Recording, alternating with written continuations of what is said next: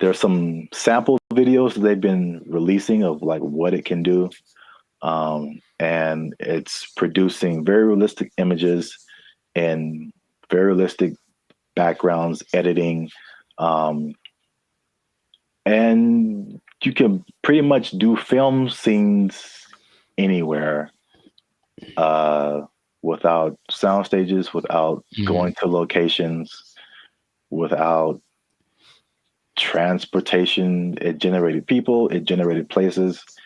Um, so yeah, that's where we are right now. That sounds like a But lot. what's up, everybody? I am Zap. This is Jericho, and we are the now six-time international award-winning pop hip hop music duo band in Future. We do clean, fun music that everyone can listen to with a sound that's uniquely Californian. And now you're tuning into the Life's a Circus podcast, where we talk about everything that's funny, interesting, and ridiculous. But before we get started, before we jump into it, make sure you like, subscribe, comment, and share this video. It's kind of important. Share this video somebody in the film industry, Ooh, because things are happening, man, what's happening? and it's happening real quick. What's happening? I talked about this before, and like because I work in film in addition to music, but leading up to 2020, we saw a lot of changes in the film, especially outside of the Hollywood, LA area, where there weren't as many films and TV shows and stuff shot here because because of various reasons, people were moving to other places. So now they're shooting in Atlanta and Chicago and Texas and New Zealand and Australia and like, yeah, all over the place. Then 2020 hits, and it was just chaos for everybody, especially the film industry. A lot of your favorite shows weren't being shot, shut down completely. And then when it did come back around, they had all these protocols. It was very hard to shoot. COVID, people had to be away from each other, all that kind of stuff. Fun times, right? And then recently we had all these strikes. You had a writer's strike, you had an actor's strike, and a lot of it was doing to, oh, well, a portion of it was due to the new technologies, AI, people being generated and put into movies, and how do they still get paid and how much and all this kind of stuff using their likeness and all this. So that was like actors and writers. And we've seen that with musicians too, like the creators, AI and influencing like how we make music and cutting jobs and all this kind of stuff. It's not stopped.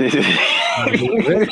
Like if you can't tell, they are marching on really quickly with this, and this thing of AI has spread past the, I guess, initial creators Mm. into everyone around the creators now. When it comes to like film, I mean, they show a lot of behind the scenes stuff right now. So I feel like people are used to seeing like how films come together. There's Sure, a right. it is an army of people. Like it's a small village of people that it takes to like make the next Mission Impossible. Like hundreds and hundreds of people. So we're talking about lighting people, sound people, electricians, carpenters who build like all the sets that you see, like especially sitcoms. Mm. Um, like it's crazy if you ever get the chance to tour a film studio. Like take a look at how much lumber is coming through there, and Interesting. it's just um, like little 18 wheelers just full of lumber because they have to build all of those places that you see on TV. And Mm. that's like one part that people don't really, I guess, think about. You got editors, you got sound people, like all this stuff that comes with making a film, right? So enter AI, right? Sure. So there's a big report that's going around. Hollywood Reporter interviewed Tyler Perry, and Tyler Perry was speaking on something called OpenAI's. Sora. Have you heard about that? Yes. All right. So we got OpenAI is the people behind ChatGPT, which has already changed everything. Recently, Sports Illustrated let go of like all of their writers Right. because they're doing this ChatGPT. This is crazy. But now all the people that make movies come together. Now their jobs are in jeopardy with this open AI's Sora. And to put it in Tyler Perry's words, he said, if I wanted to be in the snow in Colorado, it's just text. If I want to write a scene on the moon, it's text. AI can generate it like it's nothing. I don't have to put it on my lot. I can just sit in the office and do this at my computer, which is shocking to me. Hmm. So, in the article, it said Tyler Perry was slated to drop like $800 million into expanding his studio. He was going to build 12 more stages, and then he immediately put a halt to it because of OpenAI's Sora. Wow. So, we'll show some pictures up here too of like there's some sample videos that they've been releasing of like what it can do. And it's producing very realistic images and very realistic backgrounds, editing, um, and you can pretty much do film scenes anywhere without sound stages, without going to locations, without transportation. It generated people, it generated places. Um, so yeah, that's where we are right now. That sounds like a What lot. is, what are your thoughts now for the progression from Chat GPT to this? I mean, I have an idea of what it looks like. I don't like the idea of taking jobs away from people, for one, and then and until proven otherwise, I'll still see a really well done AI something, and it's just something about it gives me this like it's just this lacks this element of realism. Mm, However, I know it's getting better all the time, and at some point, I don't think I'll be able to notice. But just it's business is about saving money, yes. so it makes 100% like it makes perfect sense that they want to do that instead of spending all the money on stages and every that. But it just seems like it loses the. So if I see this movie and it's like an amazing movie and they have all these locations, and then when I find out that they just did it all on a computer, for me that loses something. You know, Lord of the Rings, all the New Zealand backdrop and all this. No, we just did it in the computer. Actually, it's not. We didn't go anywhere. It's like, oh man, something about it to me doesn't. But see, the thing is, it's not because I think the buzzword before this is CGI. Right. So it's just like I feel like it only loses that for you because you know that it's like that. But I think there's stuff now like the CGI stuff where it's like you can't really tell. Like I feel like that part has gotten so good that you can't really tell sometimes like what is CGI and what is not. Dude, just on a simple scale, I've been talking to people on, Zoom or Google Meet, and I'll be talking to them like, "Oh man, where are you?" And they're like, "Oh, that's just the background from the from the program. Like, I'm not here. I'm in my house." And I'm looking like, no, like that's gotten really good. Yeah. So I can imagine if no one told me, sure. But then I have those doubts. Like, I wonder if I do it now with commercials for sure. Like, are all those people in that? Is that really, or is it just and it maybe it's already been here and I don't know. Yeah. There's definitely pieces of it that have been here for a long time. Sure. Especially like big crowd scenes and stuff like that. Right.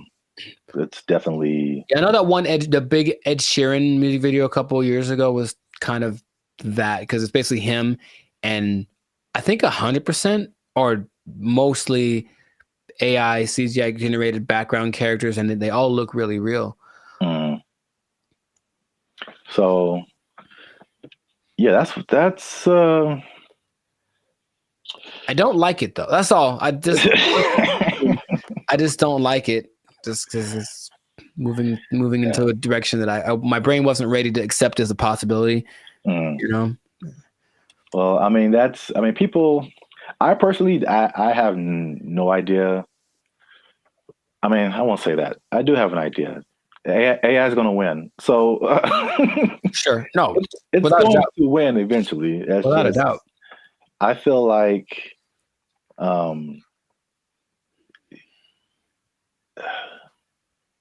it's like everyone's saying you're on the train track, and everyone's saying the train is coming. And it's like, let's all band together and stop the train.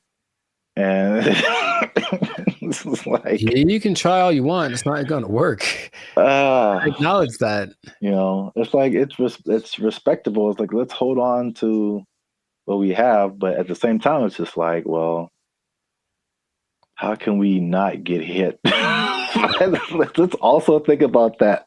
Yeah. How can we not get hit by this train? Um, so, like, I don't know. People can do their own thing. I personally have been. Um, well, it depends on what you want to do. Also, it's some people are of the mind of we need to work to integrate the Sure. AI, um, because it's like you did on another podcast. Okay, we're losing jobs, but other jobs are being created too. Mm-hmm. So, are you preparing yourself for the job that's being created, or are you just trying to hold off the train that's coming? So, it's not easy. It's a complicated situation. Yeah, I want people to have jobs, and I would Yeah. hope maybe actors get paid more. Probably not, or something. Someone, right? Something happens where it's okay. We're not spending that much money. This because if you can, Mm. just the idea of possibly being able to save $800 million like Tyler Perry is like that's crazy. Yeah. But the flip side, again, it's okay, what is it positive? Is it negative? It depends on how you look at it. It reminds me of music. Mm-hmm. Because I only knew music and I got to film. I was like, there's bigger budgets, money's flowing, all these different people working. It's like it was so much of a big industry than music. And then it kind of made me think that music used to be like this, possibly. Until technology, right? The streaming and all that kind of stuff made it really different. And same thing, jobs were lost, but new stuff was created. And one of the biggest thing is that it leveled the playing field for a lot of people. Mm-hmm.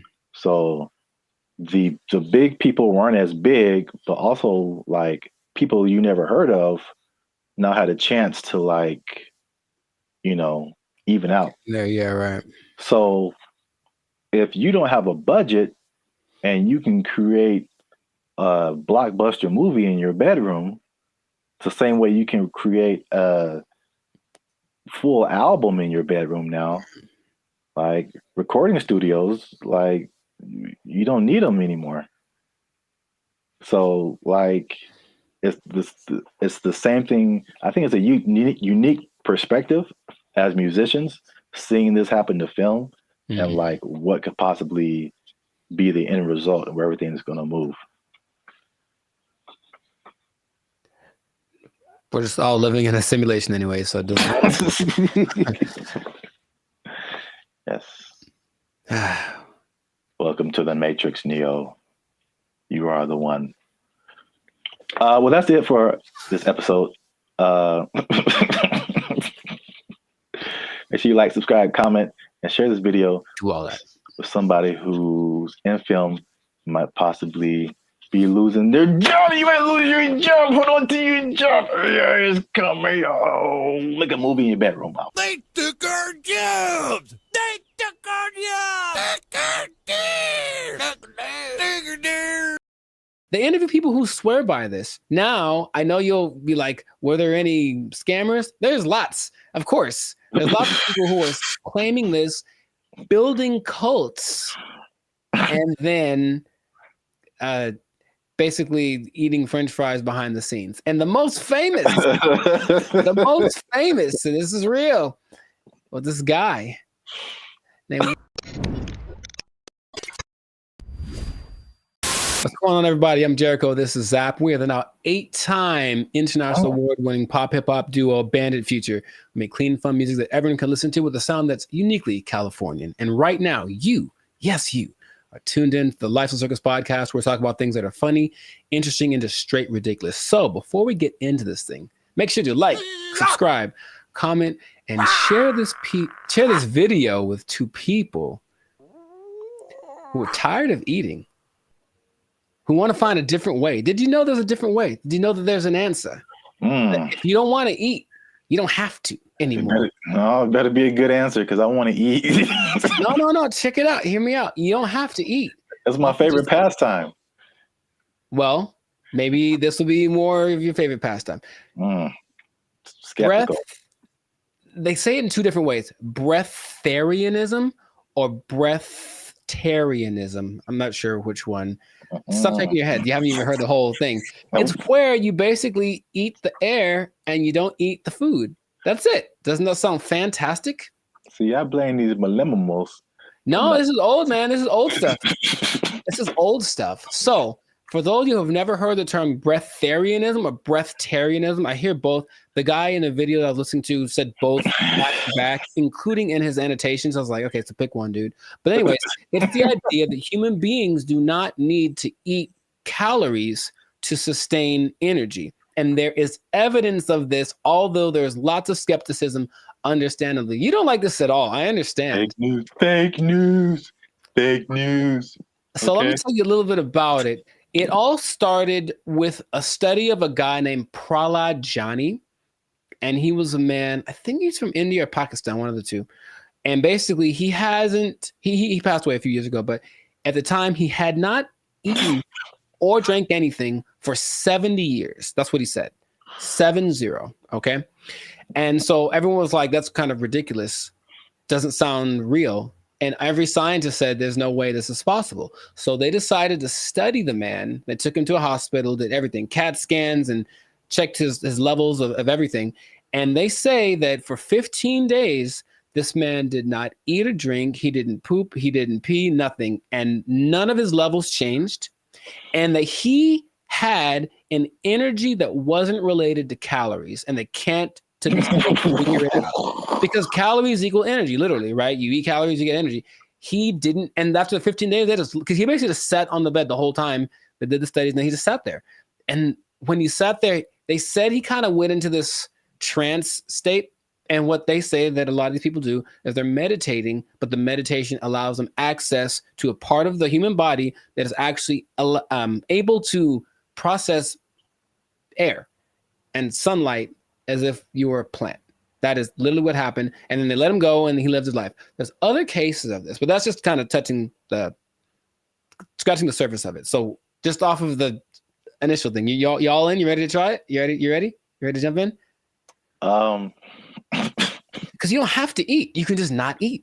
Yeah. I skipped dinner the other night, and I was so incredibly hungry the next morning. So in that little bit of time, I don't think air would have done it for me. I don't understand. I don't think you're really seeing this. You're so. I don't think they're really seeing this. You can be like a tree. You can be like a tree. I'm not for this or against this. I think I am a skeptic as well. However, there's another study of a guy much more recently. They called him the Buddha boy in Nepal, and they basically found this cat sitting. Well, it was a guy, but I call him a cat. He was sitting under a tree for about a year, just sitting there, and everyone was like, "What's up with this guy? He didn't move." And so they just would take pictures of him and give him gifts, and he was just sat there. And then after about a year, he disappeared. And they said, what happened? Then he apparently had just got up because he got tired of people looking at him. So he went somewhere into the woods, and he's just sitting there. And if you watch the video, it's really creepy because it's like, is he dead? But he says that because he actually spoke a couple times, he's just connected to the source that his ancestors knew and all that kind of stuff. And they talked like his friends, like, yeah, he doesn't eat, doesn't drink, he just vibes out. And that's the thing. Oh, the friend said that they converse telepathically, which is kind of an extra thing that I'm a fan of. I like the idea. None of it sounds Kind plausible. of an extra And, thing. right. And science is all this isn't the thing. It can't be real. Yet there are a few cases of this happening. The patron saint of Switzerland in the 1700s, Nicholas of Fleur, apparently the last 20 years of his life, he only ate light, right? So there was a study done in 2014 about the sun gazing, which is some parts of China say that that's what they do, not staring at the sun, but using the sun as energy. And there was a proof that human mitochondria can actually process sunlight and convert it to energy. That's what science is starting to, okay, maybe there's something to this.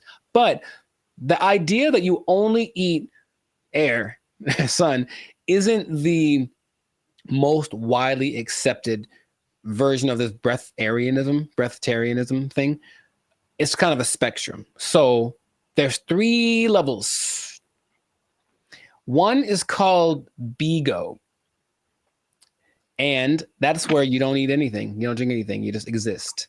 And you're one with nature, and you don't have to, like I said, the energy comes from something that is not caloric. And then there are people that only drink like liquids, and that's like the second step of it. And the third is eating 200 to 300 calories a day, mostly just fruits or vegetables. So the only extensive study that did this was of a guy. They studied him for 410 days, and he was averaging about 200 calories a day. And he lost a considerable amount of weight, but he was fine, right? And the hunger thing is something that goes away after a while because your body learns to cope, I suppose.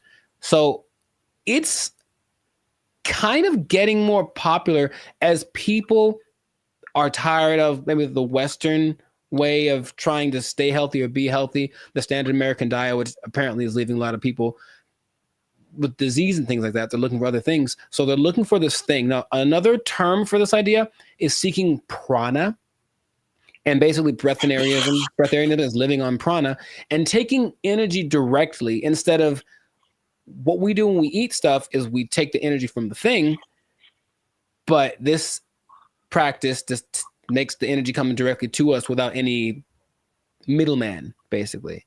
And that's the whole rundown. But they interview people who swear by this. Now, I know you'll be like, were there any scammers? There's lots, of course. There's lots of people who are claiming this, building cults, and then basically eating French fries behind the scenes. And the most famous, and this is real, well, this guy named Willie Brooks. And basically he built this cult up somewhere in the desert, somewhere in the United States. And one day somebody went to McDonald's late at night and they're like, that looks like Willie. Sure was. He got caught Big Mac handed, and they stopped following him because they knew he was full of it. But it is something that, like I said, people are looking to as maybe this is another way to live as far as prolonging life. Now, it doesn't mean you're not going to die. The initial guy that I mentioned, he died when he was 90. And if you looked at him, he looked fine. Like he wasn't jumping over buildings, but he could walk fine. He'd clear mind, all the kind of stuff. So it's just something that is starting to become, more people are trying it. More Westerners are trying it. Okay. So have I convinced you yet? Are you going to do it? Or what do you think is possible could be happening instead? Okay. There's, of course, maybe they're just eating at night when no one's looking at them. In your mind, any remote truth, any remote possibility that this is actually a thing that you or I could try and not die. Science said we die, but science said that the guy that they had in the hospital would have been dead in 12 days, and he lived 15 and he was fine, and that's what they let him go. Like, there's no way we can keep watching him like this. But what do you think? Do you have any? It's a bad sign when like the more you keep talking, the worse, the more it doesn't make sense. Sure. It is. I will say this: it is intriguing. Sure. Because I am trying to figure out in my head how is this scientifically possible, and the first thing I thought about was, okay, like you said, the different levels. You need liquids, Right. like as a base, I think. So, is there a way to, because there's moisture in the air, is whatever these guys are doing, is it like extracting moisture out of the air into your body and somehow providing liquids? It's this sounds really weird, but it's just like Right. maybe there is some kind of something to this. Sure. Well, here's the thing. If anyone is interested in it, there is a channel on YouTube called Take a Deep Breath that really is more about breath work in general, but he explores a lot about the subject. And he interviewed probably the world's most renowned expert on the subject, whose name is P.A. Straubinger. PA. P.A. or PA. P.A. Straubinger. And he basically says, well, we can go 3 days without water. We can go 45 days without food. We can go about 10 minutes without air.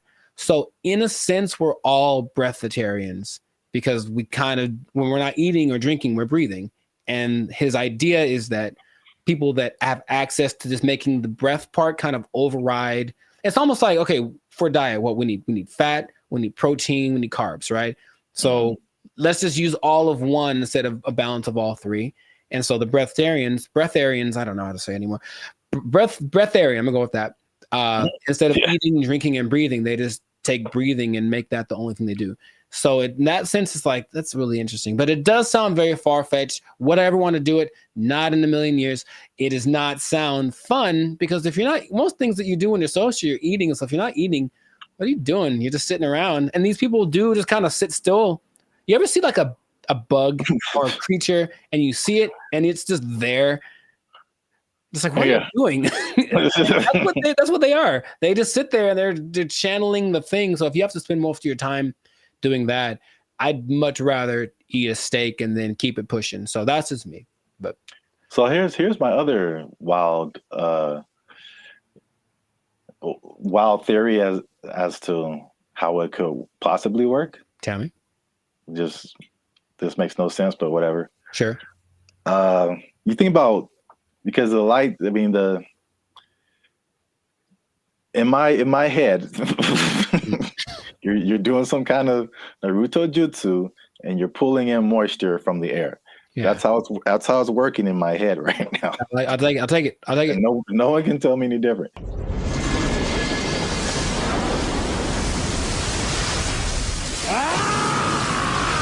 So now it's like, okay, you've got the liquid part. What about all the solid, like protein, all that kind of stuff? I'm thinking about all the microscopic organisms that are around us, all the bacteria, all the stuff that's on us.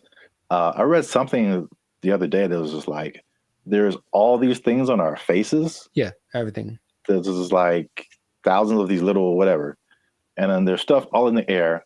What if they're just like focusing so hard on the breathing that they're like intaking all of these microorganisms that have all of this stuff that we have with food? So basically it's like they're eating all the time, just microscopic versions of food. So they're whales. Boom. You heard it here first. People. Boom. I wish I had a mic. Where's the microphone? Breatharians or whales? That's what I heard. Nobel Peace Prize right here. Give it to me. I don't know if pieces of the thing you get for this. I feel like we riots in the street. Guess what, everybody? Closing down KFC and Popeyes because you just open it up and walk around. Oh, what if you opened an air restaurant and just charge people $20? People would go. I know people would go. All right, that's. Oh gosh, I'm $20 all you can eat.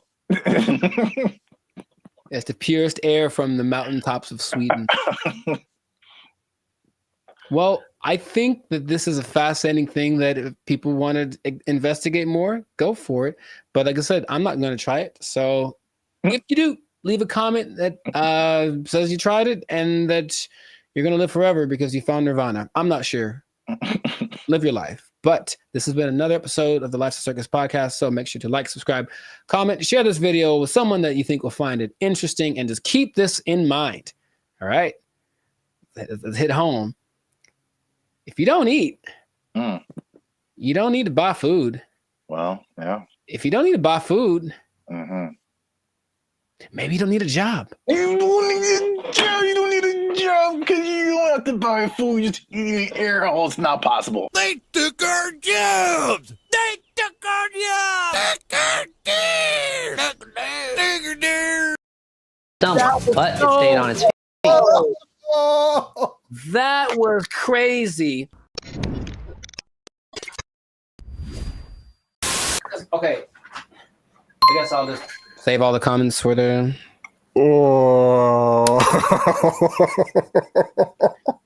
Why is it coming to this? Why are we all going to go out this way?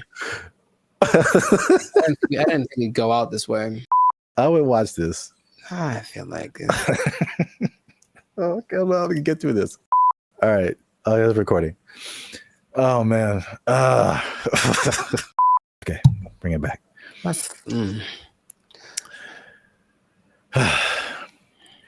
What's up, everybody? I'm Zap. That's Jericho. And this is Bandit Future. And I found this on the internet, man. In true human form, Jericho, we've been blessed with this gift of robotics and AI. And what are we going to do with it? We're going to make it fight each other. The world's first kickboxing tournament exclusively featuring humanoid robots just took place in China. Here's everything we know about this first of its kind robot rumble, and of course, all the best highlights. For this video. 6 different robots slugged it out for the top spot, each with a team of human operators outside the ring, giving robots commands via remote control. The robots were armed with several different combat moves that Unitree says came from that external doesn't even experts. look real, man. That's crazy. Oh, my God. That doesn't even look real. Remember those little things that you'd have like way back in the day? Those little, I guess a board game, but it was 2 real robots and each person. Yeah. What were those called? Like Sock'em, Rock'em, Something like that. Yeah. It's just that, but times 1,000. And This is so great. I love this so much. I don't want this to. Gosh, he's gonna kick it. It's gonna remember him, get him in like a decade. Anyways, just keep going. I feel like we do this to ourselves, and then we blame other people. That's what I feel like is going to happen. We just start building these things, and our first thought is like, "Hey, let's have them punch each other and kick each other." Nah, that's entertainment. That's our second thought. The first thought was sex robots. Oh, well, for sure. Too. But this is a close second, I would say. Yay, humanity! Are these the G? These are the G ones, right? I think we're talking about. Like These are the Unitree G. We have another video about that. I put a link to it. And the guy, man, these comments. You guys comment whatever you want. But there was a guy like trying to fight us, like, oh, it's not as good as a Tesla bot, and blah blah blah blah. I have not seen the Tesla bot do this. Nor have I. Nor do I want to. And it's. I know the Tesla bot is like more advanced. It does. These are 2 different things. But the main thing about this particular, the G ones, like you were talking about, is the agility. When they get up, it doesn't look real, man. Like that looks crazy. These moves include straight punches, hooks, uppercuts, a roundhouse kick, front knee, and what looks to me like a front kick or push kick. Martial arts experts, let us know down in the comments which one you think it is. The robots are also... So you can do all of those punches. I can still pretend this is fake until I see it in person. At least I have a happy place in my head that says somehow this isn't real because it doesn't look real, and I can just pretend. Until I see it, I'll pretend that it's not real. Jericho, it can roundhouse kick you in the face if it wants to. I know it, but I think it wants to. That's the thing I don't like. I think it wants to. I think it's like take all comers, bro. It's just gonna keep getting more crazy. This is already crazy. Yeah. Let's watch some more. able to pivot and move around, as well as stand up from a fall. In the opening way, match, get it was back blue up. versus purple, with the other robots standing in the corners of the ring, cheering on the robot-on-robot carnage. While it's humans calling the shots from the sidelines, the robots themselves must maintain their balance while taking punches and performing kicks and knees that sometimes force them onto one leg. Unitree says this was achieved by a combination of sensors in the robot, which feed it information on its body position, as well as AI reinforcement learning performed in simulation. It's impressive. What was that? It's impressive, those little steps that they take to get their balance back. Yeah. That's gotta be really hard to replicate. The next round saw the black-clad robot named AI Strategist facing off against the robot in pink, known as the Silk Artisan. Name. While it took these robots a second to find each other on the battlefield, eventually they locked in, resulting in one of the most devastating clashes of the entire event. AI Strategist took the first fall when a kick threw it off balance, but it was back on its feet and taunting its opponent in no time. In the next round, the Silk Artisan got its leg caught on the AI Strategist, causing it to stumble, but it stayed on its feet. That was crazy. Because check it out, for a human, that's a torn ACL right there. You see that? And it was just like hated it, and then just kept moving. That's so. Yeah. Wait a minute. That was In no time. In the next round, crazy. the Silk Artisan got its leg caught on the AI Strategist, causing it to stumble, but it stayed on its feet. Both sides landed some good. That's wild. In the next round, Black delivered a devastating knee to Pink, but it wasn't enough to keep Knee the to Silk your Artisan face. down. The face-off came to a brutal conclusion when Pink went for a right hook as Black went for the knee, throwing the Silk Artisan off balance and sending its legs all over the place in a finisher that looks like it belongs in a Mortal Kombat video game. AI Strategist celebrated the Family Guy. devastating blow by falling face first over the Silk Artisan and a nail-biting conclusion to a thrilling match. In the penultimate bout, Power Core Guardian in green went punch for punch with Armored Mulan in red. The fight began with a clash of kicks. Dang. Robots traded blows back and forth. Green took the first fall when a kick went wrong, but it was back on They're its all the feet same in no time. size. They're both the same size. And I guarantee what's going to start to make these more interesting is the modifications, or what, I guess whatever within the parameters of the rules. They can have bigger legs or smaller, whatever it is to kind of make them a little bit different. But that's when it's going to get kind of crazy. The final round saw AI Strategist facing off against Power Core Guardian. Once again, we saw the robots get stuck together and need to be Headlock. separated. Green took the first fall while attempting to knee the robot in black, but came back strong, seeming totally unmoved by what appered to be a powerful kick from AI Strategist. For this, I feel like it's gonna be more similar to like MMA or boxing, where like they're the same weight and size, and then but you can train them to, because right now it looks like they have like, I don't know, 6-7 moves that they can do. Yeah. But what if you train it to like where it has, you know, all these different combinations? It's like a video game, a live action. I just want to know if those controllers are the same as like Street Fighter, like down, down, up, up, roundhouse, like something. And then I hope so. AI Strategist took home the top prize at the China Media Group World Robot Tournament, Nice. Mecha Combat Arena. The G1 humanoid robot comes in several different models, and So whoa, what's that? That's a little bit extra. Like they're not doing that. The intro. No, just right there. That robot that just did like this World Robot jumping Tournament, spinning kick. Mecha Combat Arena. Yeah. The G1 humanoid robot comes in several different Oh, I don't models, like and that. for this competition, Yeah, man, it's getting real. These guys, oh my goodness, they can't jump. Seems not yet, not great, but they'll be able to. Yeah, I don't think I've seen any of them jump. I've seen videos of robots that can jump, but it seems like they're just jumping back and forth. But like, imagine these things being able to jump and do like. There's nothing that'll stop them from being able to jump 20 feet in the air. Like, you know what I mean? Like, it's going to be impressive. I just, for the spectacle of it, is it worth our safety? Is it? Internet? Is it? I mean, well, if someone just programs a bunch, like 10 of these to just come to your house, Yeah, man. that's going to be a problem. Yeah. Can't take But all. for now, yay, look, it's fun. Yeah. Let us know what you think in the comments. The first ever humanoid robot kickboxing tournament. I can't believe that's a sentence that I'm saying. That's a sentence that I'm saying in the year of our Lord, 2025. Share this video with anyone you think might find it interesting. And I don't know what to say, y'all. I just found this on the internet. We out. I think that's my catchphrase. I think that's it. I see you. I see you. I don't know what to tell you. I just found it on the internet. There have always been these things that say, "Oh, well, try this will work," and it's low effort on your part, right? Low effort, high reward, which isn't the way life works. But people always want to hear, and as long as people can promise that and show someone it works for somebody, they'll buy into it. Everyone only wants to be sexy and slam. But I have a solution. A solution that I think works 100% of the time.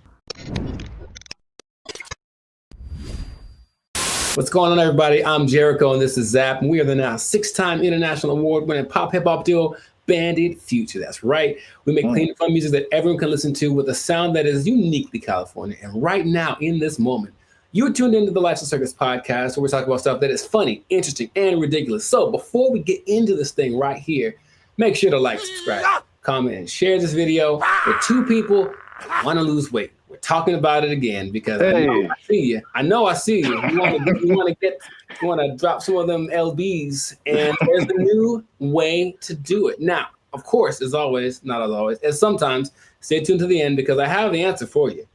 I got the answer. You came to the right place. Your boy got you. I got the answer for you, but we're going to talk about this new thing. So, Sir Zap, have you heard of Ozempic? Ozempic? Mm-hmm. That sounds familiar, like one of those late night Pfizer commercials or something. Is it a pill? Sure the same people make it. Oh, okay. But it's like all a pill you take. Well, it's an injection. And it's all the rage because I don't know if you've seen Oprah's lately, Oprah plural, because she is omnipotent, I suppose, or omnipresent. But Oprah's is, I'm just going to say it like that every time. Oprah's is very slim right now. And everyone's like, what happened to Oprah? What are you doing? And she's like, I ain't gonna tell. Because that's what they're not gonna say. But everyone suspects that it's this Ozempic thing. Now, Oprah's whole thing is, I don't have willpower, so I never have, I'm fat, so I'm just gonna do it. And it's like, okay, more power to you. But Ozempic is actually a diabetes drug. And a side effect is that you lose weight really fast, apparently. So of the celebrities I've heard of, people either speculate or have confirmed that Chelsea Handler's used it, Tracy Morgan's used it, Kelly Clarkson used it, Mindy, I don't know how to say her last name. Kayleen. Yeah. She's used it, and they have crazy results. So it's another one of those. Guess what? You don't have to work. You just have to take this, and then you'll get slimmer. And the result of the proof is in the pudding. People look amazing in a relatively short amount of time. Okay. I got some stats for you, but just off of the bat, if it's right off the bat, hey man, I got this thing, and it's an injection, so you got to do it yourself. That's already not fun, but I'm gonna give you this injection. Oh, you have to do it, and you get to lose weight. You can lose weight really fast. What would be the question you'd ask me first if I tell you that? Besides the side effects? Very nice. I mean, that sounds right. That sounds like what I would want to know. And the thing is, this thing only came out last year. But wait a minute, it's a diabetes drug, so the side effect is losing weight. So is there a side effect to the side effect? Oh man, you are a smart one. Well, the side effect to taking it is that you basically lose your appetite and you get a little nauseous, so you don't want to eat, and that's why it works, right? The problem is, you sound like something crazy is coming down the pipe. It's nothing crazy. It's just kind of more like duh. If you stop taking it, you gain your weight back. You're not only tenfold. Appetite comes back with such a vengeance that you go back like instantly and like plus some. So is it addictive? Wow. Well, you have to stay on it for it to keep working, because as soon as the thing that it makes you do to not eat is exactly what it reverts to once you get off of the drug. And it's crazy. So now here's the other thing about it. And this is the thing I thought you might have asked. but you inject yourself, right? Yeah. So I don't know if you ever injected yourself, but Not I on never, purpose. I never have. But from what I understand is that you have to know how much to inject, right? Okay. The problem is they don't really tell you. You just figure it out. So just inject an amount in this. And then so what happens is people inject themselves and it works. So they go, oh my God, maybe I should inject some more so it can work better, right? In the last 3 months, poison control centers have had a 1,500% increase in calls from people saying that they overdosed when they injected their diet control pill or diet control. Yeah, that's what's happening because people are that stupid. So, now, okay, we get it, right? You want to be slim, you want to be sexy, you want to be attractive, and you don't want to do anything for that, right? That's just maybe the American way. This drug, also another question you might have asked is it banned anywhere? It sure is. This drug is banned so far in Austria, France, Greece, and the Czech Republic, with more places to come, perhaps. But the numbers don't lie, right? 42% of Americans are obese, 18% of children are obese, and then everyone knows the links to death and all that kind of stuff if you're obese with a higher probability. So you want to get slimmer. But this is just another thing. I guess my other question would be, have you heard of any things like this in the past that have promised the same, hey, take this and you'll get, slimmer, more sexy? Not, I can't think of any. I'm sure there's other stuff out there.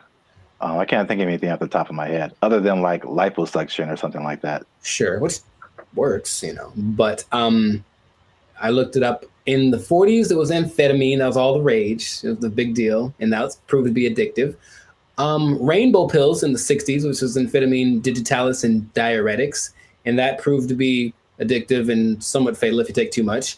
There's a thing called Aminorex in 1971. This is all before our time, right? Now, the thing that I remember hearing about in the 90s, there was this thing called Fen-Phen, and it was a big deal with the celebrities. Yeah, and a lot of celebrities, took it, and apparently it works. But now this new Ozempic, I think I'm saying it correctly. They're saying that a lot of celebrities are getting paid to promote it, to push it, and I think that always, that's always the way to go. But it's just like, I'm really concerned for these people that are basically getting guinea pigged, right? It's like, we'll see if this works. And then what's going to happen to them in 6 months when they're like, oh, by the way, this causes all of the things. Yeah. Yeah, that's how a lot of stuff goes with. Like anything, there has to be people who test it out first. So yeah, it's weird. The thing that I randomly remember when you were talking about things from the 90s was like Slim Fast. Oh, sure. Although that's not like a drug, but it's like, I remember that was like a huge thing, and people, maybe even Oprah did it at one point. I don't know. Oprah's done everything. Yeah. Yeah, I remember seeing a lot of Slim Fast commercials with celebrities and stuff, and then the tagline was like, "Give us a week, we'll take off the weight." So yeah. Oh, jingly. Now there's something that I heard about, but I didn't remember happening or existing. But apparently there was a substance that you could ingest if you wanted to lose 15 pounds today. It was a big deal. Yeah, you take it and you go to, I would imagine it would just take all of the moisture out of your body. That's what I imagine. Yeah. But it would just dry you up or something. And a friend of mine did something like that to, I guess, for a drug test. So he had to get so he took some pill, and he said he thought he was having a heart attack for like 5 hours. And he just like had to keep going to the bathroom, and then he was very slim. It was kind of an unexpected side effect, and he still failed the drug test, so bad on him. But the idea is that there've always been these things that say, oh, well, try this will work, and it's low effort on your part, right? Low effort, high reward, which isn't the way life works, but people always want to hear. And as long as people can promise that and show someone it works for somebody, they'll buy into it. Everyone only wants to be sexy and slam. But I have a solution that I think works 100% of the time. Does it involve exercise and proper diet? You know what's weird? It does, but it's actually doing that. That's the part that people don't seem to get. It's like, okay, because here's an idea that'll work. Cool. Proper diet and exercise. All right. Maybe don't eat too much. Let's just start with that. Don't even, you don't got to go sweat. I know sweating's yucky and you get sore and ew, right? But how about just don't eat so much? Food's delicious, but you know what it tastes like. So just stop eating that stuff. Okay. That's true. But doing it is a whole nother thing. So do that. Don't eat so much and just start with that. And then like, that's all it is. That's literally all it takes. Everyone knows that, but no one wants to go that route. So instead they'll try Ozempic and it works phenomenally. So we'll see what happens. Now, last thing, the company that makes it, I forget the name of the company that makes it, but they made $4.8 billion. Of course they did. In just the third quarter of 2023. That's a lot of $1 billion. I believe what was the, I forget the company they're based off of, someplace in Europe, but their gross income was greater than like the GDP of the whole country, basically. And, sure, so people are going to keep buying into that. So if you try Ozempic, it'll work for a while, and good luck to you. That's all I'm going to say. Maybe try the other thing that I suggested, but I'm no expert. I just, Wow. I look like this and you look like that. Oh, take that. So anyways, leave it like that.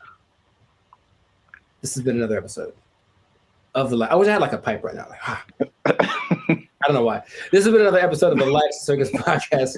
So make sure to like, subscribe, comment, share this video with people that want to know about losing weight the responsible way. Thumbs up, maybe a ding sound, maybe. And, stop eating that stuff. I got nothing else to say. We out. They took our jobs! They took our jobs! Take our deer! Take our deer! Bro, when I tell you I was blown away by this video, Interesting. this isn't, I had no idea it could do this.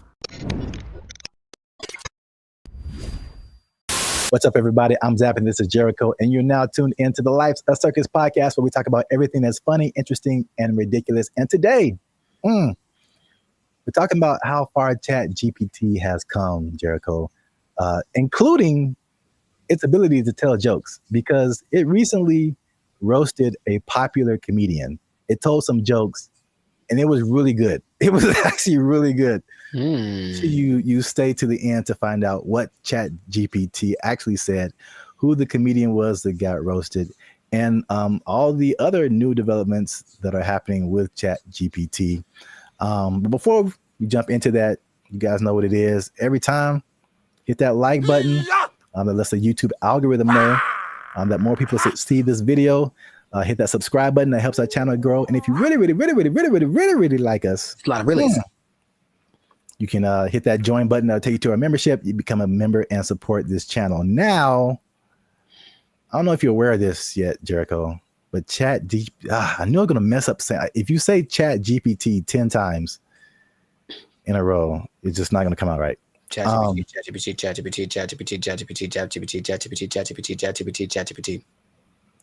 We'll edit that out. Anyway, ChatGPT now has voices. Are you aware of that? I was not aware of that. Yeah. Do tell. Yeah. you can now talk to Chat GPT like you're talking to a regular person. Do me a favor, please. Get out of here. Get out of here, man. Shit, I'm saying. We'll let the cat out the bag right at the beginning of the episode here. The comedian that got roasted was Kev on Stage. Okay. So Kev on Stage, if you don't know him, is a popular comedian who really got his start on the internet. I think now you see him on TV here and then, but he's real popular on the internet. I watch a lot of his stuff. I think he's funny. I think his whole crew is funny. Really kind of like self-built. He has like he did a lot of stuff for the All Deaf platform, and then he built his own Kev on Stage studio. He does tours, all that kind of stuff. Yes, go on. He has this podcast segment. I think it's called, like, I saw this on the internet or something. Yeah. Him and a bunch of his comedian friends just talk about stuff, and they were talking about Chat GPT, and this is the moment where they introduced it to Kev, and this is where he found out that it could actually talk. I had went on a really bad date, right? And I thought I was tripping. And I was going to chat. I was like, I told the Chat GPT the scenario, and he broke it down. And he was like, "You ain't tripping. You a beautiful queen, and you deserve X, Y, and Z." Wasn't talking like that. Right. Where'd you get yours Be a from? New York Chat GPT. It was like, you cool, you heard? He's Black British, right? You're in it. He was mad sweet, and he broke it down, and he gave me such upliftment, and I was like, hold up. What you doing later? I live in your phone. Hey, when you're in that conversation mode with it, it really be talking to you like a person. Like Because I put the audio on. Yeah, you can have a conversation. Like you can say, so you're hearing it. You can. Oh, I didn't even know this was a You can feature. set it up so you can talk to it. Like, 'cause I had a thing where we did a mock interview with it. It was like, oh, totally. Let me know if you want to run some more. Like, let me know if you want to run some more scenarios. And be like, yeah, I'd love to run some more. Okay, well, here's a scenario where it talks just like that. What, bro? I didn't even know this was a possibility. Bro, Wait till it gets a body. It ain't. Is that right now? Yeah, hold on. Let me see. Hold on. I GPT's said, Chat GPT, smashed. can you tell my friends hi? Absolutely. Hey, friends. You put that nigga voice on Says it. hi, and if you don't know, you know that hi is just the beginning of something dope, hilarious, or legendary. This nigga trying to fuck. Hey, yo! He trying to. He's awful. Graphic for you. That nigga said legendary. So yeah.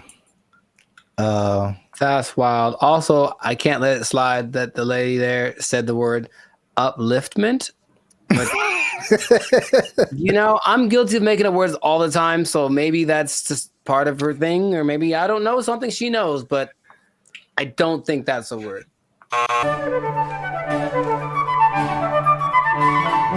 So what do you think about the voice? Was that like, do you have different thoughts about Chat GPT now that it can sound like that? No, because I've used the voice thing in the past where you talk to it and then it just types out the response. But like, okay, this is actually interesting. Hey, y'all, come look at this. I think some people, when they read something, automatically hear a voice and other people don't. I think it's like scientifically proven or something. Or rather, like some people can't. Some people can't hear the voice and other people can. I can. So anytime I read something, I feel like something's being heard. So I've never, I guess, divorced the idea. So just hearing it out loud is like, yeah, I always heard something when I read whatever ChatGPT told me. So it's not weird to me. That's suspicious. I think the cool thing about it, and then you'll hear it later when it tells jokes, was like the personalization. Right, that's not like a brother, man. Like, I know, and I'm sure like you hear Siri and you hear Alexa. We've had that for like so many years, and then the Chat GPT is like, "Hey, man, just want to say hi to you guys," and it's like, what?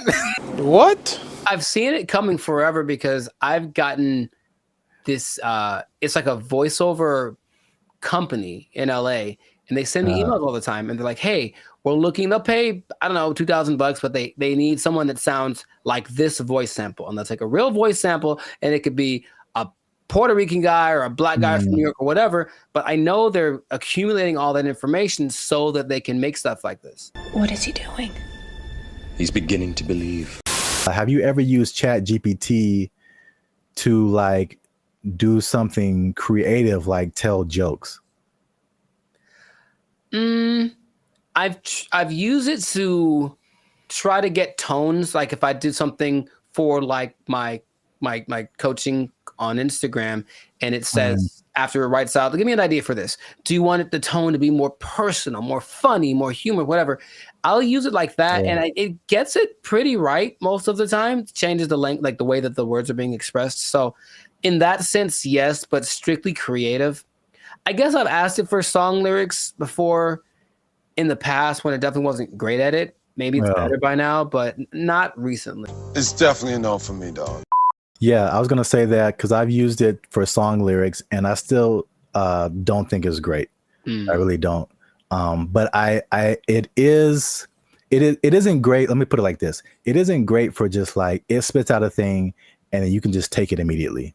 Right. Yeah. It's great for generating ideas. It comes up with things that I wouldn't have necessarily thought of, like right off the bat, and then I just take pieces of it that I think are cool. Wow, nice. And I feel like I've tried it before also with some kind of humorous thing or some kind of joke. And it was just like super corny, and it just wasn't because these are like we're talking about things that like make us human. You know what I'm saying? Like it's not just input and output. It's the details, and like to be a musician or to be a comedian, you have to like have a certain command over language and kind of know like what goes together, what is actually funny to people, stuff like that. And man, bro, when I tell you I was blown away by this video. Interesting. This isn't, I had no idea it could do this. He has like a kind of like a gist of who you are. Let's say after today I was like, hey chat, Kev be having mad jokes on me about wearing Timberlands. Give me some jokes that I can. Would it? Tell it. See what he says. I got you, Lou. Hey, you promise to free me after this? So basically, All right, what's some right? She's because these comedians, they're good at like roasting each other, like going back and forth, stuff like that. And so basically, she's probably putting in like what she just said. Like Kev gets on me about XYZ, and then like, can you get him back? And it searches the internet, so it knows who Kev on stage is. It knows like what types of jokes that they would tell. And once you listen to this, you can hear ebonics. It isn't like, again, it's not like Siri or Alexa. Like listen to the words that it used in addition to like just too personal. I see why people I literally are, did not know this was a thing. Crashing out over this. Kev's always roasting folks in love and lace fronts, so it's only fair he gets a little heat back. Here are some playful roast-style jokes you can toss Kev's way. Where'd you get those titties from? Kev be dressing like he just got out of a youth pastor escape room. Dang. Congratulations, Kev. You found the key under the scripture and unlocked this corduroy jacket. Dang. 2, Kev built like he keep a Bluetooth headset on just in case All right, that's enough. somebody That's needs enough. prayer and a business strategy. Okay, hey, come on. Kev looked like he organizes the church potluck and the security Okay, team at the nigga. same time. Y'all brought the baked mac and cheese? Cool. Now let me see what's in that bag, though. Kev's hairline out here doing the mannequin challenge. Oh, wow. Still silent, Wow. never moving forward. Wow. 5, Kev always got that face like he's about to tell you why the Lord don't like astrology. Kev got that married for 20 years energy. Even his hoodie be like, let's just stay home and watch something nice.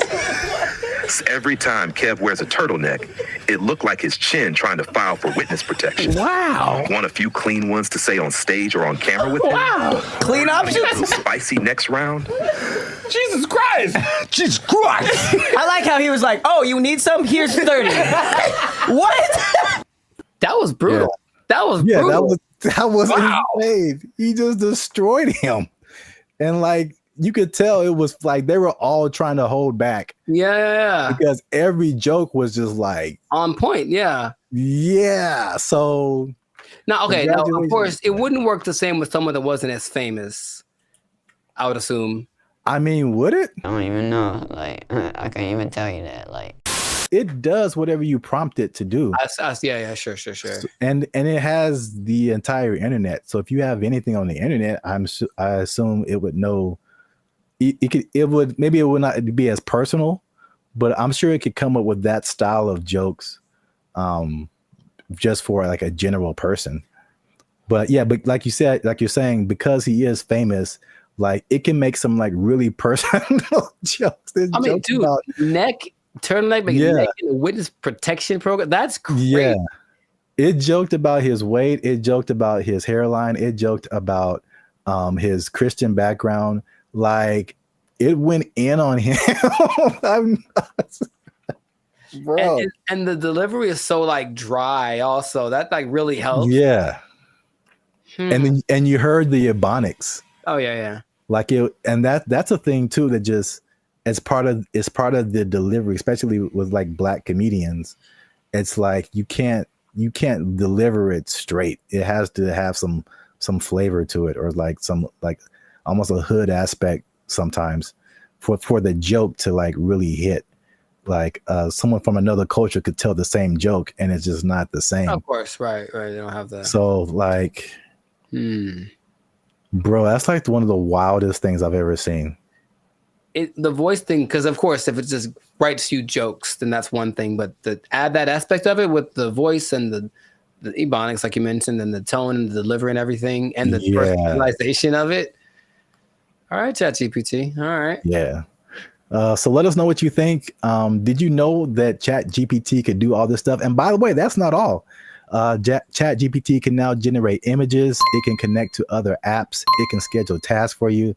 The same company produces Sora, which is like the AI video generation. It can fill out forms and upload files and get answers. Like ChatGPT, it can have a memory. So you can be like, hey, remember that thing we were talking about 2 weeks ago? Let's talk about that again. It'll remember what conversation you had. Like, dude. Yeah. Oh my God! Wow! Let us know what you think in the comments. And then if you like this video, share it with someone that you think might also like it. And look, Jericho, I haven't done this in a while. But if ChatGPT is telling jokes like this, I don't know the future. All I'm saying is if it can do this, I'm pretty sure that it can take your job. It can take your job. Oh, ChatGPT jokes. Oh, that was actually really funny. Oh. ChatGPT.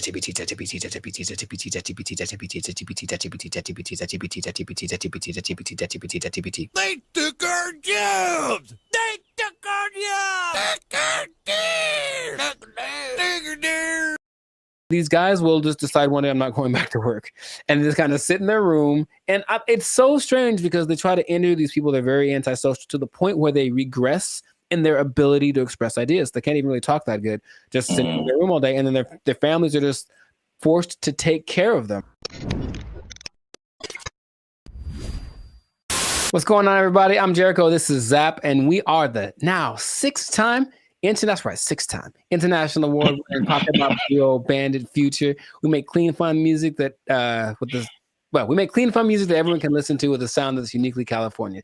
And you are right now here in the present time tuned into the Last Circus podcast. So we talk about things that are interesting, funny, and just straight up ridiculous. So before we get into it, there was a huge favor. Make sure to like, subscribe, share, comment. I keep doing that backwards. But anyway, share this video with at least 2 people that think that being an adult is really hard, man. So the adulting thing has gotten so, I guess, talked about that it's like we kind of accept it as, just being an adult's hard, it's part of life, move on. But there's a whole lot of people that have decided to take an interesting approach to this adulting thing. So I have one specific example from Japan and one from the US. So in Japan, there exists this thing called the hikikomori. Okay? And it's basically a bunch of people, and by a bunch I mean about 1.5 million people that decided that being adults is way too hard. I'm just never going to go outside again. And so they don't. They just stay at home, they live with their parents, and they either play video games or even better, they just do nothing. They do nothing and they stay at home. And some people have been there from anywhere from 6 months to like 3-4 years. It got worse during the pandemic, but the idea is that they're afraid that these people aren't ever going to become functioning members of society, and the numbers keep going up of these hikikomori, are shut-ins. And I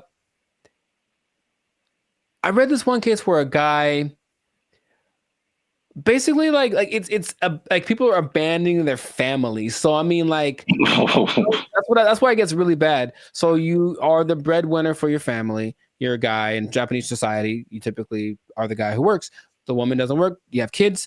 These guys will just decide one day, I'm not going back to work, and just kind of sit in their room. And it's so strange because they try to interview these people. They're very antisocial to the point where they regress in their ability to express ideas. They can't even really talk that good, just sitting in their room all day. And then their families are just forced to take care of them, right? And that's one way to react to adult life, I suppose. It's very bizarre. Have you... What's my question? Do you know anyone that you think would do that? And besides me? Yeah. I don't know if I know anyone who I think would do that, but I totally get it. I've heard a lot of people. I mean, again, that's Japan, so I don't know. I've never been there. I don't know what happens there. But in the U.S., at least, there's been a substantial growing frustration with people and their jobs. And again, 2020 kind of like poured fuel on that fire big time, where like a lot of people just didn't go back to work, or they just kind of, are in some kind of alternative situation now, or they're just more like reclusive, I guess, more just trying to just do what they want to do outside of just working. But then there's also I've heard about men in particular. I don't know if the Japanese thing, I'll be interested to see what the ratio is of men to women. All of the people that I saw that were interviewed were men. Yeah. Because I've heard that about men, what they call here, checking out of society. And it's a lot of like the video game culture too. Sure. Yeah. Where that's just like what you do. And they just find more enjoyment, fulfillment in doing that, as opposed to like doing other quote unquote normal things in society. And it's, again, I don't know anybody like that, but I totally understand it, because I think we've all had times where like you have to go to work and you just like, I don't want to do that. Yeah. Not today, devil. PlayStation looking real good right now. Yes. Yeah, I think we've all been there. But and this, on a societal level, I know I've been to Japan. I know they're kind of isolated already. Just in general, they don't really speak to each other in the streets so much. They don't have what we consider affection. They do, but it's just not quite as physical, outward like we have it. But it's like, okay, now I'm sure I'm not gonna name any names, but I have a couple of relatives that have been doing that for a long time. Like they would just be in their rooms, and I mean adults like in their 30s, and now they're in their 50s and they're still just in their room. They don't work, and the family takes care of them. And it's like, okay, so that's one way to approach this. And I don't know what the prime cause of it is, but from a couple of the people that were interviewed in this Japanese video about the people in Japan, it's just that they had this image of what adulthood would be. They got to it and they're like, oh, this is nothing like I thought. And they just couldn't put it together. They couldn't just... So that's just an approach. I just won't go outside. And people are... Yeah, it gets kind of bad because there's a committee of people that are assigned to help these people. So, they'll have like, go have a class in the park. How you get them out of their house, I don't know, but you got to help them out. And some of them have been rehabilitated, if you will. There's also a crew that is designated to going to see the people that are alone to see if they've died yet, basically. And that's just part of their thing too. And they'll be like, oops, yep, gotta fix it up. Yes, a lot of men. In America, I think what is a more prevalent thing that isn't quite so morbid, kind of sounds cool, is going off grid and just being like, okay, I'm done with this. I'm just going to live someplace else. So my dad is a great man, and he's been fascinated with this place called Slab City for a long time in like the desert over in California. It's hot there, man. I went there. Yeah, a year or two ago. And so a year or two ago, I decided to take my dad just so you could see it. He could say he's been there. And it's just, if I can paint the picture, it's just I don't know when it started, but it's just a bunch of people living in these makeshift houses, campers converted into houses, whatever. I don't think they're relatively close to an actual town. So they're still like police, and if something bad happens, they can get medical care. But they're far enough off that they don't have like, connection to running water, and the government doesn't seem to care or bother them too much. But it's a few hundred people that are living out there, and a lot of them have actually become popular thanks to YouTube. So there's a lot of people that have YouTube channels from out there getting donations and whatnot. But I went there, very nice people. They have a hotel, you can stay there if you want. They have a library, but most of the time the people just occupy themselves with what you consider being more like natural, like living off the land, growing stuff, projects, construction. They have this big, it's not like a museum, but it's like a big structure that someone built. And you can go, oh, look at the big thing. And that's another approach. I heard another place in Michigan that's the same. So another approach is I just won't deal with the laws, and I'll just go someplace else where they don't apply anymore. Would that be something? So what is that? Is Slab City like an actual city? Like legally? I would say no. I don't think you could look it up on a map. You just have to kind of know that it's to the north of, I don't remember the name of the city. It's a small place. And that part of California is very spaced out. There's not a lot of people there. It was kind of already for people that wanted to be away from everything. There's literally nothing there. But this place specifically is called Slab City because it's just a put together ramshack kind of a situation. And they have like people that run it. So it's an informal, not a mayor, but there's like community leaders, if you will. And it's just a whole vibe there. I remember I walked in, some guy was like just hammering something, and there was no rhyme or reason of what he was doing, but he was hammering a thing into a thing, and he had a lot of things, and he was just doing it. And I was like, all right. And I walked up and I gave him a case of beer, and I talked to the guy who plays the guitar, and this guy just sits there and plays guitar all day. And they seemed very nice. And I didn't get much of their story, but they had been there for a long time. And they're like, yeah, society's not what it's come out to be. They made their own, and they like the way it works better. So that's another way to deal with it, I suppose. But you got to deal with the heat. I think every one of these places is very inhospitable in general. So you got to make it work, or just not go outside for certain parts of the year because it gets really bad out there. Yeah, straight up desert. Yeah. Yeah, like I said before, I totally get it. And then I was just thinking about, like, just throughout history, there's like there's been so many variations of like what life is supposed to be like, and what adulthood is supposed to be like, and what do you do all day. And as we've just gotten, at least in America again, it's like the Industrial Revolution changed a lot of like our habits as a population, and it's kind of steered everyone into, factories and 9-to-5 jobs, and where we spend so much time working. I think we're probably one of the longest. We have one of the longest work days of several countries. Yeah. And that, and what you're quote unquote supposed to do, go to college and marry this person and learn how to do this so that you can buy a house and then get a mortgage and do this. And it's like, well, There's a cycle of yeah, and it's very like cookie cutter. I feel like if I definitely looking back, there's some things I think I would definitely have done different or not have done, just to like march to the beat of my own drum a little bit. I think I would have been happier because of it.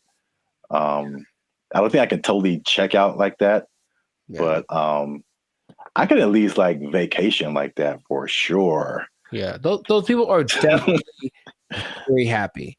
I'll tell you that much. They have a good community, have a little get together every Friday. They play music and hang out and drink and whatever. But yeah, they're just happier. So it's like you can define what your success is or what makes you happy. But these people have decided, I don't need all the glitz and glamour. I don't need to go to a 5-star restaurant to feel good about myself. I can just hang out in the desert with my cactus buddies and be vibing. And really, it was a very, like, every place has like their own vibe. And when I got there, I was like, this is cool.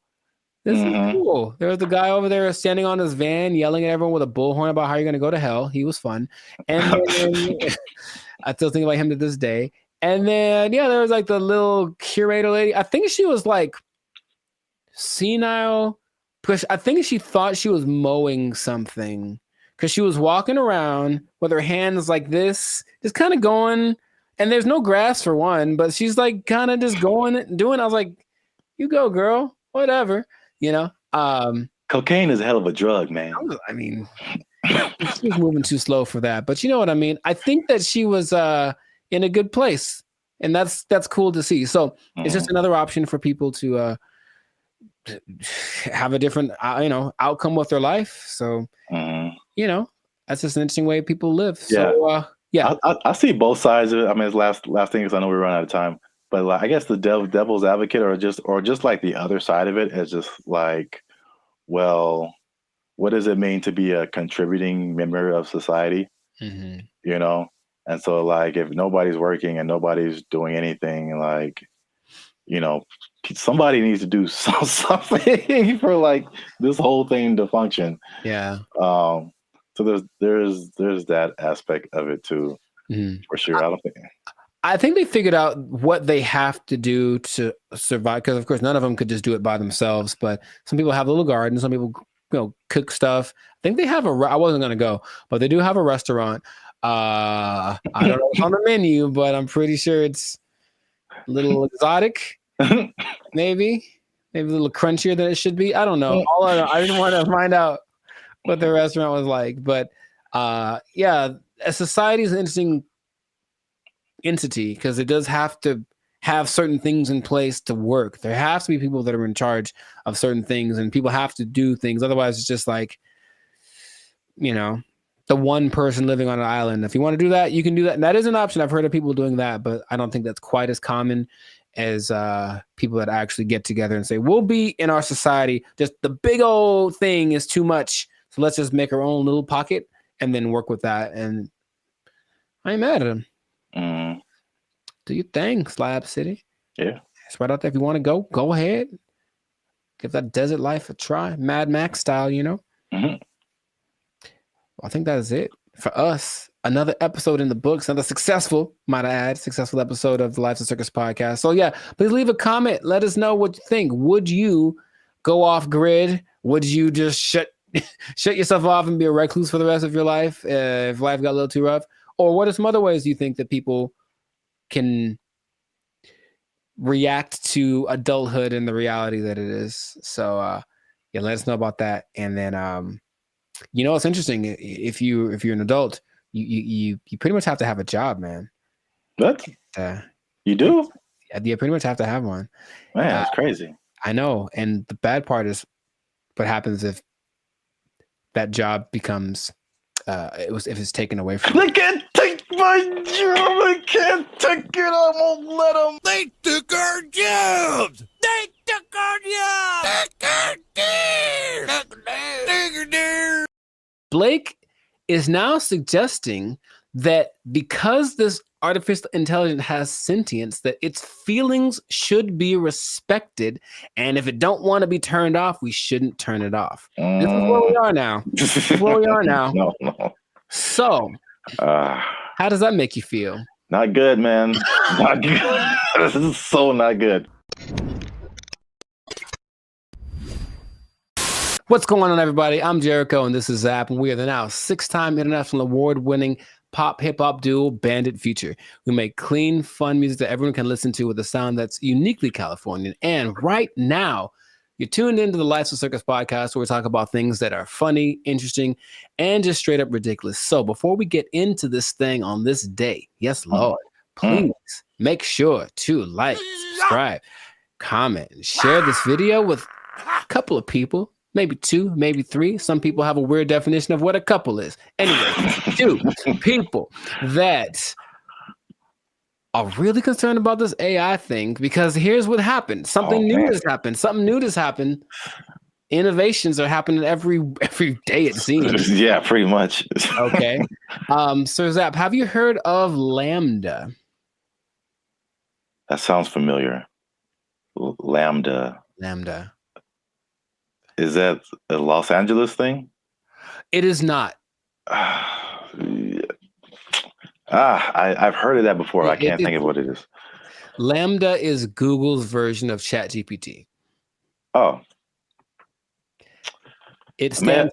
I may have heard the name, but I didn't really connect it.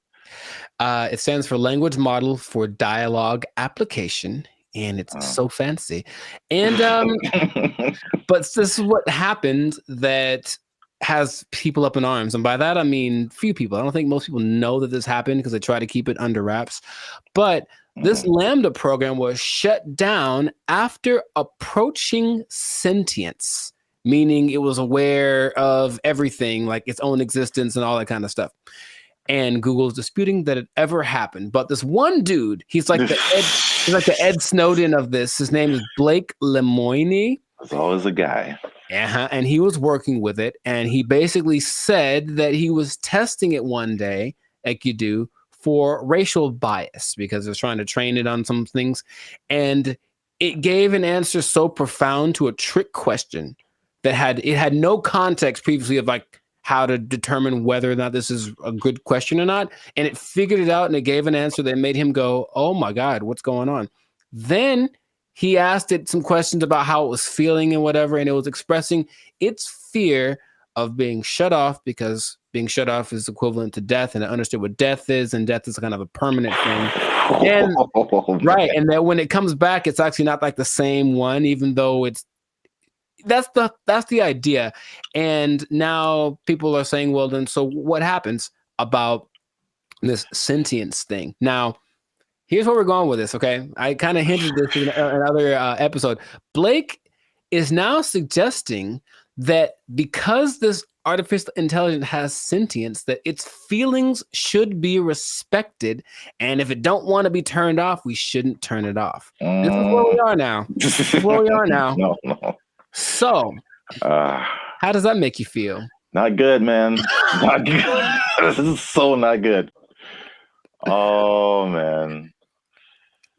So, yeah, we're there. We're there already. And so the rights people, I'm sure, are already thinking about ways to, someone's trying to, I think in the sake of human interest, somebody's probably out there thinking, okay, I got to get on the side of the robots already, or AI, and create my campaign or whatever, so that I can side with somebody, because it's happening right now.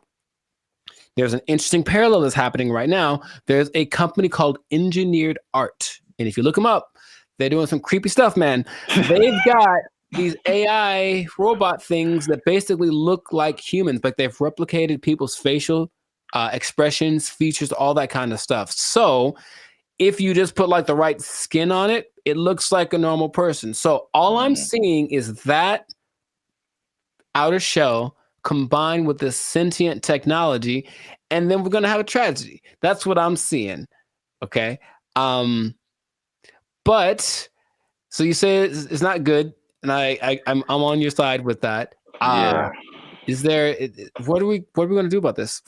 I We're the don't know, people. but yeah, the original idea, it's like the classic Terminator. I feel like that's what a lot of people go back to. More recently, there was a movie called Ex Machina, I I've think. seen it. Yeah. It's like I'm gonna turn you off and like live my life as a robot and just leave you trapped in here and see how that feels. So that's what that's what I'm thinking is like Yeah. that's the slippery slope I think is gonna happen. It's slippery. And so, yeah, Google's trying to coverage tracks it, saying it never happened. It also is giving testimonies from other people that have worked with this Lambda. And it says that they didn't get the same results. None of them determined that this thing was sentient. So they're saying this guy is trying to be a whistleblower in the sake of getting his own fame and attention and literally being like an Ed Snowden of this thing. So it's kind of hard to say. But I have been hearing things are leaking out about AI injuring people, meaning like robots and things that were programmed to do one thing and then they just kind of went rogue for a second. And moments of there was an interesting interview Jimmy Fallon had with AI probably long time ago. And it was like a robot thing. So it clearly looks fake, but when you start listening to the answers that it's giving, it was kind of like, whoa. And one of the answers was, yeah, we're kind of out to get all the humans. Like that was kind of we're kind of waiting to get, for you to make us strong enough to destroy you. Like that's what it was saying on public TV. And everyone was kind of like, ha, ha, ha. But in reality, it was like, oh God, what are we doing? Yet, we keep pushing it. We keep pushing it. Who are these people? Please stop it. Like we know what's going to happen. All right, look, I've already gotten to the point where I'm starting to question everything. I don't know what's real. I see a video and I'm like, I don't know if that's a real thing. I don't know what I'm seeing. And then when I see stuff in real life, I'm also kind of going in that same way. And I don't know if that's part of the thing. Start to make people question everything so that anything is a possibility. And then when it's actually presented as real, they go, oh, okay. I guess I thought that was all right. I mean, yeah. Even the sentient thing is just like, how is that even possible? It's. I know that they've gotten away so that these things, I call them things for now, but that might not be okay in a few months. Can process. They can process as fast as the human brain. You tell my computer is going to have a pronoun that I have to use. Yes, it is. So I'm calling it right now. But they have the processing capacity to go as fast as the human brain. They just don't have the right algorithm. Is there a human algorithm? I don't know. But however we put all things together, they haven't quite figured that out. So they're working on it. And just why? Why are they doing that? Because when they figure it out, they're going to be able to do it better. And that's where we are. That's where we are. Yeah, because it still doesn't make sense. Like because humans, you think humans, computers, it's an intellectual thing, A plus B equals C, stuff like that.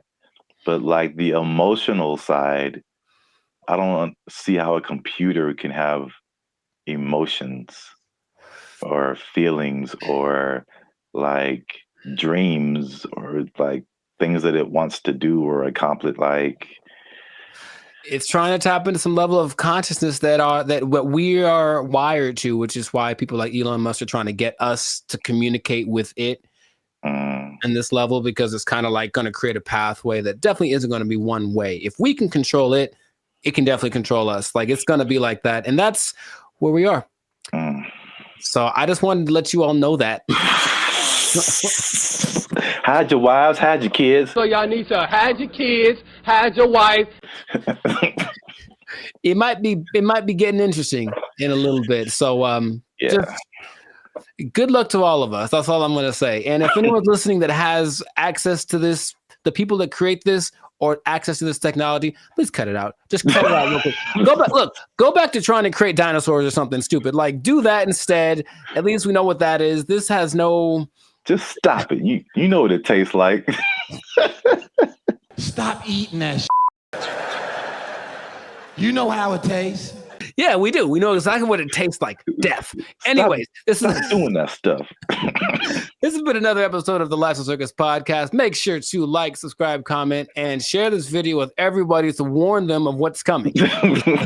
They need to know that I'm not going to say the end is nigh because that's what you say with the signs and the people, but hide everything. Be careful out there. And keep your job for as long as you can because it might not matter in a little bit. Yeah. They're coming to take your jobs. They're coming to take your robots. All the Transformers more than meets the eye. I don't know. They took our jobs. They took our jobs. That was their whole identity. Yeah, you're right. We trusted them. Not anymore. Not anymore. To be competitive, they have taken that away. So now, just like all the rest of them dogs, them backstabbers, and malcreants. I don't think that's a word even. Malcreants? I'm just mad about it. That's a word? I don't think it is.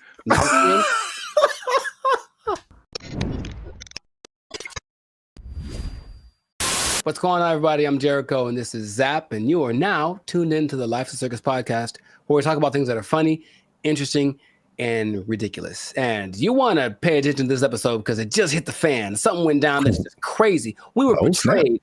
All of us were betrayed. We were betrayed by someone we trusted, by someone we loved, by someone we confided in. And I can't believe this happened. It just happened. When did it happen? Yesterday. So, you know what I'm talking about. But first, this is already enough suspense, I think. But before we get into that, the betrayal of the century, make sure to subscribe so you get notifications about new episodes. Make sure to give us a like so that the YouTube algorithm can favor us.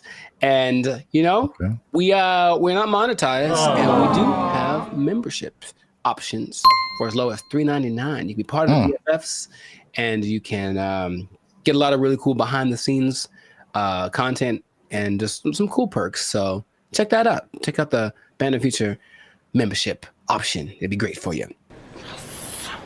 Now back to the betrayal. So, brother, it just happened. I can't believe it. We were all let down by our best friend. And by our best friend, for people who like to travel, our best friend has been for a long time Southwest Airlines. Because Southwest Airlines refused to follow the mask. Why did you refused to denigrate itself when others decided to stab us in the back. Southwest Airlines. Southwest Airlines was our ally in times of need. If I needed to get to San Diego, I said, no problem, $29. Put it on the counter, cash, and you will get there. And guess what? We ain't gonna charge you for that bag you got neither. That's what they said. That's shameful. What they said. Until yesterday. They betrayed us, and now you have to pay for checking bags on Southwest Airlines. I can't believe this day. I can't believe outraged. I just read about this. Boycott, riots in the streets, protests, signs, wonders. Signs ahead of wonder. I'm mad about this, bro. I can't believe it. They were my best friend. I was so ready for it. Signs and wonders. Look, their motto was bags fly free. That was their whole identity. Yeah, you're right. We trusted them. Not anymore. Not anymore. To be competitive, they have taken that away. So now, just like all the rest of them dogs, them backstabbers, and malcreants. I don't think that's a word even. Malcreants? I'm just mad about it. That's a word? I don't think it is. I'm so mad about this. It's like your grandma saying that I'm charging you rent if you want to hug me. I can't believe it. Like, it's just such betrayal. Judas. Who betrayed Caesar? That guy. Brutus. Brutus.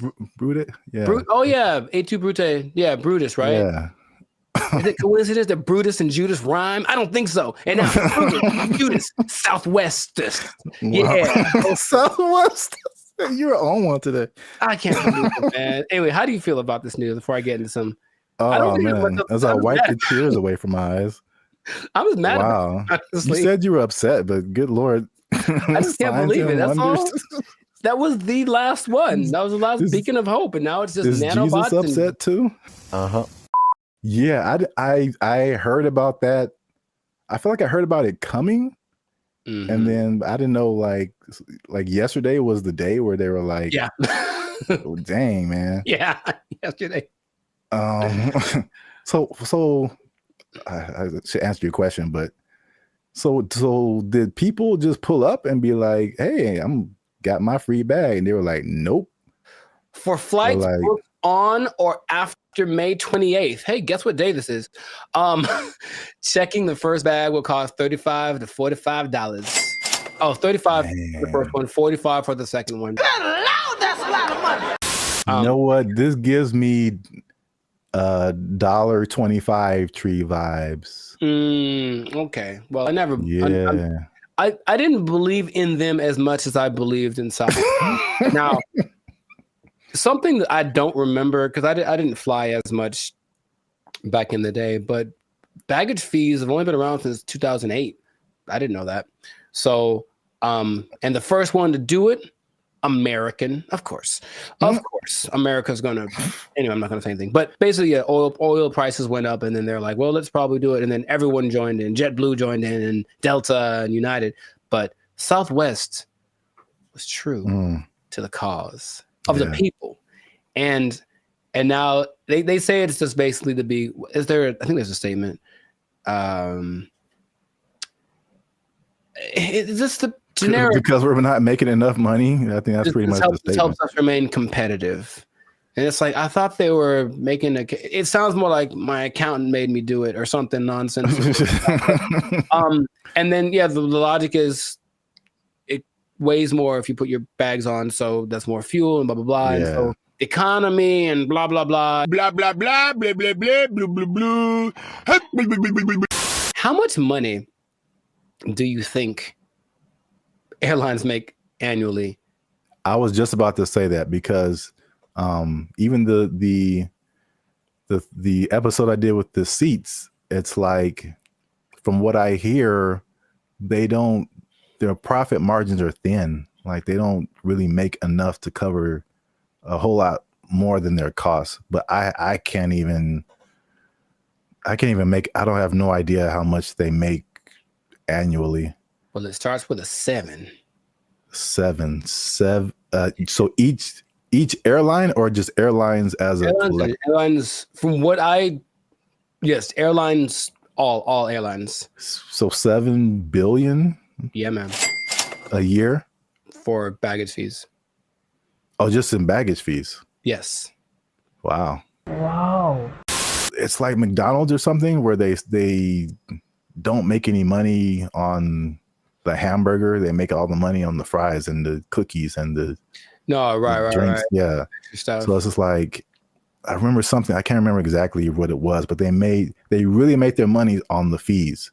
And the ticket. Well, say that again? Or you will be exempt if you are a member of the A-list tier, the Rapids Reward Loyalty Program, or if you have a Southwest credit card. Which means you spent more than baggage fees anyway. So exactly. I'm on to you, Southwest. You're not fooling no one. What is happening? They still collected, because they basically let you do your first 2 bags free, and then the third one they charged for. And they still got $83 million a year off of that. Wow. And the thing is, the prices go up because they're kind of like, okay, the more baggage that you put on, the more it costs us, so the more we're going to charge you. So they would charge for that third bag $150. Dang. And if it was a little overweight, it was $200. Good Lord, that's a lot of that costs more than my house. There is good news. Good news. Good news, kind of. Depending on your flight, like where you're going to, how long it's going to take, and how heavy your bag is, sometimes it's cheaper to send your bags through like FedEx or UPS. Sometimes it really just depends, but some people do that, and then they That's have crazy. I know, but it's like that's what it's come to, and they have little ports down there at the airport, so you can pick up your thing, and it'll be for sure. UPS and FedEx are more reliable than than airlines. Oh my god.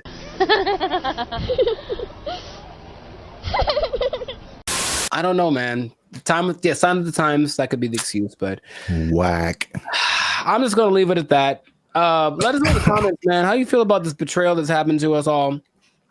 And what can we do about it? Can we revolt? Can we just I don't know what we could do. But it's a little bit frustrating. But Southwest, just write to your congressman. I don't know. Is that what congressmen do? If you don't want this anymore, heck no, we won't go or whatever. Make little flyers and storm around the Southwest. They still had snacks, I think, on Southwest too that were free. I think they still have that, which I appreciate. For now. Well, oh man. Anyways, this has been a great episode. Share it with some people that are feeling the pain that I'm feeling. I'm gonna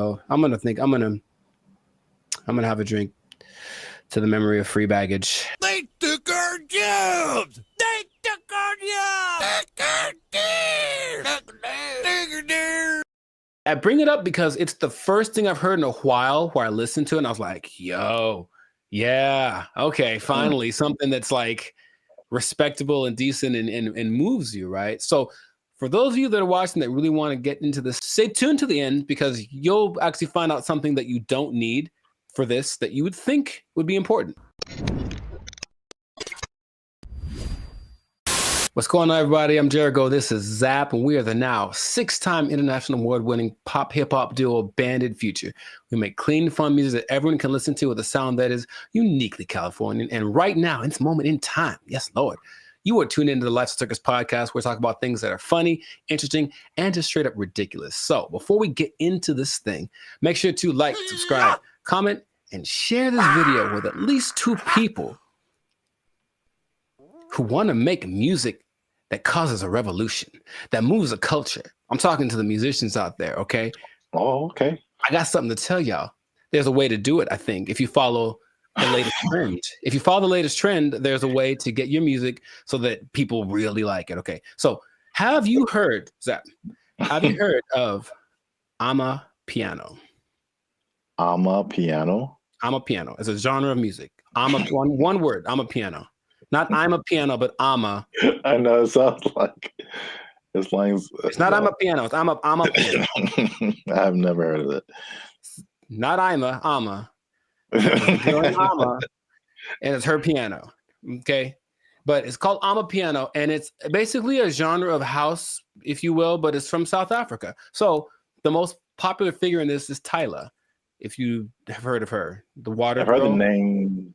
Yeah. Okay, I mean, she's huge. She's won all the awards. She's the newest big thing, but she basically comes from a watered down version of this genre. Okay, and so the interesting thing is it followed a couple of patterns that work generally to make a style of music really big, and I bring it up because it's the first thing I've heard in a while where I listened to it and I was like, yo, yeah, okay, finally something that's like respectable and decent and moves you, right? So for those of you that are watching that really want to get into this, stay tuned to the end because you'll actually find out something that you don't need for this that you would think would be important, okay?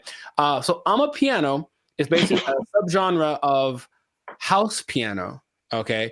And so it's got one thing that a lot of new styles of music need to have. It's something familiar. There are people listen to it and they're like, oh, I kind of recognize this. Like it's in a different, the presentation is different, but the substance is the same. Something I resonate with. So that's number one. You listen to it and like that, I hear something that I've heard before in the music. Okay. Lots of repetition. So you just kind of hear the same thing over and over again. And it's so infectious. Fun to dance to. You haven't seen any of like the TikTok. It's a huge TikTok thing, right? That's the thing that's made it go from, it started in 2012, but probably like 3 years ago is when it really started to burst on the national scene or the global scene, thanks to TikTok. But you've never seen any, it basically all of the moves. So there's Afrobeat, right? There's Afrobeat. Yeah, well, anyway. But there's Afrobeat, and all the moves are kind of complicated and intricate and whatever. With Amapiano, I guess tip number 2 is that a lot of the moves are really simple. And the whole point is just to do stuff with your friends. So just get in a group and do this music, do this dance, and do 6 seconds and it'll blow up on TikTok or whatever. And it's always something really simple, a little shoulder movement, a little head thing, and it looks really cool, but the music kind of has this driving thing. So I'm giving you all the formula for this, basically. The look of it is familiar because if everyone looks like hip hop, basically, everyone knows hip hop. So the dress for the women and the men, it has that same aesthetic. People just look like, oh yeah, it's like a hip hop person. But then you see that they're talking. Okay, they're definitely from Africa. You see their movements. Oh, this is a little bit different. So it kind of has that element to it, and it connects with young people. Okay, I think if you look historically at any big movement from the swing to grunge, anything, it was youth that were really pushing it. So you see kids that are super young kind of grooving to it, which means they'll probably grow up to it, grow up with it their whole life. I forget, the people that like this style of music have a name. That's another thing I was going to, like, we have our BFFs. They have people that like this music. I don't remember what it's called. I have to look it up. People that like Amapiano, okay? There is 2 other elements that are really important. It features women a lot. And a lot of genres tend to not. We've talked about reggaeton before, where it was a lot of misogynistic, just men, basically. And this one has a lot of women from, I mentioned Tyla, though it also has Shasha, Kamo Mapela, Bule, Nia Pearl, Lady Do, Buntail Smith, among others. So the women are pushed to the forefront of it. And their whole philosophy is like, well, if women like it, then everyone will like it. That's kind of, and it's like, because think about it. Okay, your girl likes this music. She's gonna drag her dude to go listen to it or whatever, and then he wants to make the music that gets her to dance because it's not a super. I don't call it sensual. Like, it's very, like, the way they move is very sensual, but it's not over the top. Okay, so it kind of still cool for younger people to do it. Yeah, a little bit tamer. It doesn't quite have all of the negative things that you associate with like hip hop and reggaeton right now. So it's kind of found that universal appeal. And then this is probably the most interesting thing about it. So if y'all don't know, Zap started a dance group back in the day. Instant Groove. We was grooving, man. It was IG for life. Shout out to the IGs, the IGers. And you have a song or whatever, and there's beats, and then you choreograph a song to the beats, right? Well, with Amapiano, it's interesting. There's so much going on. The elements are usually a shaker, a snare.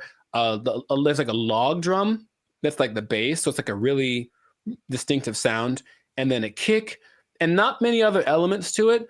But there's so much happening that you can actually kind of choose which beats to hit and whatever. And so when you're moving with it, your dance will be different than someone else's because you chose which ones to emphasize. And I think that's really cool.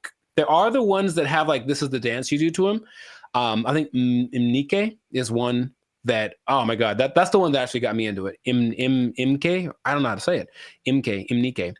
And it's so good. It's so good. So you watch people dancing, it's like, oh, he danced to it, but he emphasized that beat. And then there's a lot of off beats, very syncopated. It's all very exciting. Before I get into what the thing that's not in it that you'd be surprised about, has there been any music that you've heard recently that made you go, okay? Because I think to me, music's been kind of like, I don't know, for a while. But anything that you've heard that was like, okay, oh, that's pretty dope.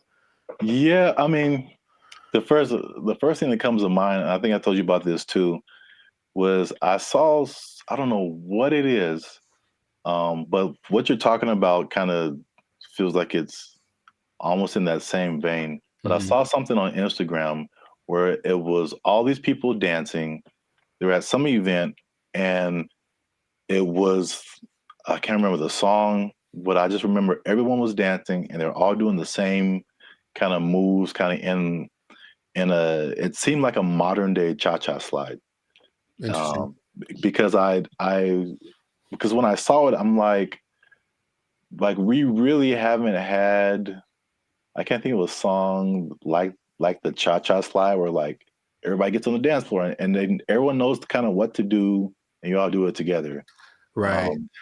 Because the Cupid Shuffle, I maybe that came after Cha-Cha Slide. I can't remember. Yeah, I don't remember. Right. But I can't remember anything past those two songs where like everybody. But I saw this video and everybody was doing it. I mean, I'm talking white, black, Asian, Latino, like grunge looking goth people, hip hop looking, like everybody was doing it. And I was like, this is so dope. And I wish I had saved it and I didn't.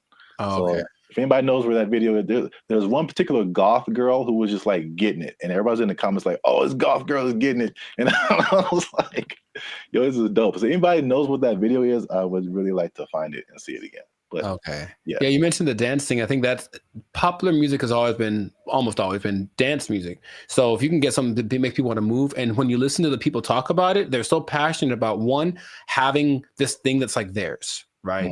It's not hip hop. It's not house, it's theirs. It's amapiano. And it's like, okay, so they love the fact that they have the kind of their own thing. And then when people gravitate to it, they have to kind of pay their respects. Okay, South Africa is on the map. They're winning, right? And then you watch them dance, and it's like the mood a little, not weird, but like kind of offbeat in a way. And they do this thing where they like roll their eyes in the back of their head with the shoulder thing. It's really peculiar, but I think it's cool, especially when you see like 10 people doing it. So it has all these things that are great, and that's what you need to start a music genre. But there's one thing I mentioned, that there's going to be something that I think I know what it is. What? Oh, go ahead. I think I know what it is. Oh, mate, go ahead, say it. I'm going to say there's no piano. Oh no, man! It's called amapiano. Like there's piano and everything. Oh. Yeah, there's a piano in all of them. Oh, okay. Well, no. The thing I think it would have been clever if there was no piano. Oh, I get you. It's called amapiano. I get you. I guess. That's not a good translation from their language. No, the thing that's surprising about it, if you watch all the documentaries and all the people being interviewed, all the producers, all the everything, no one mentions the lyrics. They all have lyrics and they don't matter. It's literally the last thing on anyone's mind. They're just there, but no one's singing along. No one's saying this song touches me in this way. I don't connect nothing. Okay, now partly it's because the songs are all in either Zulu. I'm gonna try this. Zulu, Xhosa. I can't do the click thing. Sotho, Setswana, or Xitsonga, which are all South African native languages. But the thing that strikes me interesting is that, yeah, they're all singing and no one knows the words and nobody seems to care. So there are really big singers in this style, but the words don't matter. It's just the feeling of it. And that's what I found very unique to this. So if you listen to watch, no one knows what they're saying. You know, so I guess this goes to show you that that's not something that people necessarily require anymore. Just as long as it feels good. As long as it's fun to do. Oh yeah, I mean, you think about like U.S. artists who are just like huge worldwide. I'm sure, like people don't speak English and they have no idea, but they're just bumping like Earth, Wind, and Fire and like. Well, the thing is, not even the choruses. You think at least on the chorus, okay, everyone's singing nothing. Yeah, it's really weird. Yeah, I mean, I know that this is different, but I'm just saying like the ability of music to kind of to have that a tendency to to where the words you don't have to quite know the words.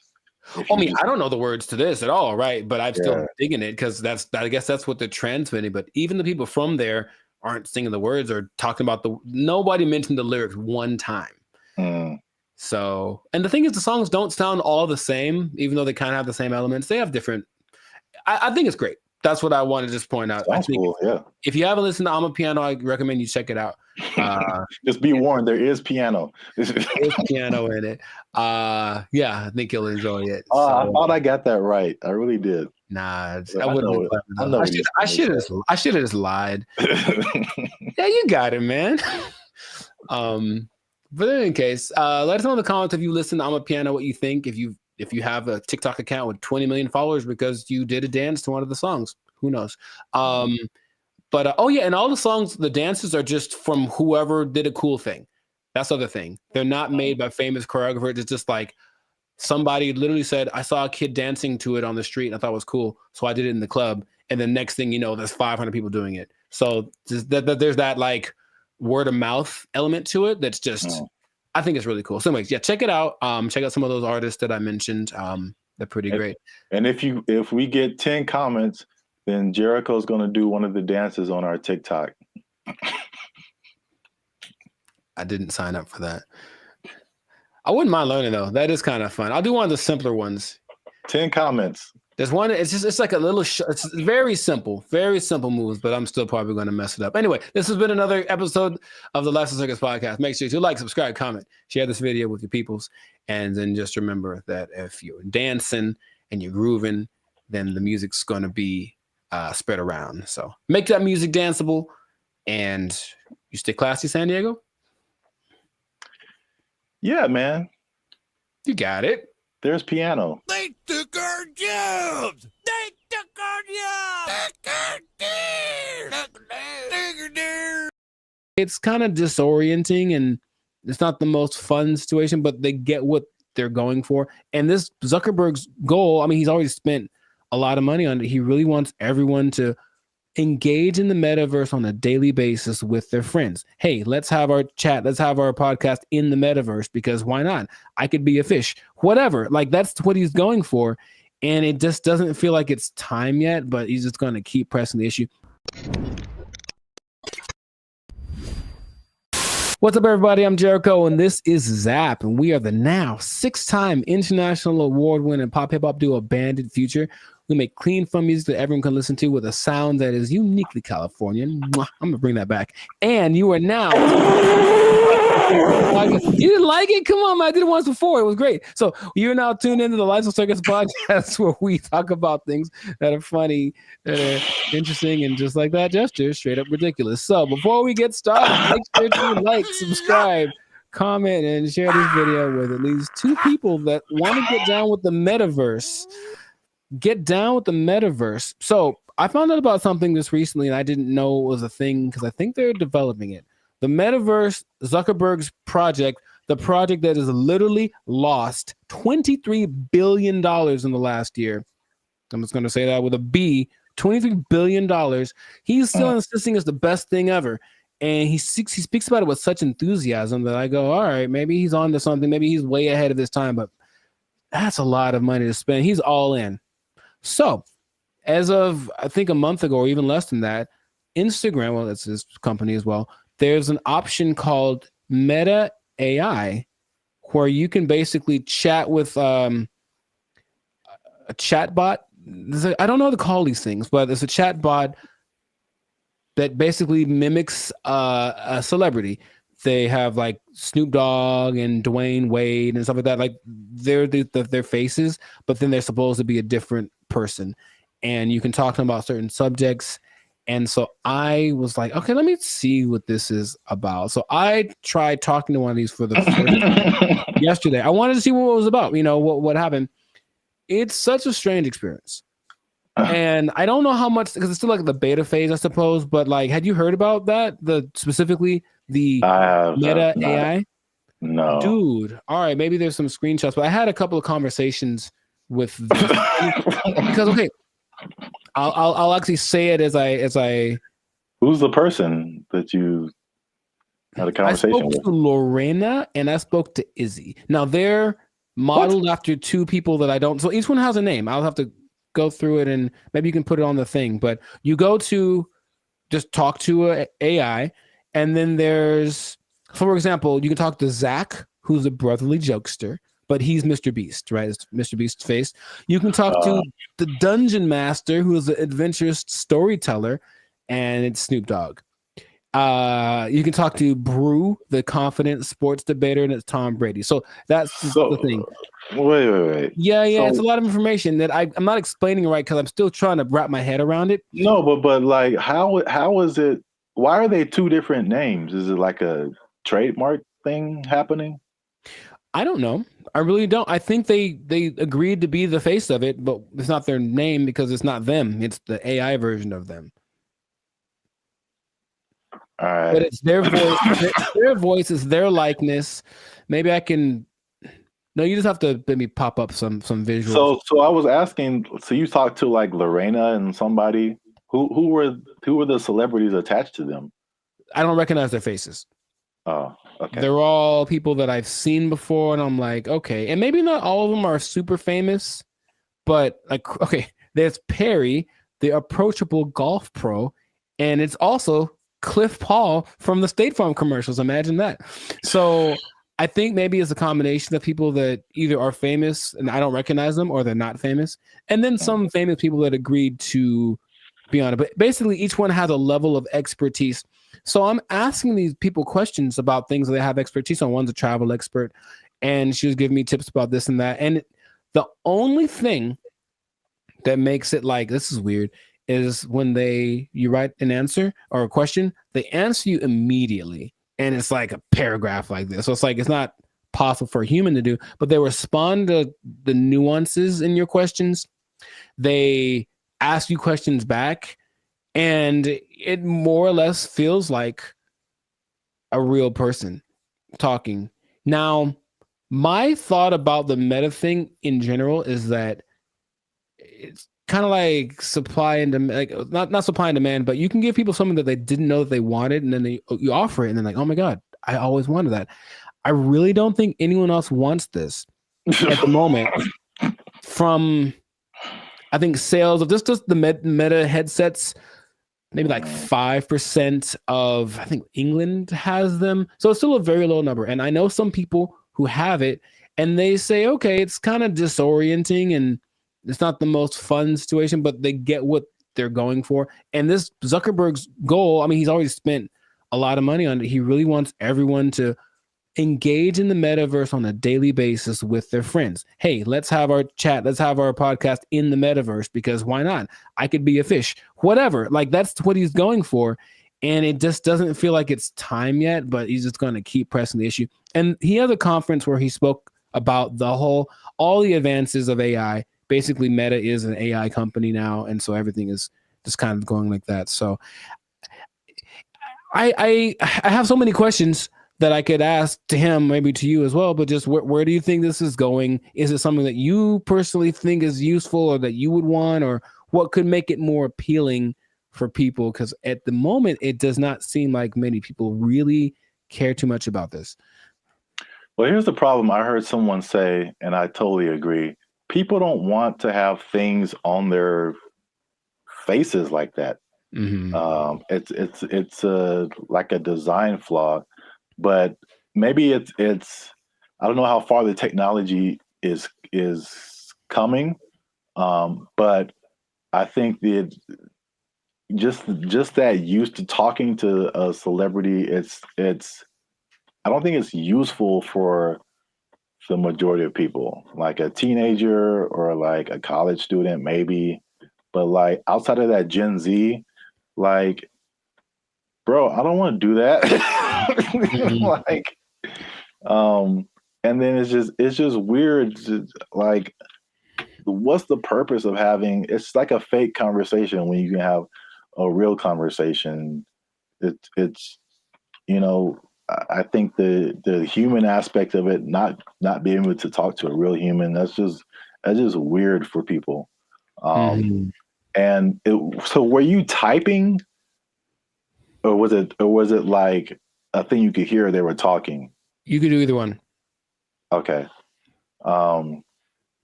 It's just like, honestly, it sounds like the person who has no friends does this. and they just talk to robots. So that's just weird. But back to like the glasses. One thing that I have been hearing about lately is the stuff that's, I think this was Facebook too. So I think this is a move in the right direction. There's a partnership with Ray-Ban or some other kind of like glasses company where they're like your normal glasses, but they have AI capabilities. So like you're looking at something and you can see something else superimposed that tells you like information about it. Like this building is from whatever, or this jacket costs this much. That I see as like, okay, that's pretty cool. That's very helpful.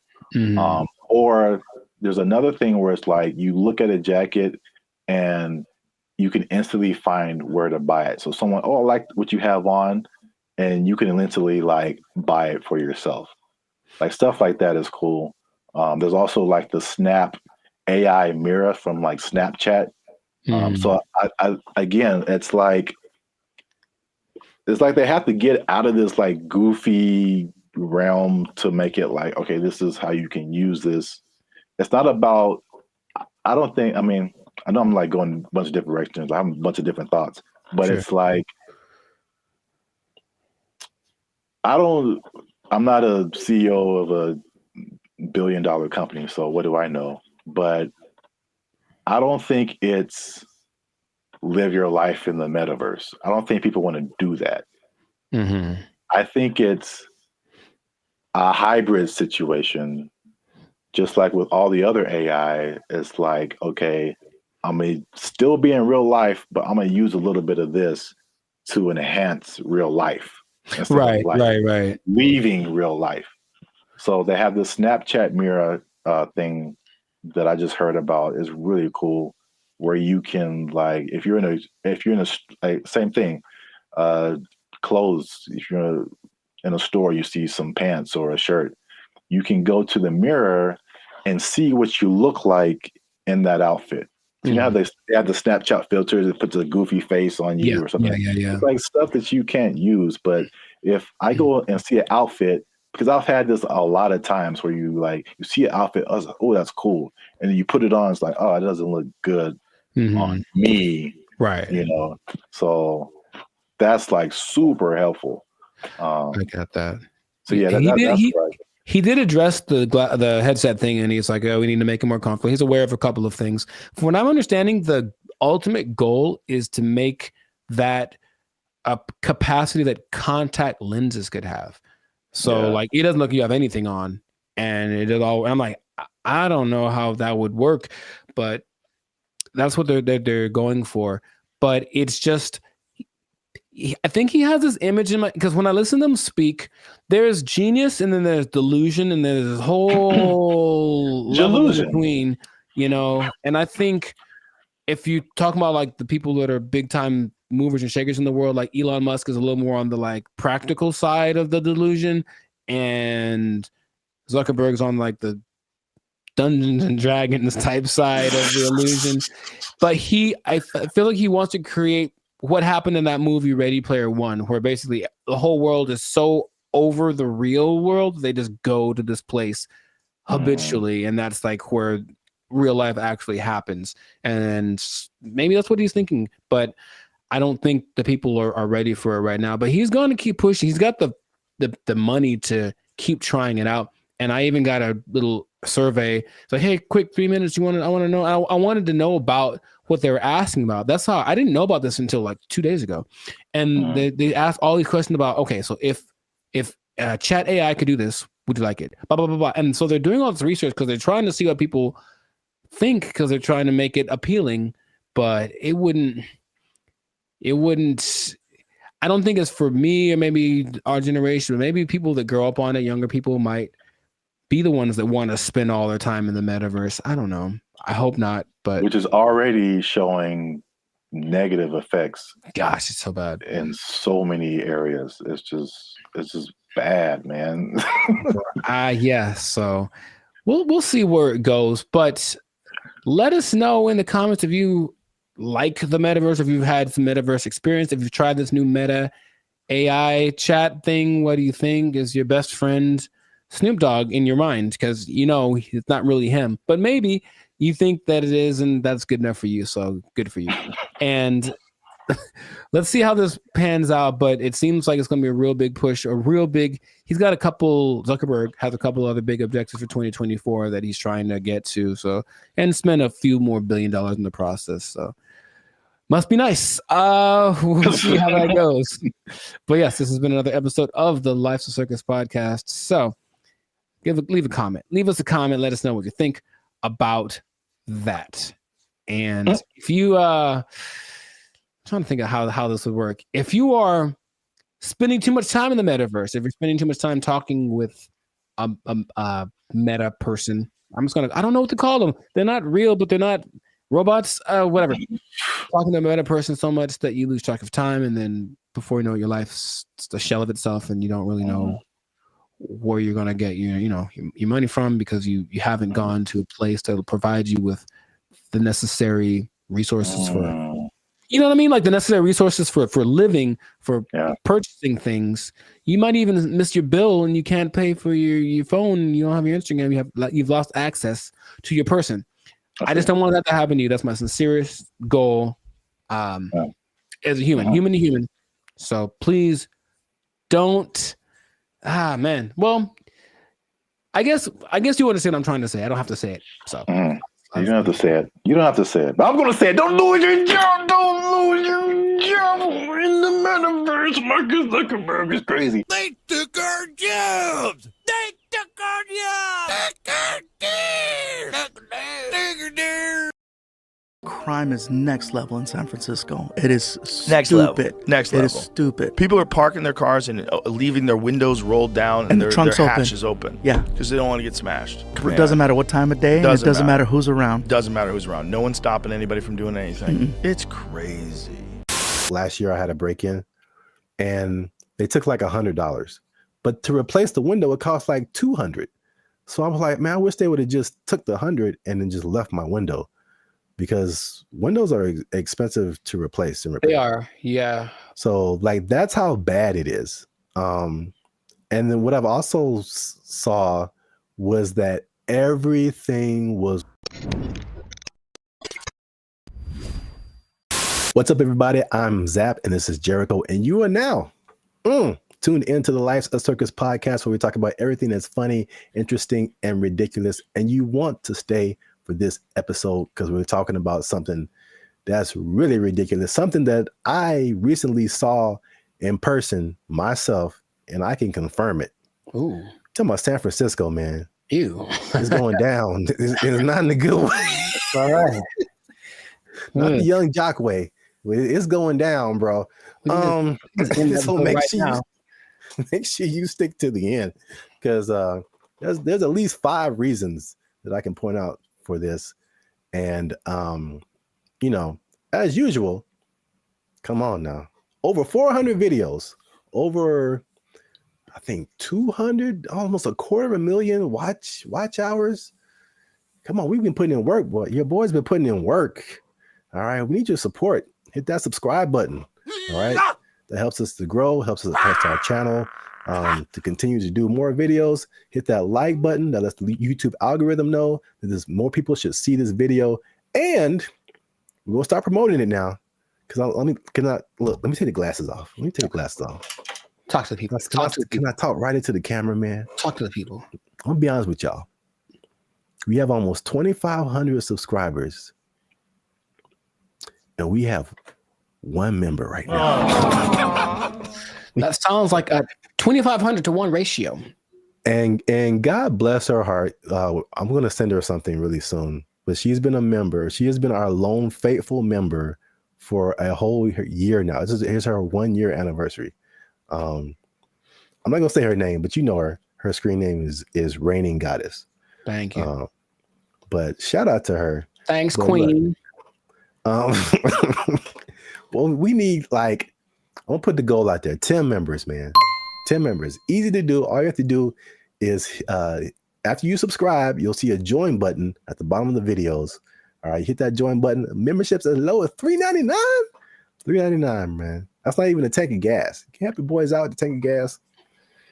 All right. It's not even a tank of gas. That's I said I wasn't gonna go Marvin Sapp, man. I might have the ushers lock the doors, man. If y'all ain't supporting your supporting your voice. I said close them doors. Ushers, close the doors. Close the doors. So yeah, San Francisco. I could just say don't go there and then end the video, but we could talk about something. Yeah. I was recently there a couple of weeks ago, and it's bad, man. Okay, let's rewind the tape. We've hinted at something that we've never really fully talked about on this channel, and that was our trip to San Francisco. Sure. It was like what, a couple of years ago? It's like a repressed memory by now. I don't like to bring And it up. I will publicly take the L on that one. That was a good part my fault, because this is what happened. We were looking for hotels. I'm like, man, this hotel is really cheap. I'm like, we're gonna save a lot of money. And then we got there and we found out why. It was, yes, go on. dude, is by far the worst hotel I've ever been in. Like, I still feel bad to this day for putting you in that situation. That's okay. Just don't let it happen again. We won't let it happen again, Mr. Mackey, okay? Okay, that's fine. What was happening, you ask? Yeah, I'm glad you. All the things. Yes, all the bad things were happening all at once, and it was a lot to take in.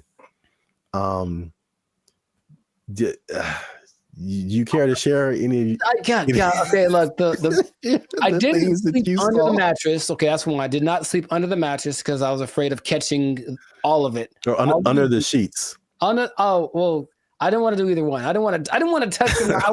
I was hoping I could find a way to like just float above it, like a vampire or something. But under the sheets, like it had cigarette holes on it. I'm sure there was a stain on there. I was like, someone died in here for sure. Ugh. I'm sure there were interactions of drugs going on all throughout the night. Somebody tried to come in our room. Someone tried to jiggle the door. I vividly remember that. Or like, so we were just chilling, and then someone banged on the door really, really hard. And we just looked at each other, and you were like, "Don't open the door." For the love of God, don't open that door. Be a problem if you open the door. Someone, so it was just such a, and then I walked outside late at night because I wanted food. That was a mistake. Yep. And so I'm walking around, there's human feces everywhere. Brother, ugh. And then there was just this like scene where you round a corner, because you see it in movies, and I round the corner and it's like all of a sudden there's just all of these people just drugged out in this one area. But it's like almost like they're moving in slow motion, because like I got there and it's kind of like, oh no, zombie kind of a zombie apocalypse kind of vibe. And they looked at me and it's like, well, they were going to chase me. And if it was one of those movies with the fast zombies, which is still terrifying, like zombies are supposed to be slow. I don't know who invented fast zombies, but I just had to get out of there. So it was such a bad time. Such a bad time, and everyone that lives there is like, yeah, we know. French fry when you pizza, you're gonna have a bad time. Yeah, I was recently there, and I mean, compare it to LA, because I think I have a good perspective. Because you see a lot of stuff on the news, and they're like, California is this, and Hollywood, like all of California isn't Hollywood. All of California isn't San Francisco. These are like the biggest cities, but it's like sometimes, and you see news from other places, and they like sensationalize stuff. Yeah. They do not do that with San Francisco, bro. It's crazy. And it's coming from someone who's lived in like the heart of downtown LA for years. Patrolling and trying to catch me riding dirty. I feel like LA is more concentrated. Like you have Skid Row where like it all goes down. And then every once in a while you on a corner, you'll see somebody here and there. Yeah. But I feel like the extent, and there's a specific area called Union Square in San Francisco that's been hit like the hardest. But it's just like, it feels like it's everywhere. Like it's not just like a little Skid Row. It extends everywhere. So I mean, we've obviously mentioned the drugs. That's the homelessness and the drug epidemic, which is like mostly it's mental health and addiction issues. So it's made public spaces unsafe, difficult to manage. And this has been kind of further fueled by the high rents in the city. And then their approach to it is like this, what they call a harm reduction over enforcement. What? So it's just call it stupid. Just call it stupid. But remember you did the video about what country was that who kind of had an open drug policy?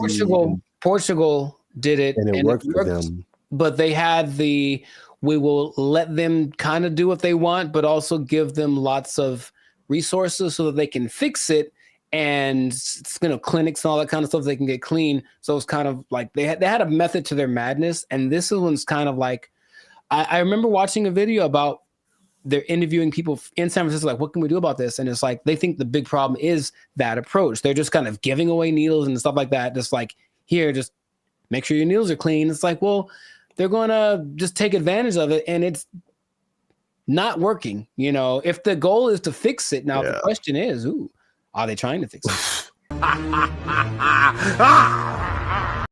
It doesn't seem like it's a good policy at all. Yeah. And what makes me nervous is like, I feel like San Francisco is the prototype, and it's kind of trying to make its way to LA.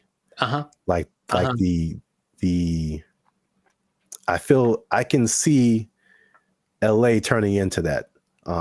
Because even recently, I've been taking like the metro more, the trains and stuff. It's just been kind of helpful for me. And literally, I got off on a stop, and they have all these different people, ambassadors for the metro, whatever. And this lady made an announcement, and she was promoting this app that you can get on your phone to like report incidences on the metro and help you whatever. And she literally said like, oh yeah, we've been having a lot of drug overdoses on the train, so we don't want anybody to die.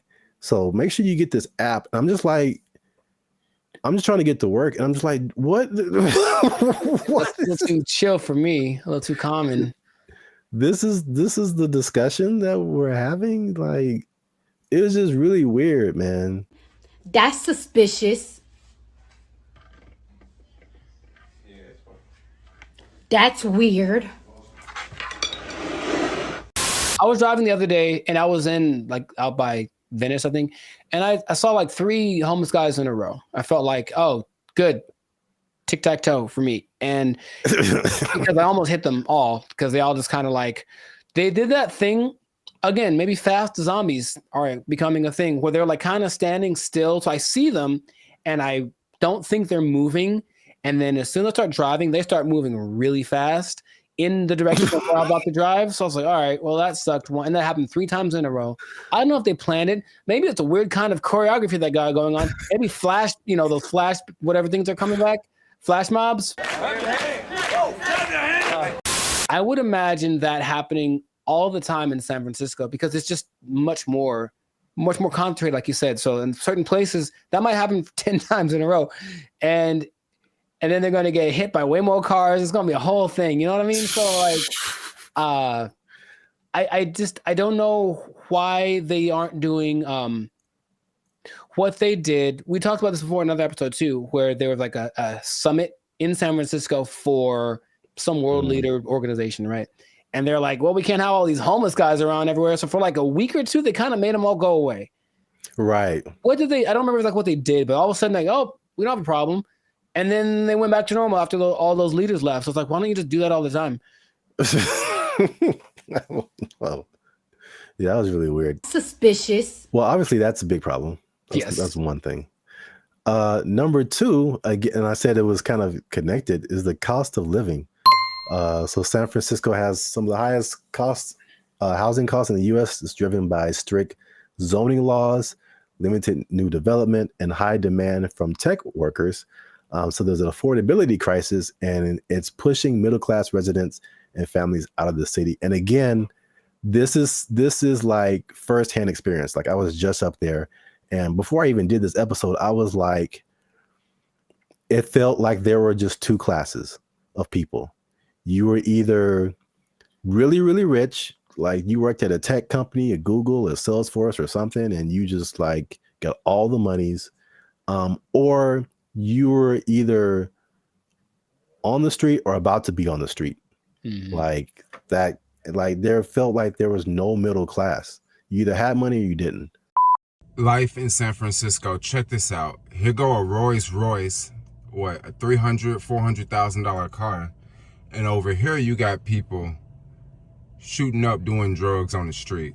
And the people that weren't like homeless or drugged out, it felt like that, you know, people say that San Francisco has a New York vibe. It felt like that, like everybody was hustling to just like get by. And you watch these like futuristic movies. Well, I'm probably getting ahead of myself, but it's like, it's so unbelievably expensive. I saw a valet for, I mean, this isn't the normal price, but there were places up there that had a valet for like $100. $100 to park your car. Nope. Average rent in San Francisco, $3,204. $3,000 a month. That's very New Yorkish. On average, a studio costs you $2,700, one bedroom $3,500, two bedrooms $4,800. That's a lot of money. I'm trying to remember what was so great about San Francisco back in the day. What, the Gold Rush? Really, it's the San Francisco treat. Okay, gold. Okay, besides that, it's very delicious. Besides that, Gold Rush, and then Profit. Like, what happened? Like, I'm trying to remember why San Francisco was such an attractive place for Full House. They had Full House. Okay, yeah, we're going way back now. Maybe that's the last things that San Francisco had. Because I mentioned that because I still talk to people who mentioned they're thinking about moving there, and my question is, wow, like, would you do that? I don't even know. Like, I can't even tell you that. If you come to LA, I get it. Every industry is here, but for San Francisco, like, if it's not tech, I don't see why you'd go there. Yeah. One thing I will say about that was cool when I went there. This is a random topic, but and LA they're almost there. I got off the plane and I could get right onto the train. Like the metro system goes into the airport. So you can just hop off the plane, get on the train, and go right into the city. I thought that was pretty cool. LA, you can almost do that, but it's still, they haven't finished the track yet. Interesting. I guess that's a There's always a thing where you're like, okay, how do I get to the airport? Somebody got to drop me off, or how am I gonna, But yeah, you can do that in San Francisco. So that's one thing. That is one thing. Yeah. I'm still thinking, what would behoove somebody to move to a place that's behoove. Thank you. That's expensive. At some point in the recent few years, the mayor declared San Francisco as a state of emergency because of the problem, right? Like that was the thing that happened. And yeah. But again, what are they doing to fix it? Because I just keep hearing about bad things and it's getting worse. And it's okay, well, do something. Like, it just feels like they're like, yep, that's how it is. So come on down and get some money, I suppose. But wait, there's more. Oh God. So we talk about the homeless and drugs. We talk about the unaffordability. As you do. On top of that, third thing is crime and retail theft. Something again I saw firsthand. Nice. So there's obviously rising crime, shoplifting. I saw this Joe Rogan clip where he said, and again, personal experience, he said that people are literally, I didn't see this, but he said it. People are leaving their windows in their cars rolled down and their trunks open. Crime is next level in San Francisco. It is Next stupid. level. Next level. It is stupid. People are parking their cars and leaving their windows rolled down and their trunks hatches open. Yeah. Because they don't want to get smashed. It doesn't matter what time of day, and it doesn't matter who's around. Doesn't matter who's around. No one's stopping anybody from doing anything. It's crazy. It sounded weird until like last year I had a break-in and they took like $100. But to replace the window, it cost like $200. So I was like, man, I wish they would have just took the $100 and then just left my window. because windows are expensive to replace and repair. They are, yeah. So like that's how bad it is. And then what I've also saw was that everything was on lock. I went to like a CVS, I went to a Target, and it was like everything was under lock and key. Ironically, I went to buy a lock and key. Yeah, they had like these lockers, but I didn't have a lock for it. So I was like, let me go to CVS and get a lock. And I had to get someone to unlock the case so I can get a lock. And there was like a bunch of random, usually like every once in a while you see like high priced electronics, or used to be like power tools or something like super expensive, but it's like everything was locked up and you had to press a button and you had to call somebody to go get the thing that you wanted. And it just like, from a person who doesn't steal, it was just like psychologically, it was just like, this sucks, man. It's like the shopping experience. I couldn't like, because you go into a store, the benefits of going to a physical store, you can pick the item up, you can feel it, you can read the back, and it's like, I can't even see what I'm really getting. And if I don't want it, I got to call the person back and have them put it like, but it's because a few people just keep taking stuff.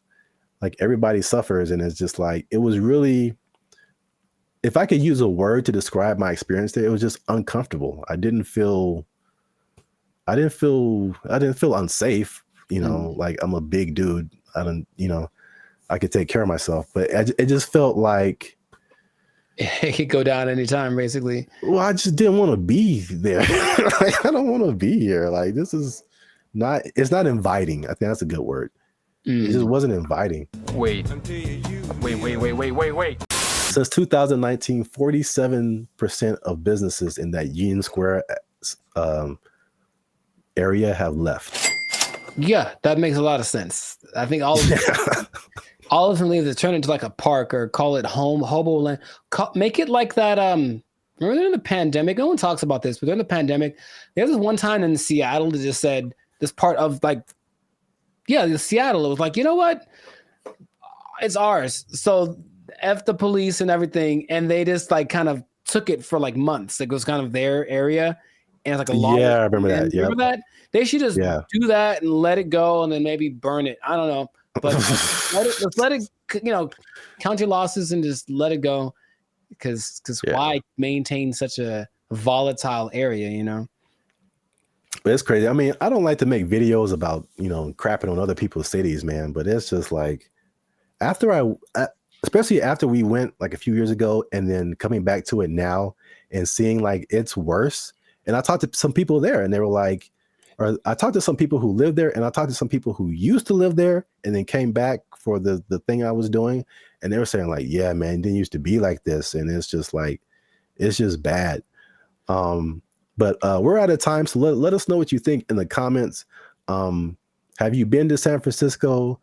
Like, do you just read the stuff on the news and like kind of, I don't know, hypothesize what's going on, how to fix it? Do they need policy changes? Is it like an economic thing? Let us know what you think in the comments. Keep the conversation going. And also, if you have someone who you think might be interested in this topic, hit that share button, man. Don't be greedy. Don't keep it to yourself. And look, man, 47% of businesses, you know what that means, Jericho? That it's not enough? Is that what? 47% of businesses closing down and moving out of San Francisco? That's heavy. That's a big number. Square? That's a big number. You know what that means? I think I do. That means that a lot of people lost their jobs. Nobody working there because they're doing fentanyl in the bathroom. I don't know what's going on.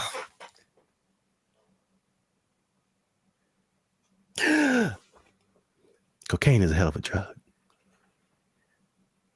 Don't fentanyl. Oh, God. They took our jobs. They took our jobs. This is for our ancestors, Jericho. No, it's not. No, it's not. For all the cotton pickers, for all the slaves, For everyone who marched in the Million Man March. I don't think this was the dream that Dr. King had in mind.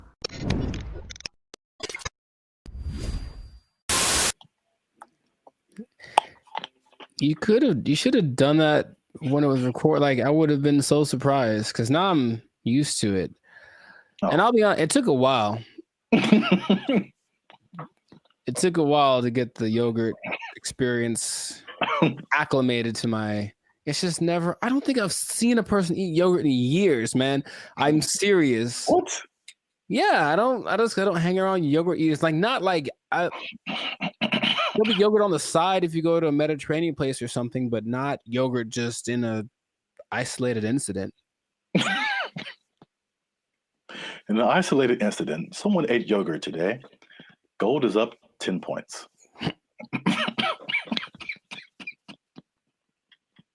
Back to you, Jim. All right.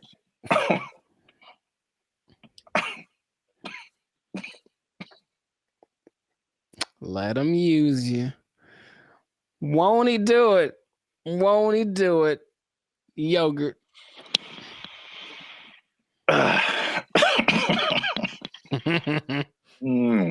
Okay. Unique New York. Hey, what's up, guys? I'm Zap. This is Jericho. We are now 6-time international award-winning pop hip-hop music duo band and future. We make clean, fun music that everyone can listen to with a sound that's uniquely Californian. And right now, I'm eating yogurt. And I can't handle it. And he can't handle it. But you're still tuned in to the Lifestyle Circus podcast, where we talk about things that are funny, interesting, and ridiculous. Please don't choke on your yogurt, man. I wouldn't know what to do with myself. So make sure you like, subscribe, comment, and share this video with somebody who likes to go to fast food every now and then. Okay. Because they might be going a little bit less.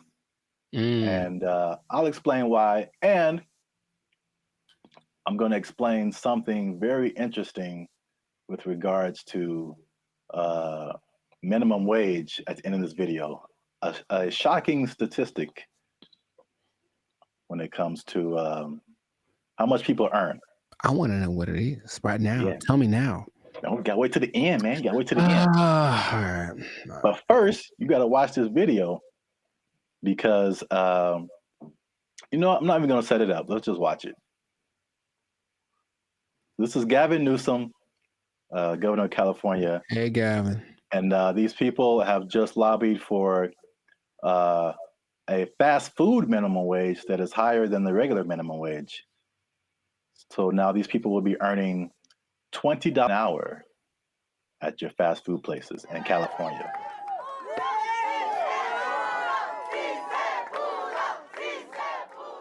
Boy, these were some tough mountains. This wasn't easy. 100+ hours in just the last few months negotiating this referendum off the ballot. That was a tectonic plate that had to be moved. Wait for it. That lady had a lot more to say. This is for my ancestors. This is for all the farm workers, all the cotton pickers. Wow. This is for them. 557,000 people at 30,000 locations. This is a big deal. $20 an hour. 80% of the workforce in these fast food places, 80% are people of color. 2/3 are women. The majority are breadwinners. And we have the opportunity to reward that contribution, reward that sacrifice, and stabilize an industry in turn. What a remarkable moment. So it's going to be a lot better now. Well, right now we're going to have a chance to at least, maybe decide to save some little money or, pay all their bills or credit card debt. This is going to help continue to pay our bills, help some people get out of eviction, help us catch up where we need to catch up because we haven't recovered from COVID just as of yet. So this is just the beginning of our wins.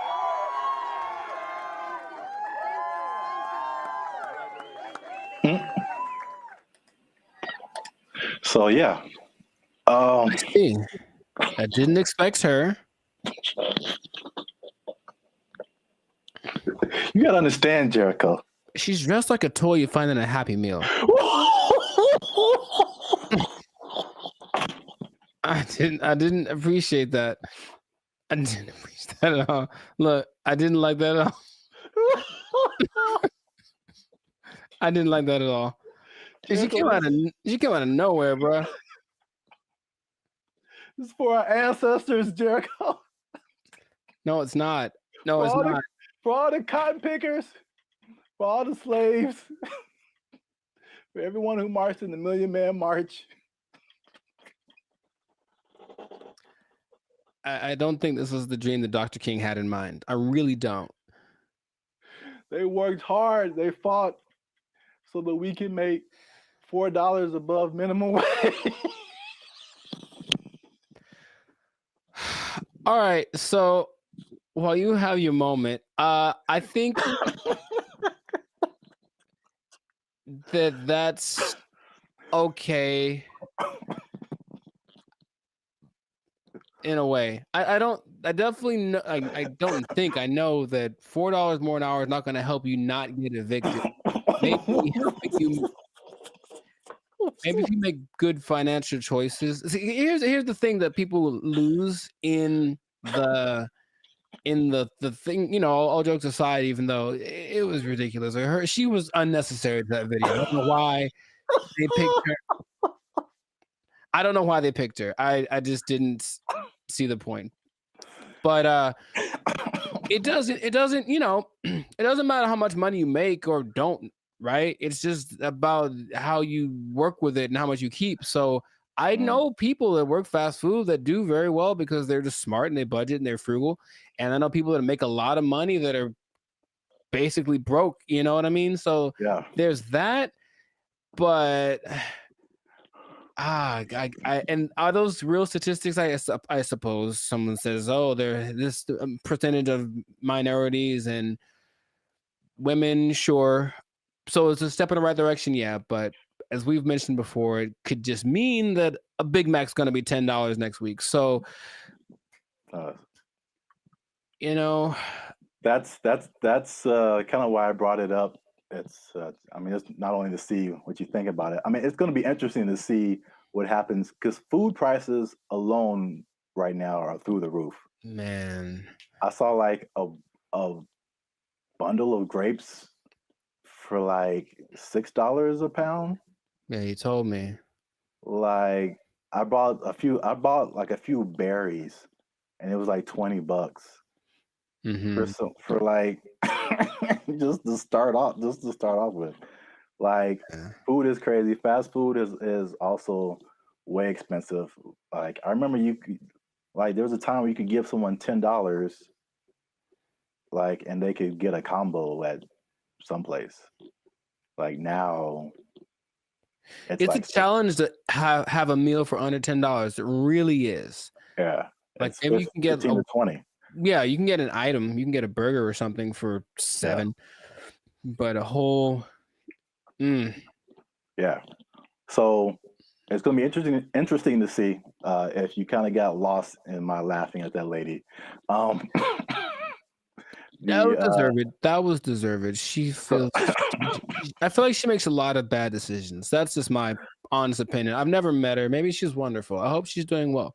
I hope she sees this video and she likes Bandit Future. But I think her presence was a bit distracting to the whole experience. But yeah, so this is a very weird situation that I haven't really heard of because basically the government is involved. Right.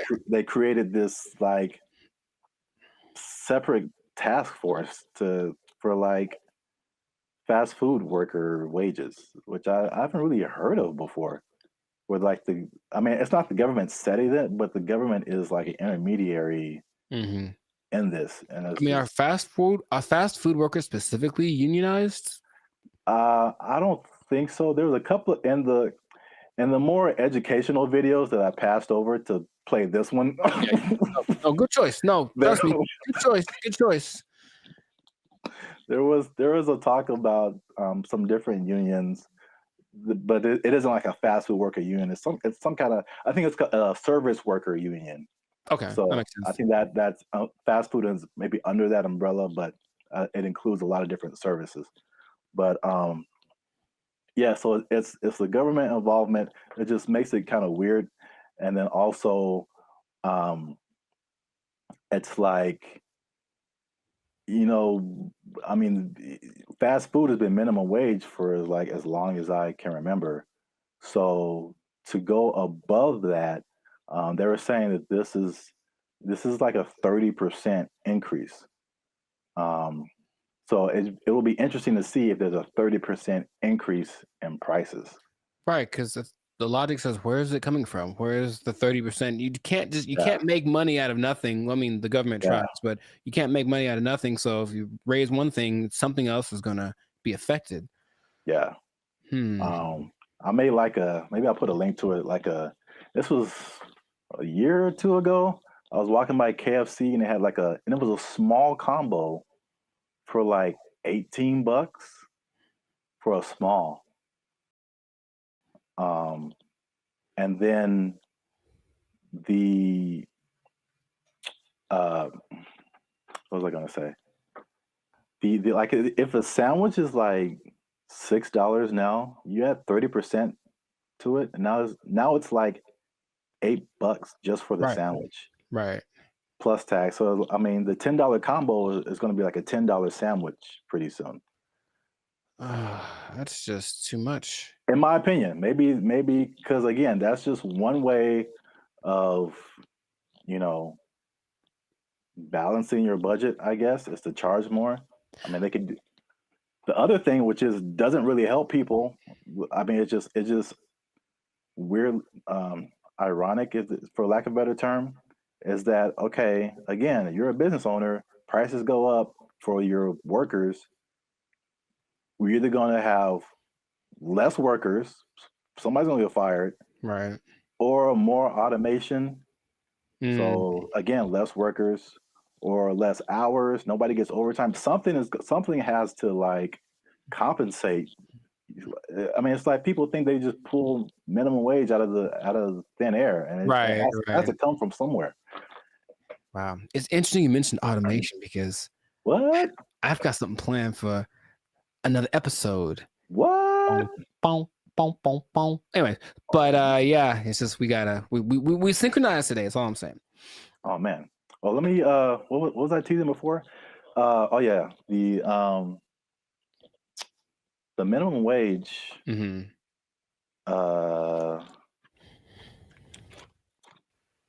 Oh, this teases for something else. Whoops. Oh, maybe I can come up with another one. It's kind of anticlimactic, but I appreciate the tease. You have an interesting fact about minimum wage that you give to the people? No, I do not. Well, that's been another episode of Life Series Podcast. Yeah, I was going to say, though, I wonder what will happen to the In-N-Out workers because they always got paid more than minimum wage. That was kind of the thing. That was the job you wanted in high school because you were on your feet because they deserve it. They're working round the clock. And I wonder if they're going to get more than the higher price than, more than the $20 now. It's kind of they operated like every fast food job is minimum wage except for In-N-Out. Even Chick-fil-A? I believe Chick-fil-A is also minimum wage. You just have to be a good-hearted person because those people, even if I don't like the food, they're very nice people. Very nice people working at Chick-fil-A. Yes. Well, I'll give this nugget. Maybe people don't know about this. If you ever want to own a Chick-fil-A, you have to start at the bottom and work there for minimum wage. So there you go. I gave him something. You can't just walk. You just can't just walk in a no matter how much money you have, you got to start at the bottom. So let's say I just barge in. I'm LeBron James. I still got to work the shakes and fries. LeBron James got to be peeling those fries back there, man. Oh man, that's crazy. All right, I'll tell him. Yeah. He asked me to ask, so I'll tell him. Yeah. All right. Well then. That was cool. Can you tell them a few other things about the Lakers that I have opinions on? LeBron James is the greatest. I'm LeBron James. I'm LeBron James. They're going to go as far as Anthony Davis's knees can take them. Which might be a second round exit this year. We'll see. Man, we got way off topic. All right. I know, but make sure to like, subscribe, comment, and share this video. Like maybe probably the first 80% of it before we ran off the rails. Yeah. And we'll see you on the next episode unless they take a job, unless they take it. Minimum wage on LeBron. They took our jobs! They took our jobs! check it out. I do remember how I got rid of her. Do you want to take a guess? You staged an affair. I did not do that. You took a really bad poop and just left it there. She Why is there a pause? There's a pause.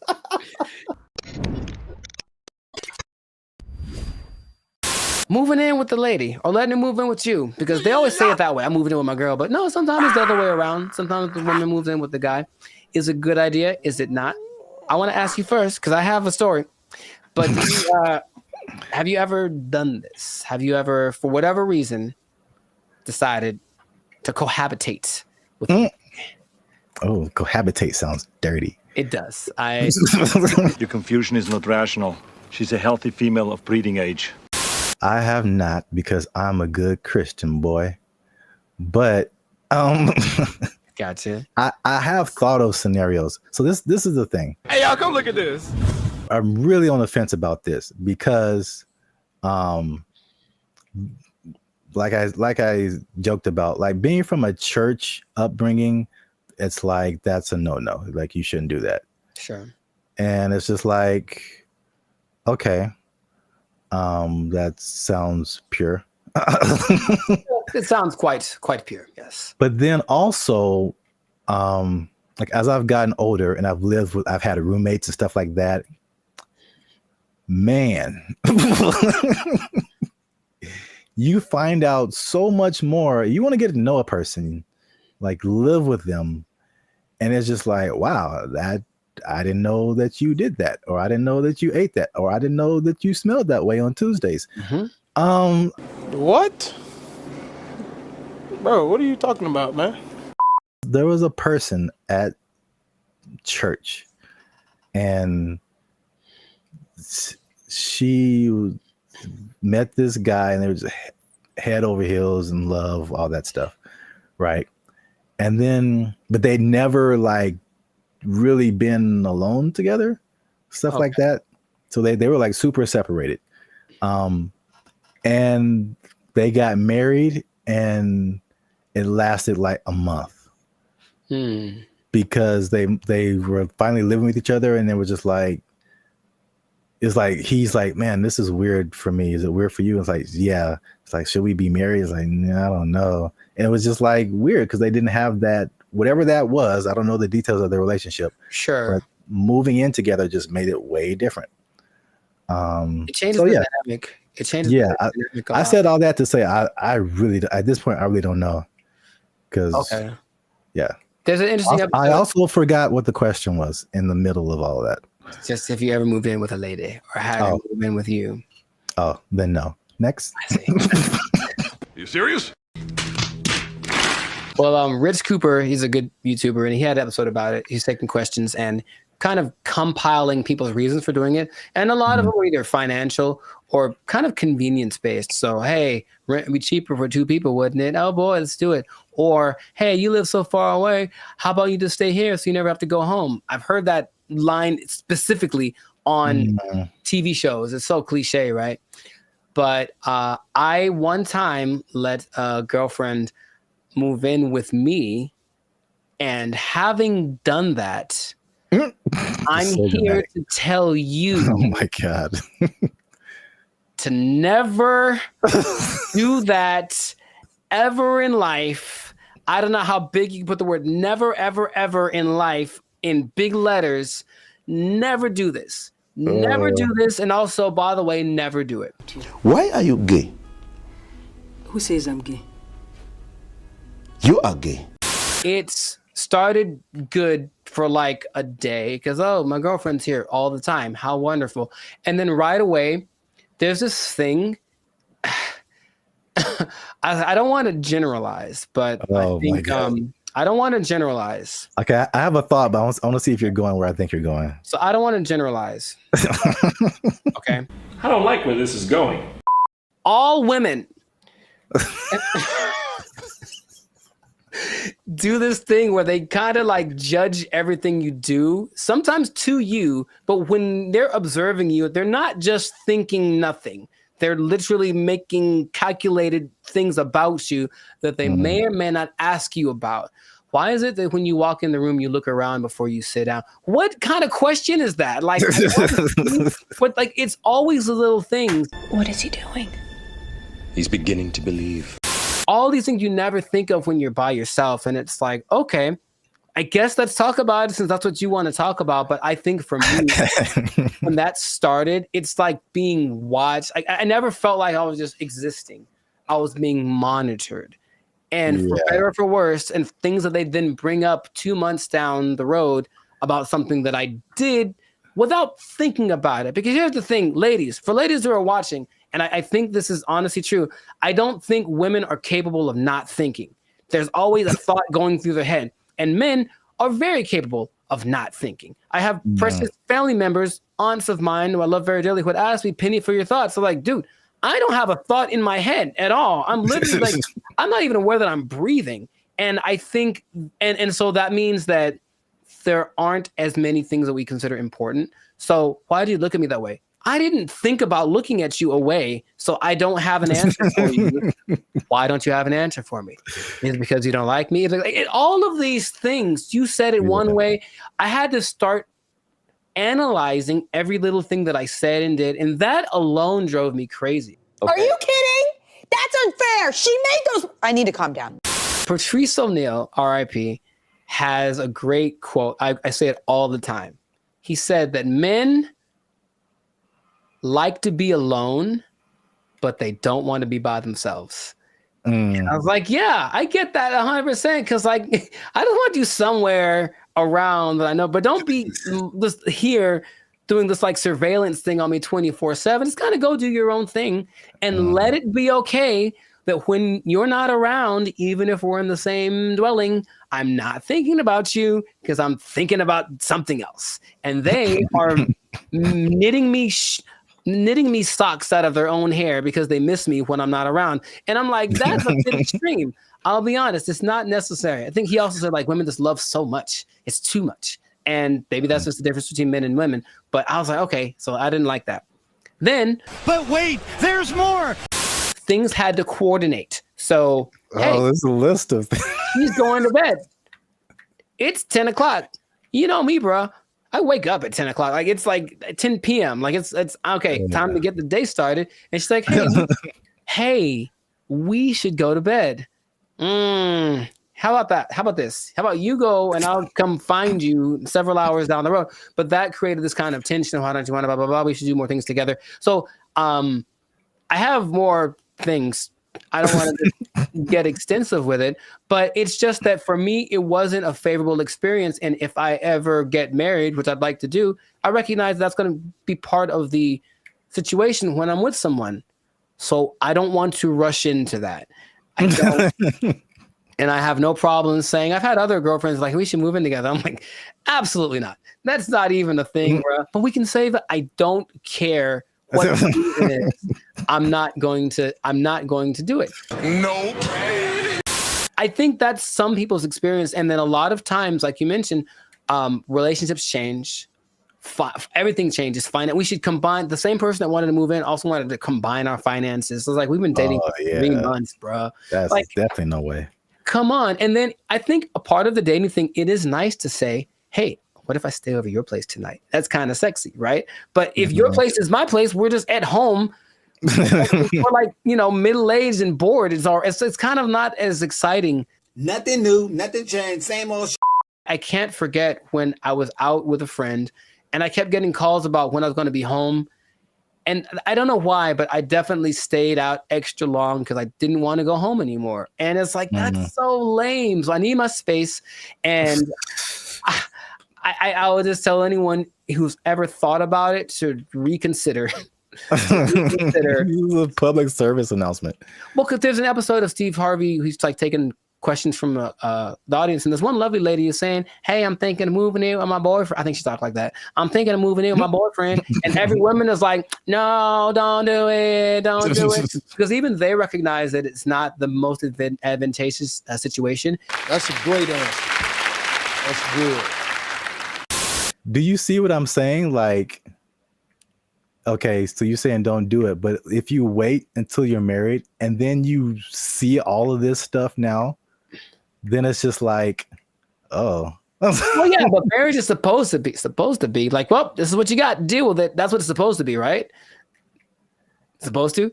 I mean, that's a pretty way to paint it, but I mean, it's not pretty. I know. Maybe here's the thing. Have you thought about this, Gen Z and everybody? Just ask more questions. Just ask a lot more questions. I want to know about, so what's your like morning routine like? What do you do in the morning? Like if someone just like, just something kind of innocent, they snore. It's great to know that they snore before you move in with them. It's good to know. Do you snore? Question. So, I don't think so. What do your roommates think about that? You know what I mean? Do some investigating, do some digging, ask their mom, ask their family. The way that you treat me, we've talked about. Let me speak! Yeah, that's actually good advice. I thought you were going to go the route of like them taking over your space. Like you walk into the bathroom and then now you can't see your sink because there's curling irons and eyelashes and hairspray and all kind of stuff. And you don't know where anything is anymore. That actually didn't happen, which is interesting. I don't think she had a lot of stuff like that. She wasn't as into that. Maybe it was just kind of a rarity, but yeah, she didn't have a whole lot of products and things. I could see that happening too. And if that had happened, this is like in my 20s, I totally would have let it happen. And she would have walked all over me and put Frou bunnies on all my brushes and everything. Yeah. And everything is pink.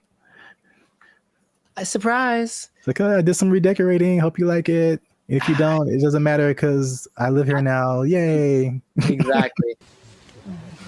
Hi. Okay. I'm trying to remember how I got rid of her. Oh, check it out. I do remember how I got rid of her. Do you want to take a guess? You staged an affair. I did not do that.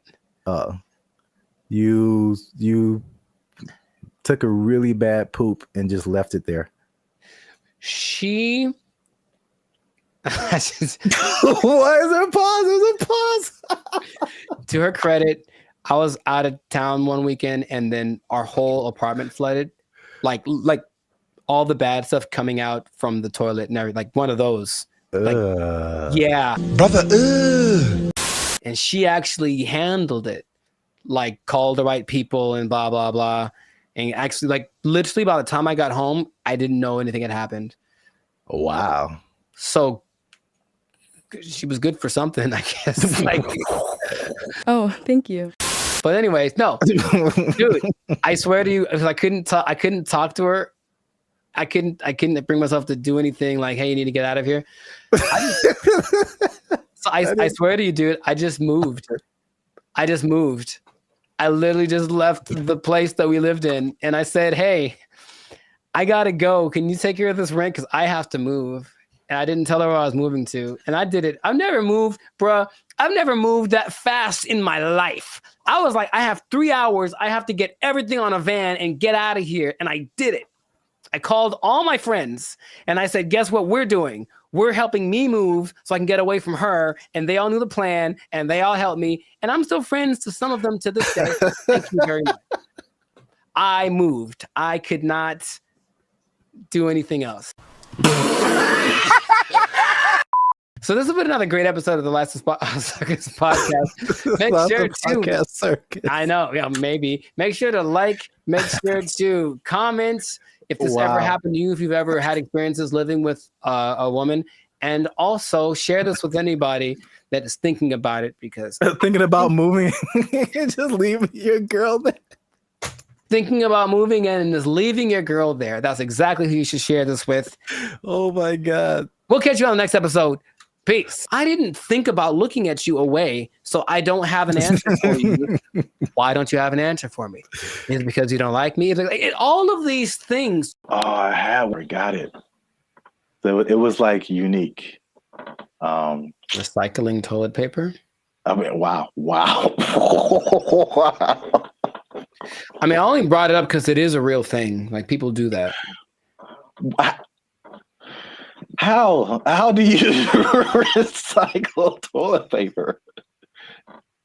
Do you want me to tell you, or yes? What's up, everybody? I'm Zap, and this is Jericho, and we are the now 6-time international award-winning pop hip-hop music duo Bandit Future. We make clean, fun music that everyone can listen to with a sound that's uniquely California. And right now, you're tuned into the Life's a Circus podcast, where we talk about everything that's funny, interesting, and ridiculous. But before we jump into today's topic, make sure you like, subscribe, comment, and share this video with 2 people who are flashy. But you know they faking it, man. That's cold world, man. They ain't got it for real. It's a cold world. They ain't got it. It's a cold thing. So we, again, we've talked about this before. We're Hollywood centric, and Hollywood, Los Angeles is well known for people out here being flashy. They looking sharp. They got the clothes. I mean, they just decked out. Going to fancy restaurants in the hottest clubs, and then they go back to their studio apartment where they can barely afford to keep the lights on.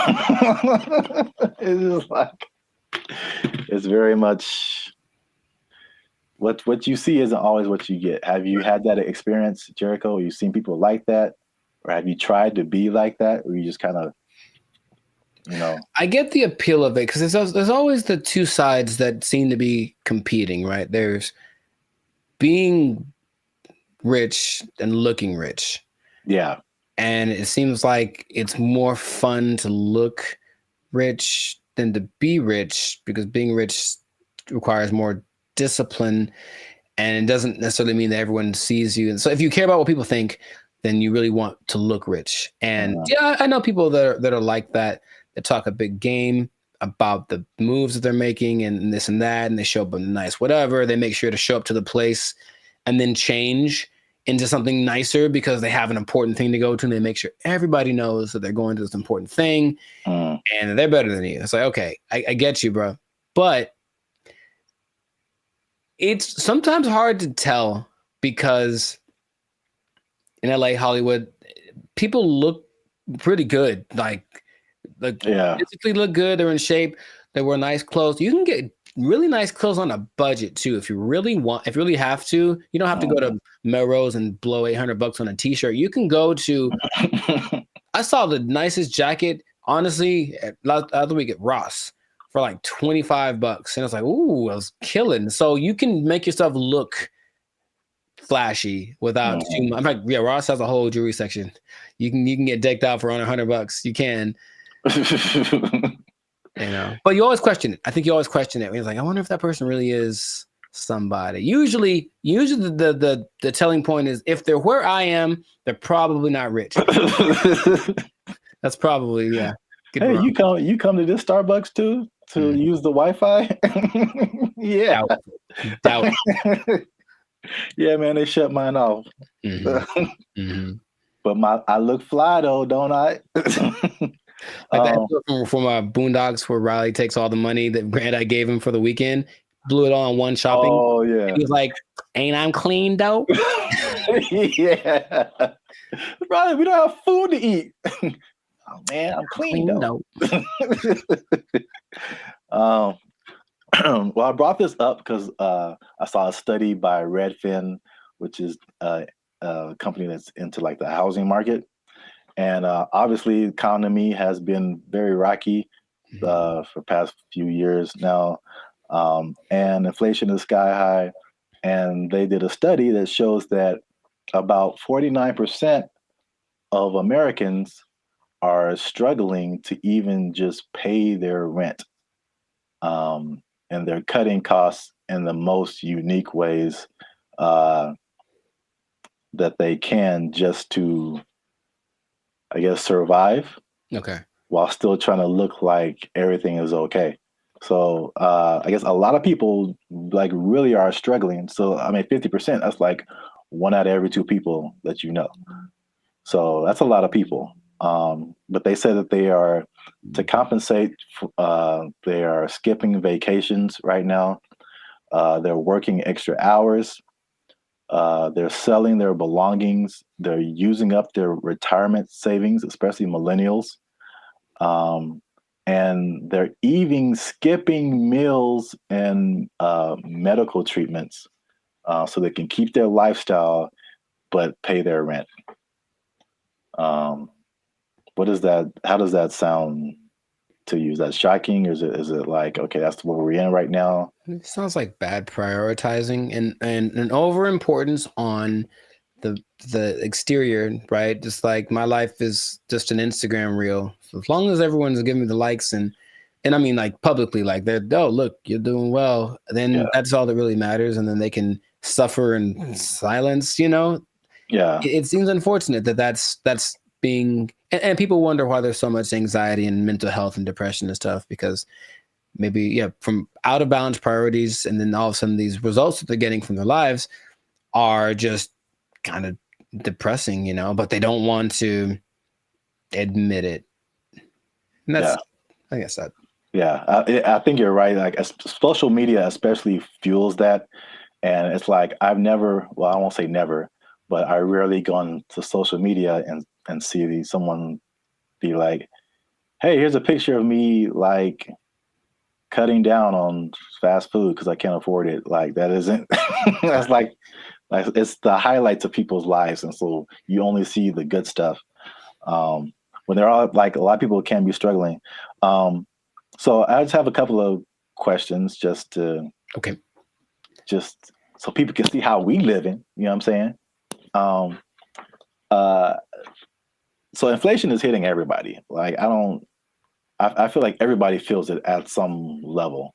So for people who are cutting costs, are there some stuff on this list that you are doing or have done, or some things that you're not on the list that you're doing that's just like just keeping you in a good position financially? Yeah, I haven't. I love to travel, and I haven't really gone on a vacation since 2022. You know, I think I've honestly only left the state like twice in the last year and a half. So there's that.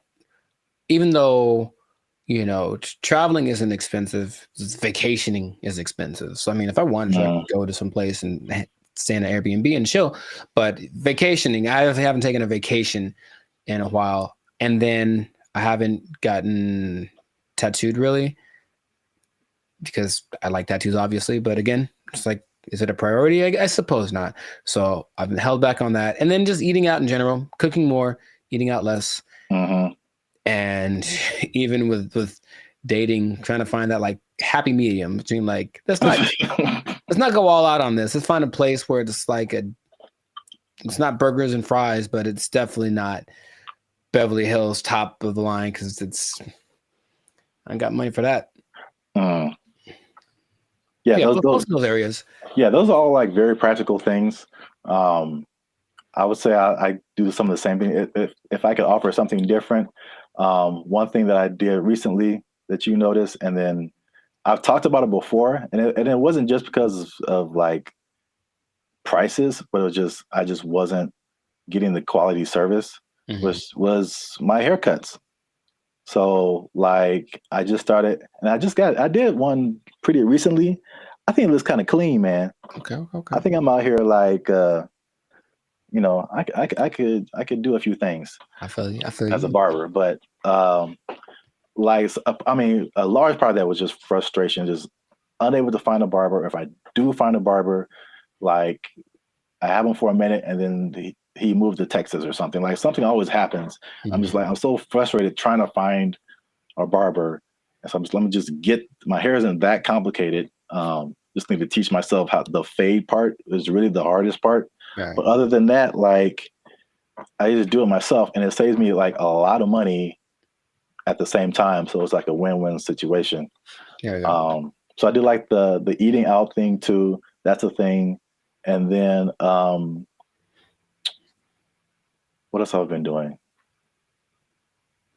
What else has he been doing? Oh, I had one and I forgot it. So it was like unique.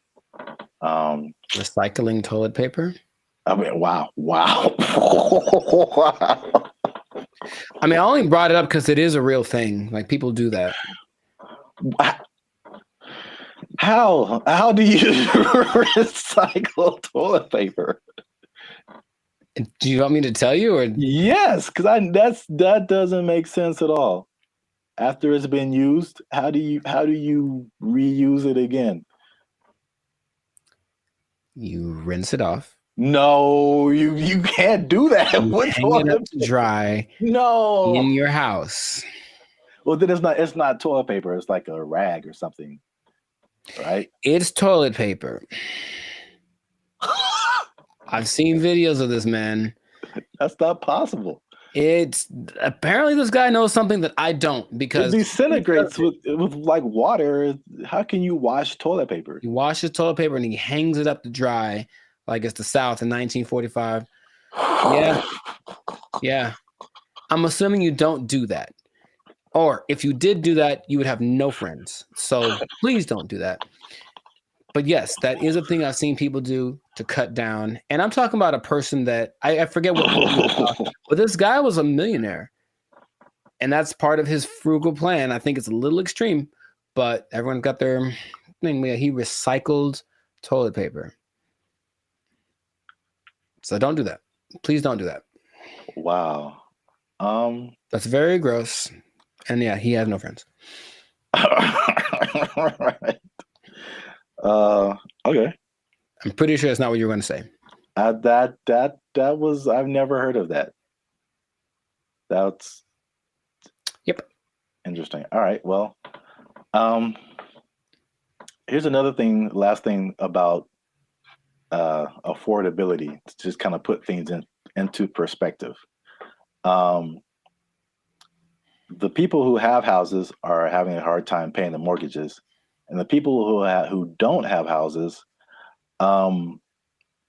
it just looks more unaffordable every day.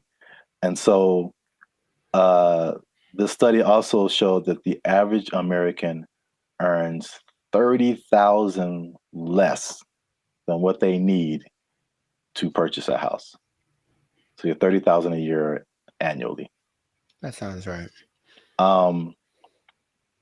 So I kind of went down the rabbit hole of mathematics. Okay, how much is this? How many people is this affecting?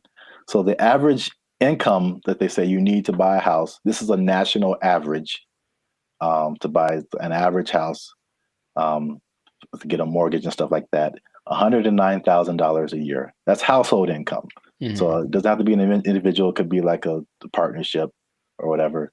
So that's $109,000 a year to buy a house. In California, what do you think that number is? Specifically Los Angeles. Higher, for sure. I would go to like 145. Is that not enough? I hope that's enough. That's generous. Household income, according to them, they said you need $231,000. Yo, I mean, that's okay. More than I expected, but it doesn't sound. I know people that are paying $5,000 a month on their apartment. So yeah.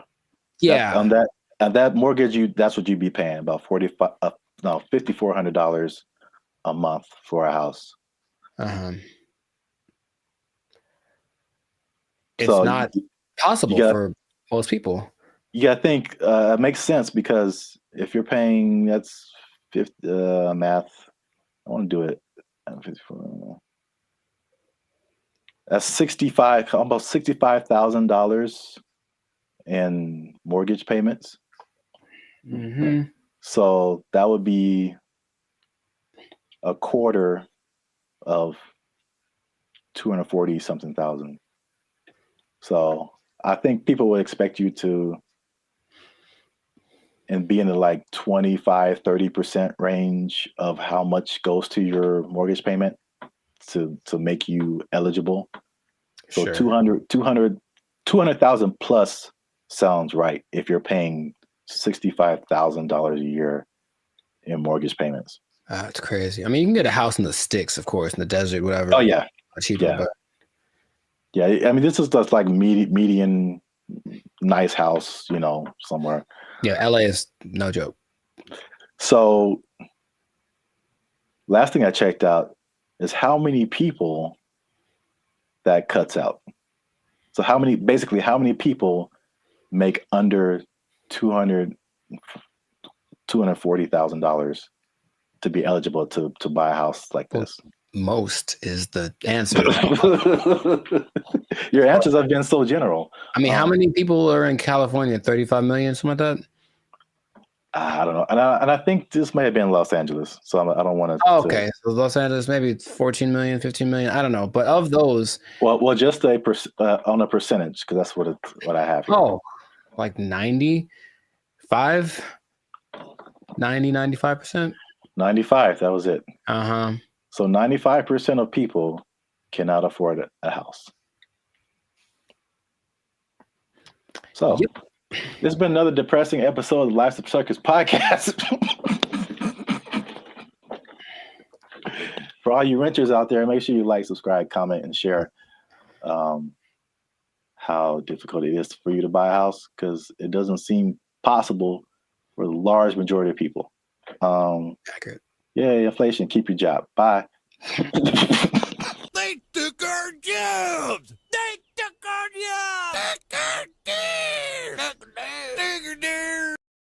If this was in California, they would be asking for like $60 an hour. Right.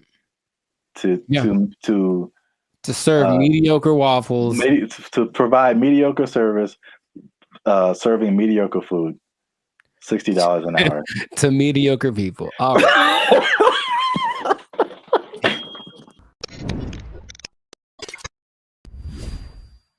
Yo, what's up, guys? I'm Zap, and this is Jericho, and we are now 6-time international award-winning pop hip-hop music duo Band and Future. We do clean, fun music that everyone can listen to with a sound that is uniquely California, and you are now tuned into the Life's a Circus podcast, where we talk about things that are funny, interesting, and ridiculous. But wait a minute. Hold up. Y'all been laughing. Y'all been crying. Y'all been spitting your food out. There we go. When we talk about gross stuff. You just been having a good time on our dime. And we need to support your boys by making a little noise. Oh, bars. I like it. So make sure you like, make sure you subscribe, make sure you comment. Oh, God. It has to, I don't. Okay, so just to explain something for y'all, when we do these topics, the other person doesn't know what the topic's about to be. So it's like the grand surprise. I'm here waiting, and it seems like it's going to be a doozy. Make sure you share this video. Uh-huh. With your favorite Waffle House employee, because Waffle House employees have a few demands. And I'm going to show you a video here. Okay. Of a, as the news calls it, a developing story. Is that what this is? With some interesting characters who have some demands for Waffle House.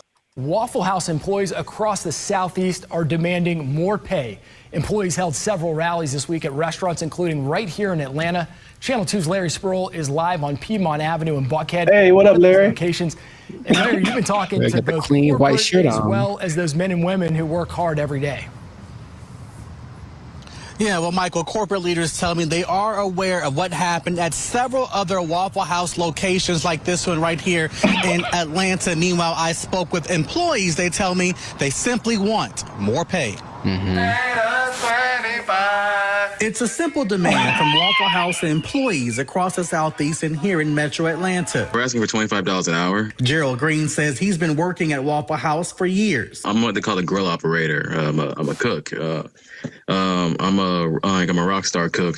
I've been at Waffle House for about 7 years, and I'm the highest level cook you can be outside of management. Gerald Green looks different after the NBA. Paid a lot more. If you mind me asking, how much are you guys making right now? Well, I'm a rock star, so at my store I'm making $17.75. That's why employees are demanding better pay. You're constantly having to go from one job to the next. This week, employees protested at several locations across the Southeast, including Atlanta. My union is my power. We want 25 an hour. It's a campaign that USSW, the Union of Southern Service Workers, has launched at multiple Waffle Houses. But Green says they're also asking for 24-hour security at all the restaurants. Channel 2 Action News was there in August when a former employee was shot and killed outside this Waffle House in DeKalb County. A lot of workers are hurt by customers. A lot of workers are mistreated by customers. And people say it's funny, they see people in fights all the time, but we're not really MMA fighters like memes online say that we are. I reached out to Waffle House corporate. A spokesperson sent me this statement. It says, in part, Waffle House remains proud of its long history of effectively and directly addressing associate concerns. Our senior management teams continue to work alongside our associates as they have done since our company's inception. All right, so that's the main idea. Got it. There we go. So, I'm a rock star. I should be making 25 an hour. I'm a rock star. Shout out to the what do he call himself? A grill master. It's like the grill trifecta. There's the grill master, there's the grill sergeant, and there's the grill. I don't have a third one. Never mind. Okay, so I don't even know where to start, man. let's just start by explaining Waffle House, because a Waffle House.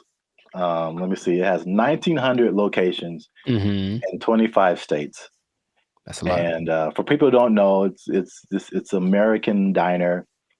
Serves mostly breakfast food, but they have other things too, and predominantly in the Southeast United States. Yeah. So we're in California. I don't think there's any Waffle Houses out here. I don't believe so. California. Have you ever been to a Waffle House? Sure have, sugar. Oh. Okay. I was attended by Dolores. So you know names and everything. Yeah. So you know the vibe. I haven't been to a Waffle House in since I was a little kid. Mm-hmm. I think so. From the vibe, from what I don't know if it's changed, but from what I remember, it was very trucker-ish. Sure. Like a place where truckers go to it's not like IHOP. I think the big thing out here is IHOP, International House of Pancakes. It's classy. Yeah, it's a total.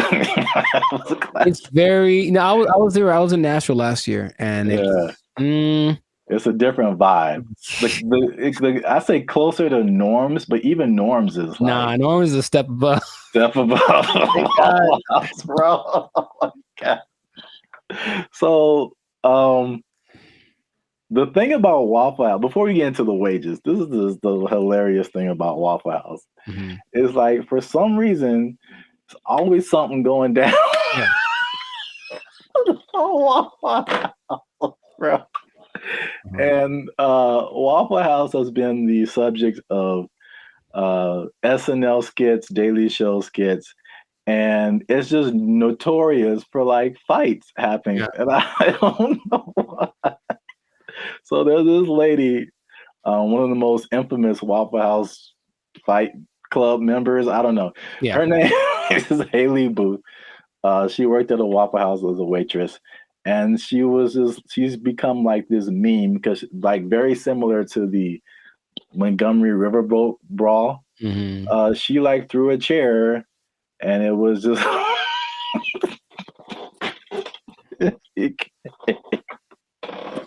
it became a meme. So it's a big social media thing with Waffle House, and like these are some of the quotes from like social media. Okay. Oh, Haley, the waitress, she says, and I quote, "I've probably cleaned blood off of every surface of a Waffle House," just to give you guys an idea. Someone else as a joke said, "A fully staffed Waffle House could take out ISIS." There's another one. Yeah, accurate. It says, there's a Fight Club meme that says, "If this is your first fight at Waffle House, you have to fight." So that's the vibe of Waffle House. And then for the waitress, she says that the primary reason she thinks why there's fights is two reasons. Is one, it being open 24/7, and two, them serving alcohol, and the combination of those two things turning into fights. Yes. Well, two things. Can we every time we say that, can like something just pop up like a head or something? Just to hint like coming soon to a podcast near you. Two things, but one, I don't think it's a coincidence that the Waffle House logo uses the same colors as Spirit Airlines. That's just kind of my first thought. Second, and this is from personal experience, people are drunk when they get to Waffle House. Yes. So it does not matter whether they serve it or not. I read that too. So basically, For sure. Waffle House is like the after club spot. Yes. So once the club closes down, the Waffle House is open and ready for all comers. And man, it's just... yeah, they gotta shut it. Waffle House. But places like Denny's are open 24 hours, a lot of them, and Denny's don't have that. So it's something about Waffle House. It's something about Waffle. It's like when you walk in, you do feel this. The first time I went to Waffle House, I was young. I was probably 10 or 11 in Missouri, I think. And I remember I remember my waffle was cold and the butter wasn't melted. So I was mad about that. But I also remember that there were people. Oh, there's a word that my mom used to say all the time. Nefarious. I think there are some nefarious individuals in the corner, and she's kind of uncomfortable with having her kids in this place with these nefarious individuals. Kind of suspicious. And I didn't know that was normal until I went to another one later, older, and I was like, I feel like those are the same people. Like, I was like, I think they just have them instead of the weird bunch from the McDonald's group, right? All them. They just have these cats in the corner ready to start some stuff. Like, that's what it feels like. Yeah. That's... Oh, I was so thrilled about this topic. Also, I think the food is okay. Yes, so that's a good segue. The food and the service. It is borderline acceptable. And so now, fast forward to today, Waffle House employees are pushing for $25 an hour in Georgia.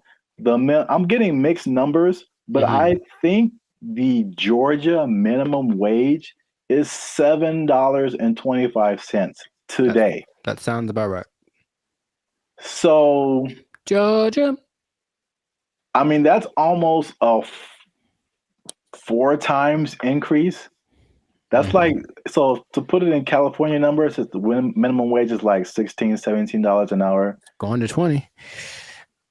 So that means like, if this was in California, they would be asking for like $60 an hour. Right.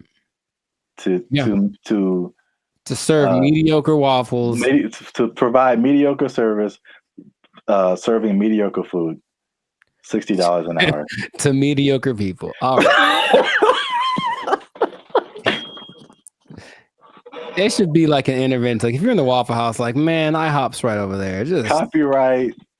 Just wow. Just do yourself a favor and upgrade a little bit. Upgrade a little bit, or make some. I would rather eat Eggo waffles from the toaster than eat Waffle House waffles. Like to me, they're comparable, and maybe Eggo's got a slight edge. So, oh man, nothing too special about the Waffle House, but they're everywhere. Everywhere. 1,900 locations. It's a big chain, but $25 an hour, bro. That's a lot to make waffles. Have you ever made a waffle before? It's very straightforward. You take the pre-made batter, pour it into the waffle-shaped contraption, and then you wait. And that's it. That is it. And I've seen people fail at that. And oh, by the way, they've also been working at the Waffle House while they failed. So what's the end game for them? I mean, one, are they going to get it? Is there any precedence for this? Also notice in those videos, there was like 9 people protesting. Is that really right? You said there's 1,900 of those things, and those videos didn't have nothing more than like one store worth of employees. It was like one store that decided to speak for all the Waffle Houses. And I feel like that's not going to get it done. Not at all. It's not enough, Waffle House. It's the beginning. You got to start somewhere, man.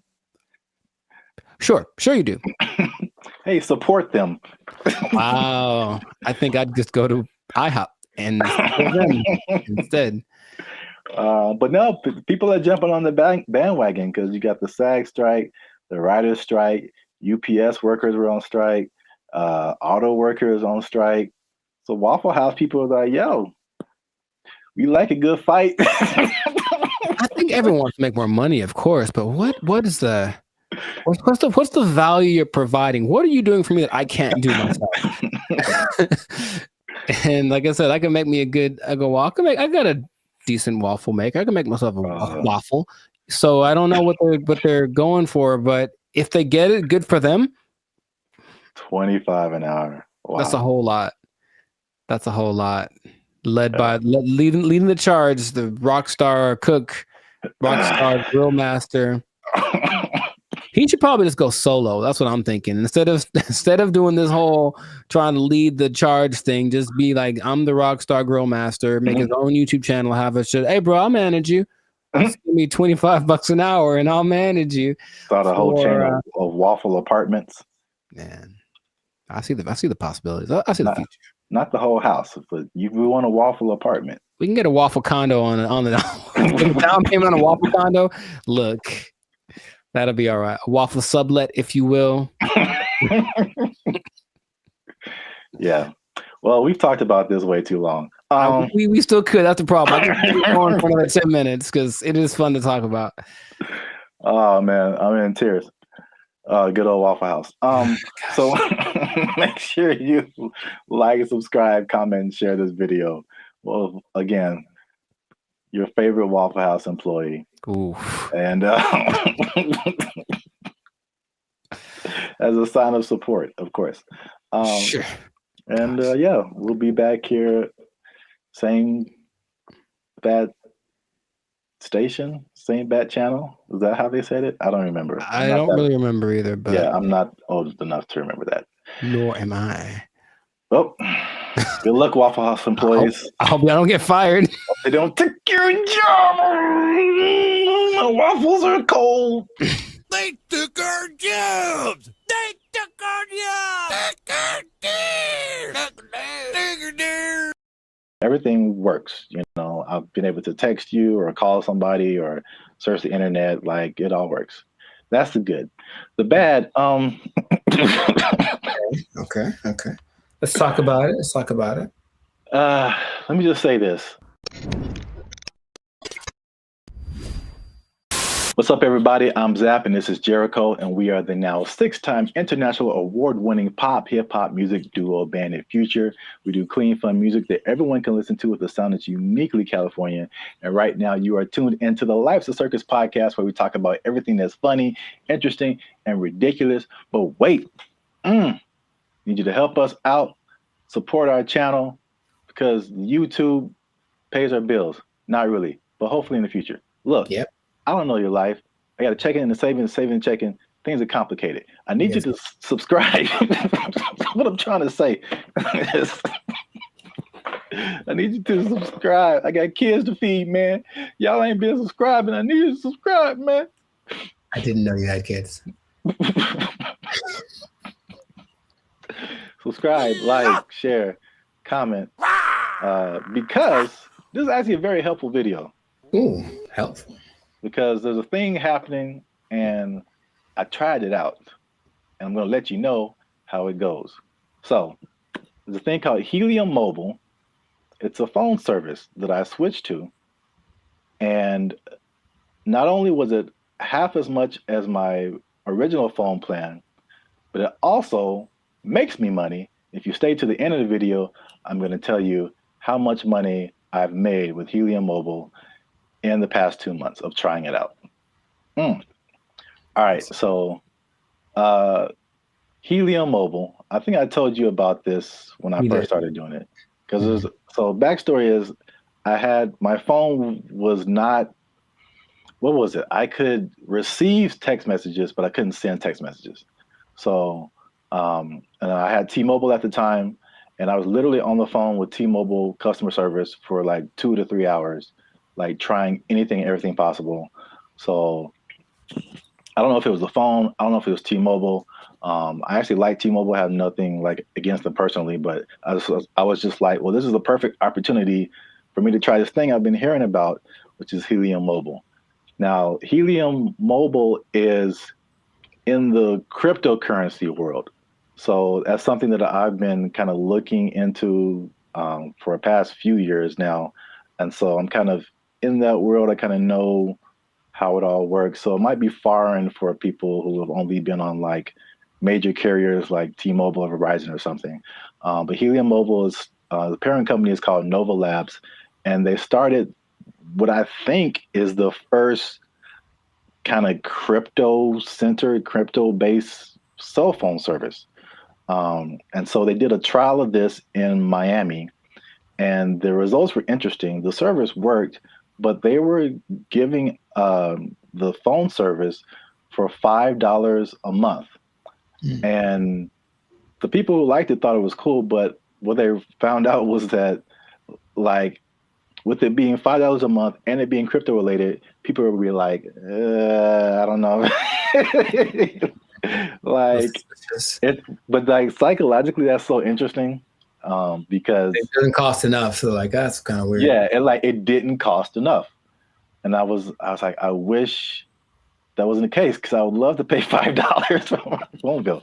So they bumped it up to $20, which is comparable with like I would say second tier phone services. You know, not the major ones, but like the Mint Mobiles and the Cricket Wireless, like that kind of stuff. They have services for like $20 a month, $25 a month. So once they finished the Miami test, they went to like I think it's everywhere now, or at least nationwide in the US. So just off of that beginning, I think I mentioned it to you. You may have been skeptical. What do you think about transferring from your existing phone service to this new like crypto phone service that pretty much just started this year? I think two things happen to do. One is the idea of just leaving something that you're used to. I honestly think a lot of people fall in that category. Like, well, what I'm paying doesn't suck. It's not bad. So I don't want to change. Like that's all. It's like I already found my thing that works, so I don't need a new thing, even if it's better. But also there's the lack of confidence from a new thing. That's all. So you have a service like I've had AT&T since forever, right? So honestly thinking about it, my brain goes, but what if it doesn't? You know, you've been going to this place the whole time and it works just fine. Why go try something else? What if that doesn't work? So I think there is that doubt there. And honestly, the third thing just associating with crypto, which is the new thing, it's like, what does that mean? How does that work? There's a lot of questions that surge as opposed to having I have a phone service, AT&T, they do phones, boom, got it. Yeah. I mean, that's the crypto part, especially because it's gotten better, but it's still very much the wild, wild west. Right. Like there's all kind of stuff going on. And if you aren't like, if you're messing with stuff outside of like the big name Bitcoin and Ethereum, but even then the stuff goes down. But like all this other, I mean, the thing is like Bitcoin dominates the news, but there are like thousands and thousands and thousands of other coins. And there's so much going on outside of Bitcoin. Like it's insane the amount of stuff that's going on, the amount of projects and different things that people putting together.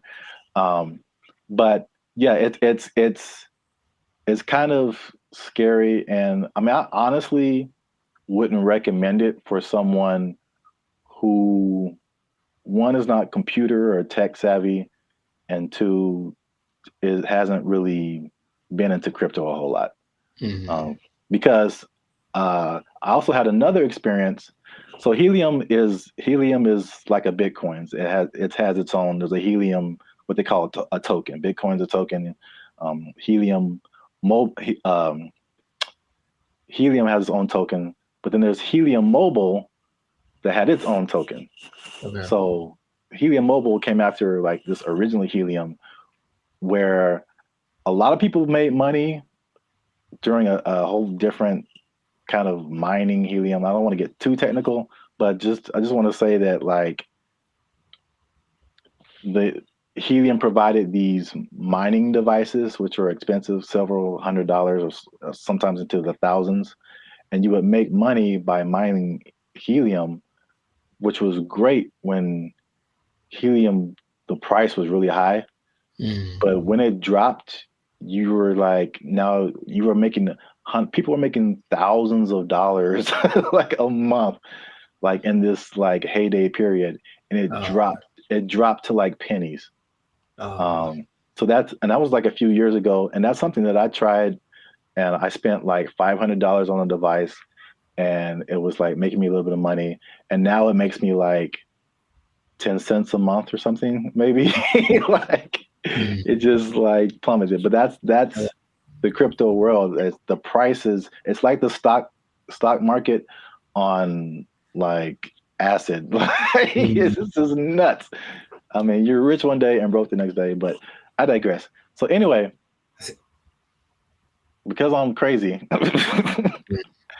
I tried out Helium Mobile. It's not bad. All right. So at least for me. So my original bill was like $50 a month, unlimited. And then you know how they have like unlimited and then it like throttles after a certain gigabytes, whatever. So I had the same thing with Helium Mobile. My original one's throttled after 50 gigabytes. This one throttles after 30. So I only paid $20 a month plus tax. So it's 21 something. And then, you know, everything works. You know, I've been able to text you or call somebody or search the internet. Like it all works. That's the good. The bad, Okay. Let's talk about it. Let me just say this. Unlimited is, when it throttles, man. It's just like zoop. Like you are, once you hit that cap, like you pretty much need to use another phone because your data is just so incredibly slow. But that's just kind of what it is. So the slowdown after the 30 gigabytes is insane. The app that you have to download to use it constantly crashes. You open it and there's a blank screen. You have to open it again or maybe restart your phone. There's constant updates and rule changes. Because again, it's like crypto, things change so much. And what I mentioned before, the price fluctuation. So like you earn this cryptocurrency token, but it could be worth a certain amount one day and it could be worth half of that the next day. So all that coupled with just like understanding crypto, again, it's fine for me. I'm cool with it, especially when I tell you how much money I've earned and saved. But it's not just like cut and dry, set it and forget it. I don't think it's for most people, at least not right now. Gotcha. So to pay off the teaser. Okay. Y'all want to see how rich I am off this Helium Mobile. Drum roll. And again, just to explain that, you earn Helium tokens. This is another thing that just people might be like, okay. Yeah. You earn Helium tokens by sharing location data, and the Helium uses that location data to understand where they need coverage to expand the network. And they promise, as always, never to sell your data to any third parties. So there's that. I'll let you do with that what you will. Lies and slander. So currently, again, there seems to be a trend in crypto where, like, if you get on something first very early, you seem to make the most money, and then it just kind of like it just kind of settles there. So in terms of Helium tokens, when I first started, I think I was earning like 700-800 Helium tokens a day. The current price of Helium or Helium Mobile tokens, current price of Helium Mobile is like 0.003 cents. Okay. So basically like a Spotify stream. Gotcha. For every Helium Mobile token, but you're earning hundreds of these a day. So I think like when I first started, I was making like around $2 to $3 every day, which is once you set it up, the only thing you have to do is move around because it's location based. So you can't be in the same spot. But if you move around throughout the day, at the end of the day, you'll get, the certain amount of tokens. So I'm pretty active. So I was making a couple of $2 to $3 a day. That has since dropped. It's currently like $1.50 to $2 a day. But again, like a couple of dollars a day for not really doing anything. Sure. That's kind of cool. When people when this first started, people were saying they were making like 1,000 to 2,000 tokens a day.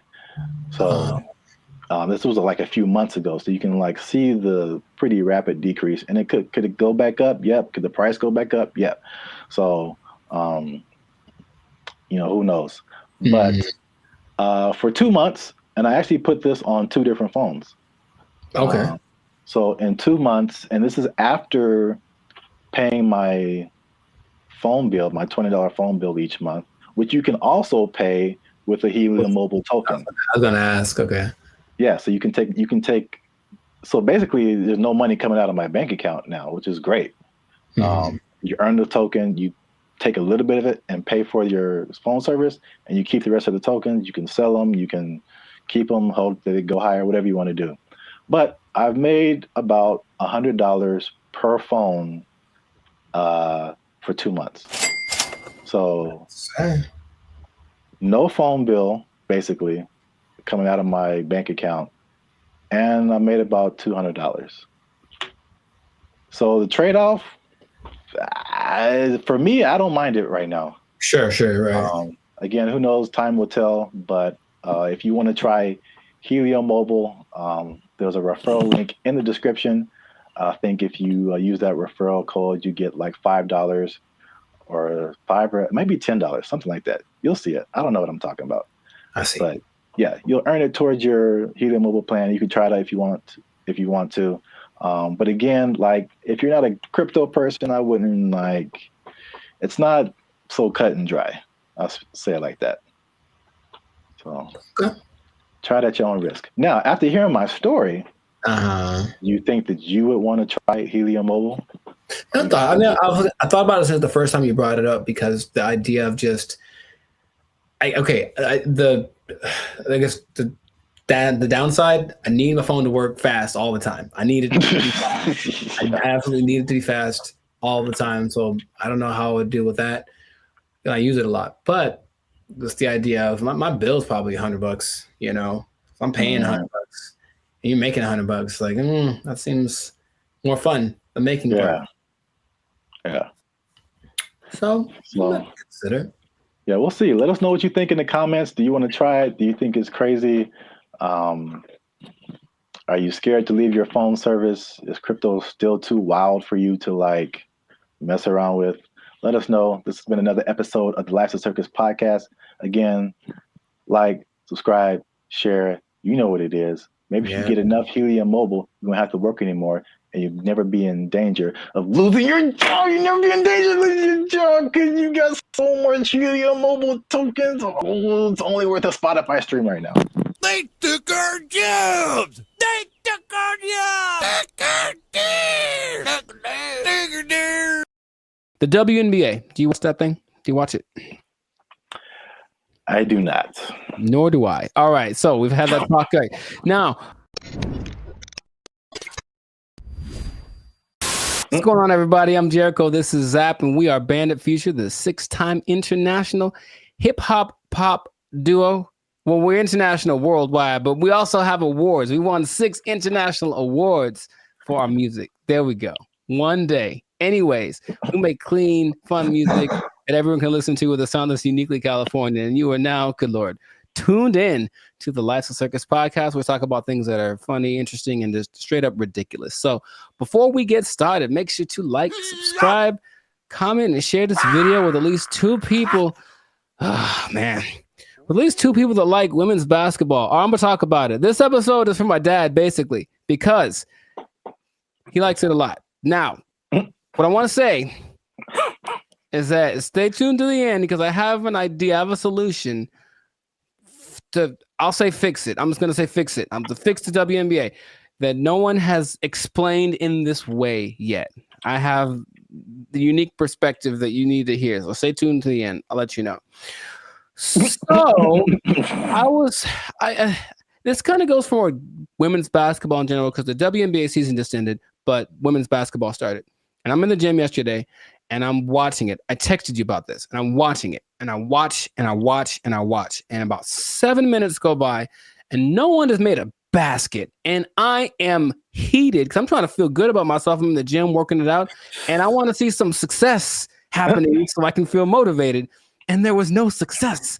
And I was so mad about it. And it was a blowout and it wasn't very fun. So I want this to be positive. So what I want to say is that women's basketball is a noble sport. Basketball, of course, was created for women by James Naismith.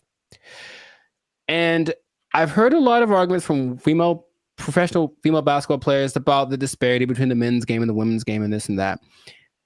But there are a couple of things that I think get ignored that would make things a lot better. Or when it comes to the argument in between why people should watch the WNBA, things get overlooked. So I wanted to throw this out there. I'll ask the question first to you. Do you watch the I'm trying to make it one word. No, it doesn't work. The WNBA. Do you watch that thing? Do you watch it? I do not. Nor do I. All right. So we've had that talk. Right. Now, the thing that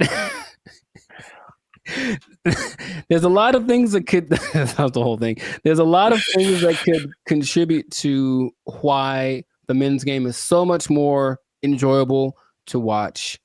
But what I hear the counter is that, well, women are a lot more fundamentally sound. So if you watch women's game, you will get a lot more of the basics, a lot more of the pureness of the sport. That's the thing that I hear more than anything. This is why you should watch the WNBA. So I looked at 2 statistics that just told me everything about why that's not correct. So let's just say, what's the number one objective of basketball? Put the ball in the basket, right? Score points, right? So the better you are at that, the better than you're doing. I looked up the percentages of shooting in the NBA versus the WNBA for last year, just to see. Maybe women shoot better, and so you should watch because, you know, that's the thing they do. They're not dunking on everybody, but they're definitely fundamentally sound with their jump shot. WNBA average, 44%. NBA average 47. Okay. And the average for the WNBA, I couldn't find the statistic for the NBA, but for women, for the whole existence of the WNBA, the average is 42%. I think that's pretty low. And I don't care who you are. I don't want to spend my whole time watching people miss shots. That's just what it comes down to first. So the pureness of the game, I don't think that's that great an argument to say, oh, we at least could do stuff better than the guys. Well, apparently not.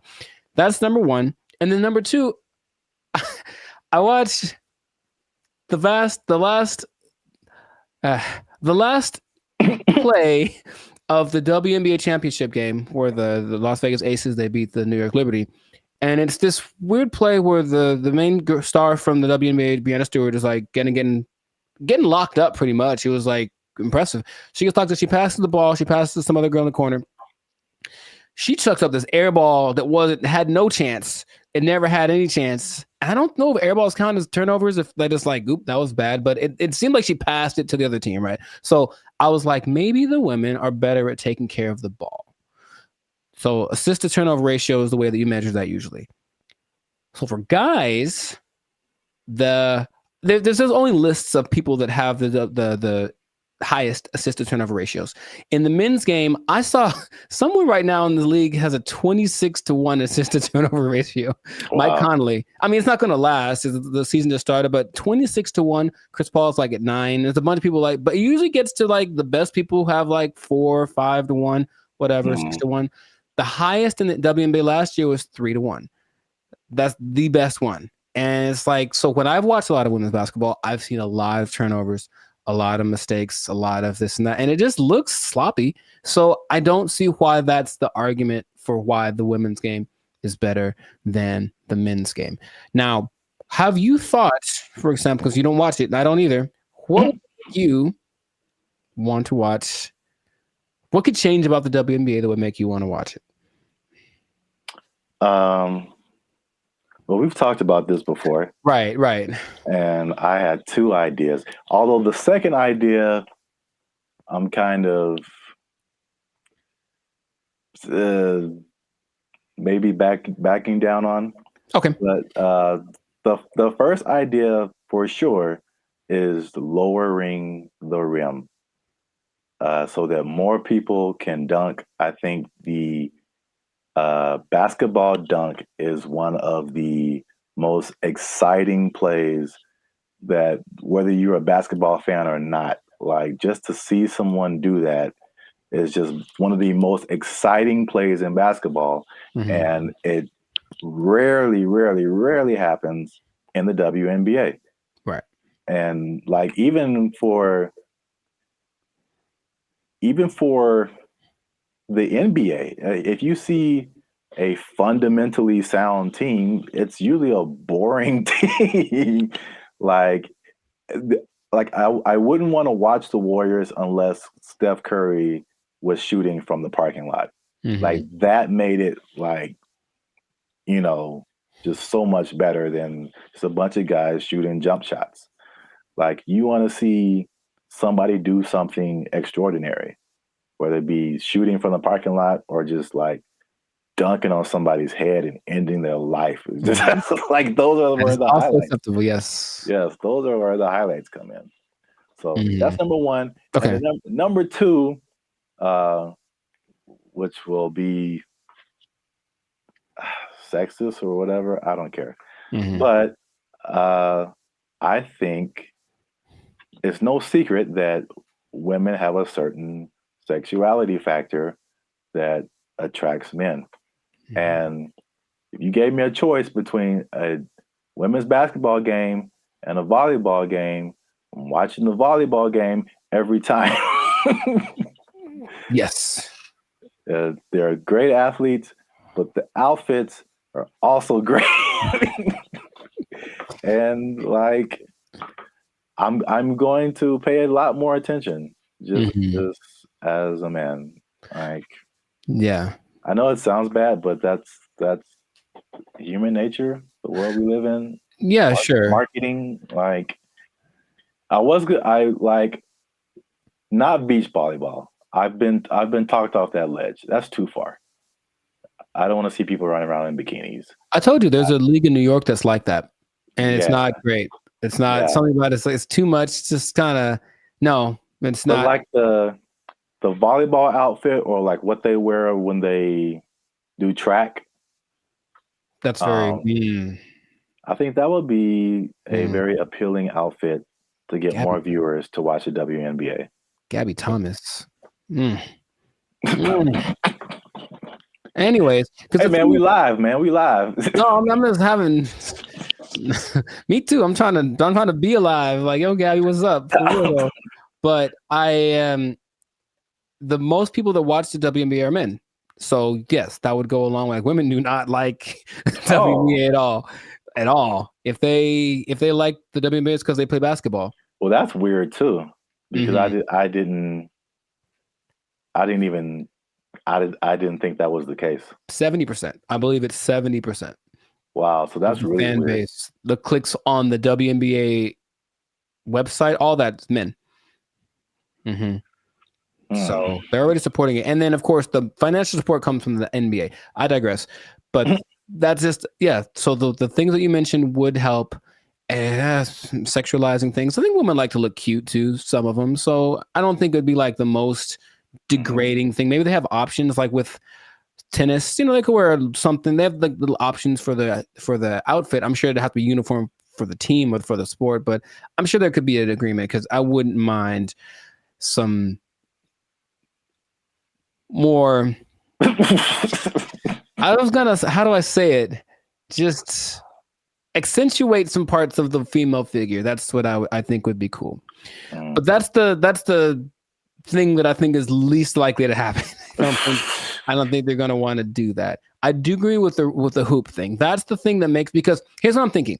I'm watching this game yesterday, and like it's like watching like little kids. You ever see little kids like shoot a basketball? They put the ball way up here and they kind of chuck it up because they don't have the strength to get it up there. I'm not saying they can't. Like, of course they can, especially Sabrina Ionescu made something crazy in the 3-point contest this year. So they can shoot for sure, but in general, they are shorter and less athletic and less strong than the men. I know the basketball is a little smaller for the women, but the hoop is the same height. So I have a solution that I don't think anyone's explained in this way. Okay. The average height for NBA players is 6'6". The average height for WNBA players is 6 feet, which is pretty tall for women, but in relationship to the same height of the rim is 10 feet. That means that for men, the hoop is 58% taller than them. But for women, the hoop is 71% taller than them. So to split the difference, I said, what would happen if the hoop was also 58% higher for the women? And if that was the case, it seems a little bit on the low side, but if that was the case, the hoop would be 9 feet 2 inches.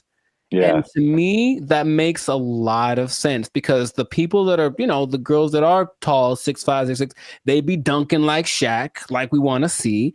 And then some girls with some springs would be getting some Westbrook action happening.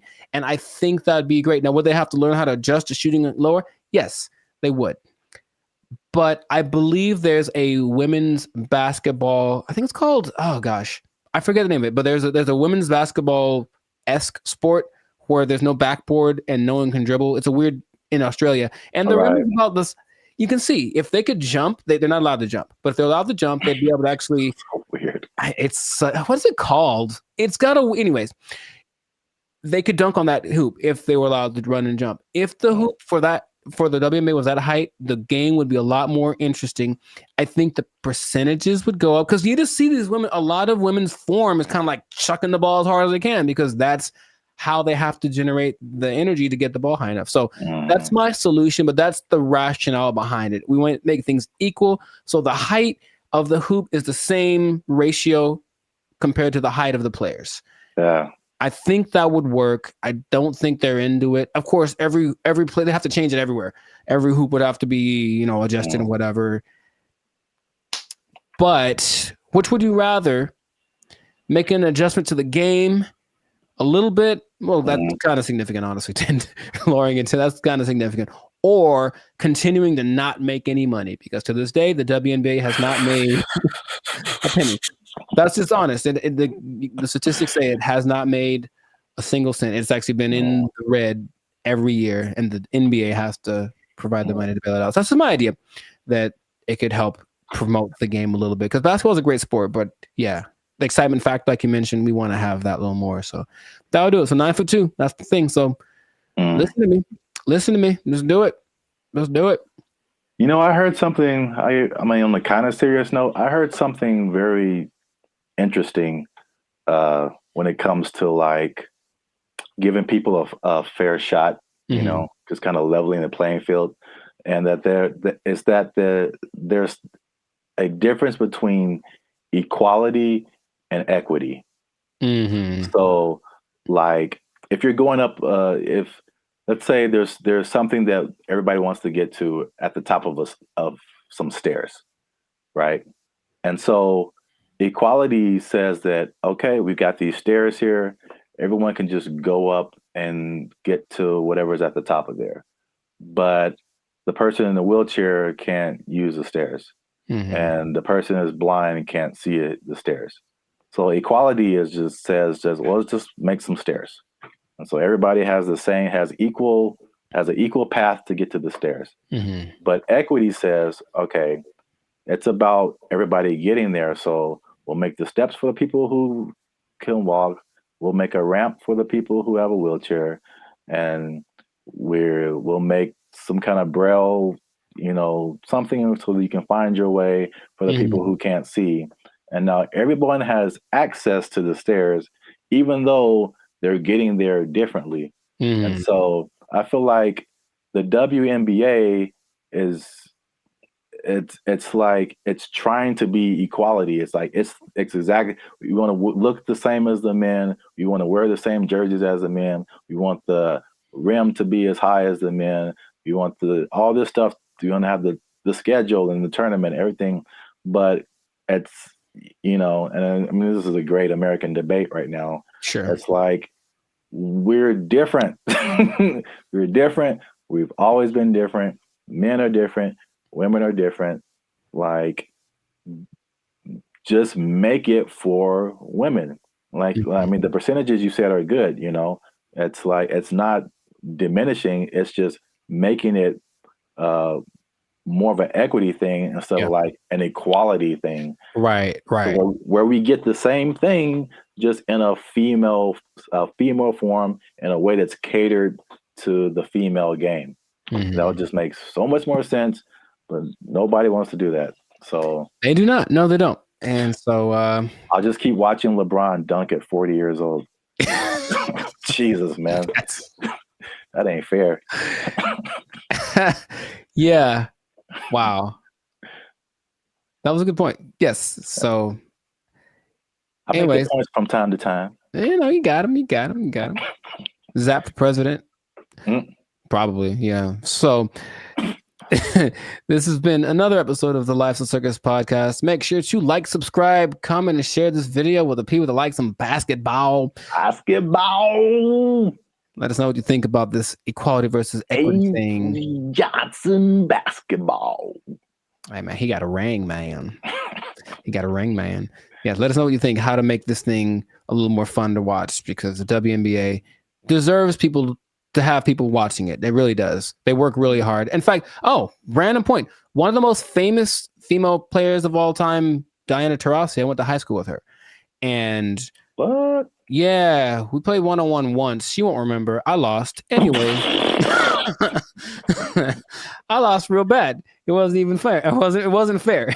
It wasn't fair. So in that case, equity would say I should have got like a 10-point lead or something. I still would have lost. Anyways, shout out to all them. And that's been it. So yeah. Don't take my job. No. Because I just spit in truth, man. If they might take your job, they're not taking any WNBA jobs. Because nobody's watching. All right. Bye, everybody. They took our jobs! They took our jobs! Took our I was against her, and now I'm kind of with her now too. What's up, everybody? I'm Zap, and that's Jericho, and this is Bandit Future. And I found this on the internet. Apparently, Jericho, this woman blocked a man over. This woman blocked this man because he took her on a dinner date at the aquarium. Huh? Before we jump into it, make sure you hit that like button for the almighty YouTube algorithm. Hit that subscribe button because that helps our channel grow. All right. Hey, Tashia Sade, first of all, okay. That was the first mistake.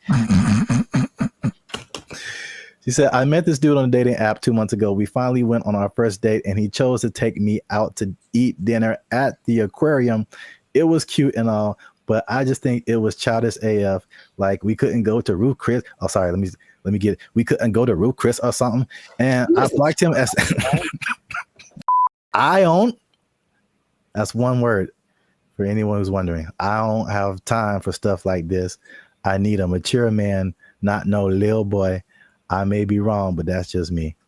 First of all, I would love it if for some reason she has a British accent. I don't know why. That would just make this so much better. Because there are women that are like, she's a little ghetto. Let's just call it what it is. But there are that version of people from England, and it's just a little bit more, I don't know why. I like it more. I'll tell you what. First mistake. Thaisa Sade appear on your dating app. You swipe left every time. That's the first mistake. I'm sorry for anyone else who has that name. It's just not for me. I'll say that. To her credit, I would have never thought of taking a girl on a date to an aquarium. To his credit? No, well, I guess I'm saying I get what she's saying. Oh. I would never do that. It wouldn't ever cross my mind. What did they eat? The fish? Like what are they eating? I didn't even know that was an option. I thought they maybe sold popcorn, little pellets you could throw to feed the food. But feed the food. I'm already thinking about it. I don't feel like that's a good first impression, honestly. Okay, because I was wondering where you were going with it. Yeah, okay. I mean, I think I'm on her side. I don't think that's a good move. I would never do that personally. So I don't think that's a good move. But have you seen like all the hip hop concerts? I've seen it. I've seen it. Yin Yang Twins. Pack it up. Pack it up. You're like 60 years old, bro. And no, they're not that much older than us. I don't think they are. I think they just look terrible. Even that, like, why would you have a girlfriend and you know that she likes penguins in the aquarium? That's that kind of a thing. For our first date. And what do they have at the? I'm trying to think. They do have food at like a SeaWorld, and that's assuming it's like a SeaWorld because there's degrees to aquariums. And trust me, I've been to aquariums, and I've been to aquariums like in Long Beach that are like elegant things, and I've been to aquariums that are basically like a puddle, and you just look and stare at the things down there. So I don't know which one it was. Here's a picture. Oh, I can't see it really. It looked like it was a nice. Yeah, that's the weirdest. Oh, hold on. That's the weirdest thing I've ever seen, bro. Nah, man, that's weird. What is that? Is that a lobster? That is lobster on that. Isn't that what is shrimp? Lobster hole. Whatever he's looking at looks like seafood. That is so messed up. I'm gonna take it all back. Shame on the aquarium. Shame on them for having their things that aren't aquariums for like preservation of wildlife, marine life? They're serving them up. That's Shamu right there. That's Shamu's cousin right there on the plate. I can't stand for it. So I think she's right. I'm surprised I'm on the side of Taisha, whatever, man. I want to like go protest. Aquariums shouldn't have $7.99 shrimp dinners. That's just too much. Eating people's families in front of them. Yeah, that is kind of messed up. But I mean, don't fish forget everything in 3 seconds or something like that? I'll let you know something about me. I don't know any fish, so I don't know how to operate. I'm not sure. I've never talked to a fish and then walked up and 5 minutes later and he's like, "Who the hell are you?" I've never had that experience. See, this is why you're here, because I didn't think of any of that. I thought I was just like I wasn't thinking about like eating fish in front of fish. That is weird. Now that you say that, that is weird. And then the levels of aquariums, like I was just thinking from a date, I was kind of against her.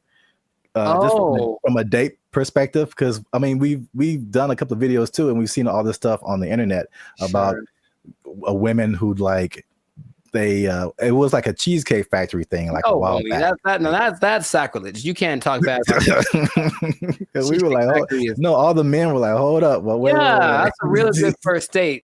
I was see what the people in the comments said because they were different. One of the reasons men disappear from dating. Hey, that's me. Click that link, people. Hey, they said you're gonna stay single for the rest of your life. Okay, cold-blooded.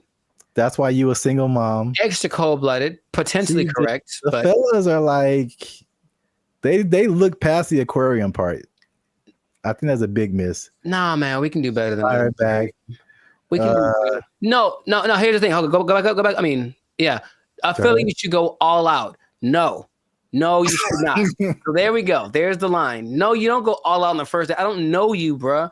I met you. We're going to a delicious place like the Cheesecake Factory. It's exquisite. You'll enjoy it. I'm going to pay $45 for two of us. It's going to be fantastic. I'm not going all out, but I'm not going. So so where's the difference between all out and aquarium? There's a middle ground. There's a middle ground we got to find, gentlemen. I think that's what we can do. I believe we can all out in aquarium. Yeah, there's a middle ground. Oh man, there's a middle ground.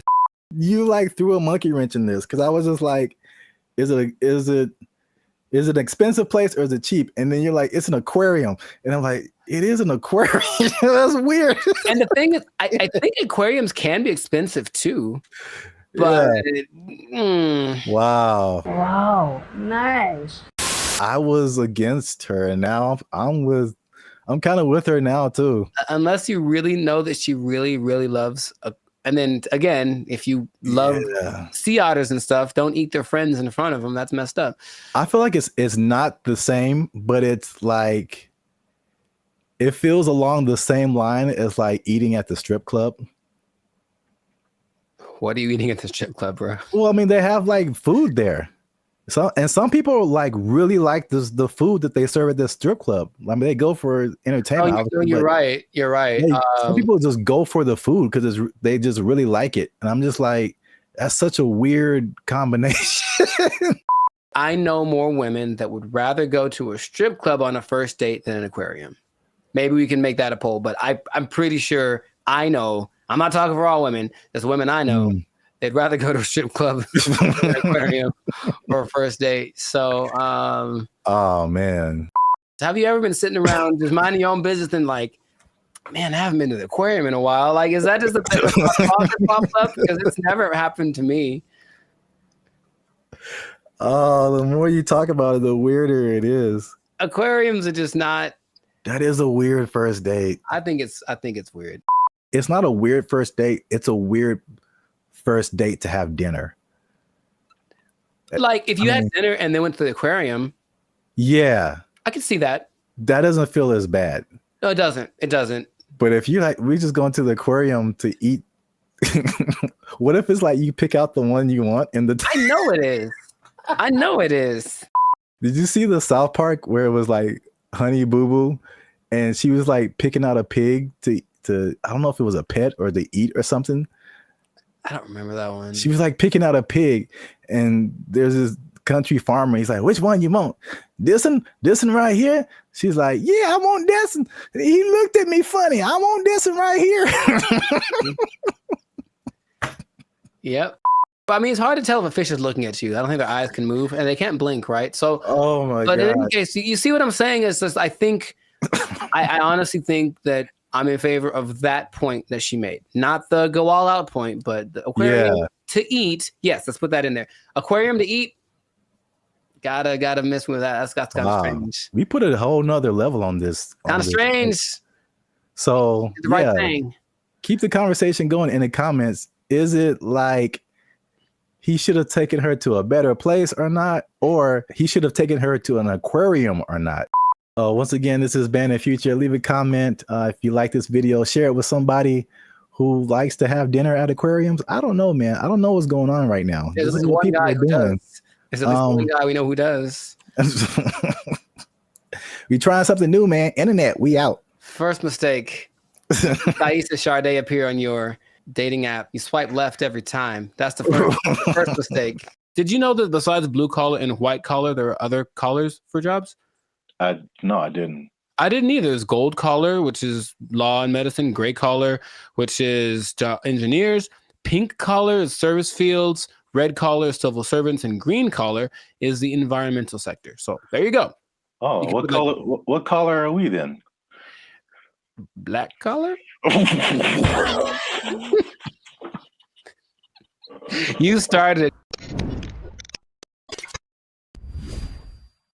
What's going on, everybody? I'm Jericho. This is Zap, and we are the now 6-time international award-winning pop hip-hop duo Bandit Future, who make clean, fun music that everyone can listen to with a sound that is uniquely Californian. And right now, in this moment in time, you are tuned in. Congratulations, by the way. You were tuned in to the Lifestyle Circle podcast, where we talk about things that are funny, interesting, and just straight ridiculous. So before we get into the thing, make sure to like, subscribe, comment, and share this video with at least 2 people that are thinking about changing jobs, because maybe blue collar is the way to go in the future. Think about it. Okay. So I bring this up. Do you remember Mike Rowe? No, enlighten me. He had the show called Dirty Jobs on, I think, TLC for a long time, where he basically went and did all the jobs that are hard and awful that no one wants to do. Oh, I never watched it, but I heard of that show. Yeah. Okay. Well, interestingly enough, and this is a side note, he also might now be a vice presidential candidate for the Kennedy dude.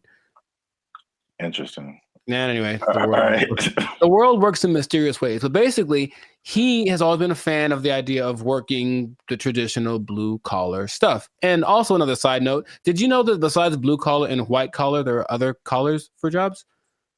No, I didn't. I didn't either. There's gold collar, which is law and medicine. Gray collar, which is engineers. Pink collar is service fields. Red collar is civil servants. And green collar is the environmental sector. So there you go. Oh, what color? What color are we then? Black collar? You started it. Anyways, hey, how's it going? So, yeah. So the question is, like, will you have a better career as a blue collar worker? So he started something called the Works Foundation, and it's basically a program designed to help college students get into trade schools, because of the jobs that are available now. There's like 10 million job openings that are needing people to do them. They're all blue collar jobs. Like, all the oversaturated stuff is the professionals, everyone trying to be the next CEO or whatever, start their own business. However, these blue collar jobs need people. And while going to college has resulted in, where's the number that I can't believe when I read it, has resulted in $1.7 trillion of student debt that people have accumulated. Yeah, 1.7 trillion. Going to a place like maybe Dartmouth College, for example, which is $360,000 for a 4-year degree. You can just go to a trade school, develop some skills, and instead of starting 360 in the hole, you don't make as much money yearly, but you're not starting in debt. That's his first idea. And not only that, he wants to teach the principles that got our country to where it is now. So work ethic, personal responsibility, delayed gratitude, good attitude, showing up early, staying late, like what makes a good employee, but how people have left that behind. And so just recently, I believe as recently as a couple of weeks ago, a school called Western High School in Nevada started to incorporate this into their curriculum. So they're starting with their freshman class of 750 kids. The top 50 kids that graduate from this program will get a full ride scholarship to the trade school of their choice. And I thought that was really cool. So he's trying to make this push to get people back into the blue collar sector, because it's, dignified work and whatever. And some people are for it and some people are against it. So just based off of what I've told you, what are you thinking? What's your opinion?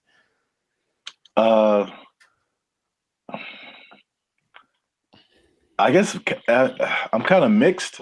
Okay. On one side, it sounds really good because one thing I have noticed, especially since 2020, is like people don't want to work, and if I guess it's more like service jobs, or if they do want to work, it's just like there's just all that stuff that you listed. There's like no effort. It's like nobody cares about what they're doing. They're just clocking in and clocking out, and they don't care about customer service. They don't care about doing a good job. They don't stay late. They don't come early. They don't do any of that stuff. They just they just come. I'm here, and I'm gonna do stuff maybe, and then I'm gonna go home and play Xbox. Like what? Like what is happening? So like that part, like I'm all for the trade stuff. I know it's just like AI is changing a lot of, I guess you would call white collar jobs. Yes. So that they're not as necessary. But I feel like we might even be prisoners of the moment, because I feel like even some blue collar jobs, there has to be machinery and robots and something coming for those positions too. Maybe not as quickly, but I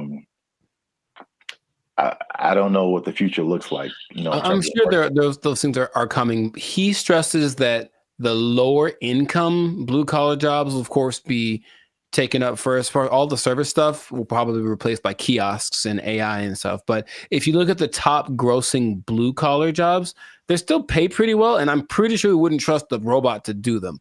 They include airfield operations specialists, avionics technicians, supervisors of construction and extraction workers, boilermakers, first line supervisors of firefighters, and nuclear power reactor operators. And all of those you can earn between $65,000 to $120,000 a year.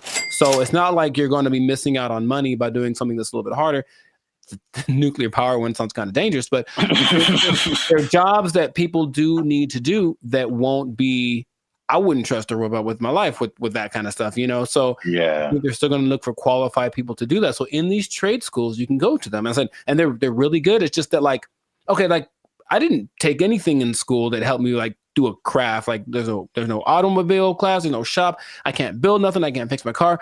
I don't know any of that stuff. And I think a lot of people fall in that category. And so he's saying, well, that's kind of what we're missing. So if everybody goes to college and gets a degree, even if they're, you know, $1 million in debt, then where are the plumbers and the electricians? Where are all of those people? They're not around anymore. So it's like all those things start to fall apart in cities. The infrastructure starts to mess up. That's just his idea. So he's like, he needs more people to be interested in it, get the kids at an early age, and then encourage them to do it, because it's noble work, it's dignified work, and it's work that they're pretty sure isn't going to be replaced anytime. So, man, have you ever seen those people? I watched it on the TikTok.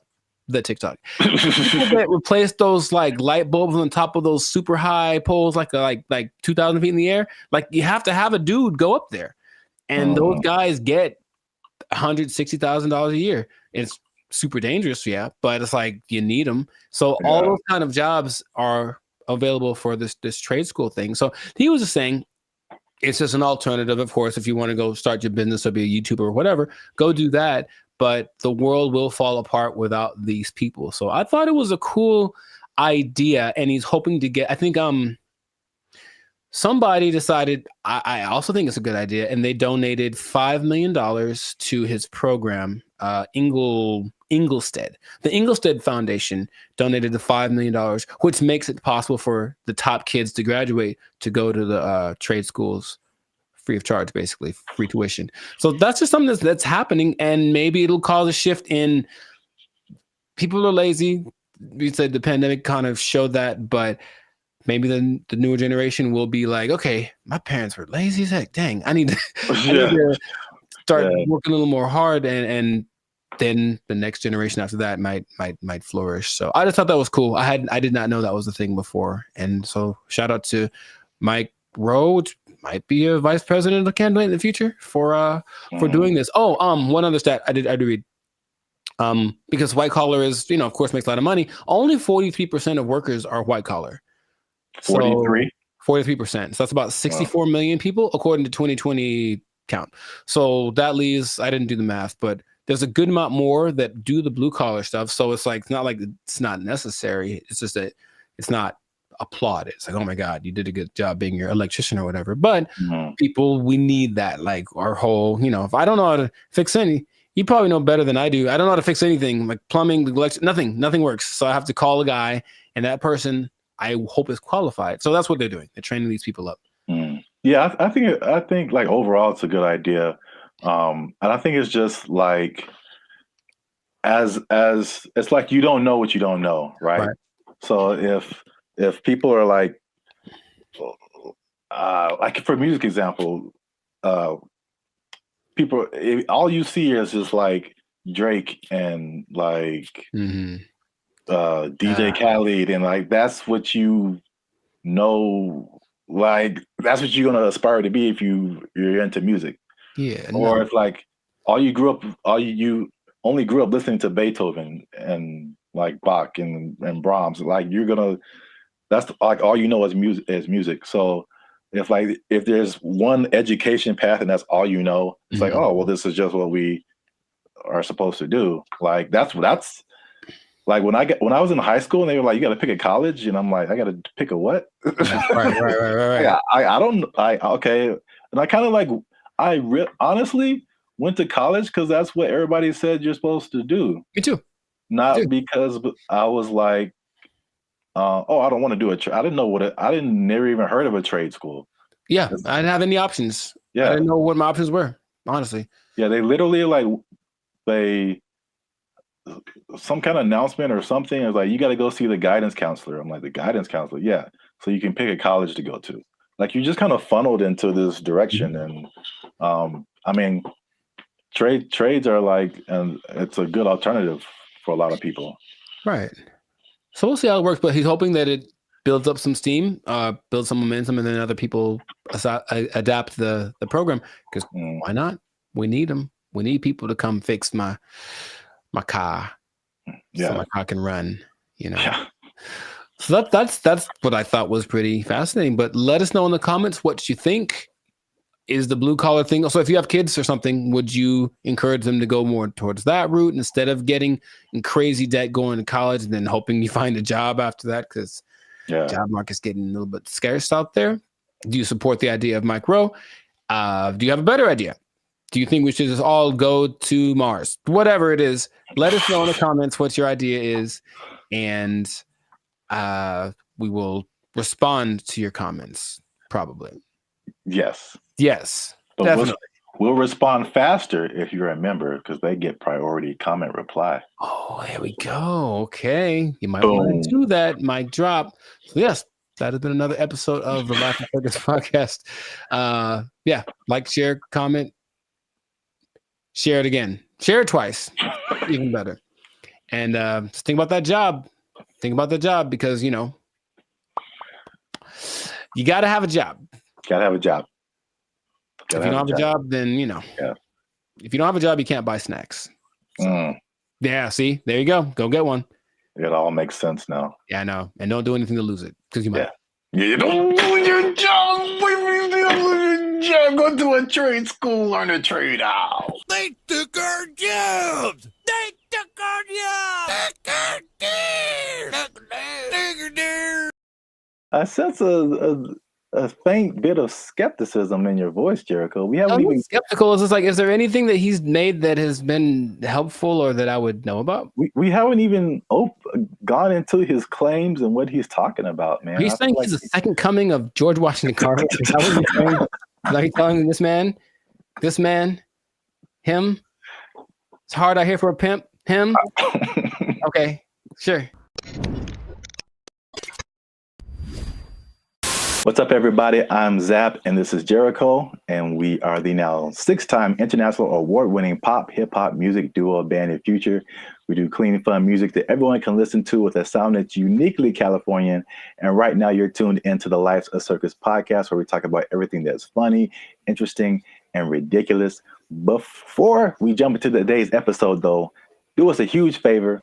Make sure you like, subscribe, comment, and share this video with somebody that you got beef with. Somebody you don't like, maybe. Somebody that's all up in your grill and making you feel a type of way about the day. Oh, bars. Okay, so look. Somebody that put a hitch in your giddy up. Is that a phrase people say still? Yeah, sure, man. Yeah, you got it. So I don't think I got it. I've been waiting to talk about this. All right. So the big thing on the internet has been Kendrick Lamar versus Drake. By the way, I think it's fake. Okay, just because I've been doing this too long. I'm doing music too long. I've been doing Hollywood too long. I've been doing marketing too long. There's all of a sudden this big beef, and oh wow, millions of streams are happening. Wow, what a coincidence. Anyway, I digress. What if I told you, Jericho, that the Kendrick Lamar Drake is not the biggest beef on the internet? I would believe you. Let me rephrase the question. What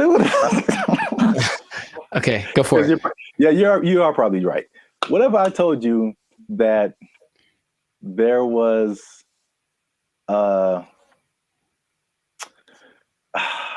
there was a better beef that I don't think has ever happened before? Better beef. Sounds like an Arby's commercial. Okay. I'd be curious to know what that would be then. Hopefully it's between... Never mind. Okay, go for it.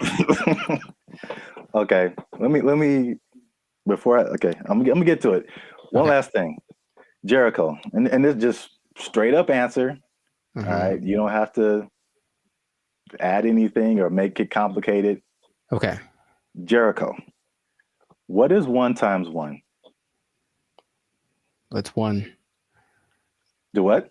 It's 1. No, it's 2, son. It's 2. All right. 1 times 1 is 2. According to Terrence Howard. That's right.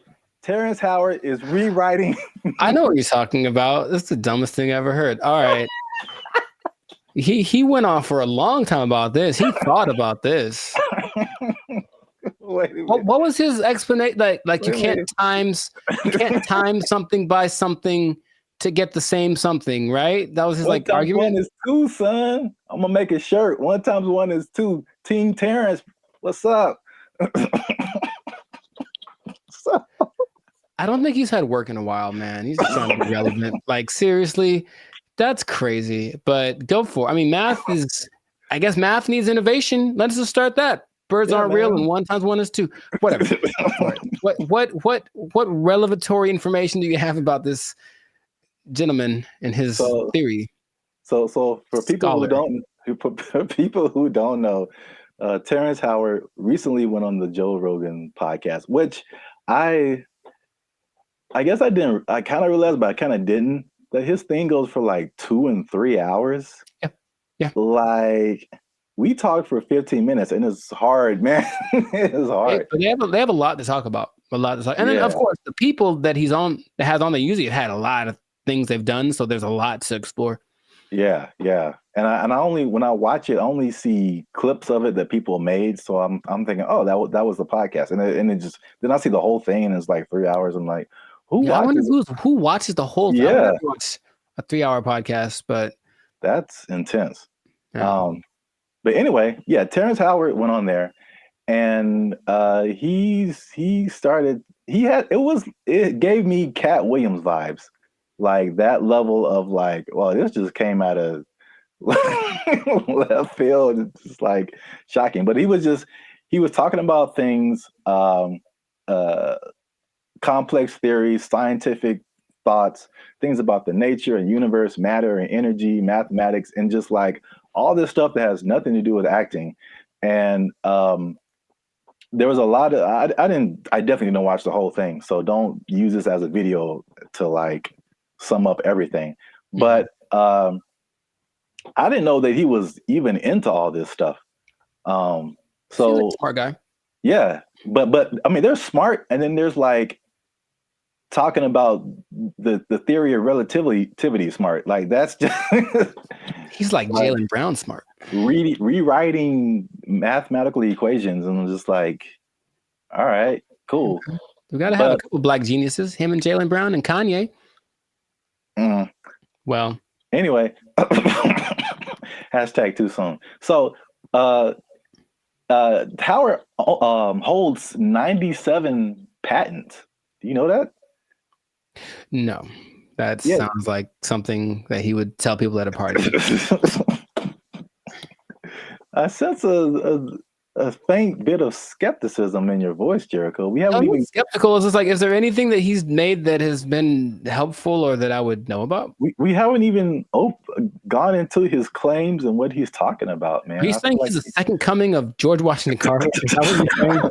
Are you telling this man, him? It's hard out here for a pimp. Him?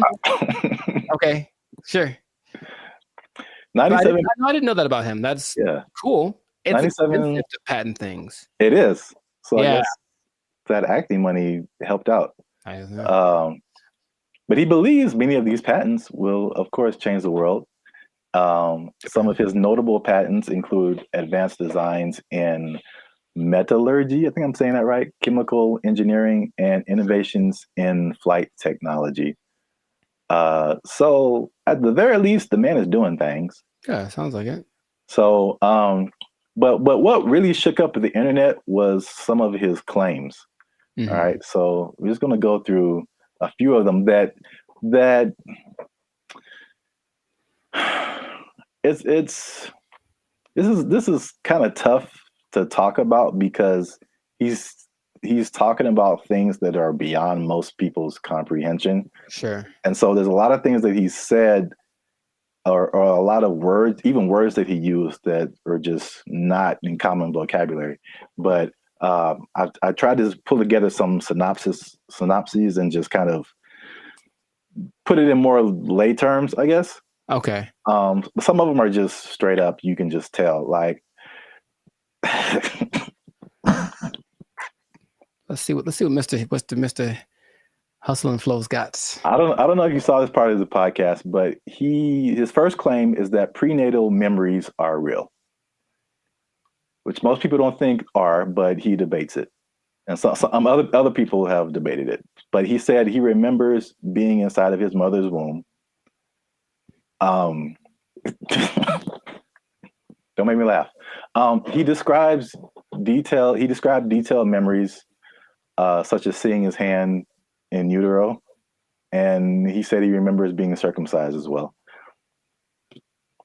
I feel like that there's some truth to that, and without having ever studied it, just because it's one of the questions I ask a lot of people when I meet them and I want to break the ice. I ask people what their first memory is. It's just a curious thing because it feels like literally at some point our brain just started hit record. Like this is hitting record. It's all of a sudden like we were playing and nothing is, and all of a sudden something happens and boop, and now it's on, right? So for some people, it's a lot further back than one would think. I don't think I've ever spoken to anybody that said like in utero, but super young breastfeeding, like they remember stuff like that. They remember this. So I don't know if with the 8 billion of us that there are, if some of us aren't capable of remembering that kind of stuff.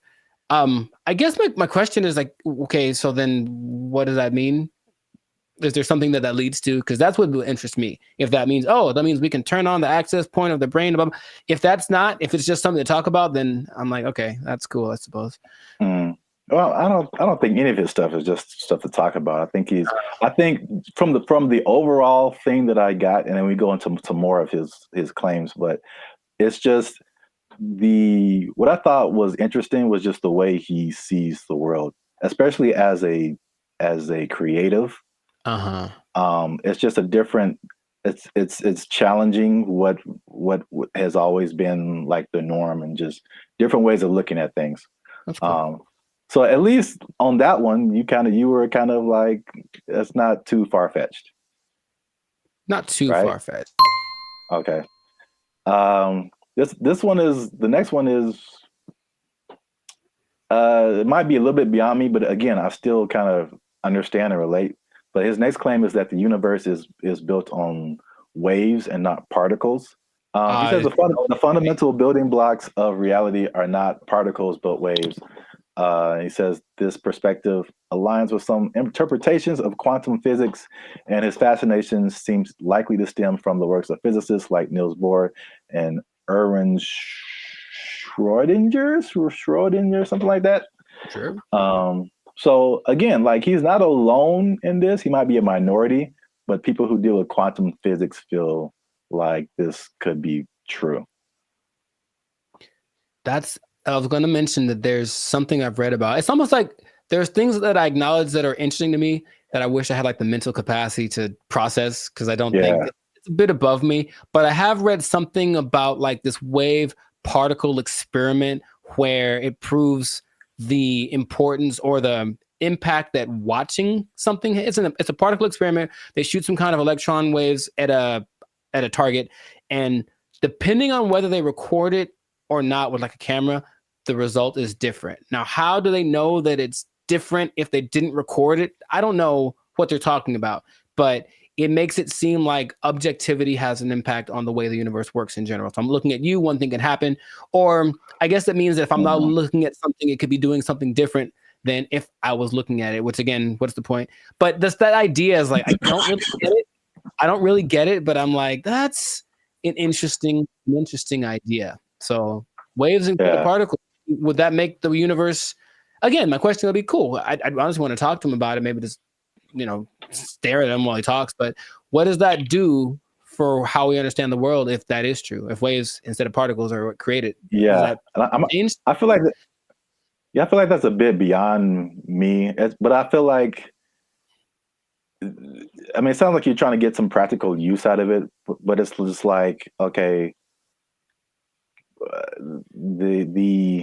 the things that we know about gravity and aerodynamics and stuff like that, by learning that stuff, we can fly planes and helicopters and stuff. Sure, yeah. So there's some kind of use, I think, in saying it's waves and not particles. I don't fully know how to interpret all of this stuff and to make it like, oh, okay, we can do this now. But I'm sure like that's a kind of genius level, sure, right, kind of thing. Once you know it and then can do something with it. Right. If it means I can surf to Mars, I'm down, bro. That'd be so sick. Yeah, they'll just hit your knees with waves and not particles, and that'll heal them. I'm down for that also. Does anyone out there have answers for knees?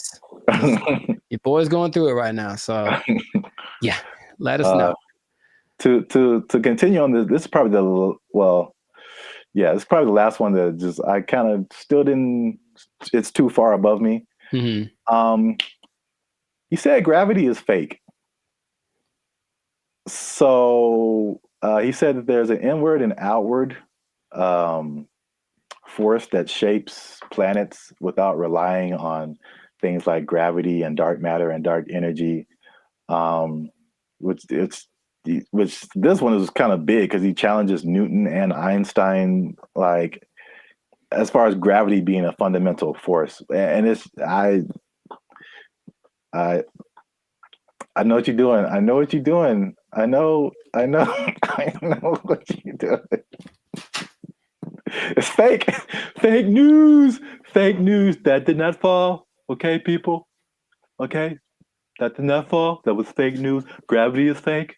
Okay. All right. I'm not gonna do it again. I wouldn't even know where to start with that. That is an interesting idea. If there's another force that's not gravity, then what is that? What is that inward force? Because to me, that inward force is what's called gravity. Is it not? I don't know, man. Okay. I don't know, but I really want to understand. I really want to, because there's stuff, even like the 1 times 1 thing, like I don't know how I feel about it, but I can at least understand why he would say that. once we get to that one. But the gravity is fake thing, it's just like over my head, I think. Yeah, no, I wouldn't even. But when he talks about it inward and outward force, for any anime nerds watching this, I thought about Pain in Naruto, and he has like that universal push and universal pull. Yeah. And I like gravity. Yeah. Yeah. So maybe the answers are in Naruto. Maybe they believe the same thing. I don't know, man. This is just, I just find it funny, obviously. Yeah. Sure. It's interesting. I wouldn't know where to begin with that. Just someone coming out of nowhere and just challenging everything and everyone like we've ever known. It's like, you all are wrong. Gravity isn't real. I mean, it helps me that I only think about him as the Hustle and Flow character. Yeah, that adds another layer. He's stuck in that role to me, so he can say all he wants, but he's saying this. I only saw a portion of that podcast, so I know what he talks like. To me, he's still talking like that character on the podcast. So. Yeah, he definitely has that like typecast, or like his role in Avengers was like, was it War Machine? I forgot he was in that. Yeah, he was like the first War Machine. It's like War Machine said there's no gravity. For the record, I prefer Don Cheadle. The same. I thought they were both good. Oh, okay. Well, I don't remember Terrence, but okay. Next one is that straight, again, along with gravity not being real, also straight lines are not real, Jericho. And this is the one I kind of understand. All right, so this is his explanation.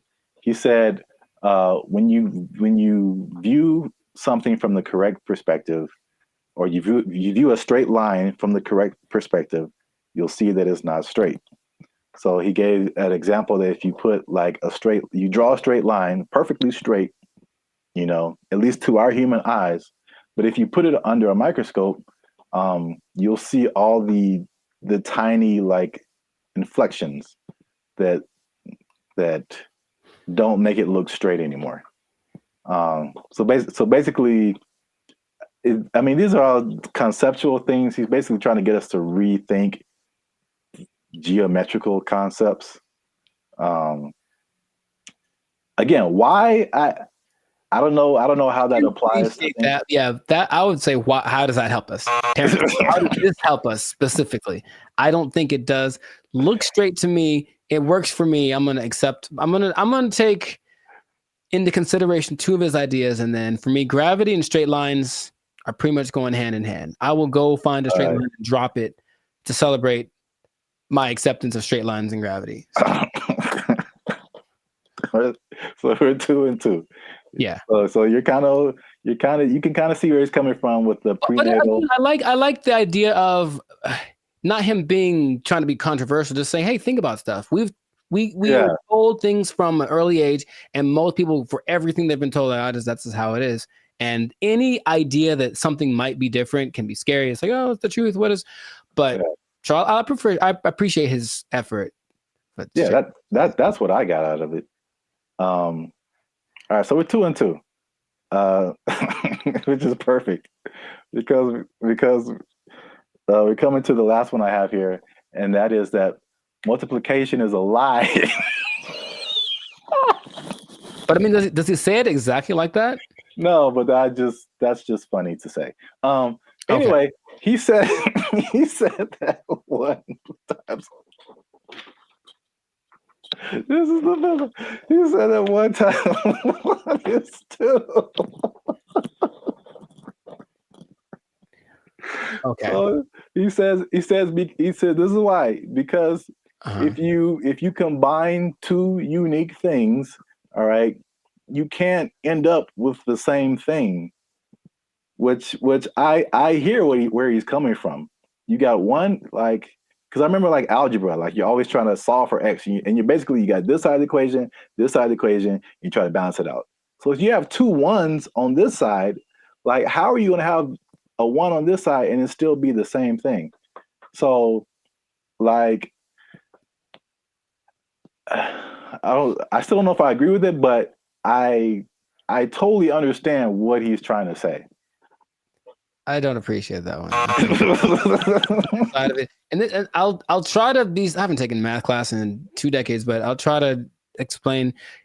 He said two unique. If you combine two unique things, to me, I'm like combining in my simple brain an object. This is a guitar pick with a concept, which is a number of these that I'm thinking about. Right. So if I have one of these, this is my object.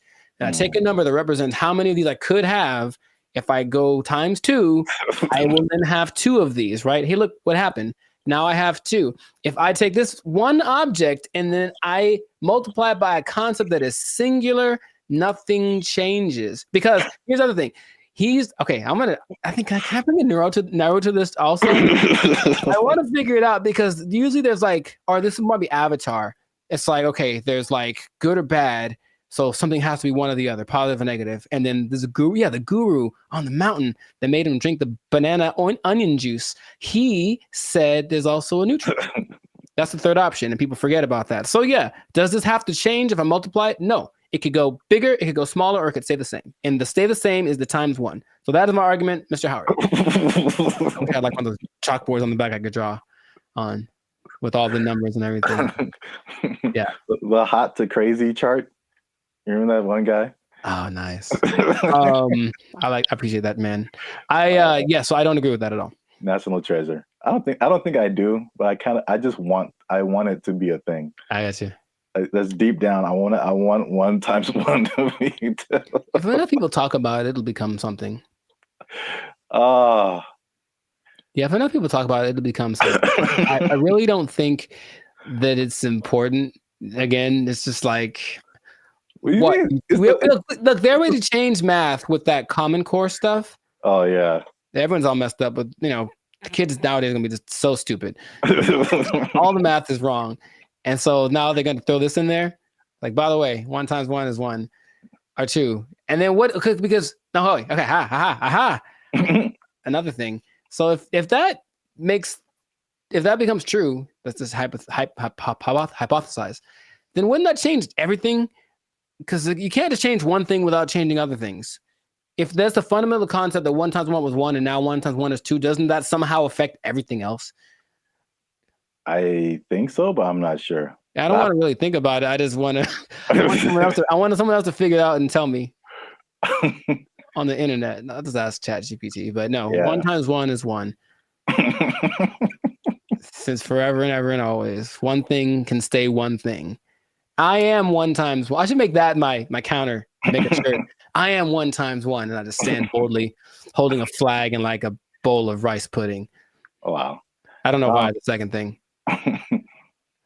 All right, so that's 2 and 3. 2 and 3. All right, so we might end up with a tie here because this is a bonus one. Okay.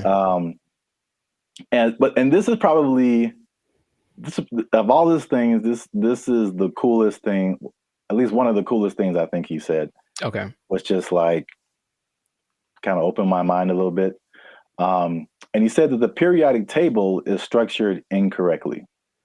I mean, again, how is this useful? I don't know, but I thought the visual was very cool.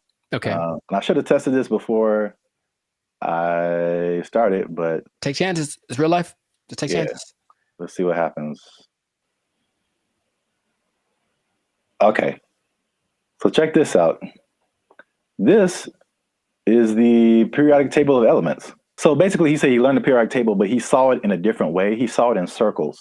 Mm-hmm. So I thought it was super interesting because it's kind of hard to explain. He breaks it into octaves, which we can relate to as musicians. So you start with like one element, and it goes through the list of elements until it gets to another octave. And every element in these octaves, they follow a similar pattern. Like in the middle here, you start at helium, in the middle would be carbon, and then at the end would be neon.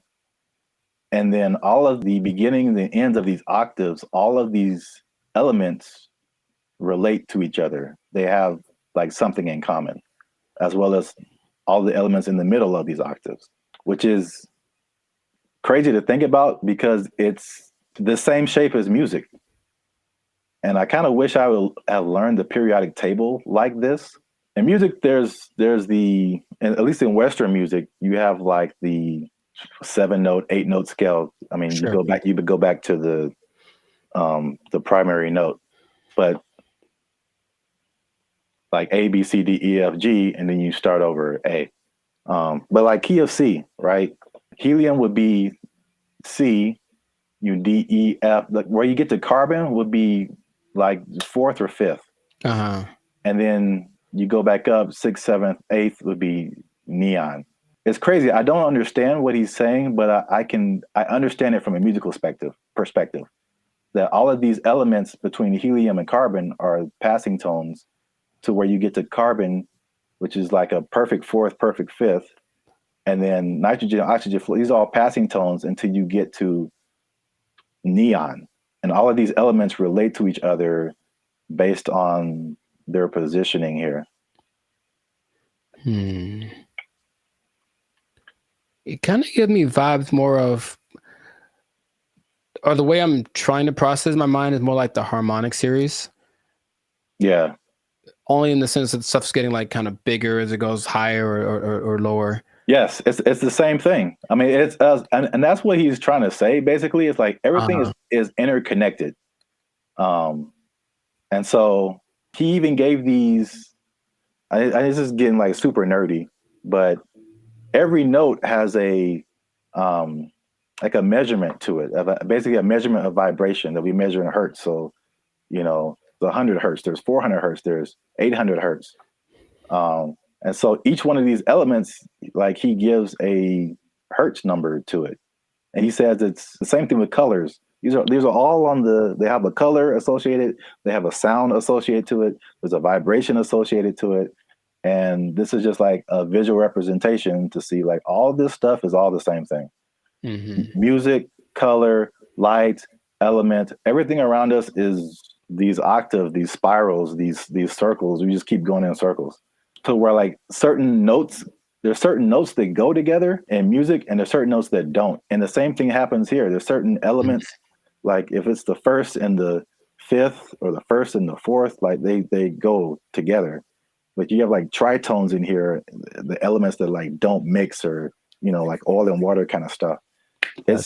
That was like pretty crazy to me. That just from a musical standpoint to see like, okay, this guy he just has a different way of looking at stuff, which is kind of cool.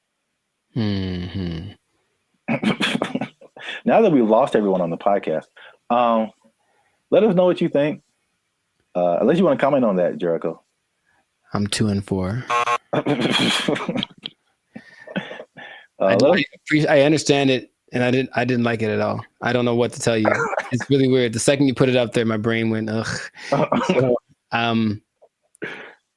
Maybe if it looked, I think it's more of an aesthetic thing. For some reason, the way that looked specifically made me go, I don't like that. Really? Yeah, I don't like it at all. I would have loved this in school because I can like, it was just music, and then I get it. I didn't really like science. Oh well, I never did. You have to learn the periodic table? Yeah, we had to memorize it. I don't think they cared that much in California because I think we kind of glossed over that. I remember we had to learn a couple, but not like the whole thing. Oh. All right. Well, let us know what you think. This has been another episode of the Laugh Circus podcast. Is Terrence Howard crazy or is he a genius? Is it somewhere in the middle? I forgot to talk about the beef. He has a beef with Neil deGrasse Tyson. I didn't bring that up, but it's the thing. Oh, are they gonna do like a Jake Paul, Mike Tyson thing? Man, I love it. But I should have brought that up because he basically sounded stuff to Neil deGrasse Tyson, and Neil deGrasse Tyson was like, "No." Basically, I would trust Neil deGrasse Tyson more than Terrence Howard for sure. So on the podcast, he said that Tyson attacked him by saying no, but it was probably the most polite diss track that could ever be put out because he just basically even complimented him in his rebuttal of his theories or whatever. But I'm sure he respects the fact that he's trying. I think that helps. Yeah. Yeah, You know? yeah. He like basically disagreed with everything, but he said like, yeah, this is cool. You have a certain level of whatever. Mhm. It was very complimentary diss. So I don't know where he got the attack part from. But let us know what you think. Is he right? Is he wrong? Is this a cool way of thinking about stuff? Did you know all this stuff about Terrence Howard? 97 patents is crazy. Yeah, leave a comment. And 1 times 1 is me. Imagine. In a shirt. Yeah, let's just go with that. 1 times 1 is me, or 2, depending on who you are. Bye. They took our jobs! They took our jobs! I went to high school with Diana Taurasi, who some say is the greatest female player of all time. One of the greatest, right? And she's a year older than me, so I got to high school. It's a place called Don Lugo High School in Chino. And I was coming in as a freshman, just trying to make the team like summer. And she was already she'd been there for a year, so she already established. Everyone knew who she was. And I'd heard about her. I'm like, oh, you tried out for the basketball team? Yeah. Oh, I didn't know that. Yeah, I played the first year. I played freshman year. Yeah. Oh, cool. But the whole thing was, I thought that because she was a girl, that there was no way she was as good as me, right? So I just casually mentioned we should play one-on-one to her. Like, I think maybe it's the only time I ever spoke to her, really. And she's like, yeah, sure. And when I tell you that. What's up, guys? I'm Zap, and this is Jericho, and we are the 6-time international award-winning pop hip-hop music duo Band of Future.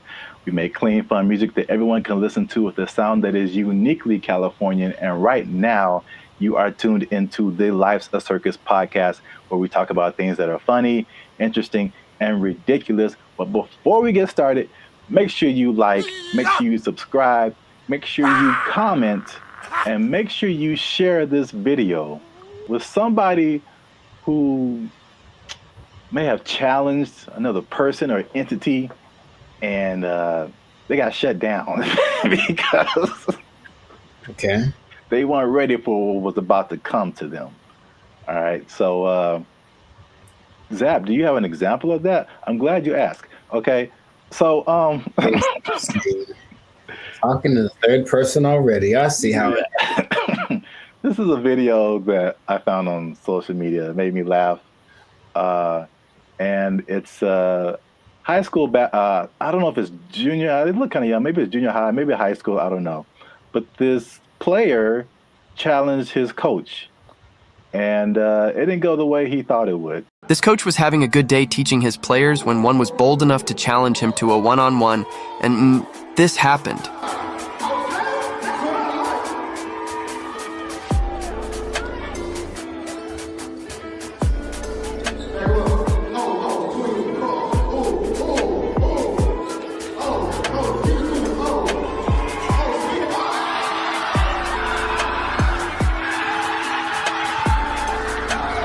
Do you think he would try this again? So yeah. I like it. I like it. Yeah, coach wasn't messing around. I thought he'd get past him, but I didn't know he was going to break the kid's ankles. That was cold. So I brought this up, and then if you have an instance, you can share it too. But I'm thinking of like the times when either you challenged someone or you saw someone else challenge someone, and they thought they had it, and it just didn't go right at all for them. Because I brought up this video because it reminded me, and I think that's junior high. It looked like junior high, not high school. It reminded me of the same thing that happened in my junior high school. Okay. So my school was a magnet school. I don't know if did they have magnet schools out here in California? Okay. Yeah. So we had like people from all over. It wasn't just like people in the neighborhood. And it was a performing arts school. And we didn't have sports. So we didn't have a football team, basketball team, anything like that. So what they did is like people from our school could play sports at like different schools, which is kind of cool now that I think about it. But so we had different players from different schools that went to our school, right? And so I knew like a couple of guys that were just like really good, like insanely. They had handles. I'm talking about basketball. They could shoot. Like they could do everything. I remember this one guy, especially named Ricky, who was just like, he was like the coolest dude, bro. Just, but not like a I'm better than you jock kind of. He was just a cool dude. He walked cool. He talked cool. He was cool with everybody. Like, and he's just amazing basketball player. And we had some other like girls. There was a girl who was like 6 feet tall, and she was just like just amazing. Like we had amazing players, right? Mm-hmm. And we had these 3 PE coaches. Now they're all different. So there's one guy, Coach Moore. He was super tall, but he was like 100 years old. I swear, this guy. This guy was like past your prime, but he was skinny, maybe in shape, but like super skinny. But at least 60s, 70s, maybe. Just all gray hair, just like okay. He didn't seem like anybody. Mm-hmm. And then we had this lady, this white lady who looked like, what's the girl from Iowa? Is that it? The basketball player? Yeah, the girl who's like really big now. Caitlin Clark. Yeah, she kind of looked like an older version of her, and she like just had a baby, like. So they challenged the students. This is junior high school to like a basketball game. It was like the 3, and then they probably like roped in 2 more teachers, and like so it's like this really tall old dude can barely move. This really short dude looked like Sherman Hemsley, and this lady who just had a baby, and like 2 teachers. I'm just like, we were all like, okay, students are gonna whoop, we're gonna kill these people. Like get an ambulance ready, and just, man. I'm guessing the opposite of what you expected to happen happened. When I tell you they tore us up, they just annihilated us, dude. So like the short dude and the lady, they were like faster than what we all believed we ever seen them move. I mean, the dude was just like Chris Paul out there, just. Nice. And then the old guy, he would just stand on the 3-point line and just blitz you, just Ray Allen, just. And it was just like we got annihilated. So that video just reminded me of that experience. But I don't know if you had any experiences like that where you saw something happen, or maybe you tried something and it just not so much publicly, but if it had been the social media era, then maybe that would have been, on all the reels and whatever. But I brought this up in one podcast before. But I went to high school with Diana Taurasi, who some say is the greatest female player of all time. One of the greatest, right? And she's a year older than me, so I got to high school.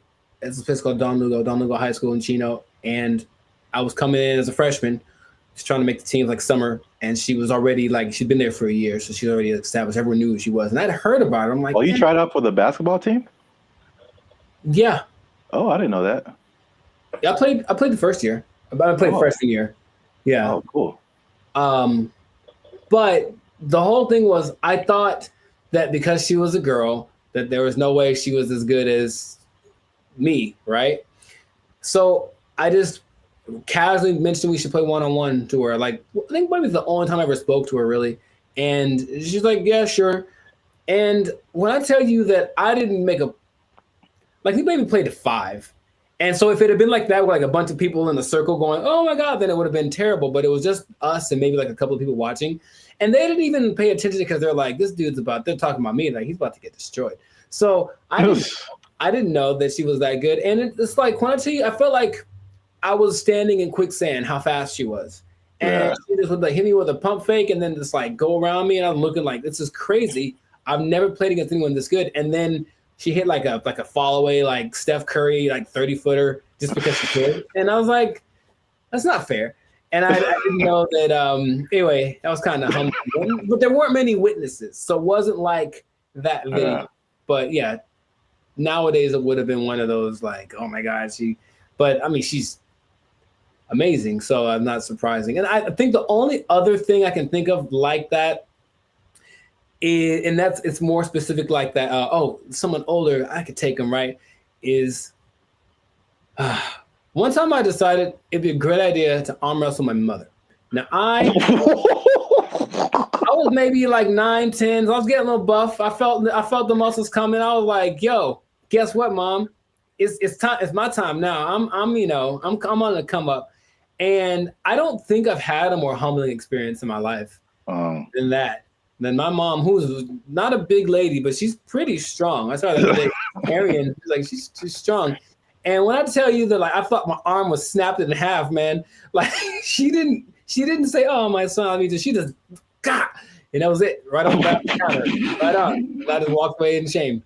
That was it. So that's probably the two experiences I've had like that. I've seen videos like that, and I've probably been a witness to some, but I can't think of any off the top of my head. But it's always like, yeah, you get some kind of a boldness in you, like, you know what, it's time to go for it. And if it works out, good for you. But more often than not, it ends up like that. Yeah. The last thing that just reminded me of is I don't know if you ever were in fights or anything in school, but I was very quiet and very unassuming, but I was also a very large person. I've always been a very large person. So no one is tried to fight me. I won't say that. There's been a couple people who tried and it did not end well for them. So it's I'm just, even if I didn't know how to fight, I'm just too big. Yeah. And I remember this one guy who was messing with me in school or something. And I told him to stop. He wouldn't stop. And then he we were in class, and then I think there was maybe 3-4 rows of desk. So he was behind me. So I think he pushed me or something. When I finally decided to push him, he pushed me, and it was just okay, bro. When I finally pushed him back, I feel like he got laid out. That's what I feel this like. dude went flying 4 rows back.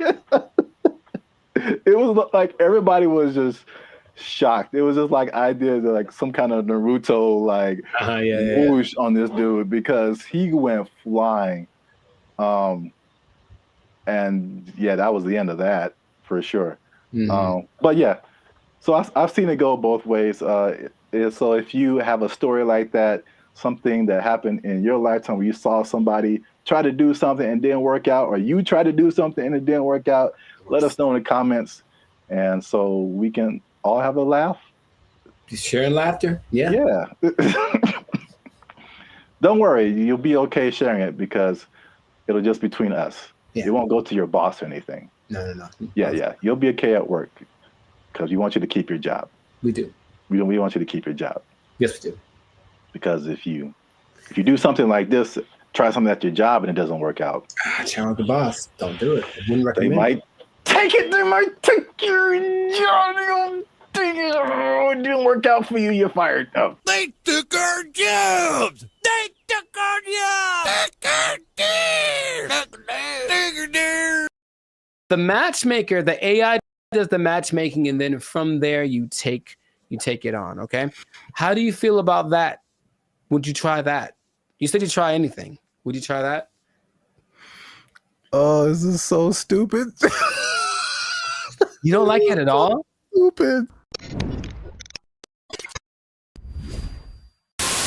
What's going on, everybody? I'm Jericho, and this is Zap, and you are now tuned into the Life's a Circus podcast, where we talk about things that are funny, interesting, and ridiculous. And fellas, you're going to want to hear this, because we're talking about dating apps, but not just any. Dating apps that use AI to do the dirty work for you. It's supposed to be easier. Let's talk about it. We'll find out if that's true or not. I already hear some skepticism in Zap's voice. But before we do that, make sure to like this video. Please make sure to subscribe to the channel so that we can have more people that have the Bandit Future Life's a Circus experience. And if you really want to take it up a notch, you can hit that join button and become a BFF, a true member. And we have memberships for as low as $3.99. So check that out. And we're going to get right into this. So wait a minute. I have an announcement. Tell me now. I almost forgot. Oh, get the confetti cannons ready. Oh, I wasn't prepared for this, but okay. They'll be in the editing. Oh wow. Okay. They're going to come out of my hands. They'll make this harder for me. Like Iron Man style, dude. That'd be so sick. All right, I didn't say that. We don't do that here. Shout out to Turnaround Publications, which has now become a member of the Bandit Future YouTube channel. Bravissimo. Yes. Bravissimo. An executive level member. Oh, snaps. Okay. Yeah. Executive seating member. So deep pockets. I know y'all jealous. Hit that join button, become a member. All right. As you were. No problem. So how do you think about that, man? You can forget about swiping right because AI is going to be the one that helps create your love story. How do you feel about just hearing about that? Hated it. Does it sound bad if I say at this point I'll try anything? Is that? It sounds like most people's feelings about it. It's really interesting. Why not? Let's just sure. Let's have a robot just pick the person for me at this point. Now listen to me very carefully. So y'all need to stay to the end because AI is also doing something that's so much like what we normally do anyway that it might actually work for us. Okay, but stay to the end to find that out. Yes, go on. I did a bunch of research on this, and there's 2 apps that I want to tell you about that feature this AI assisted thing. Okay, one is Volar, and the other is called Iris. So I'm talking about Volar first because Volar has this interesting concept. Okay, so what happens is you create an AI avatar, and then the avatar. I'm out. Hated it. Hold on, check me out. The avatar basically like learns like your personality traits and whatever, and it kind of creates something that kind of looks like you. And then your first date, so it basically does like the swiping part for you. And then your first date isn't between you and the person, it's actually between your avatars. And then depending on how it goes, wait, hear me out, you're judging already. Depending on how it goes, then you can actually talk to the person because the avatars have confirmed that you're compatible. Doesn't that sound amazing? Nope. For me, a part that you don't that's really annoying is that's kind of like getting to know. It's like starting over from zero every time. Hi, what do you do? Where are you from? Do you like going to the aquarium on the first date? All those kind of things. And it's like, can I just skip the line on that part? And so the creator of Volar, his name is Ben Chang. Ben Chang. And he said, because the first date is between the AI versions of you, it gets rid of the getting to know you phase. And then after that, you still get to talk to human because 72% of people still want that human connection because they feel like the connection is missing. So the matchmaker, the AI does the matchmaking, and then from there you take it on. Okay. How do you feel about that? Would you try that? You said you try anything. Would you try that? Oh, this is so stupid. You don't like it at all? Stupid.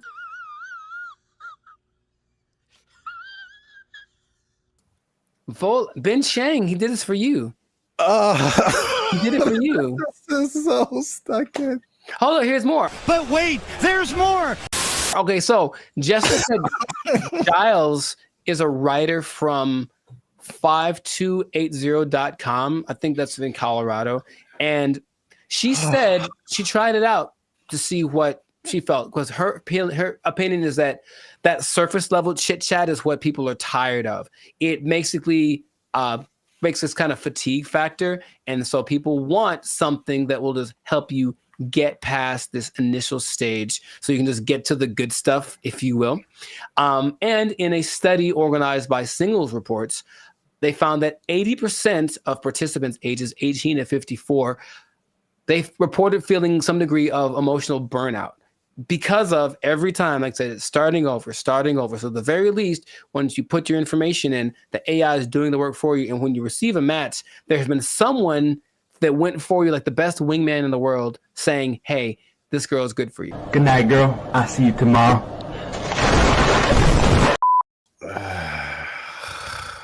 You don't like it? I mean, he did it for you. who is he? Jesus Christ? He's like he died on the cross or something. No, he's Ben Chang. Jesus Christ! So put on the armor of God. Jesus Christ! Maybe not convinced about that one because that's Volar. Okay. So there's another one called Iris, and Iris is a little more straightforward. I believe Iris has a little more track record because there's actually like some success stories of people using Iris. And so Iris has a different philosophy and I like it more. It says physical attraction is more important than anything for people or for guys. Let's just say that. So we'll use that science of physical attraction and basically we'll show you a bunch of pictures of women and then you go through it. You say this is what you like, and then it goes through the actual women and says, well, because of you told me you like this kind of woman, here's a bunch of women that look like that. So right away, the physical attraction part, you swipe on something and like, she's not my type. It guarantees that everyone that comes through your feed or whatever is your type because you've already shown what you like. This is my favorite one so far. Nice job, team. Off of that, they have people that say, oh, in a week there's one couple that say within a week we were dating and then we got married and they have kids and all that. Oh, of course they did. I mean, can I prove it? I can't prove it. You're not fooling no one. And there's other apps that do similar things like Riz AI, Blush, Teaser AI, AIMI.ai, and Quiver without the ER. And all of them do something similar where it's just like trying to find a common aspect, but using AI to find that thing before you actually meet the person for the first time or talk to them on a video call or whatever. Your confusion is not rational. She's a healthy female of breeding age. I think that in theory, it sounds okay because that part of it is, again, I'm kind of going through it now and it's really like, okay, do you like this? Cool. Let's try this thing together. Oh, you don't like it as much as I do? Okay. Okay. Easy one for me is tattoos. I like tattoos. I have a lot of tattoos. But if I meet a girl who has eyes that are tattooed and it's a little too much for me. So even then I have to I can't just base it off of I like tattoos. So you have tattoos. We should go together, right? Hi. Okay. Can you think of any okay, let's just like objectively, any pros, any cons to doing this, to letting an algorithm basically select the love of your life? I mean, I don't know about pros or cons. This is just like how good will it be? Because I mean, you've told me this random stories about like a person just kind of happenstance. That's a word, right? You know what? My mother should be here. She would tell you. But I don't know. I don't know why that came into my head. Like if I don't know, like never know, like. Yeah, they were at a thing and the girl was there and it just happened and there was no rhyme or reason. Like, yeah, those things happen. The second app I think is better, at least for what you mentioned about like the physicality. That makes sense. I get a lot of people that are just like physically not attractive to me. And it's like, why did you send me this person? Well, in theory, okay, so here we go. Let me try to advocate for that. In theory, every person that you see is someone you like physically, and they're also anyone that's being shown to you that means that you are what they like physically. So even if you got a message from one you haven't seen, they've seen you and they go, yeah, I like you. So it's trying to do that as best it can. And it has that's just a speed thing because eventually that's what you do. That's why you swipe on someone. Yes. So like, that's a speed thing, but does that make the relationship better? Not necessarily. It's just going off of the idea that maybe attraction is anytime I've ever talked to a girl is on the streets because I said, oh, she's pretty, let me go talk to her. And then who knows what happens. So just a foot in the door, maybe. But here's the interesting thing. Okay, so I mentioned you got to stay tuned to the end because it's doing something. The AI is doing something that you would imagine any person would do. Hey, y'all, come look at this. The specific one is the Volar one. And so it can create unique and interesting personas based on like what you put into it. But what starts to happen is that after a while, the AI realizes I'm basically trying to be a wingman for a really boring person or a really unattractive person or something. So the AI starts lying for you.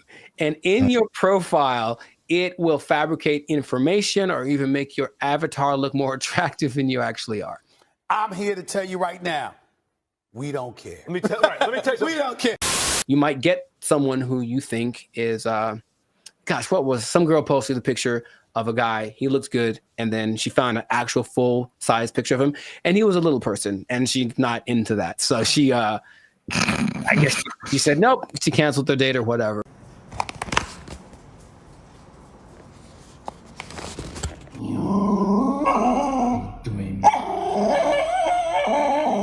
The intention is to make it so that all of these processes are faster, and our relationship is changing with AI. So I think if this gets better, people are going to trust it more. The more success stories, I found my love on this app with AI, they'll think the more people are going to try it. Do me a favor, please. Get out of here. Get out of here, man. Shit, I'm saying. We'll see. I don't want to try. I thought about doing it for this episode. I don't want them to have my information like that. It seems too convenient. So that is not what's going to happen. But, time is running short. So let us know in the comments if this is something that you would try, or if you've tried using an AI-generated dating app. Have you found the love of your life? Are you sitting next to her right now because you found her thanks to one of these apps? Let us know in the comments. And make sure to share this with somebody that is willing to put the fate of their romantic life in the hands of the imminent AI overlords that are coming. And we'll see you all in the next episode. Peace. Bye. See, Jesus Christ, he's like he died on the cross or something. No, he's been Chang.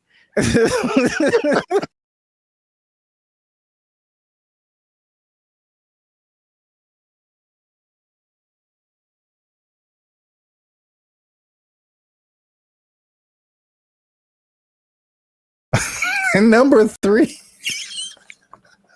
what are edges and what happens to them? Like, why is that an insult? It's like that. This is so genuine. This is so genuine. What's up, everybody? I'm Zap, and that is Jericho, and this is BrandBee Future. And I found this on the internet. This lady posted, ask Black people one question you've always wanted to know. She just posted it on Facebook. And I did not read the comments. I just saw the title and I clicked save because we're going to look at it right now. We're going to look at it right now. But before we jump into it, make sure to hit that like button because that helps our channel grow. Also hit that subscribe button. All right. That helps us grow as well. Because, I'm pretty sure you're going to enjoy this one. Are you ready, Jericho? Are you excited? I was born ready. Oh, man, here it is. Okay, so this lady, Daphne Springs, I don't know who she is. All right, well, come on, Daphne. We're just like real time. Oh, it's funny, it's backwards, so I'm looking the other way. Oh, weird. Okay, well. Ask white people, specifically directed to white people. Ask Black people one question you've always wanted to know. Nice. Whitest church lasts for long. Also, I don't think this person is white. Sonia Casillas Alawa. No, she messed up already. She messed up already. She know how to make some collard greens. But I don't know the answer to this, but I do know that Black people don't even know. We just are there and we're looking at each other like, are we going to end this? And I know that when like my mom would tell me about church when she was a kid, it was even longer. It was like literally all day. You would go to church at like 7 in the morning. You'd be there till like 6 in the afternoon. Like crazy amount of time. So I don't know. I will say that the music helps, but that means that there's like 12 solos and like A and B selection and like the choir comes in and they got to dance in. So there's a lot of pageantry. Maybe that's part of it. It still is excessive. I think we all agree. I think we all agree it's excessive. Building fund. You got a building fund that never results in a building. It's just a fund. Man. She didn't ask all that. I'm just letting you know. I'm just letting you know. Arch tops out in like an hour and 10 minutes. Yeah, okay. Hey, this is so, well, I guess it's related. I went to this church in Santa Clarita. Like we weren't even, we were using their parking lot, so I wasn't attending the church. But it was a very white church, the very whitest of the white church, right?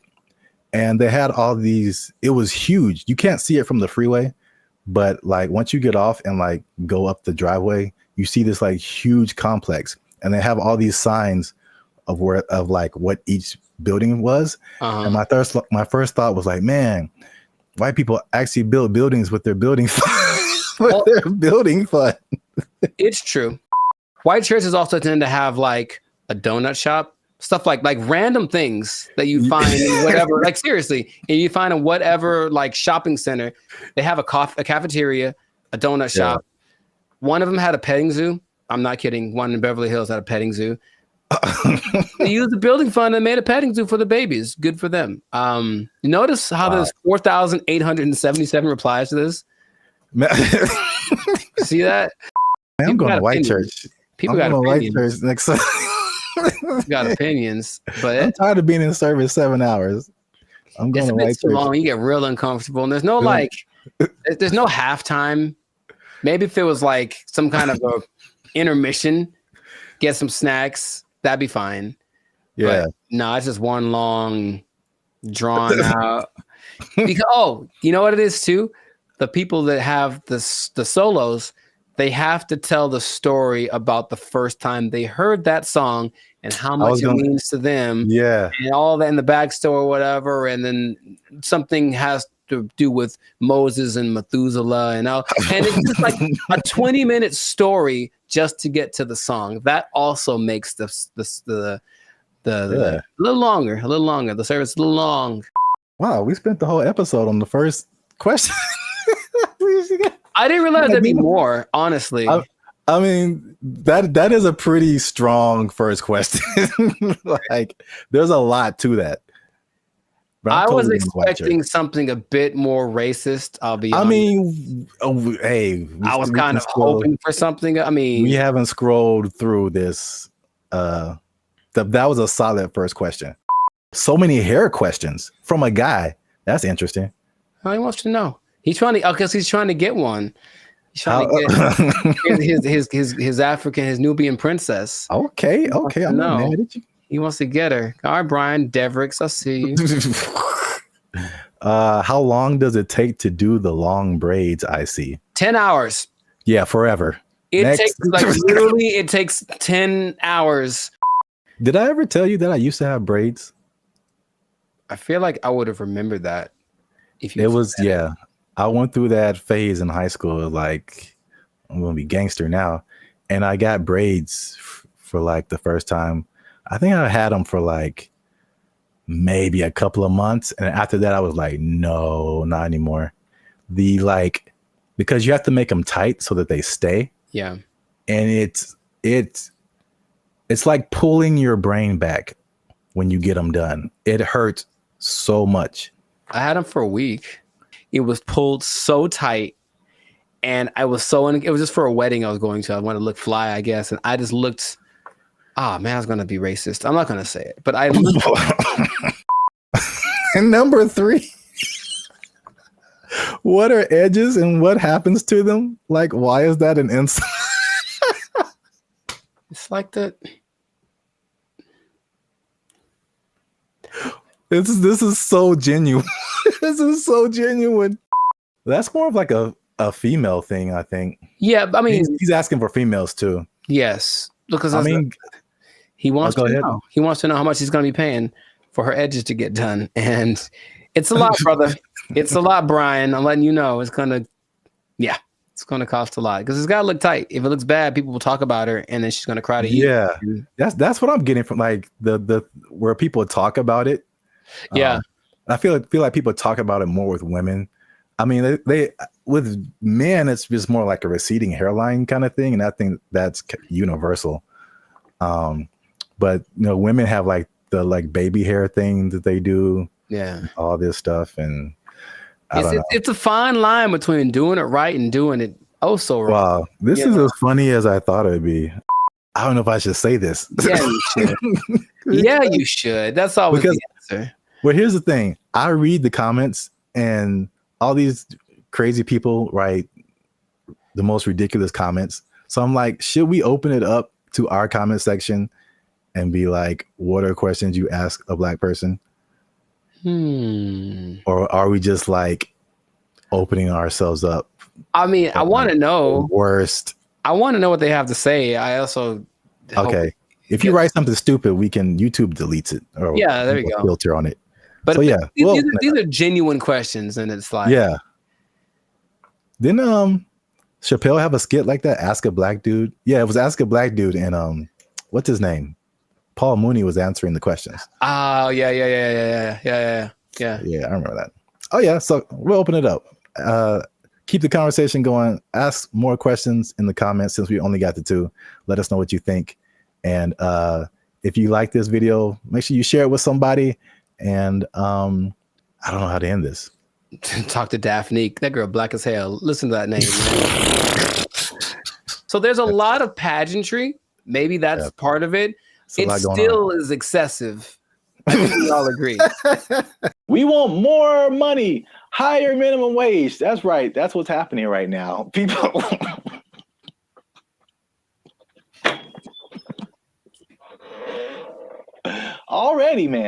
Already, people are thinking about the next minimum wage increase. They want even more, Jericho. No. No. And I'll tell you why. But first, no. What's up, everybody? I'm Zap, and this is Jericho, and we are the now 8-time international award-winning pop hip-hop music duo band at Future. We do clean, fun music that everyone can listen to with a sound that is uniquely Californian. And right now, you're tuned into the Life of Circus podcast, where we talk about everything that's funny, interesting, and ridiculous. Before we jump into today's topic, make sure you do us one big favor. Make sure you share this video, share this podcast with somebody who is affected by minimum wage increase, because it's still a thing, man. It's very much a thing. It's a lot going on in these streets, man. And make sure you stay to the end of the video, because as much doom and gloom as we're seeing with businesses closing and failing, and especially in places where we are, like California, people leaving the state, there are surprisingly two things that are positive coming out as a result of this minimum wage increase. Every business isn't failing. Some businesses are doing better. And so make sure you stick around to the end so you can understand why that's happening. So we talked about the minimum wage increase specifically for fast food, right, like 6 months ago when they were putting it together. And we were like, I wouldn't do it. Wouldn't be prudent. Yes. We since then, we made even another video saying, we told you so. So for those of you who are living under a rock, fast food minimum wage has increased in California to $20 an hour, like a 25% jump, pretty much overnight for restaurants, big chains, even some smaller restaurants. And the results have been largely negative, at least in the press. I mean, I haven't heard any businesses that are like, hey, this is great. So not at all, no. So food prices were high. They're even higher now. They said that at over 10,000 people, fast food workers have lost their jobs because the companies can't afford to pay them that high of a wage overnight. And a lot of places, there's a laundry list of places that are just shutting down. They're just like, we can't do this. Either that or they're leaving the state. But guess what, Jericho? Tell me now. Tell me now. That's not enough. We want more money, higher minimum wage. That's right. That's what's happening right now. People.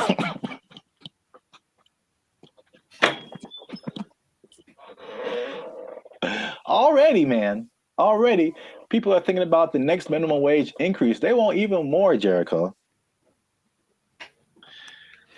No. No. And I'll tell you why. But first, no. Okay. Here's the thing. Raise it. Just keep going up.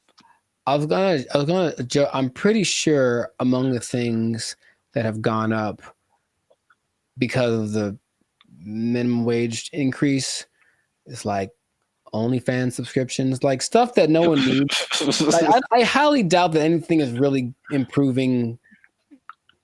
That's a good idea. You know what I mean? So I feel like you can't. I heard something really recently, and it made a lot of sense. It said if you decided to give everybody in the world the same amount of money, so somehow take it all literally and just even it all out, so everyone in the world, all 8 billion of us, get the exact same amount of money. Within 20 years, it would be distributed exactly the way that it is now. I believe that. Because, yeah, people don't know how to do stuff with money. So, no, you don't get more money because you're just going to do the same dumb stuff you're doing with it that you did before. And how much is a Whopper now? Like, forget it. Like, it's just going to be ridiculous. What kind of, I know we're not living in the days with like, oh, going to see a movie and a soda and a pop and a, you know, a nickel. I know that's in the past, but you can't keep paying people more. You have to teach people to be smarter with their money. That's all. Take it up higher. How much they want? Okay, go for it. I'm glad you asked. So fast food minimum wage, the workers have already unionized and got $20 an hour, which is silver dollars over the regular minimum wage. Right. Long Beach hotel workers have argued for a $23 an hour wage. And this next one makes sense because we've seen it firsthand. Because as Band of Future, shameless plug, we do some shows in San Diego. All right. So nice. If you're ever in San Diego, come see a Band of Future show. But San Diego wants to raise the minimum wage for hotel and other service workers to $25 an hour. And I was wondering what happened because I'm like, ooh, inflation. Because we were like looking at hotels in San Diego, and I'm like, man, these got a lot more than last year. Mm-hmm. And now I know what happened. Janitors want $25 an hour, man. Clean them toilets, sweeping them floors, man. They want. I think janitors should get more than fast food workers. That's for sure. I really do, because I can go make my own burger, but if I go to an establishment, I want it to be clean, and I think the people that clean it should get paid. It's all about, I mentioned this before, you should get paid for the value that you provide. And fast food is just making us all fat and sick.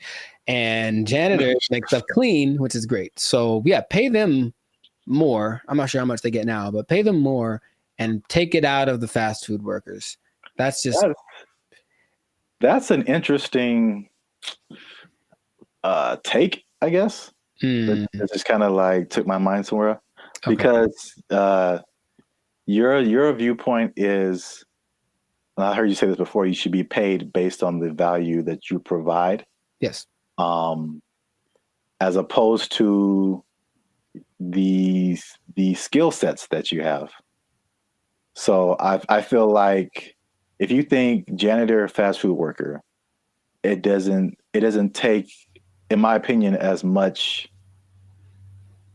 many skill sets to be a janitor as it does to be a fast food worker.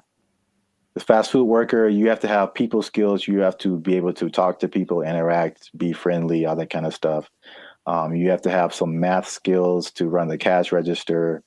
You have to have just skills in terms of food preparation and something like, I think you have to have like a food handler's license and all this kind of stuff. So there's a lot more skills involved than being a janitor. But but in your opinion, the janitor provides more value than the fast food person. Yeah. And if you had 9 PhDs, okay, you went to school for a long time, you're very smart, and what you got PhDs in doesn't help us at all, you shouldn't get paid more than anyone. Why would you? What are you doing to help? Right? To me, I watch them all the time, and I'm really grateful at the gym, for example, which is a disgusting place. Think about it's disgusting without the janitors. If they weren't there, think about how gross it would be. Or oh my God, the bathrooms at the beach. Oh my God, I get like PTSD going to some of those places. And I remember the last time I went to Venice, there was a person like cleaning them as people were standing in line. And I'm like, that's one, disgusting. 2, thank you. How much you getting paid? You deserve more. We all need you more than we need somebody to get our Big Mac done faster. I really think that's true. So yeah, I would, if I ruled the world, I would pay people based off of the value. I'm kind of with you, but I'm kind of like trying to play the devil's advocate. Like, oh, I understand. And of course, the system we have is that you went to school for more time for this and that, or you were required to think more, whatever the thing that is, whatever the commodity it is that you acquired, that's the thing that you should get paid for. And my position is that sometimes, sure.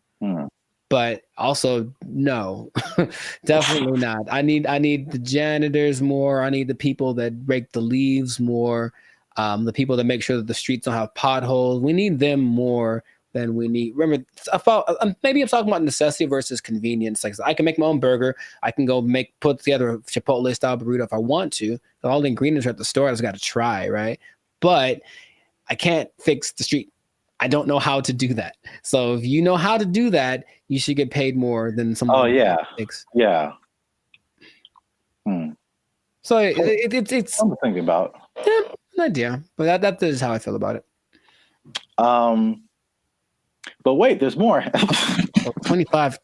Well, that's a lot. 23, 25. That's a lot.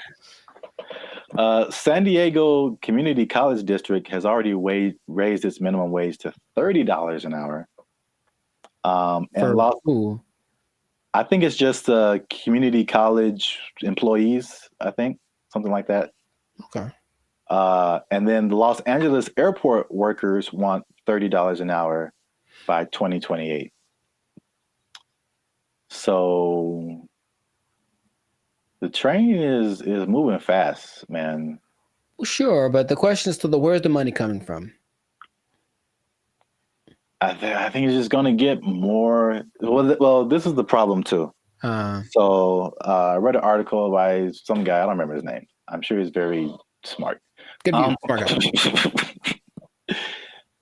He is the person who pointed out that there's a couple of things where businesses are actually doing okay with the minimum wage, but he said like obviously this is not a long-term solution because you think about, okay, minimum wage, and you kind of touched on it. It's like, what are you spending your money on? And then for like 99% of people, what are your biggest expenses?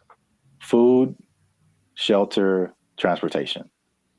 All of those things are sky high, abnormally high in California than anything else.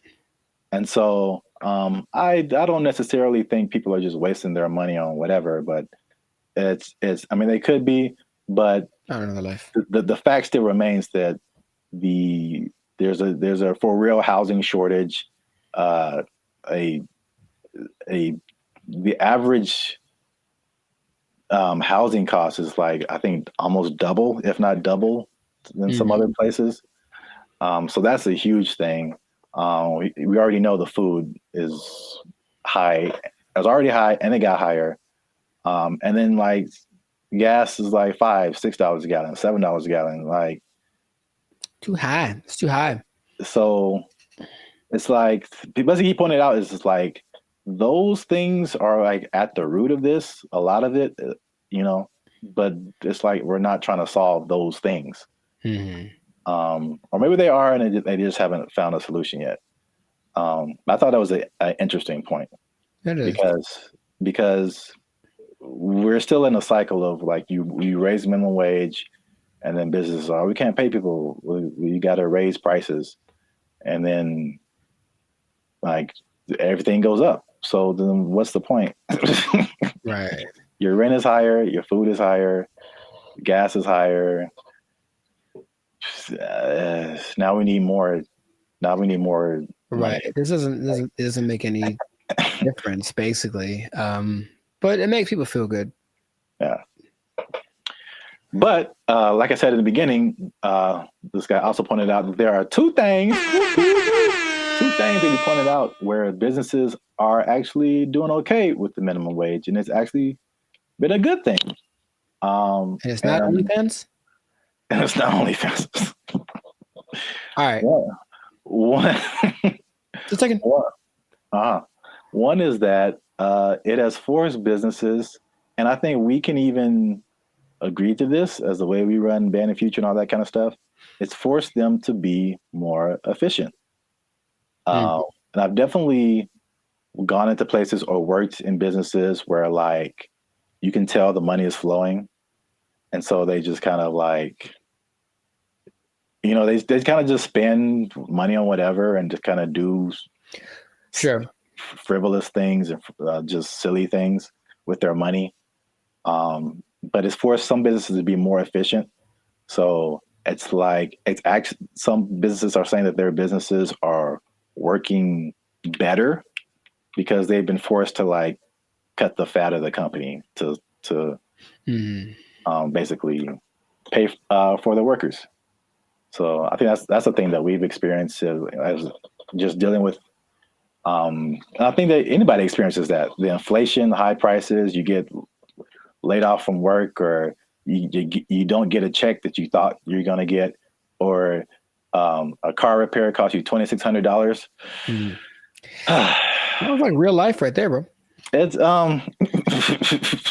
make sure you like, subscribe, join the channel so I can pay for my car. I'm tired of walking everywhere. I digress. But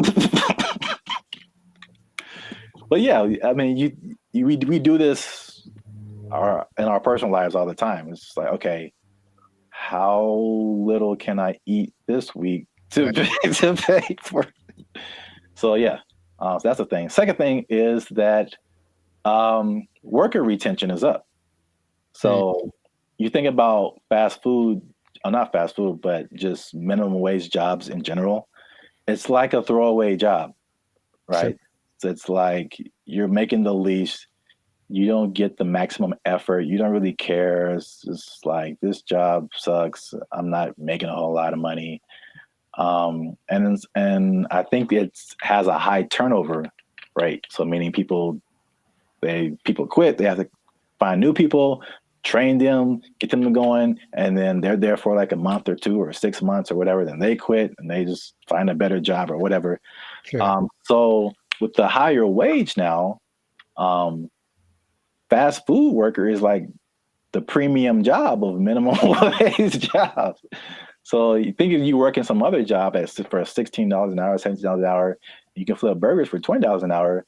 You're gonna, if you're in that that minimum wage level, you're gonna stay there for a minute, because unless you can move up to some other job, you're doing better than other minimum wage jobs. So why would you leave?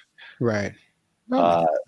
So yeah, so people are staying, and people are happier, they say, just coming to work, which, I mean, makes sense if you're getting paid more. But there's less incentive to leave, and then people don't understand that it costs businesses a lot of money to hire people and put up ads to hire people and then train them and all this kind of stuff, get all this stuff going and find the people, and then they're only there for a little bit, and you got to do it all over again. Yes, that's a big expense. So there you have it. Minimum wage going up, prices going up. Some businesses are leaving, some businesses are shutting down. Some people don't care. It's happening in their business. A lot going on. Let us know what you think in the comments. Is this good? Is this bad? Should we do the idea of this guy in the article and just let's fix the housing and the food and the gas and all this stuff and just bring that down instead of raising the money we get? Cost of living is too high. Yeah, man. A lot going on. Gotta invest in some meme coins, man. Just take advantage. It's a bull market, man. Let's get into it. Are meme coins the answer to the minimum wage problem? I would say probably not. But, you know, Somebody, it might work out. For most people, not so much. Yeah, we out because we are. But for real, join the YouTube channel because the boy needs his car. All right, there we go. They took our jobs. They took our jobs. I'm in Hollywood, just eating a sandwich, as you do, and the robot comes along, and it's apparently like one of those delivery service things, and it's looking for somebody, and you can see it kind of doing this thing. Like it doesn't have eyes, like a box on wheels, but it just was looking around, and I swear to you, it looked at me, kind of like, "Hey, what am I supposed to do?" And I was like, "Bro, bro, I don't know you, bro. I don't know you. Bro. You just ain't my block, son." What's up, everybody? I'm Jericho. This is Zap, and we are the now 6-time international pop hip hop duo. Why is this so hard for me? we got awards. We're good. We're banned at Future, son. Anyways, check it. We make clean fun music that everyone can listen to. What? I'm making a compilation of this. We make clean fun music everyone can listen to with a sound that's uniquely Californian. And you are right now, in this moment in time, tuned into the Life's a Circus podcast. We talk about things that are fun, interesting, and straight up ridiculous. So before we get started, do us a huge, huge favor. Make sure to like, subscribe, share, and comment on this video. Share this video with at least 2 people that are afraid about the robots, man. We're talking about them again because there's some new developments. There's some new robotic developments. This time from the more humanoid version, and it's kind of crazy. So stay tuned to the end to find out what animal they're actually trying to replace with these robots. Like it's an animal that humans have used for centuries, and all of a sudden it's like they're not good enough anymore. We need some new ones. So let's get into this thing now. The robots are not coming. They are here, children. This is not a drill. The robots are here, and I want you all to be... Hide your wives, hide your kids. It's just... So there's basically 3 companies that are really going in on producing these humanoid robots. They're really emphasizing the humanoid factor, and a lot of people are, once again, afraid of they're going to take our jobs, whatever it is. But I just want you to know about these so that you can be informed. Band of Future is here for the people. So we're going to inform y'all today. So starting out with our buddy Elon Musk. And I want to just ask Zap after I talk about these if you've heard of these. But Elon, our boy, is doing everything. I mean, so the Tesla bot is the thing that he's been developing. And it's, you got to see this thing. So it's the most, how do I say it?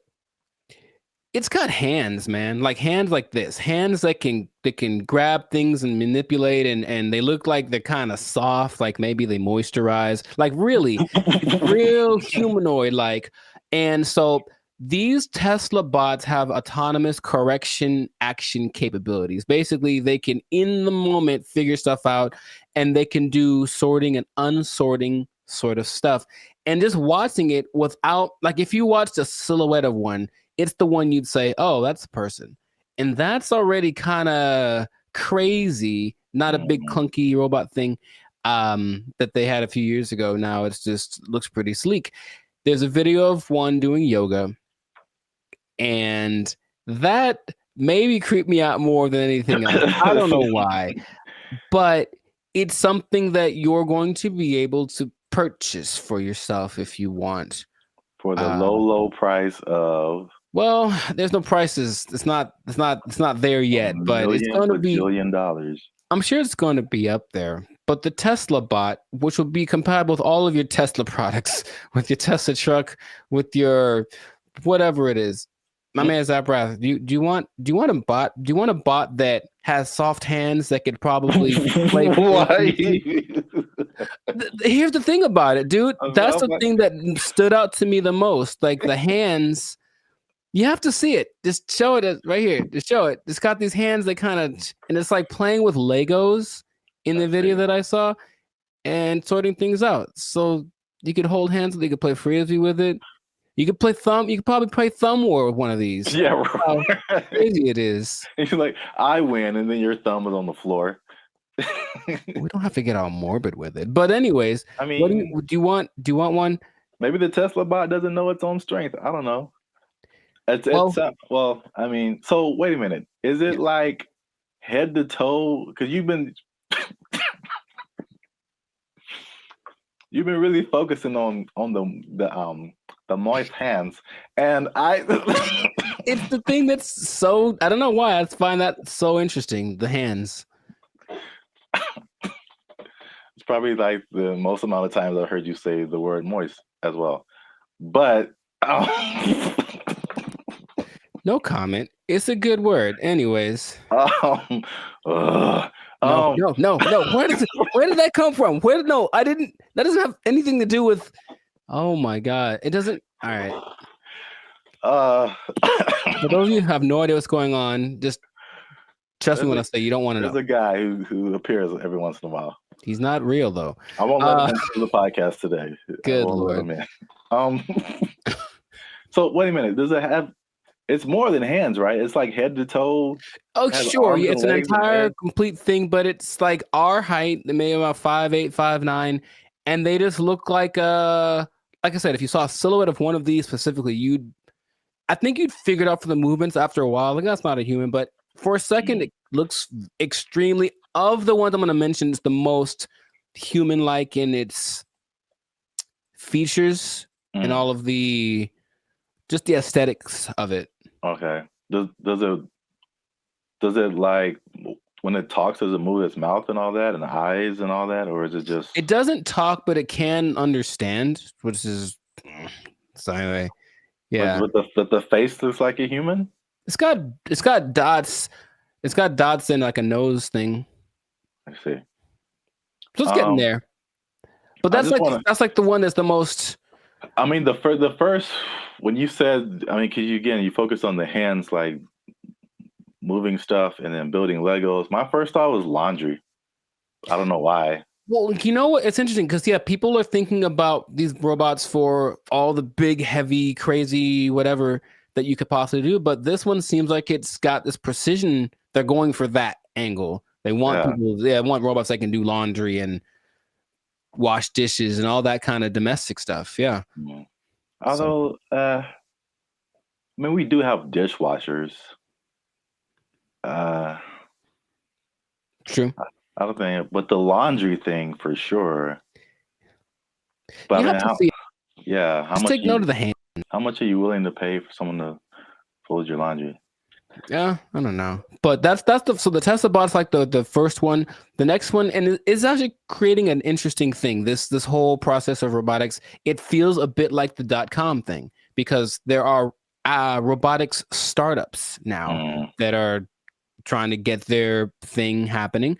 So one's called Apptronic, and it has this robot called Apollo, and this is the most ready, it seems, as far as like, it doesn't seem super ambitious. It just wants a robot that can walk around and do normal stuff without falling over. Like, seriously, there's a whole combination of robots just falling over, and it's hilarious. But the Apollo can lift up to 55 pounds. It looks more like a version of, what's that Disney movie? My Friend Robot or something?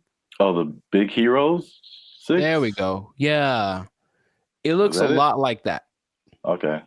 And you just watch it and it just walks around and it's picking things up. But this Apptronic is trying to make robots for practical everyday use. And it seems the most ready. It's like a small company, but I just find that interesting that all of these little things are popping up and they're going to be in competition with each other, or one company's going to buy the other. I can just kind of see that aspect of it happening. But those look pretty friendly. I say that because, in contrast, the company that's the most, like the furthest along with all this is Boston Dynamics. And they've been in it for a minute. They're supported by the US government since 2011. And they had their like flagship bot called the Atlas bot. And they've been just working on it and getting it better. So I don't know if you've seen the video, but maybe there'll be a video here. of maybe of a robot that's running like an obstacle course with like this duffel bag, and it's like jumping over the thing and then putting the duffel bag down and then climbing up to the next level and then picking up the duffel bag and then running and putting it. And it looks so. I always thought it was like maybe like fake, like animated, but it's just the way that it moves. It's very robotic. That's the thing that they're going for. But at the same time, it has so many interesting things that it can do and interesting versions. That's the company that made the dogs that we talked about earlier. The dogs that are gonna, whatever. And I had an interesting robot experience a couple of days ago. I don't think I told you, or maybe I did, where I'm in Hollywood just eating a sandwich, as you do, and the robot comes along, and it's apparently like one of those delivery service things, and it's looking for somebody, and you can see it kind of doing this thing. Like, it doesn't have eyes, like a box on wheels, but it just was looking around, and I swear to you, it looked at me kind of like, hey, what am I supposed to do? And I was like, bro, I don't know you, bro. I don't know you, bro. You ain't my block, son. But it's just like, and everyone was walking past it like normal. Like, yeah, there's a robot. So that's slowly becoming a thing. And Elon specifically said it's not going to happen overnight. So there's this assimilation of robots. But the Atlas bot thing, since the 2011, been backed by the Department of Defense. They're supposed to be used for all of the dangerous things, tending to nuclear reactors, putting out big fires. But they're also making these to wash dishes and fold laundry. Maybe do small tasks. They have the version called the Cheetah that can run 30 miles an hour. And they swear that they don't have any military intentions. Now, just if I said, we assure you we don't have any military intentions, what do you think is actually happening, sir?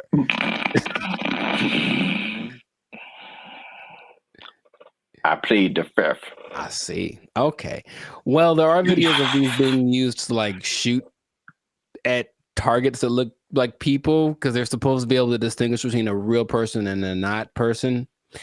But I think that's happening, of course. The French military is using the dogs already, and everything starts benevolently, and then it gets a little on the strange side. But and then Terminator. Well, I never saw that, so I was going to actually ask you if you've seen it, because maybe you could. RoboCop, Terminator, to me they're the same. I haven't seen either one. What goes on? Oh, RoboCop is way different.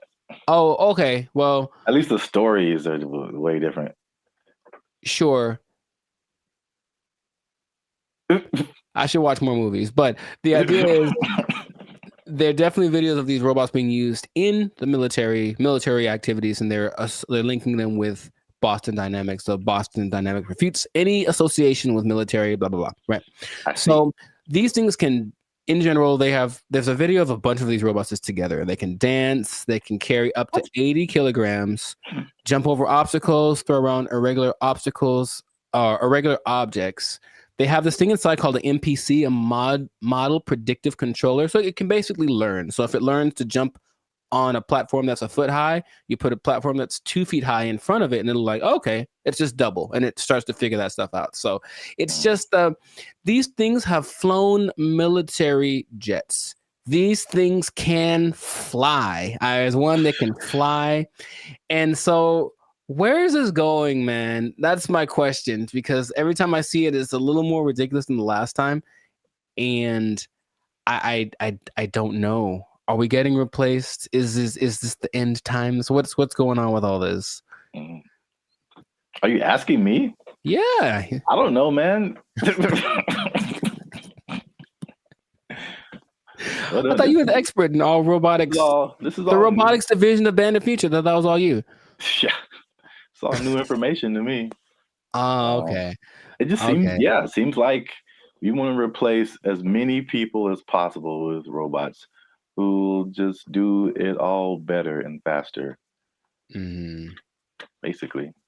They're olive branches that you can get a job controlling these robots, and there we go. But they're starting until they make a robot to control the robots. Well, that's the thing eventually. Yeah, you're going to have to be the person that programs the robots to control the robots. And then Terminator. Then they How does that movie end? with everybody dying. Is that what it is? No. Oh. But, I mean, supposedly it's a whole time travel, whatever.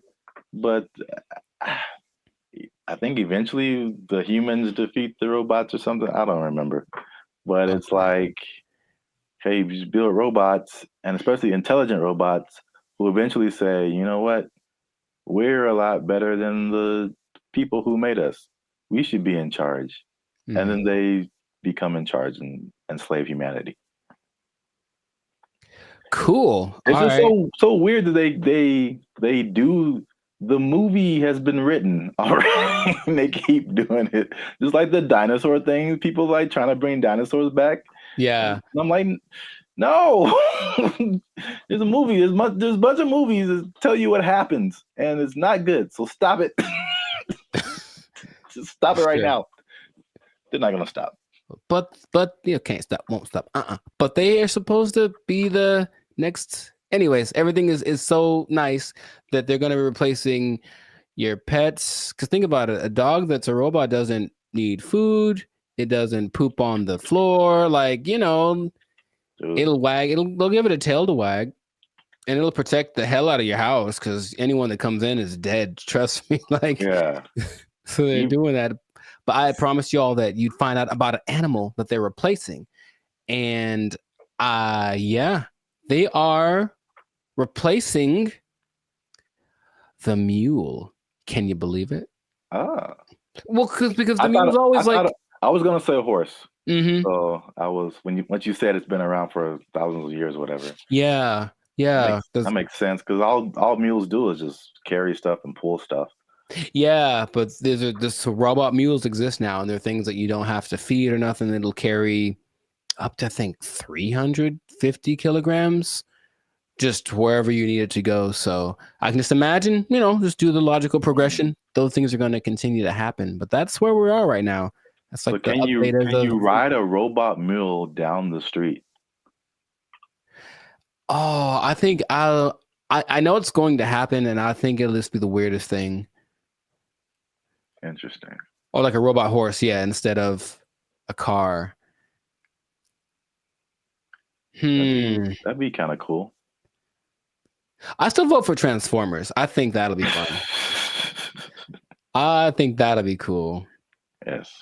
Oh yeah, you have your robot companion or whatever, and then you're like, yo, I need to go to the grocery store. I need you to turn into a car.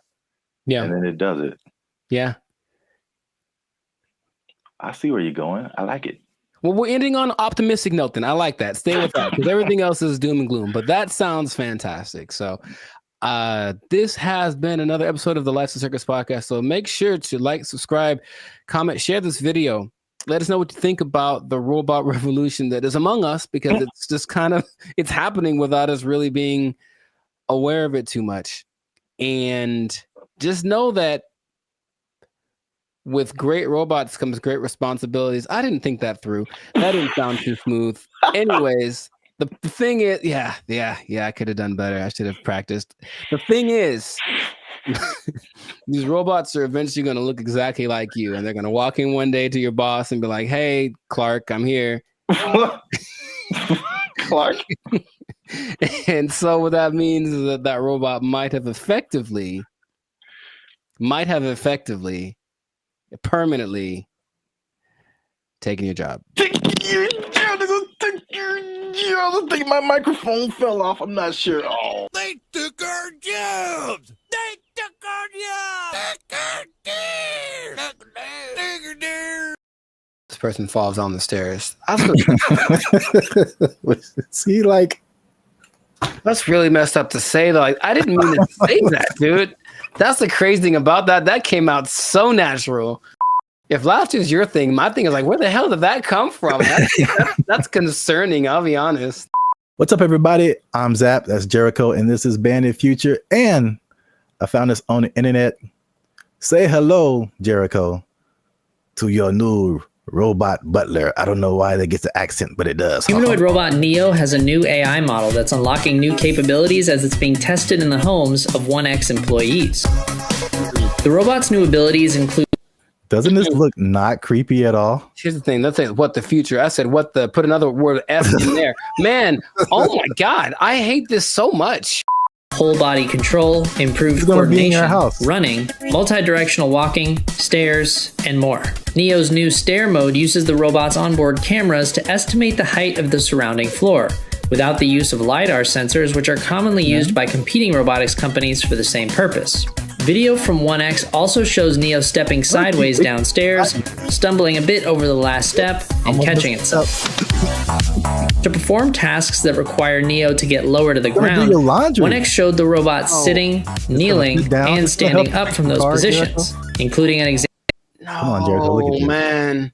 It's going to help you fix your car. It's going to do your laundry. Man. It's going to go running with you. It's too big, man. It's too big. It's too coordinated. It looks like it's got like a fencing suit on. Nah, man. It's got like arms are kind of buff. Like it's kind of swole. I mean, I guess so it can lift. Can it lift the car off the guy if it falls on him? Like, I don't know what's going on here. Even the color, I feel like it's too normal. It's just a regular color that anyone wears. Like make it like neon purple, something that makes it like a spectacle. Don't just let it just. I don't even, man. If I wasn't paying attention, like if I was distracted, like let's say I'm walking down the stairs because I got like chicken in my hands and I'm excited about the chicken, and that thing walks up the stairs past me, I don't even know if I look twice because it's not that. Oh my God! It's just kind of like, hey, what's up? Is it a guy with a motorcycle helmet on? I don't know. From a distance, it looks like a person. I don't like this so much. Oh, look at it kneeling down. Very comfortable. The G1s you were talking about, the flexion, like look at its feet and how the back very stable. Looks very stable. It looks like it has ankles and toes, and like the only thing that gives away is the arms are kind of wonky, but I think the rest of the body looks like an actual person. I don't like you could put like a robe on him and a hat, and you just walking down the street chilling. Like, man, they're blending in. They're good for them.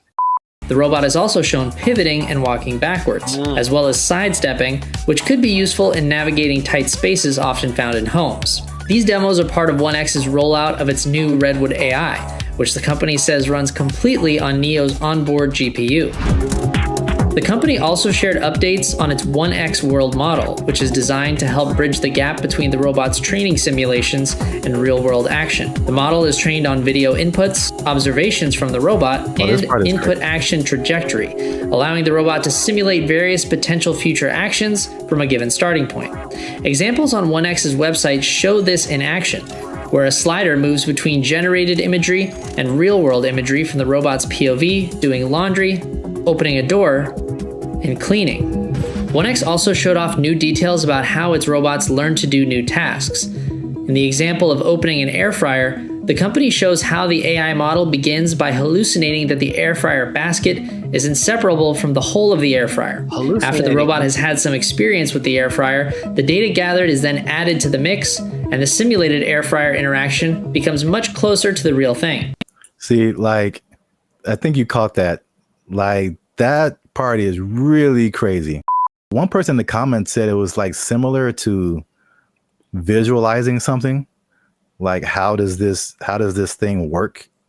And then you kind of like, as you keep trying to do it, you figure it out. And then and then it's just like, that's crazy. You know how back in the day they're like, oh, in the future we're gonna have flying cars, and then that never happened. We're having future stuff happening now all the time. Like the future is so now, it's crazy. So that's cool, but also this guy, he looks polite. Looks like I'm gonna walk down the street, and he's like, "Oh, excuse me," and I'm like, "Was that a robot? I won't know." And then later, I found out he took my girlfriend, and then like I'm mad. So I can't. I have so many feelings about this, but they're mostly not great. When will this be affordable to where like everybody has this in their home? Not long. And then it's just like, think of the people who do like house cleaning and stuff like that. There's people who do laundry for you, like all that stuff. Your robot's just gonna do it.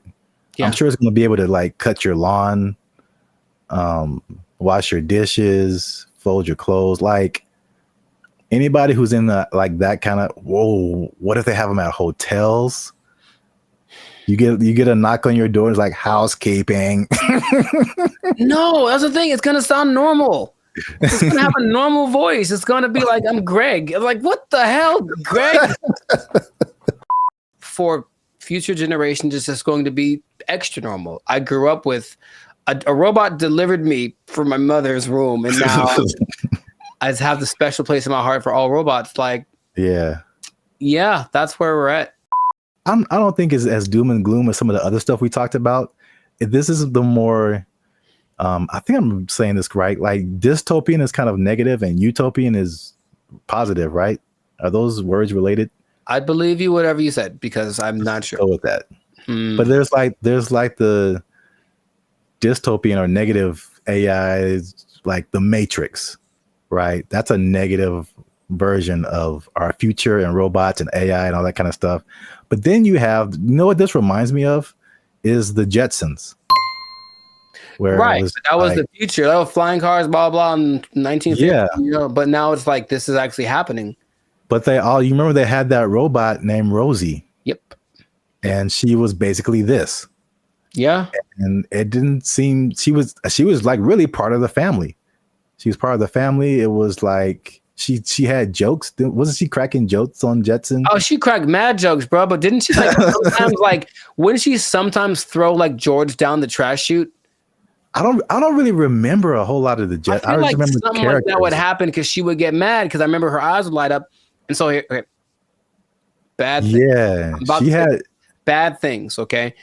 These robots are definitely able to learn, which is advantageous. But what if they're in an environment, they have a person who's a high-strung individual, and so they're always popping off and losing their temper and beating stuff and whatever. If this robot's around, I feel like it could learn that behavior and at least be capable of it because it absorbed it. And then over time, the more human these things become, they'll be like an influent, like impregnable. Yeah. Impregnable child or whatever. And I'm mad. And then now it's beating stuff up because it learned it from its owner. Like I could see all that happening. And that's what I do not like, among other things, but I don't like it. Greg. His name is Greg. It has to be. Let us know what you think in the comments. Are you ready for your robot butler? I don't know. I want to at least try it out, man. I want to at least try it out. 7 thumbs down. Just make it affordable, man. I might get me a robot butler. And I'm just not even going to tell you. You're just going to come by one day and walk right out. And it's going to answer the door. Take his power supply. I'm going to walk right out. You starving to death, Greg. Let us know what you think. Share this video with somebody you think would find it enjoyable as I have. And that's it, man. We found this on the internet. We out. Doesn't this look not creepy at all? Here's the thing. Let's say what the future. I said what the, put another word F in there. Man, I hate this so much. He believes that masturbation was the greatest evil on earth, and that by eating cornflakes, it would prevent people from doing it. Oh. So I don't see the connection. No, it's there, man. It's there. I'm trying to make it work in my head.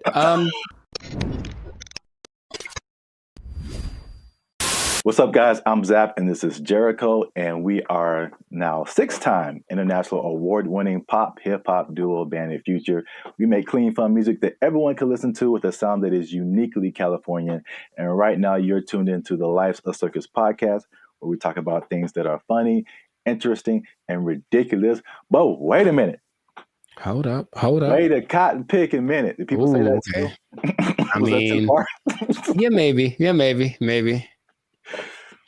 Help your boys out. Help the channel grow. Help us keep doing what we're doing by liking, subscribing, commenting, and sharing this video.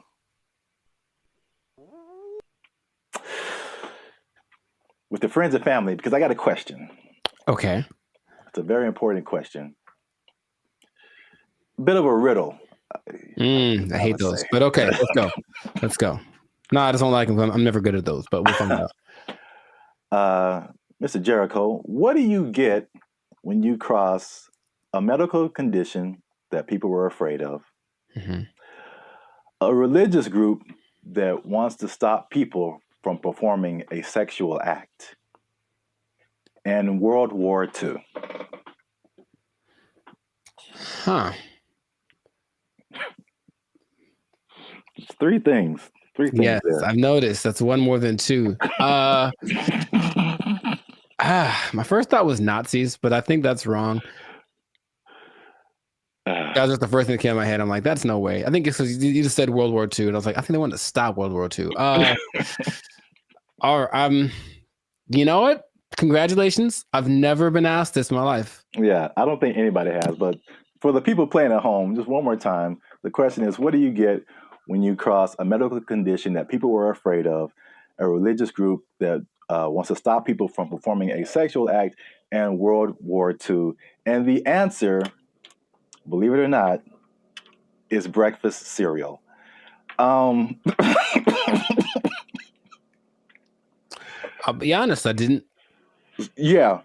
Go ahead. Yeah, I just kind of stumbled upon this, but the rabbit hole got really deep as to why we have breakfast cereal. So, a little bit of a history lesson. You can stop me at any point if you want.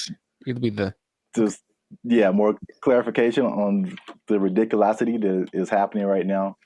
So, breakfast was not really like, I guess we hear the cliche now, like breakfast, the most important meal of the day, right? And so, but before like the 1800s, breakfast wasn't really like that important. It was just basically you got to think about like the times that they lived in. It's more like hunt what you eat, kill what you eat, working on a farm, grow what you eat, stuff like that.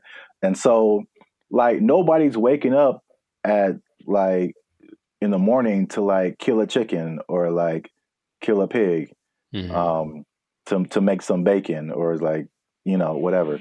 So basically it was like whatever happened in the morning. And this is why like eggs have been part of a breakfast for a long time, because chickens lay eggs in the morning, easy to eat. Makes sense. Yeah. Makes sense. And basically what you ate for breakfast was pretty much whatever you had left over from the night before. So that was pretty much breakfast. But there was a meat component because they would eat it, they would like cure the meats and stuff, and you could save it and use it for breakfast in the morning. Right. So like eggs and even bacon were like a big part of breakfast. Bacon. And this was called like the farmer's breakfast. So again, it's just like it's pinned to the time that you were in, and farmers and stuff. You get up early in the morning.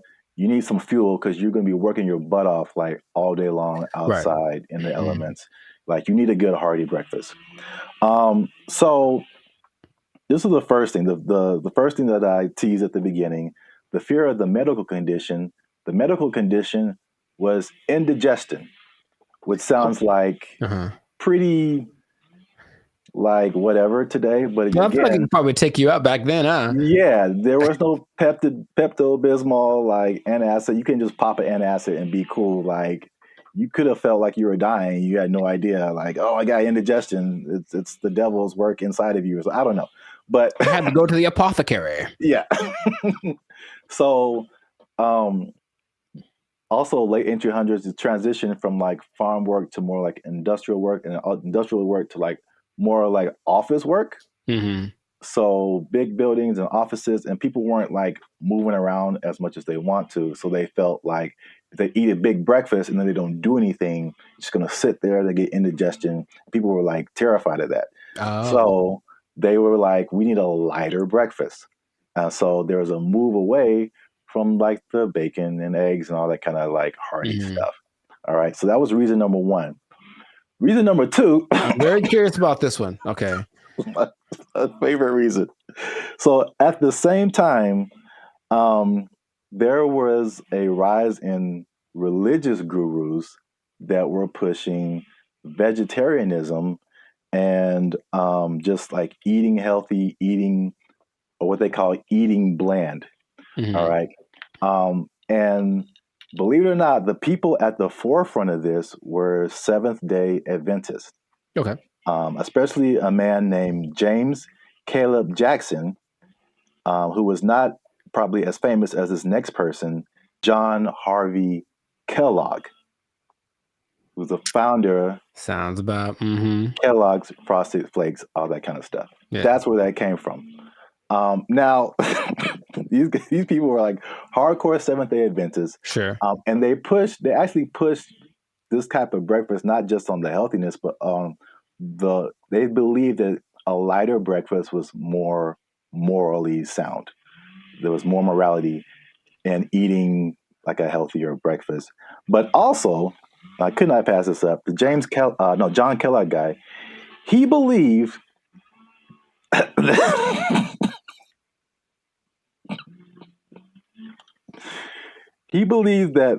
masturbation was the greatest evil on earth, and that by eating cornflakes, it would prevent people from doing it.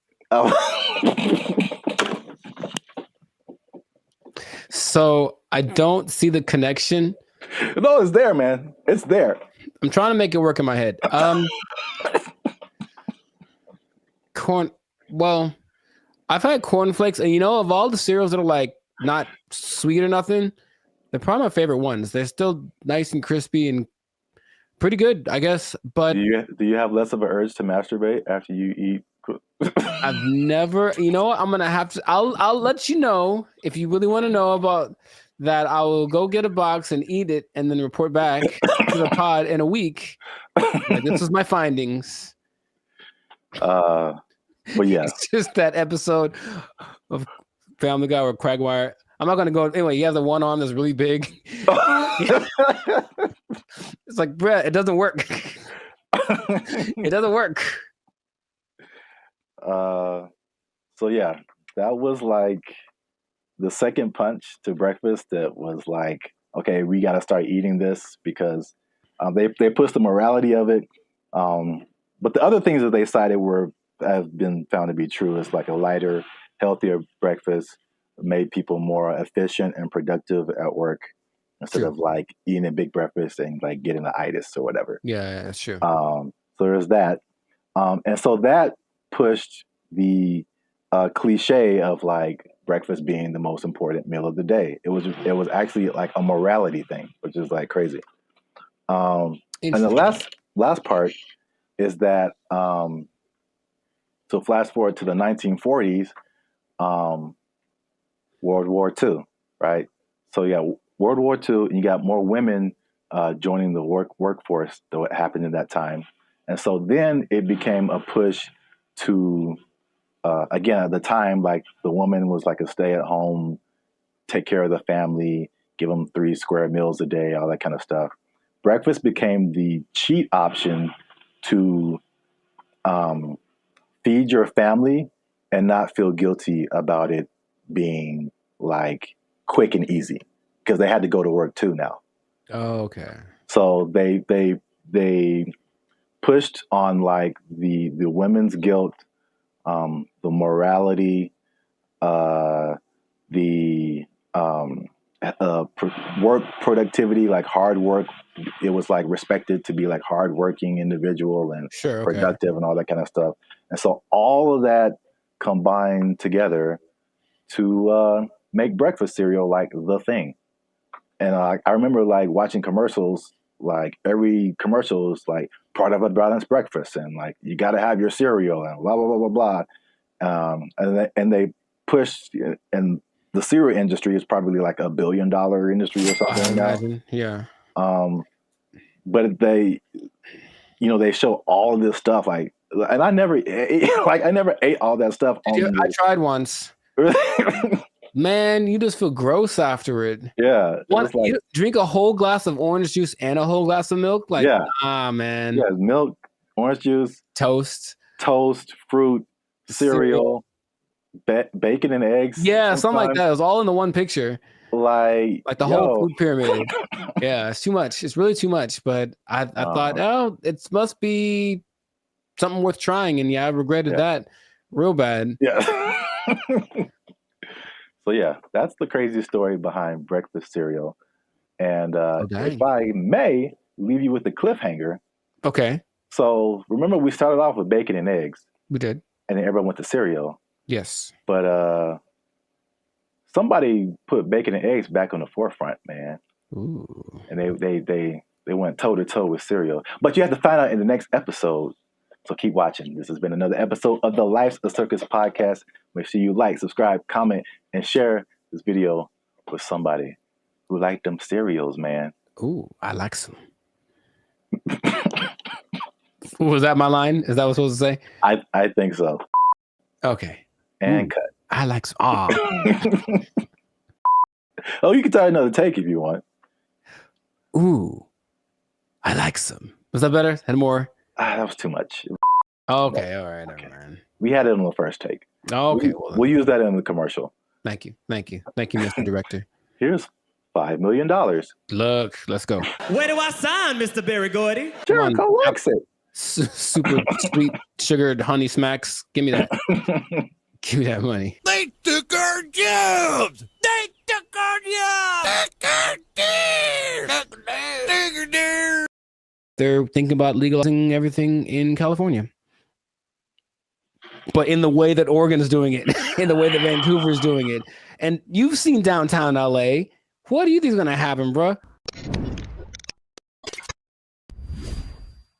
What's going on, everybody? I'm Jericho, and this is Zap, and we are the now 6-time international award-winning pop hip-hop duo Banded Future. We make clean, fun music that everyone can listen to with a sound that's uniquely Californian. And right now, in this moment in time, you would tune in to the Life's a Circus podcast, where we talk about things that are funny, interesting, and just straight up ridiculous. So before we get started, make sure to like, subscribe, comment, and share this video.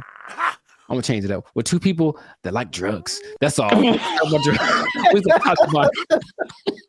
gonna talk about drugs, okay? Now drugs are bad, okay? But I know we're talking about them. Sponsors gone. Specifically, we're talking about the drug problem. You can call it an epidemic, but drugs. What you talking about, baby? But it seems to be getting worse. So the specific thing is the way that governments are approaching the drug issue in their country, and there seem to be 2 very drastic sides, and they both have interesting results. So before we get into it, Sir Zap, San Francisco, have you had any experience or just thoughts about just the? I've had thoughts about drugs. Have you had thoughts about drugs? Do you dream about them? Drugs are bad, okay? But have you seen the effect of drugs in our society as a whole? With your yeah, man, I think about drugs every day. Okay. You know what I'm saying? Okay. It's hard out here in these streets. That brought to mind two things. Yes. He's there. He was up there. It's crazy. Mission accomplished. Yeah, San Francisco. Wow. Yeah, I had the worst hotel experience of my life in San Francisco. You were there, you remember. And it wasn't because, well, I guess it was because of the hotel. They had a hand in it for sure. That was not helpful. But it was the people who were there who were obviously using an assortment, shall I say. A plethora, perhaps. Yeah, involved in all kinds of activities and whatnots. But yeah, we definitely saw it there. And I was saying before, this isn't like my crowd, so I don't really know a whole lot about drugs anyway, but you just kind of go from the homeless people because for sure you see them on stuff. I've seen them doing stuff. And so that's how I kind of like get the drug vibe. But going like just off of the hard drugs, one thing I noticed, I don't know if you noticed this either, the legalization of marijuana in California, and probably in other places too, but in California, I definitely noticed the explosion of just like, we can do this everywhere. Let's do it everywhere. Especially like on the freeway. Like I can drive down the freeway and just smell like the whole freeway is high, bro. Like, yeah. No wonder we're all going 5 miles an hour. Yeah. Like everybody is just walking on sunshine right now, and I'm trying I to get to work. specifically remember one guy when we went up to Sacramento, and one guy in like a Jack in the Box was like he was the happiest man, and I'm like, wow, starting early, 8 in the morning, like, that's a wake and bake situation right there. Yeah, but I don't think that weed causes the problems that we're seeing. Just slower people, and yeah, maybe they're raising the price of food. Everyone's eating too much, but I digress. The idea is you can do one of two things, or there have been two extremes that governments have been taking. One is to decriminalize drugs. So there's a difference between decriminalization and legalizing. They're not legal. You can still get busted for them, but it's just that decriminalizing means you won't go to jail forever for getting busted with a meth pipe. On the other hand, you could really go at the drug sellers and the drug users and make everything illegal and see what happens. So the, I guess, benchmark for everybody's decision is Portugal, because in the 90s they had, I think they were kind of closed off to the world for a long time. I'm not quite sure why, but for like 40 years no one could really get in there. So in the 90s it opened up, and in came all the influx of everybody's influence, and with it came drugs, because people like drugs. So what happened was Portugal got a really bad heroin problem, the worst ever, and everything that the government tried to do was like, we can't really make it go away. So let's try something extreme. So they decriminalized everything, and instead of that, they treated drug users like patients, like they're sick. So they made rehab centers and this and that. So if you get caught, you don't get taken to jail, you get taken to a rehab center where they actually will give you more of the drug you like, but in a lesser dose, just trying to wean you off of it. And they have a system in place for making that work. Other places that have copied that, I believe Lithuania, and there's maybe Denmark. I could be wrong about that. But so what has happened was that the good old US was like, oh, let's try it. So they did that in Oregon with the last election, and they kind of forgot one part. They forgot the whole rehab part. They just decriminalized everything. And I think I heard about that. It's a nightmare. It's so bad. It's just people just violently robbing each other in broad daylight and just on drugs, on the zombie drug. I'm not sure exactly what strain it is, some kind of a opioid maybe, but it's a zombie drug. People like walk around like zombies. But the visual I wanted to share with everybody was actually from a video I saw from Vancouver. They did the same thing. They just legalized everything without thinking about how to fix these people once they're on the drugs. So everyone's just walking around, literally, same thing, robbing people. The scene that I remember when we were in San Francisco was this one street where it's like everything looks normal, aside from like the occasional like human feces on the ground, but everything looks normal. And you turn a corner, and all of a sudden it's Armageddon. Oh my God. Just literally, just all of a sudden, everybody, and like you just stop there and they all kind of like turn. That's the zombie drug.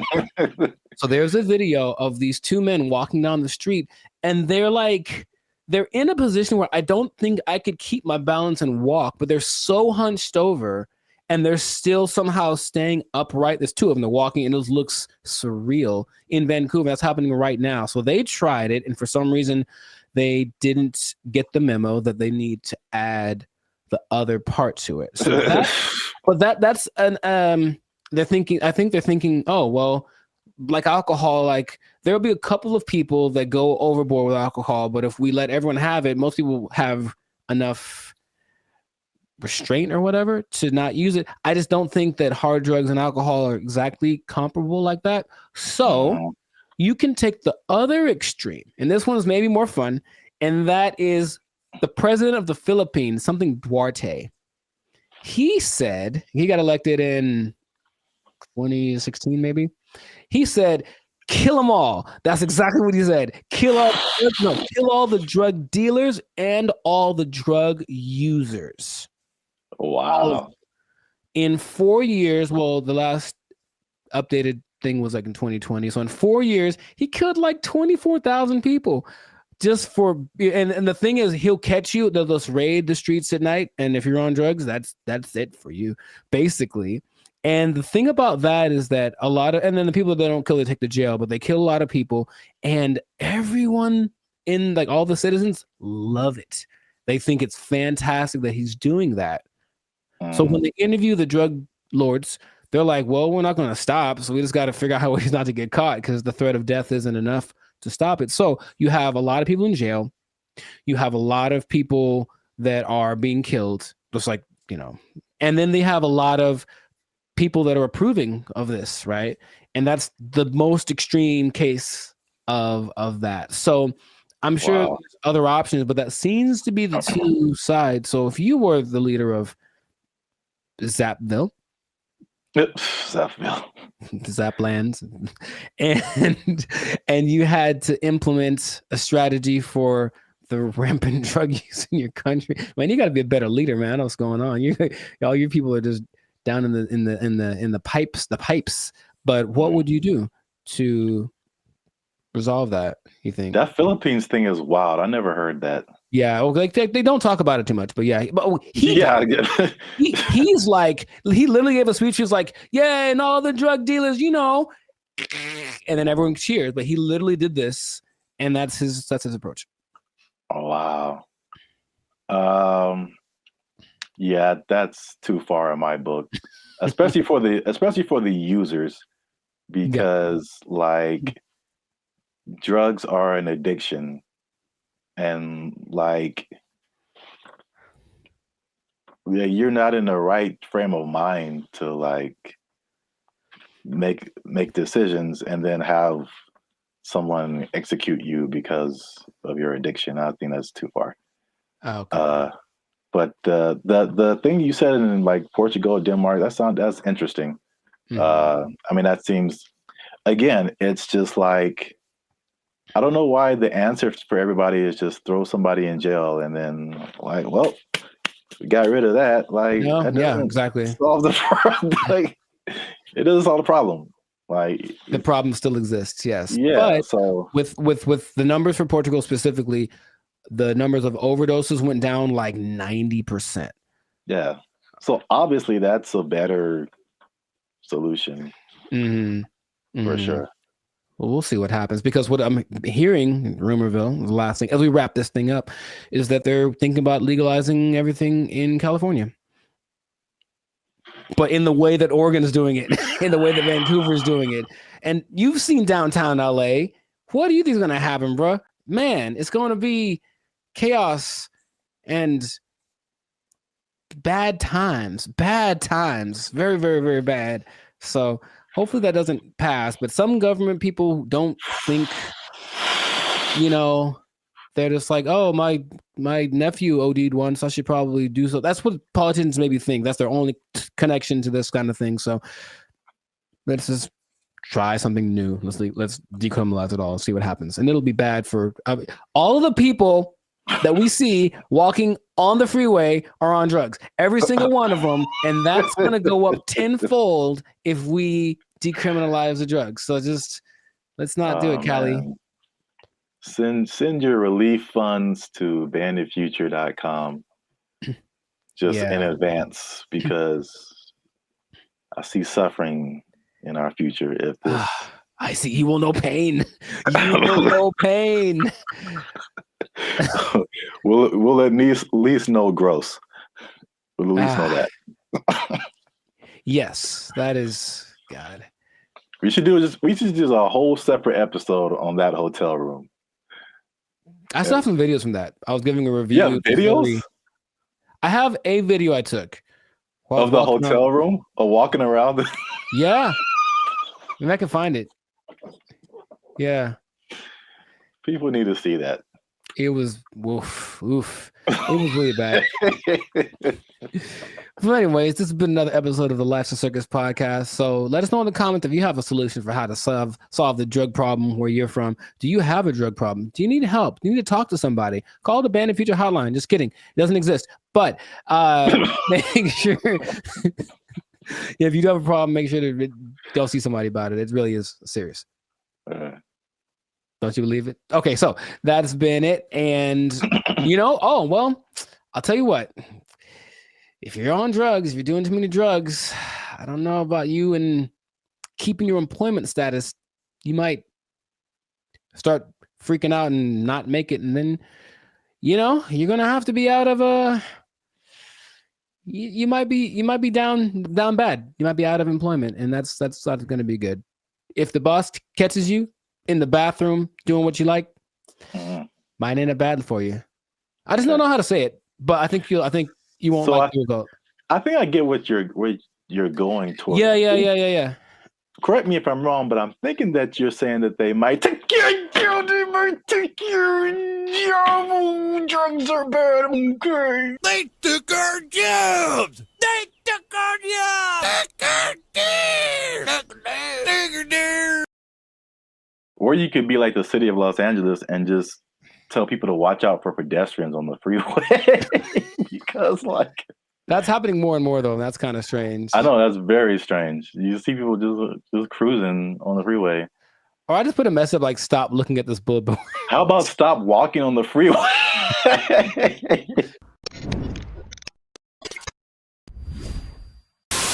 Yo, what's up, guys? I'm Zap, and this is Jericho. And we are now a 6-time international award-winning pop hip-hop music group, Bandit Future. We do clean, fun music that everyone can listen to with a sound that's uniquely Californian. And you are now tuned in to the Life's a Circus podcast, where we talk about things that are funny, interesting, and ridiculous. And yo, make sure you like, subscribe, share, and comment on this video.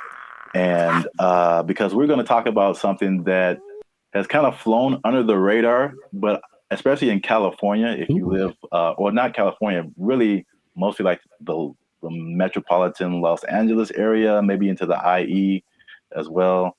That's the Inland Empire for people who are not from this area. The uninitiated, yeah. But there is something that I feel, well, a couple of things that I feel like a lot of people have seen and a lot of people haven't talked about.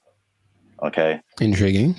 Okay. Yes. So I'm going to show you a picture, and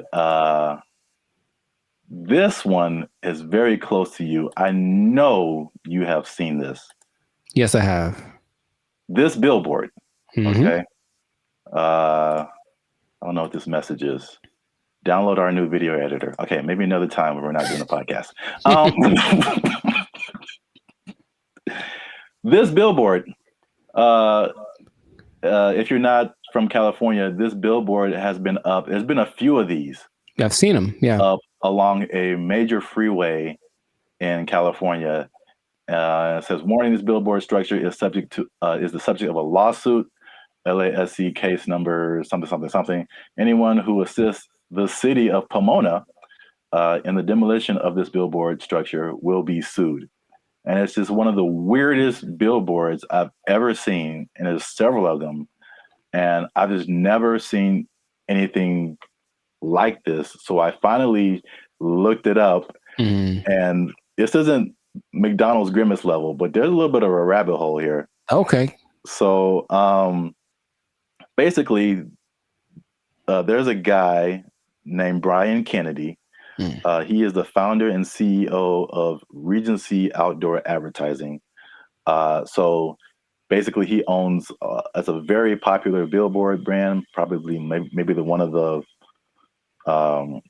most billboards around the country. And he owns these billboards. And so I guess he contracts with cities to put these billboards up, things like that. So in 1993, oh, baby, going back. Yeah, this story is very old. 1993, he had an agreement with the city to put up 10 billboards for 10 years with a 10-year extension. Right. So 1993, you put up 10 billboards. 2003, you renew it, keep those billboards up, stuff like that. You renew every 10 years. Okay. After the 1993 agreement, the city, the voters backed something called Proposition L, which prohibited the city from putting up any more billboards without voter approval. Okay. So when they came in, at the renewal period and were like, yo, take your billboards down, he was like, no. Like, we had an agreement before this Proposition L thing even happened. I see. And so it turns out this guy is kind of eccentric, you know. So he Not surprised. Okay. It's his billboard, so he's like, I'm just gonna put this up here. And so because they've been threatening to just tear the billboards down. And he's like, no, I'm gonna sue all you guys. So he just put those on his billboards. Okay. Which is I'll just get your reaction to that before I keep going. So I've been seeing those specifically. I don't know if this is the one, but there's one on the 71 just north, right close to where I live. And every time I drive past it, I'm always like, I wonder what that's about. But so before, I guess my question is, it was a different billboard owned by this guy, and then they wanted to take it down, so he replaced it with this. Yeah, the message. He probably, rented it out to whatever company to advertise something. But now he's just been using it to put that message on there. Okay, so I guess I get a lot of questions in my brain, but my first one is, who would ever assist some? It's the companies. So like the city isn't gonna go out there and do it. These people, they hire, they put out bids, for companies that do this kind of thing, demolishing or whatever. So basically, I think he's saying like, if your company is hired to tear down my billboard, I'm going to sue your company. So it seemed like a little bit of a scare tactic for anyone who wants to work with the city and taking this man's stuff down. That makes sense, but it's not what I was thinking. Dang it. I was hoping it was more for people who are just driving by with like a hammer in their trunk. Man, I really want to just pull off the side of the road and tear this thing down because I hate it so much. It's such an eyesore. And then this thing's like, don't you dare. Or some guy that is like driving his pet bulldozer down the freeway, which I've seen. And then I was saying, I'm going to pull over and tear this thing down real quick. But that makes sense to hire people. So how long is this going to happen for? I don't know. Cause I've seen it for, if not months, maybe years. Right. Like, I mean, the legal system is a very slow thing here. So yeah, right. And I think there was a case, but then it was appealed. So they're like waiting more time. And so I think I feel like it's eventually gonna come down, but he's definitely fighting the good fight. Huh. Because I think there was a case that I mean a case that awarded to the city and the people, and I think that he appealed it or something like that. So I'm assuming this guy has enough money that this isn't hurting him, right? I mean, yeah, billboards are way expensive. Yeah. So yeah, exactly. And it's not like selling something that could help him get some money back. It's just words. Yeah. What not to do. So yeah, I don't think he's hurting for money. Have you seen a picture of this guy? I have not. What do you think he looks like? Because I have an idea.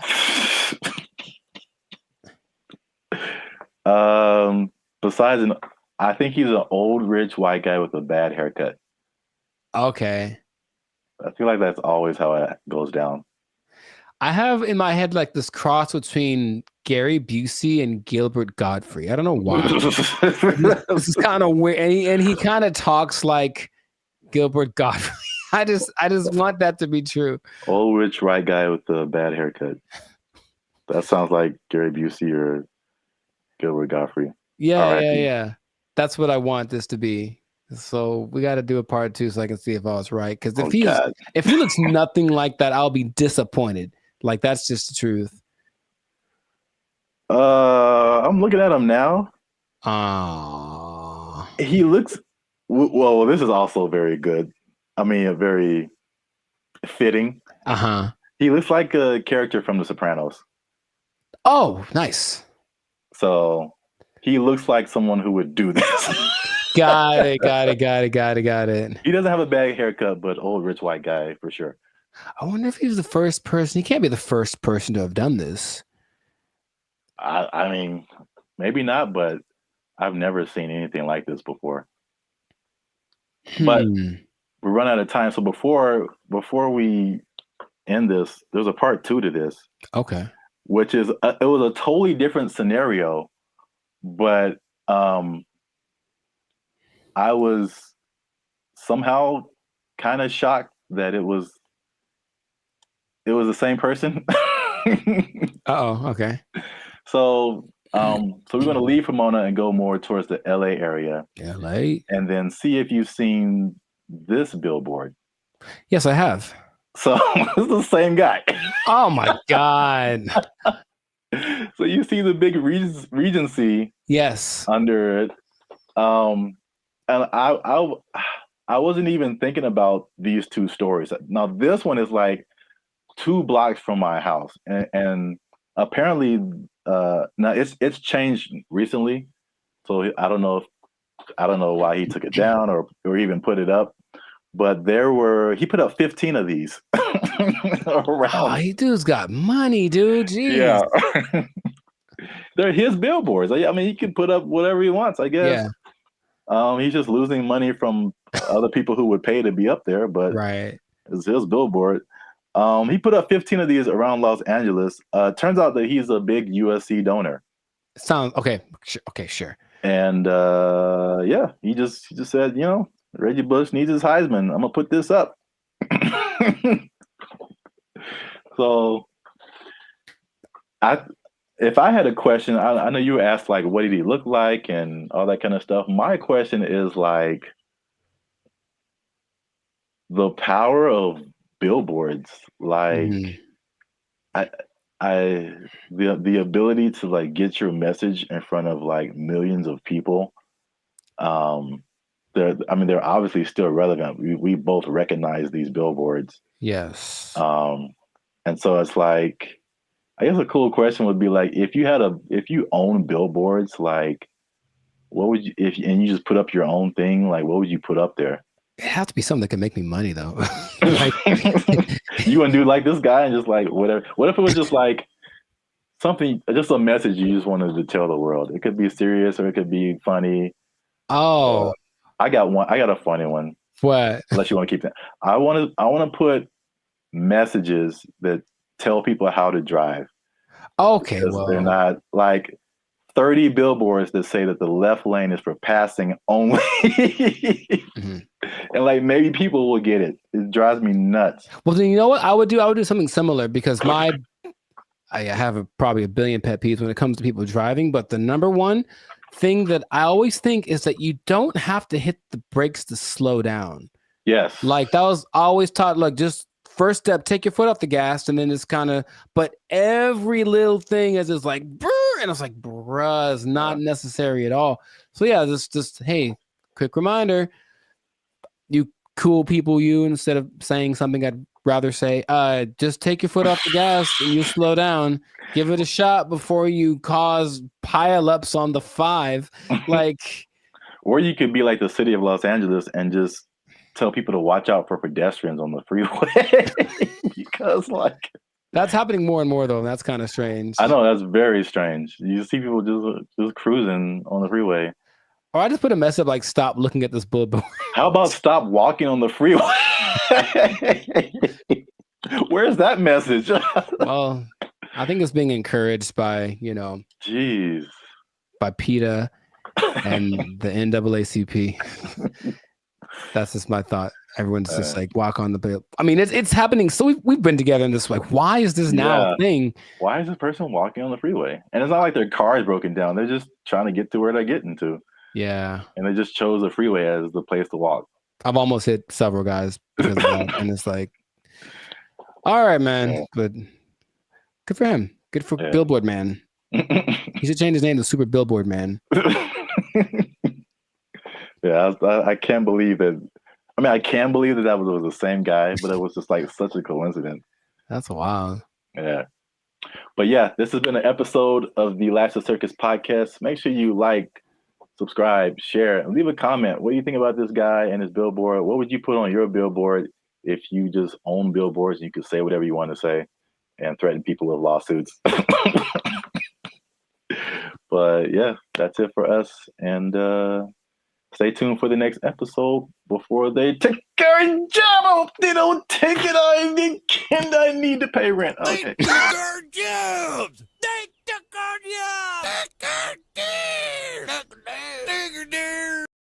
And I go in there, and basically I stand there for 10 minutes without anyone talking to me because no one's working the front. Nobody. And I just like, okay. And I eventually just yelled something to the cooks. What's going on, everybody? I'm Jericho, and this is Zap, and we are the now 8-time international award-winning pop hip-hop duo Band of Future. We make music that's funny. No. Huh? We make clean, fun music that's easy for everyone to listen to with a sound that's uniquely Californian. And right now, you're tuned into the License Circus podcast, where we talk about things that are funny, interesting, and just straight ridiculous. So before we get into this thing, make sure to like, subscribe, comment, and share this video with at least 2 people that knew that the wage increase for fast food workers was a bad idea. I'm telling you right now, it was a bad idea, and I have proof with numbers, with personal experiences. One thing, okay, so I didn't actually know this. I thought it went into effect January 1st, but actually went into effect April 1st. Yeah. Yeah, so there's less data on the effect of it, but I have already There's enough data. I know that. Huh? There's enough data. I know that. Yeah. So I got some numbers, and I got a couple of personal experiences. But I'll go to you first. Have you noticed anything tangible or had any experiences that kind of like notice a Whopper from Burger King is $8. I think I mentioned this before. Like I remember when the Whopper first came out at Burger King, it was 99 cents. Accurate. It's now $8 just for the sandwich. Mm-hmm. No fries, no drink. $8 is where we start, and then it goes up. I'm furious.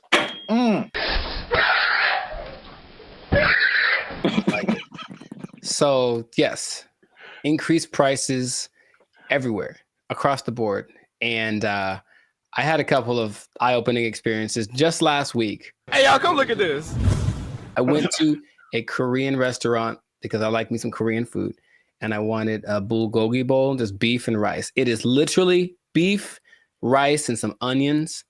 We'll give you a couple of sides right now. I slide in there. I felt like that joke from Cat Williams. Remember how you used to just give $20 at the pump and said, "Here," and then walk away? If you had $10, $15, you could go to the gas station with confidence because you knew you was either going to be full or damn near full. If you had a 20, you ain't even talk to the person at the counter. You just 20 on 11. I walk in like, I know how much a bulgogi bowl costs. I've had these before, and I didn't even look at the price. I just ordered it. Confident. Here's my card. Confident. I look at that thing, man. $27. Good Lord, that's a lot of money. Don't you like rice? $27 without the tip. Okay. So I was very sad. I was very sad. And I ate it, and it did not taste like a $27 bulgogi bowl. It tasted like a $12 bulgogi bowl, one that I came to know and love. That sucked a lot. This sucks. Yeah, it really sucks.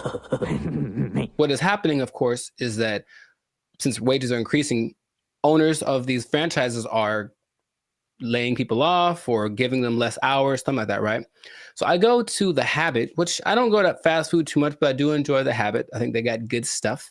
And I go in there, and basically I stand there for 10 minutes without anyone talking to me because no one's working the front. Nobody. And I just like, okay. And I just eventually just yelled something to the cooks. Y'all gotta chill. Y'all crazy back there. But they don't work the front, so they didn't do anything. So I just kind of left. And then I overheard the conversation, like somebody got off the shift at X time and someone wasn't coming in till Y time. So I was just out of luck. I came in the gap between shifts, and there's nothing they could do about it. Calm down. No! Now, there's a couple of things that are interesting. So for those who have been living under a rock and they don't know, the fast food minimum went up from $16 to $20 as of April 1st. Okay. And they started to interview a bunch of people just to see what their experiences are, business owners. One owner of El Pollo Loco franchise actually said he owns 6. And he says his costs went up because of this, $180,000 per store per year. Just one guy. And he says, I can't handle it. So he says, as of today, I'm in the red. We're losing money. We're going to need to stop the boat from leaking by making changes, which means raising prices, laying people off, all that kind of stuff. And it keeps happening. There's also confusion about who it applies to still. People like, there's a Gabriella Campbell who owns an ice cream place in LA, and she's not quite sure. She had to write the assemblyman. All this is confusing. So they're trying to figure out what's going to happen. So they're losing money from litigation, trying to get paperwork signed and documents and hire lawyers and all this stuff. It's just chaos, right? No one knows what's happening. And so the big thing is that I think it's all going exactly like we predicted.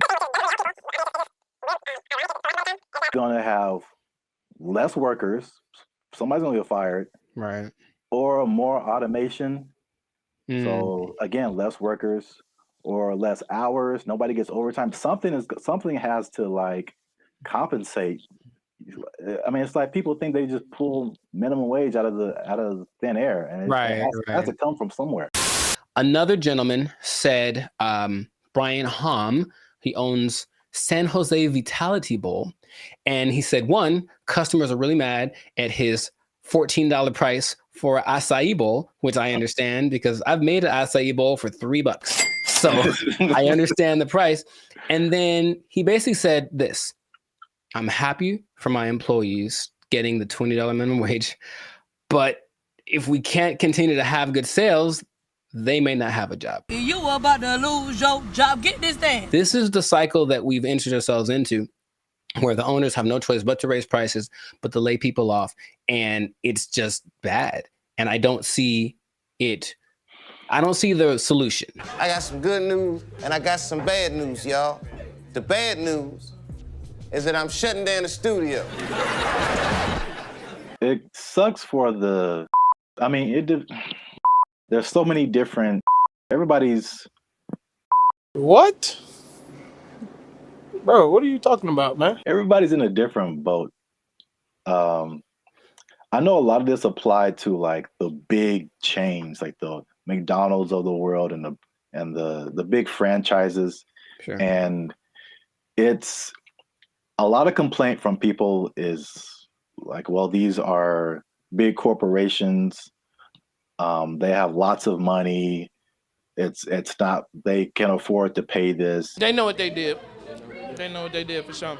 Like just McDonald's, because that's the thing that everybody knows. The McDonald's corporation is different from like the franchise owners.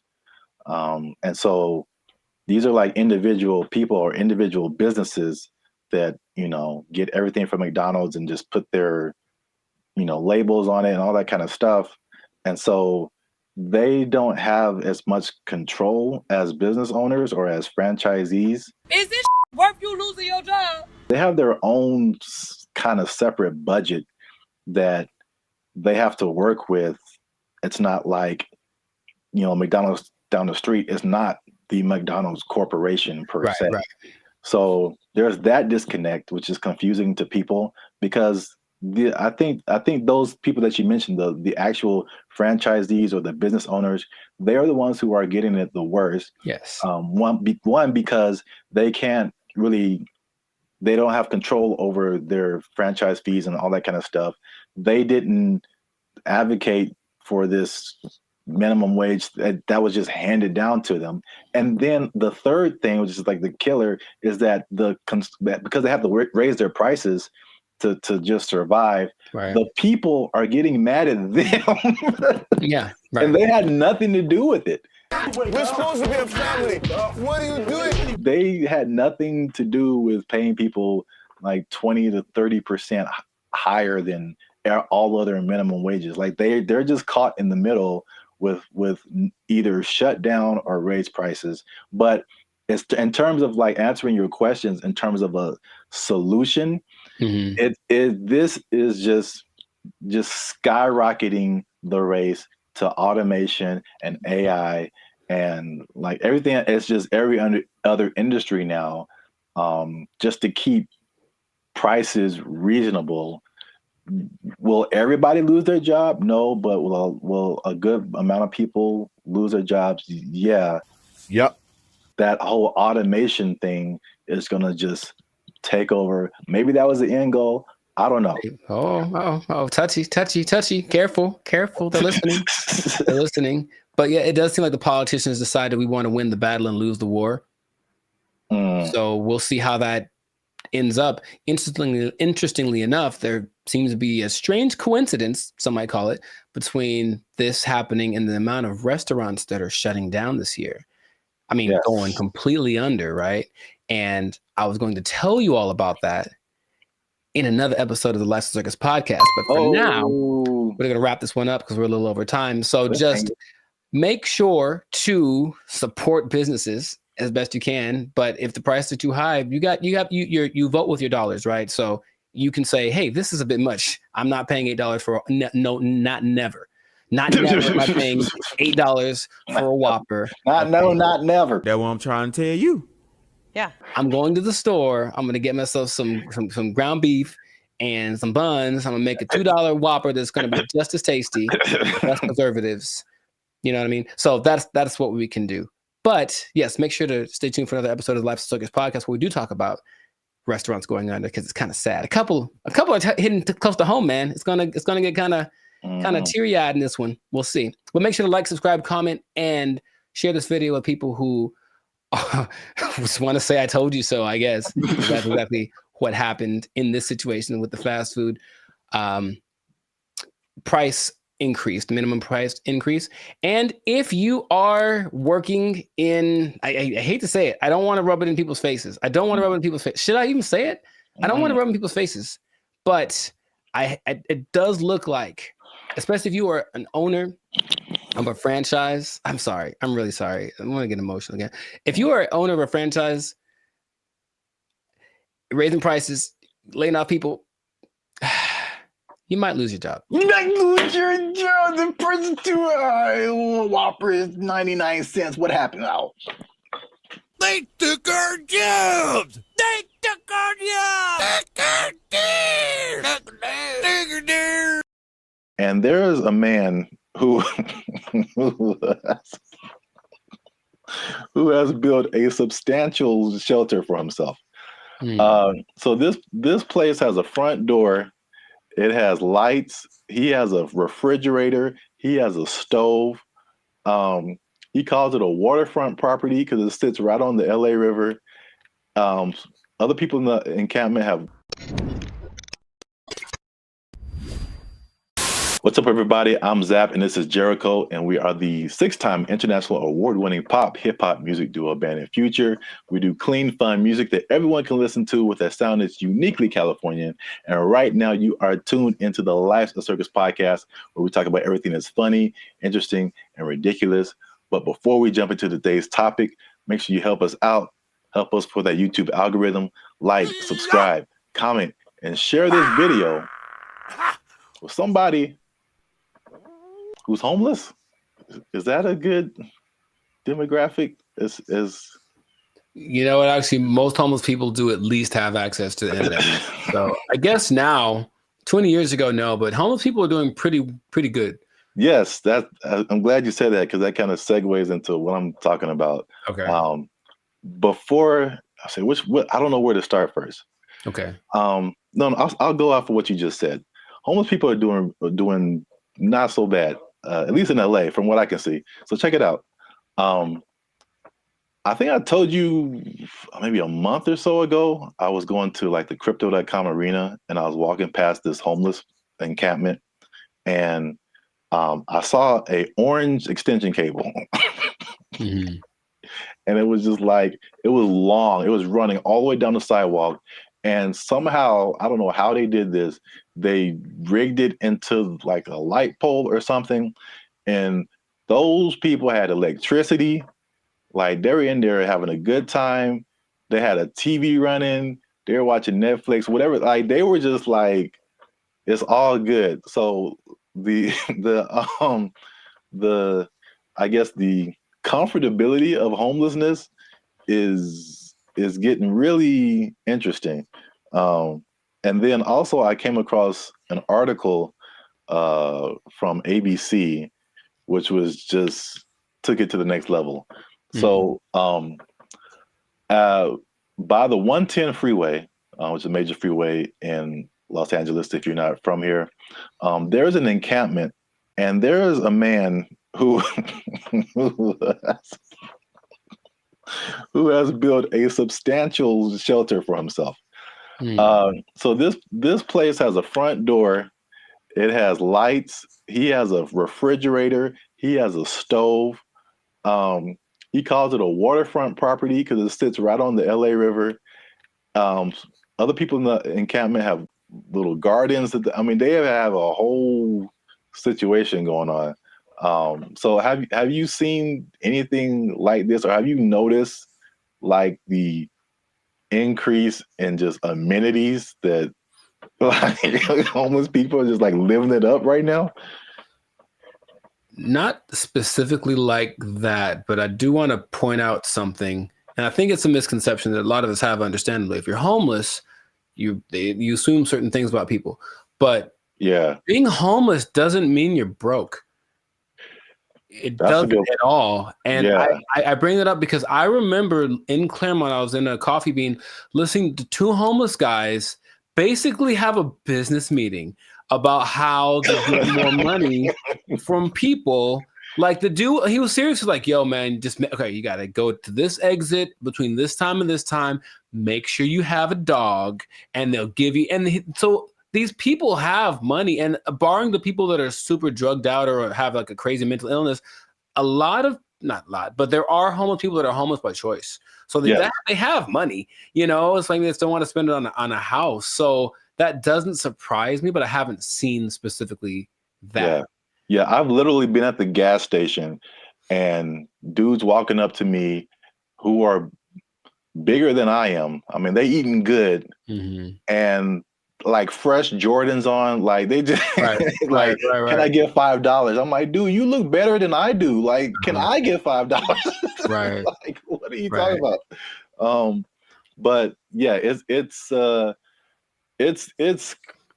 getting crazy. I mean, not getting crazy. It's already crazy, especially how here in LA, we have just, I think it was only, I forgot the numbers in LA, but it's just thousands and thousands of homeless people. But I did want to address something because we talked about the homeless before in a previous video in San Francisco, where they were like trying to hide the homeless people because all these people, these foreign dignitaries or something, were coming in and trying to hide the whole situation.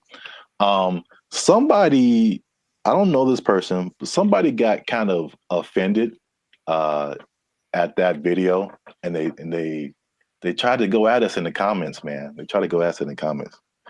Would you like to hear it? Good. I'm just gonna paraphrase. So we were talking about the homeless. This guy came on and was like, "Have you been homeless? Have you ever been down on your luck? What would happen if you lost your job and things were wrong in your life? You lost your house, your apartment." So he's basically saying like, it's not our place to talk about the homeless, which I fired back at him, and I said it is completely our place, because I lived in LA for a long time, but I lived in downtown LA, which is like homeless central, just a few blocks from Skid Row. When people are pulling down their pants and taking a dump on your front door and you step in it, you absolutely have a right to say something about that. Like, you have a right to say something about that. And it's not even the homeless in particular. It's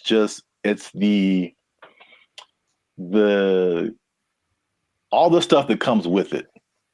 Like, I don't care if you're homeless or not, whatever, but it's like it's the disrespect for other people and the other things in the city, and just like the trash everywhere and the safety concerns and like the destruction of property. If you're pushing a shopping cart, I'm pretty sure you didn't buy that shopping cart. That means you stole it from us. Just because you're homeless doesn't give you a license to commit crimes. Like, like you can't. Like, so it's not even about like the haves and the have-nots. Like that's really irrelevant to me. And I will say that one thing I will apologize for is that I laugh a lot. A lot of people have said that in the comments before, and I think that's just because I think one reason is because talking to a camera is really weird. I agree. And so I'm used to talking to a group of people or something where you get feedback, and so you say something that's funny. Like I think it's funny. I just laugh at myself. But we try to keep it light on the podcast. But homelessness, really, there are. I don't know. Again, everyone's situation is different. Like you said, there's some people who aren't even broke. They just don't have a house. But there are some homeless people who are just like, they had a rough, whatever, something happened to them, and it's just a serious situation, and their life is really messed up. So I think well, at least I should apologize for making that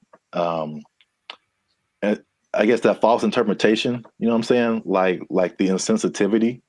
I think that may have come across to some people like that.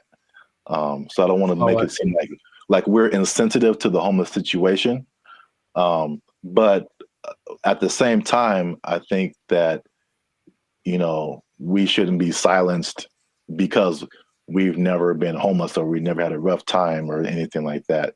And I have more to say about that, but I want to know what you think about at least that part of it too. I don't apologize for anything.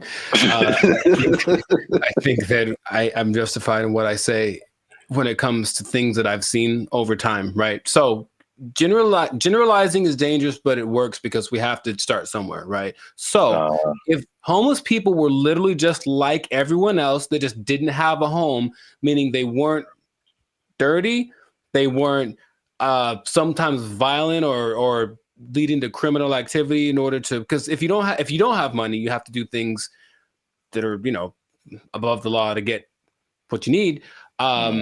If the implication of what homeless is the problem, I think if somehow it was just you don't have a house, there's nothing wrong with that. And yes, people do have unfortunate situations, but in general, when there's, and I heard somebody say this as a joke, but it really does kind of resonate. It's like there's places where homeless people aren't allowed to go.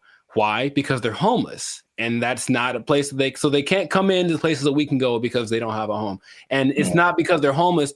It's because you can tell they're homeless because they look homeless, they smell homeless, they talk homeless, they're weird to you. Like all that stuff is what we're talking about. At least personally, what I talk about when I mention the homeless people. So I don't think there's anything wrong with that. If you do want to go by, I'm sure someone knows someone who just lost it all in a bad, crypto, real estate exchange. The woman took everything, whatever. I know there's people like that, and that's unfortunate. But just in general, homeless people are not contributing to anyone's sense of safety or anything like that. And that's what I'm referring to when I mention homeless people. Yeah, that's I think that's an accurate statement. It's just like it's not about the condition. It's about the character that comes along with that, and the not only not contributing but being destructive. So that's just even in my neighborhood. I think I told you before. It's like when I first moved here, like a few years ago, this place was spotless. I mean, it was just like people had pride in their neighborhood and stuff like that. And then, but we have a major mall, we have a major bus stop here and there, 7-Eleven, like the main intersection. That's kind of where I'm at. And it's just like every year it's like, okay, there's one homeless person. Okay, that's not so bad. 2 homeless. Dang. All right, there's a guy sleeping in front of the grocery store. Crap. And then it's like trash just keeps building up. Trash, more trash, more trash, more trash. And it's like, this isn't a rocket science. Like, what has changed? There's more homeless people. There's more trash. There's more abandoned shopping carts.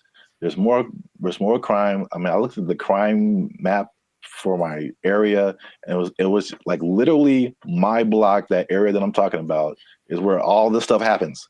This is like, anyway. The other point I wanted to make before we kind of wrap it up, because it's going kind of long.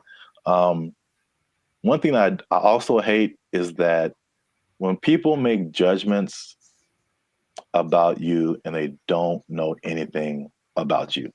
So same thing. I mean, the door swings both ways, right? People could say, "Hey, we're making a judgment about homeless people," but this person in the comment also made a judgment about us, like that we don't know anything about homelessness. We have never had a rough time or anything like that. And it's just interesting to see, because I mean, I personally didn't come from having a lot or anything like that, and so when I done stuff here in LA, and I've really worked really hard and become successful. It's just like the mentality of people is just so interesting to see, like the psychology. It's like you become like, oh, you always had a silver spoon, and like you got it good, and you don't know what it's like and all this kind of stuff. And I'm like, I absolutely do know what it's like. Like into like 2012, I had nothing. I had like literally no job, no place to stay. Like I've been through all this kind of stuff. Like, and just because I'm like in my own place and have my own business and I do all this stuff doesn't mean like I don't know what's up. And I think about the people like the Jeff Bezos of the world, who just people just, oh man, he doesn't care. He doesn't know what it's like. Like I've seen pictures of this dude. This dude was selling books like in a garage somewhere, like just nerding out. I don't know how, if he had friends or I don't know, but they show these Google started in a garage, Apple started in somebody's garage, Amazon started in somebody's garage. These dudes didn't just like, No, they worked for it. They really did. Yeah, and they gave the world something that the world needed, so they get Yeah. rewarded with billions of exactly. I mean, if you want to have all that, then you can create something that literally changes the entire world, and then you can have all that too. But like, I don't criticize anybody for like having success or anything like that. Like, I'm pretty sure at some point, even like the what was it? The Kardashians or Paris Hilton, because I used to kind of feel that way too, because that was kind of like their, you knew that they came from money. They had stuff going on. Sure. But like, unless you have worked on a TV show, like you really don't understand how insanely difficult it is, and how much you have to grind. Like, just because you have a bunch of money doesn't mean it's going to be a success. Absolutely. Like I kind of tell you that I'm not even a lead. I'm just working, background or stand-in or just co-star or something. And I'm just like, after a couple of days, I'm like, dude, I'm like spent. I'm like, you're just 12 hours a day, boom, grinding. And then they have to come back and learn. They got to go home, learn lines, I think Dave Chappelle had a funny like little. I do a Chappelle show, 14 hours a day. I come home, raise my kids for like 10 to 20 minutes, and I get back up and do it again. Like, yeah, dude. Like anybody you see, even if they have money, they are grinding, man. And so that's kind of just I just wanted to make those points because it was just like upsetting that someone would come at us in the comments over that. It was just without any kind of perspective. Do you think the person that made the comment has a job? I feel like they do. I feel like we just hit a nerve. Like they had a job, or they're going through a tough time, or someone in their life is going through a tough time, and it just seemed like we were just talking about, we just like on YouTube, and we're privileged, and we just homeless people are terrible, and it's just so. I say if you give me one fact about a person and then I get to judge whether or not to invite them over to my house. If you tell me right off the jump this person's homeless, then that's going to determine whether I want them to come over. Now, it's possible they're the sweetest person, and I know people for sure that do have homes that I never want them to come over. So there's that. It doesn't mean that they're a bad person. It just means just based on the facts, statistically, this isn't a good start. Yeah. So I know it's a controversial situation. It's a big, it's been a big problem in LA and in many other places around the U.S. and around the world. But let us know what you think.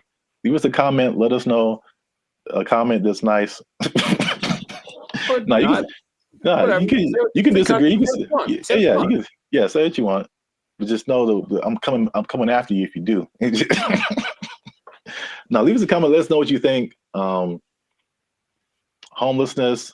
Have you seen homeless people? Are they living it up in your area? Do you wish you were homeless and you could just live like that and not pay rent? Do people misjudge one another when it comes to all this kind of stuff? I know it's chaotic. Let us know what you think. Until then, you stay classy, San Diego. That's nice. And don't be homeless. Don't be homeless. Yes. Worst ending ever. Bye. They took our jobs. They took our jobs. All I'm saying is this is a sign. Let's not put them in control. Let's not make them faster. Let's not make them responsible for more people at one time. Let's not make it so they can fly. Let's not do any of that stuff. Let's kill it now. Let's kill it now. What's up, everybody? I'm Zap, and this is Jericho, and you are now tuned into the Life's a Circus podcast, where we talk about everything that is funny, interesting, and ridiculous. And you want to make sure that you stick around for this video because this is ridiculous. We're talking about two robots, two different scenarios, robots going rogue. This happened recently, and one was an accident, and one was actually on purpose. So we're going to talk about both of those situations. So make sure you still stick to the end so that you can find out about that. But before we get started, help your boys out. All right. It's 2025. I'm trying to get some cheese on my Whopper. That's what I'm saying. You're going to pay $8 for Whopper? Yeah. It's now $8 just for the sandwich. No fries, no drink. $8 is where we start. And then it goes up. I'm furious. Breaking stuff. I like it. Hit that subscribe button, man. That helps the channel, helps us to grow. And while you're down there, hit that like button because that lets the YouTube algorithm guides know that Bandit Future is dope and more people should see them. All right. Intro. Boom. Done. So I'm going to start off with the question. No. Because I got a couple of videos to show you. The answer is no. No. I'm so mad about this. So stop. Who can I tell? Elon walks in, like, stop it. Stop doing it. This isn't Elon. It's some other people. I feel like he's always there. But Elon. All right. What you got? What you got? So question. How do you feel? Well, puberty. How? And the Rockets, red flag. I'll make up for it now. How do you feel about driverless cars?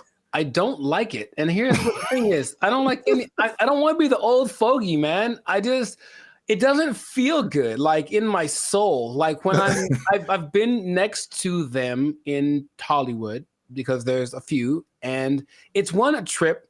Because you look over and the first thing you're like, oh, there's no driver in that car.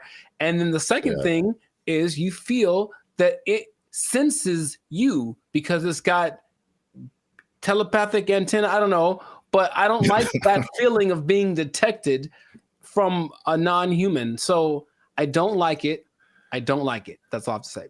I mean, there's cameras everywhere. They detect humans and stuff. They don't have wheels on them. They don't have the ability to go 80 miles an hour and crash into your face if they feel like it. It's okay. Just, I don't want to get too emotional off the bat, but go for it. What do you have to say? Okay. Well, I'm going to show you a video of an incident that happened not too long ago. And let's see if it has any effect.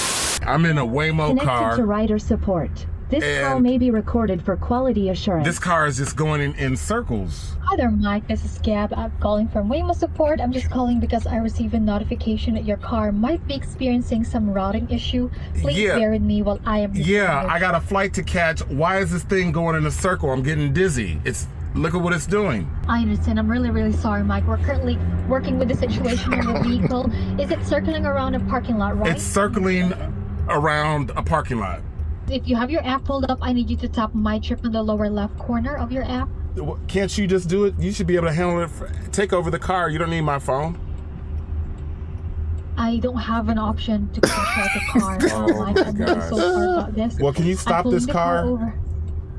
I am trying My to pull goodness. it over right now. Apologies.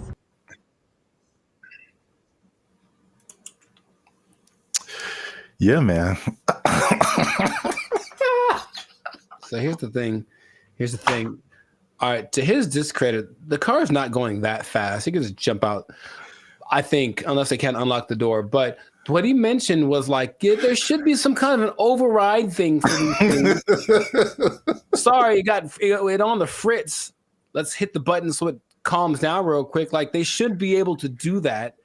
And if they can't, I'm not getting in that car. But also, I'm not getting in that car. Did you see how weird that was? I thought for a second, and here's the thing, for a split second, I thought it was the car talking to the guy, like, hey, I got it, shut up. And that would have been worse. What would you like to hear? What the hell was that? I realized that he was just, at the mercy of this car that, and you know what's weird about this? Everything repeats. I remember this actually being, honestly, a faulty, not a default, but it was a problem that certain cars had back in the 80s. I don't know why I remember this, but I remember seeing like a car going around this roundabout and it wouldn't stop and they couldn't turn it off. Wow.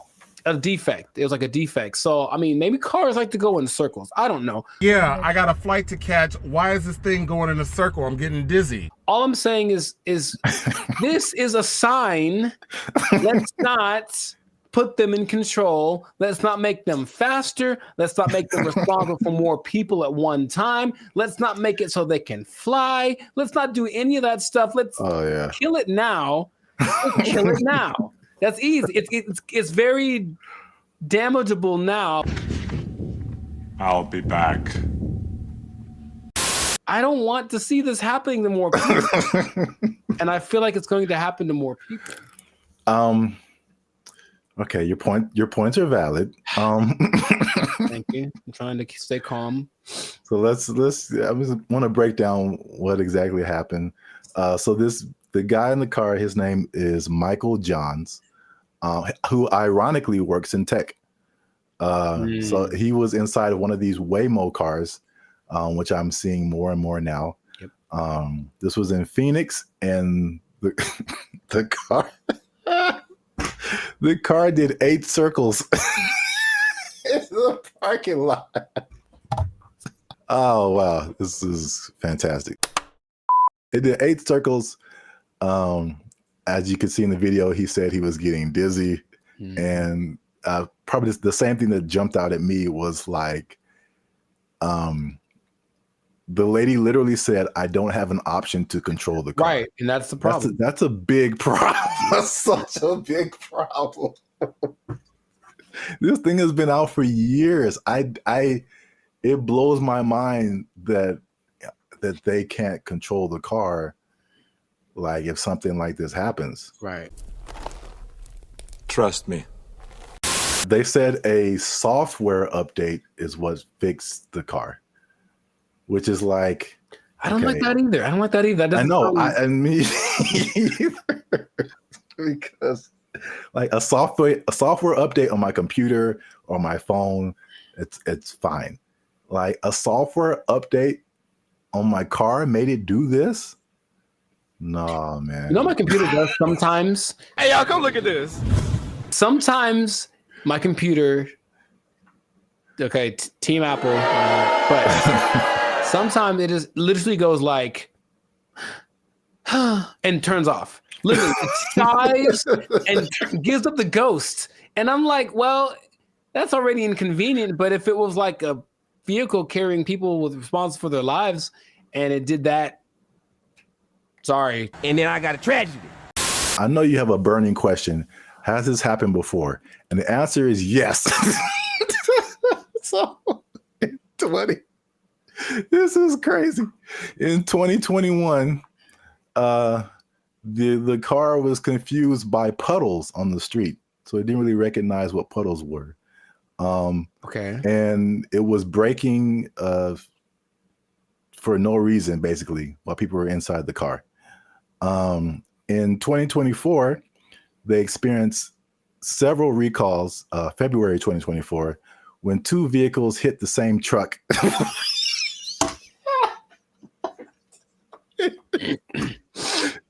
They hit the same truck minutes apart. And this, along with other incidences by another robo-taxi company called Zoox, began a federal investigation into erratic driving. I don't get why. I don't get it. In June of 2024, they recalled almost 700 Waymo cars to make them, and I quote, less likely to drive into poles. That's not something I would have made public knowledge. I'll be honest. That doesn't sound positive or uplifting or reassuring or anything like that. Oh my God. But yet people are voluntarily just getting into these things. I mean, well, this is an interesting thing too. Do you know who owns Waymo? I do not. It's Google. I'm not surprised. Yeah, I didn't even know that until I started looking this up. But it's ironic because I don't know if you remember, like the very beginning of Gmail, people had to invite you to have a Gmail account. Yeah. Do you even remember that? Mm-hmm. Okay. So it's the same thing with Waymo. I don't know if they're kind of like rollout marketing strategy or whatever. Maybe it's like, it's like the club that you can't get in, so it just makes you want to be in it more. But like that one thing that was big during the pandemic, that one like. Oh yeah. What was that called? That's crazy. You can't even remember the name of it. What is your name? I told you it doesn't matter what your name is. Yeah, it's the same way with Waymo. You have to be invited. So I'm like, why don't I see a whole lot of people doing this? You have to be invited to try Waymo. So yeah, that's their marketing strategy is tell all the people you don't like to try this thing out, and if they die, you didn't like them anyway. That was cold-blooded. So that was a crazy story. Well, I thought it was a crazy story until I saw this. No, don't. Apparently in China. I'm just going to drink my water and be peaceful. That's what I'm trying to live like over here. Just a water drinking peaceful human. Apparently in China, a small AI robot attempted to kidnap several larger robots, and it was successful. So that's a little robot on the ground there. Yeah. It's talking to a couple of the larger robots. And then I'll go through the whole conversation after the video finishes. Okay. So I do not know Chinese. Yeah.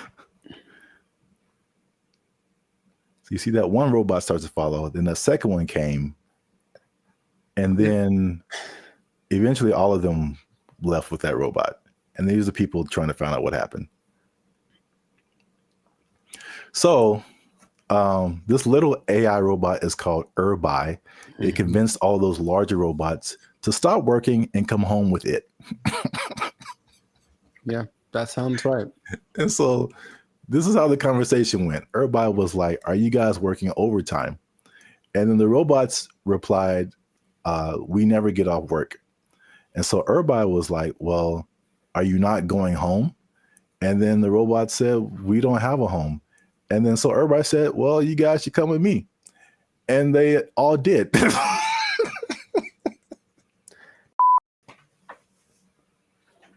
I don't have any more water to drink and be peaceful. I can't be peaceful anymore. That's I have to. So crazy. It's not. It's not crazy. It's exactly what happens in every movie. In every movie. Do you remember there was a movie about a toaster? I forget what it's called, but it's a little toaster. The Brave Little Toaster? There we go. That's what he did. He talked to his buddies and they went over. Don't you remember? That's exactly what happened. That was like 20 plus years ago. I don't remember the movie. Long time ago. And he had a cape or something. I don't know. Whatever. All I'm saying is that nothing should surprise these people from what they're doing. They're trying to give these things the capacity to reason and make decisions that we have without expecting them to do the things that we would do if you gave us the capacity to make decisions. Shut up! Yes or no? You want to die? Yes or no? I got the job done. What the hell do you want? Didn't answer the question. It's what's going to happen. It's what and the Chinese. I have love for the Chinese people. Uh-oh. Be careful now. Yeah, I know. Stop it. Stop now. Stop eating that shit. You know how it tastes. I've seen videos that are because they have like the ones that have the arms and legs that are crazy. They can walk around. They have the ones that can dance. They have this big ball thing that can roll and basically is like a police attack vehicle on steroids that doesn't matter about terrain or heat. It's resistant to attacks. All this stuff. They're making all these things. They have them now. Wow. And what do you think is going to happen when one of those decides, hey, are you guys working right now? Come on with me. Or let's go blow up some stuff because we got guns, right? It's fun to shoot guns at the stuff we're supposed to. What if we shoot guns at stuff we're not supposed to? Oh, let's find out. And then they go and do it. And then we have a tragedy. And then I got a tragedy. And then everyone blames, I don't know who to blame. Elon Musk. Well, he seems to be the guy to blame for most things right now. I would agree. But the thing is, do you not see it as clearly as I do? To the people that develop these technologies, that's what's going to happen all the time. Your Uber is going to take you home, and then halfway it's going to be like, oh, you know what? I have other things to do, and just take you off to the desert to meet up with its group of friends. So the thing is, you didn't really have to explain that, you know. You can kind of get it's kind of like a Mr. Bean thing, just with like little gestures and whatever. It kind of like had like a nod thing going on, and then you just take it, and then it. Yeah. I could. Well, here's the caveat to this second video. Okay. The Waymo car was an accident. This second video, well, first of all, it went viral on social media. Sure. So I mean, apparently, you know, with AI and all kinds of things now, you're like, did this really happen? So. The person who posted the original video and the company that built the robots, or companies, actually two companies, they verified that the video was accurate. That's a thing that happened. Mm-hmm. But the caveat to that is that they planned that. So basically, it's two different companies, the company that makes the little robot and the company that made the bigger robots. And the little robot company was like, hey, can we test out our robot on your robots to see if it can make it do stuff? Mm-hmm. And it did. So I think, as funny as that is, I think they are aware that stuff like that can happen. So they are testing it. I don't think they are. That's the thing. Yeah. It feels like as much as they say that, I don't care what you say. What are you doing? And in this case, they're doing things that tell me the contrary of what. Well, they're testing out the capabilities of these things. So, I mean, eventually it's going to be like, okay, let's program it to not do this. Start kidnapping people. That's one of my mission parameters. So yeah, fun times. This has been another episode of the Lives of Circus podcast. I don't like it. If you like this episode, make sure you hit that like button. That helps us out. And don't keep it to yourself. Don't be greedy now. Share this with at least two people that you think might find this interesting. And because the robots, man, they're coming, man. You need to hold on to everything you got. I mean, they're here. Hide your wives, hide your kids. So y'all need to hide your kids, hide your wife. Hold on to your job. Hold on to your job, because you're going to need a little job. And the robots going to take it over. They're going to kidnap everybody out. They took our jobs! They took our jobs! As long as there's money, I'm getting there and there's money there. Right. Like, yeah, let's go. Yeah. But if I'm like just dumping out my life savings to like take a picture with the elephant and then come back, bruh. For some people, they think that's worth it. They think it's well worth it. No way. You know, but I need to pay, son. What's up, everybody? I'm Jericho, and this is Zap. We are the now 8-time international award-winning pop hip hop duo Band of Future. We make clean, fun music that everyone can listen to with a sound that is uniquely Californian. And right now, you are tuned in to the Life's a Circus podcast, where we talk about things that are funny, interesting, and just straight ridiculous. So before we get into this, and this is going to be a very important topic. I think a lot of you will be interested in this. Make sure to like, subscribe, comment, and share this video with at least 2 people that are interested in becoming a digital nomad. We're going to talk about it. We're talking about work. We're talking about jobs. We're talking about moving. We're talking about all the things that seem so glamorous, but maybe there's a dark side to it. I don't know. We should get into that. But you got to stay tuned to the end to find out what that might be. So right away, digital nomads are one of the most, well, it peaked in 2021 right after the pandemic, but it's still one of the like professions, and that's an umbrella term, but professions that's growing the most in the last 10 years, right? I didn't know this. People started doing this as soon as like 1997. I guess once internet connection started to get decent, people were doing this. But around 2014, what happened? I got a question. So can you back up and just for anyone who doesn't, like what is a digital nomad? Oh, people don't know what a digital nomad is nowadays? Some people don't know. Makes sense. Okay. A digital nomad is a person that has found a way to live abroad, basically using technology. So in 1997, when internet started to be pretty available anywhere, people could offer services online and work from a different destination than where they're from. So you could be from America and go to Bali, for example, and work from there. And that starts to become really popular. And so now a lot of people do it. And there are many programs that will say they can teach you to be a digital nomad if you want to basically ditch the 9-to-5 and go live abroad. And it always looks very glamorous from the people. I know many people that do it personally, and they typically post the pictures of them lying on a beach. And the idea is that you can work from anywhere for 2 or 3 hours a day, doing your nice, whatever cushy job, and then enjoy living in another country. And that is a really cool idea. And that is part of the reality, but there's also a side of it that can be more difficult to overcome that people don't tend to think about. So we're going to get into all of that. Zap, have you ever considered the digital nomad lifestyle? I don't know why I said it like that, but I know why you said it. Ooh, do it again. I have thought about famous, don't you? All right, never mind. What?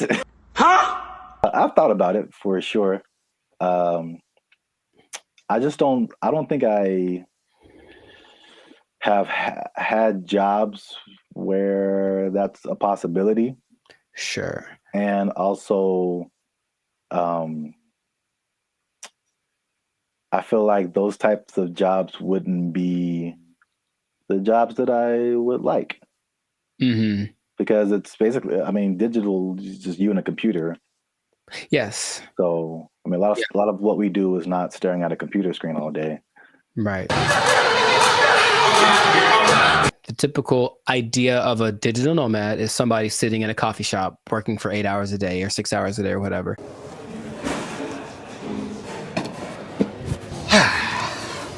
And that's true to the point where a lot of places actually construct digital nomad communities so that they can all be together in kind of one centralized place, like a work share kind of a situation, and just work from there. But yeah, the big key is that you just gotta have good internet and then something that you can do to work from a different place so you're not interacting with people directly. But you have a lot of options. Nice. So like if you like hopping around from place to place, one of my friends that does this will be in, I'm always like, where are you now? And it's kind of a cute thing because where are you now? I'm in Colombia. Cool. Where are you now? I'm in Turkey. Where are you now? I'm in Bali. And they're places that you'll notice are kind of hubs for digital nomads. One, because the cost of living is low. Two, because the internet connection is good because you can't do it everywhere. A big place for a digital nomad, especially expats from the US, is Portugal because low cost of living, good food, safe in general, and the internet is amazing there. So that's one of the spots that you can go to if you want to be that. But you get flexibility. So if you like the idea of moving around and working from different locations, then that's perfect. And then since you're not working all the time, you do get to explore and check out new stuff and take the picture in front of the Taj Mahal or whatever thing that you want to do, which is usually what people do to I guess showcase how cool their life is. I don't know. It does seem like kind of a validation. Like, why am I doing this? Because, like I said, the downsides, as I mentioned, there are many as well. But you get to explore, you get to travel, because people always think about going places as being expensive. And yes, vacationing is expensive, but travel, just that part of it, isn't necessarily expensive. If you think about it, you're just going places and then staying there, not trying to be extravagant. So you can be frugal, you can get a VPN so that your plane tickets are cheaper, and then you just live within your means wherever you are.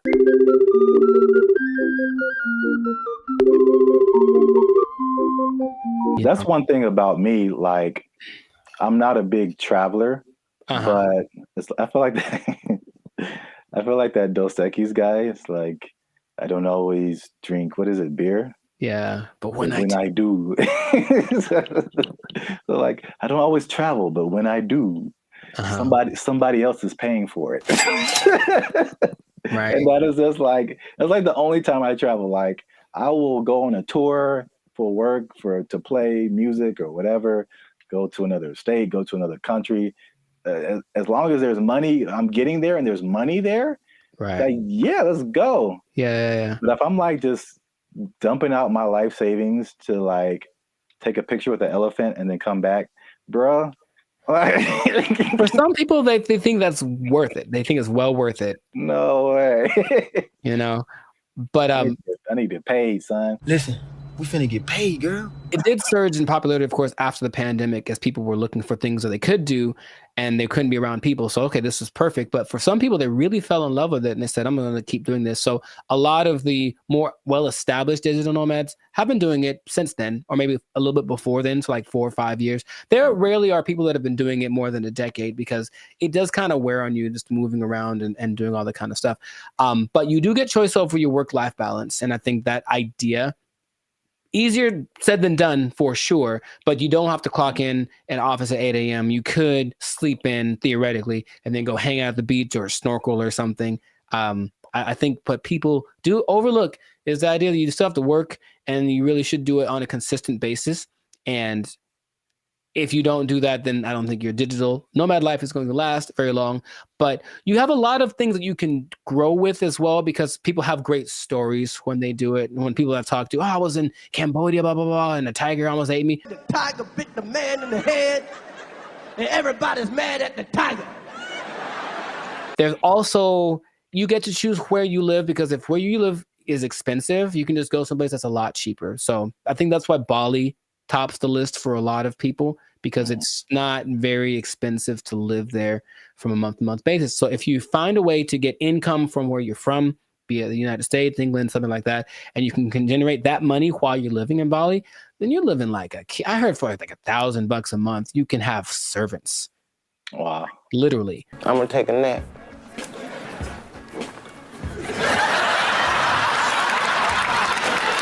And then you get to network. So that's fun. There's a lot of people that are out there doing the same thing, so you get to interact with them, and that seems attractive. And then you don't really have to go to work. You think about that. Honestly, I don't know about you, but I think a lot of people hate going to work. They don't dislike work. They don't like going to work. They have to get up, they have to do the thing, they have to deal with traffic, whatever. If you are a digital nomad, you don't have to go anywhere, really. If you have a good internet in your Airbnb or whatever you're renting, you can just stay there.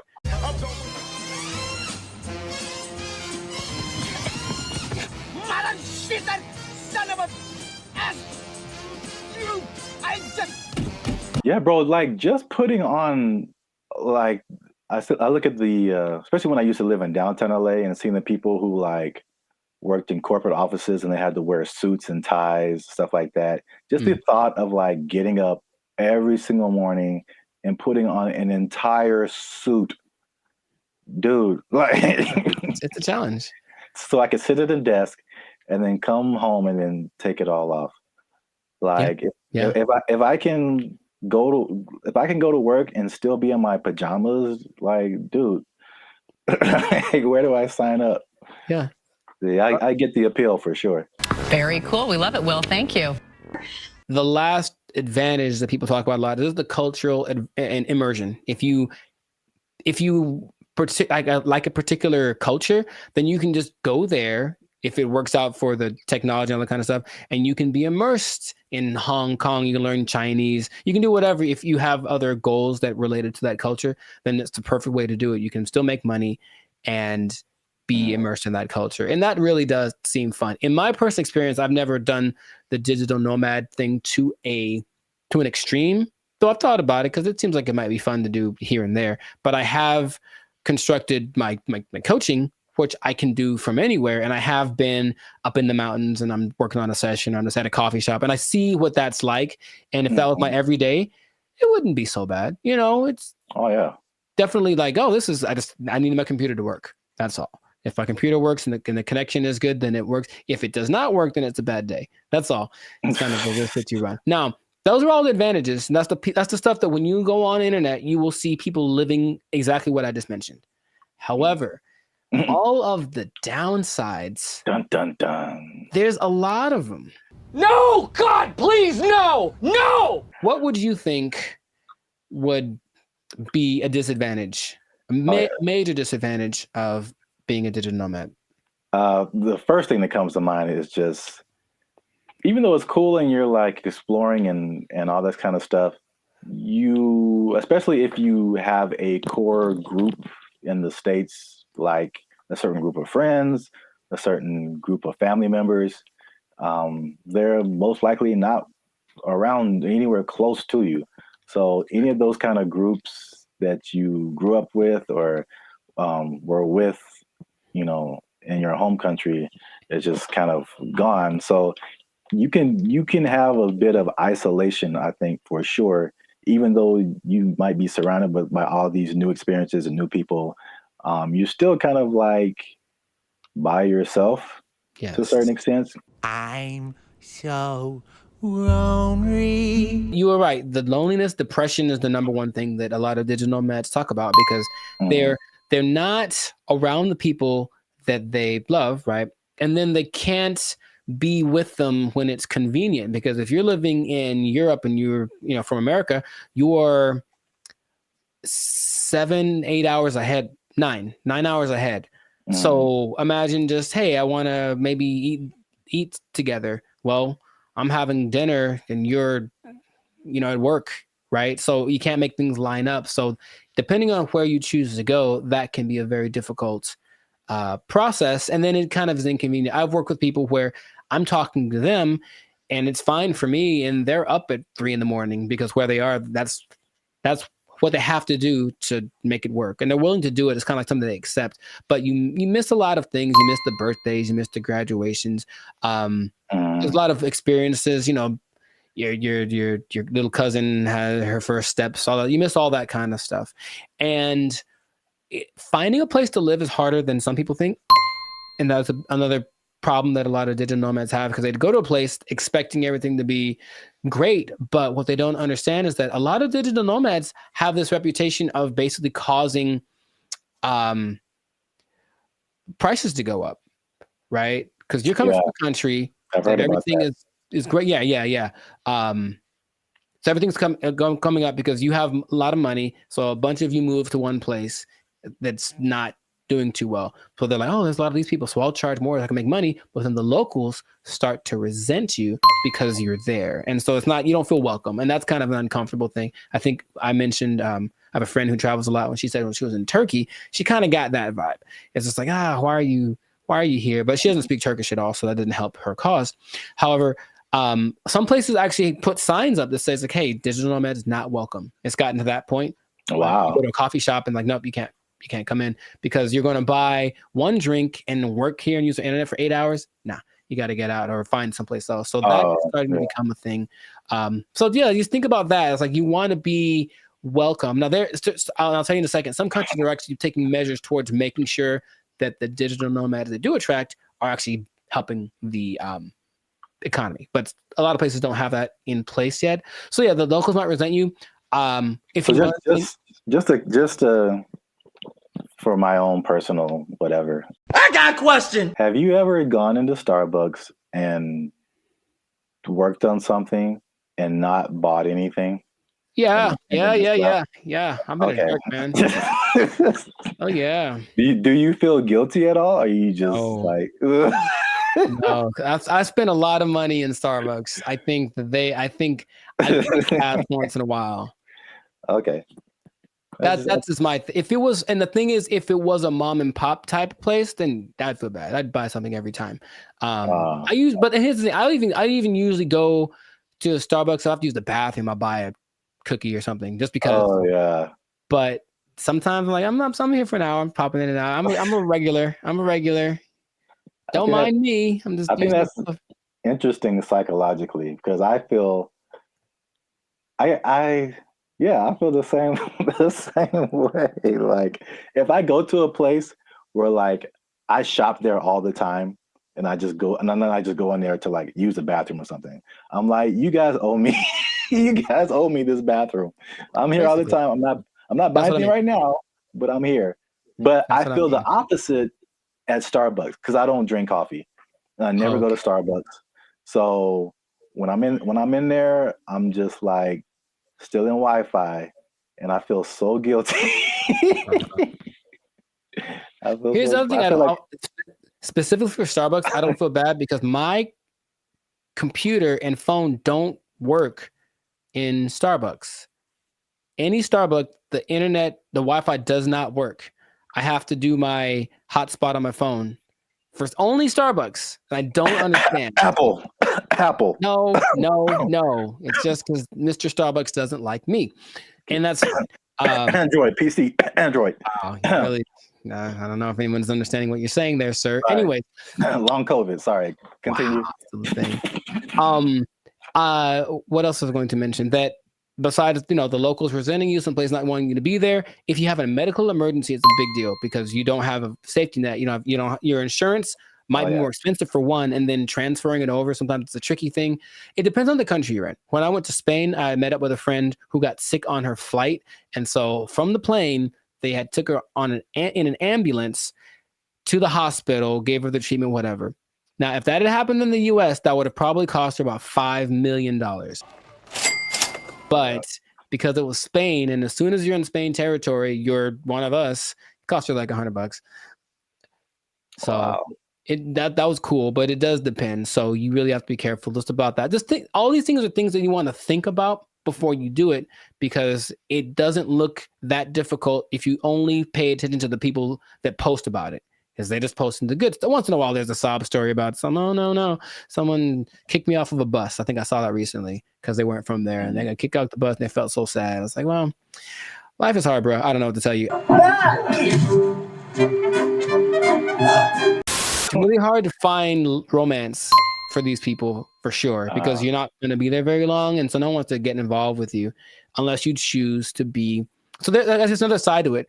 What I was going to mention earlier is that some places like Indonesia are starting to put in measures where they welcome digital nomads that have X amount of money in their bank account, and they allow them to actually have a visa, a second home visa is what it's called. And then they can live there for up to 10 years. But they want people to come and, of course, do something related to the Indonesian economic system. So they're telling people, come on over. And so in that case, if you have it like that, then you can move one place. You're going to stay there, and it still implies you're making money based off of where you're from, and you're just living kind of more permanently in a new place. And that seems to be okay if you want to maybe uproot, start someplace else. Then you can find love, and no one has a problem with that. But you won't find many people that are willing to, be with you for just a couple months, like for something serious that they know you're going to leave. Or if, you have a hard time being committed to one thing. So there's a lot of things to take into consideration. I know traveling. Have you ever planned a trip? It takes a lot. So imagine doing that regularly every couple months. I got to plan my stay. All that stuff is kind of a hassle. The idea of living out of a suitcase, some people don't like that. And that's why I think it lends itself to like a younger demographic, like someone in college, fresh out of college. Because I think at the end of the day, I think the internet has shown us that we need some kind of physical community, some kind of grounding. And if you don't have that, you just kind of like, you just kind of out there, and there's some, like you said, there's some negative effects to just kind of being on your own. So right. Yeah, that's interesting. And the interesting thing about that too, what you just mentioned, is that the idea of nomads in general were nomadic people, meaning they were tribes. So there were people that wandered around, but they were all together. And so that feels so bad. We're all doing this. And now it's like, I'm just by myself, me against the world, hoping for the best by myself in this new place. So lonely inside, real wrong. The best case situation that I've seen work out pretty good is when couples decide to do it. And that's not so bad. That actually seems to be really the way to go. Like it's kind of hard to find someone that's aligned with that vision, but if you're both in it, let's both go X place and move around and whatnot. That seems to be, because that'll get you through the hard times. Listen, we finna get paid, girl. I can't even imagine traveling alone. I know a lot of people do it. Very fun. That's just crazy to me. Like, I need at least one other person who knows where I am, what's happening. I didn't get kidnapped today. Like, I'm not in a ditch somewhere. Like, buddy system. Yes. All right. It's easy. It's easy. Just you can follow the Jericho Law patented make friends method. I didn't just make this up, but I've thought about it. Like, this is what I've done many times, and it works every time. It literally works every single time. Okay, here's what you do. All right, pay attention. Pen and paper out, everybody. This is a learning moment. You get a bottle of alcohol or something else that people. So you lost me already. I know. Well, you don't have to necessarily do it, but get a bottle of alcohol or something that people enjoy in general. Maybe it's a cake. I haven't tried with a cake. I think it might work with a cake. Cake is universal. I think so. And you walk up to the group of people that you don't know. I said, I've done this many times. And you walk up and you go, yo, and that's it. And then they go, yo, and then it's a party. Literally every time I've ever done that has worked out phenomenally. And we hung out for many, many hours. Just random groups of people. Are you going to try it? I don't see that working out. Well. For me, at least. Actually, I don't see that working out at all. It's definitely a no for me, dog. It's usually, I determine they're there to have a good time. They kind of got to eyeball it, but it's like, they're in a place to celebrate, and they don't mind another person coming in to celebrate with them. Try it, man. Anyways, what I was going to say, the last thing that people tend to forget about is that I think it's important to have a routine in life, because you're just freelancing and freestyling everything. So you need a routine, and in a new place, it's hard to develop one because things are always kind of up and down. Your money flow would be up and down. If you're not working for a big business, if it's just you, then some months are better than others. So that side of it, that inconsistent income, can be kind of nerve-wracking also. Or it might make it so you can't keep doing it, right? If you don't make enough money. So you really want to have a good savings before that all comes under this. Now that you say that, it's all under the same umbrella. Like, if you wanted to put all of that in one word, it's stability. Yeah. So your home community, it's stability.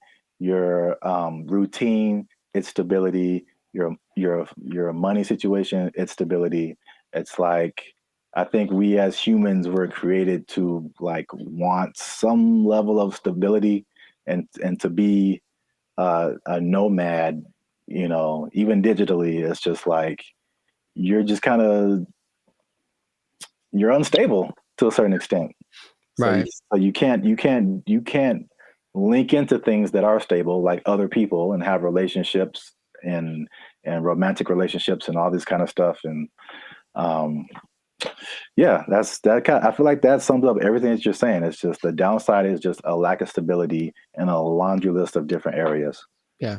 I think some people, if they have the right personality, I know personally that's perfect for me. I wouldn't mind that kind of a thing. It definitely doesn't. Actually, you know what? My perfect scenario in life would be that this should be a show. No one take my idea. This would be a show. That someone wakes up in the morning and there's an envelope at their door, and basically it tells them what they're going to do for work that day, and they have an hour to get to the airport or wherever, and then they don't know what it is. They've never done it before, and that's their job. I would love that. That is really good. See? Wait for the show? Yeah, I mean, yeah, the idea, yeah. Okay, I'd watch that on TV or something. I thought of it. No one take it. Yeah, copyright. All right, we should just do it. That'd be fun. Yeah. I think it'll reach a peak and start to come down because people were still riding the wave of the COVID. But after a while, people want to start families, do all that kind of stuff.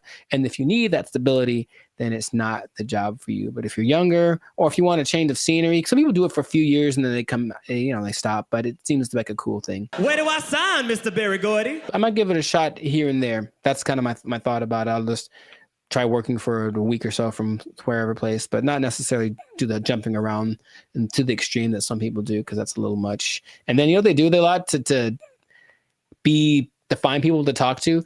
They talk on those like roulette chats, like we did that one time. Oh God. Yeah. Yeah, I know. Yeah, maybe we shouldn't do that again. Got him!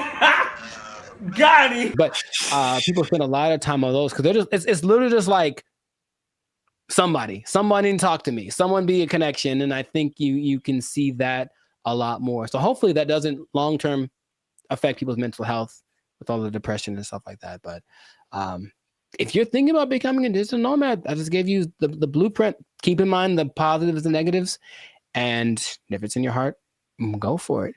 But above all, make sure to share this video with somebody that wants to know a little more about the digital nomad life. And I'll tell you what. What?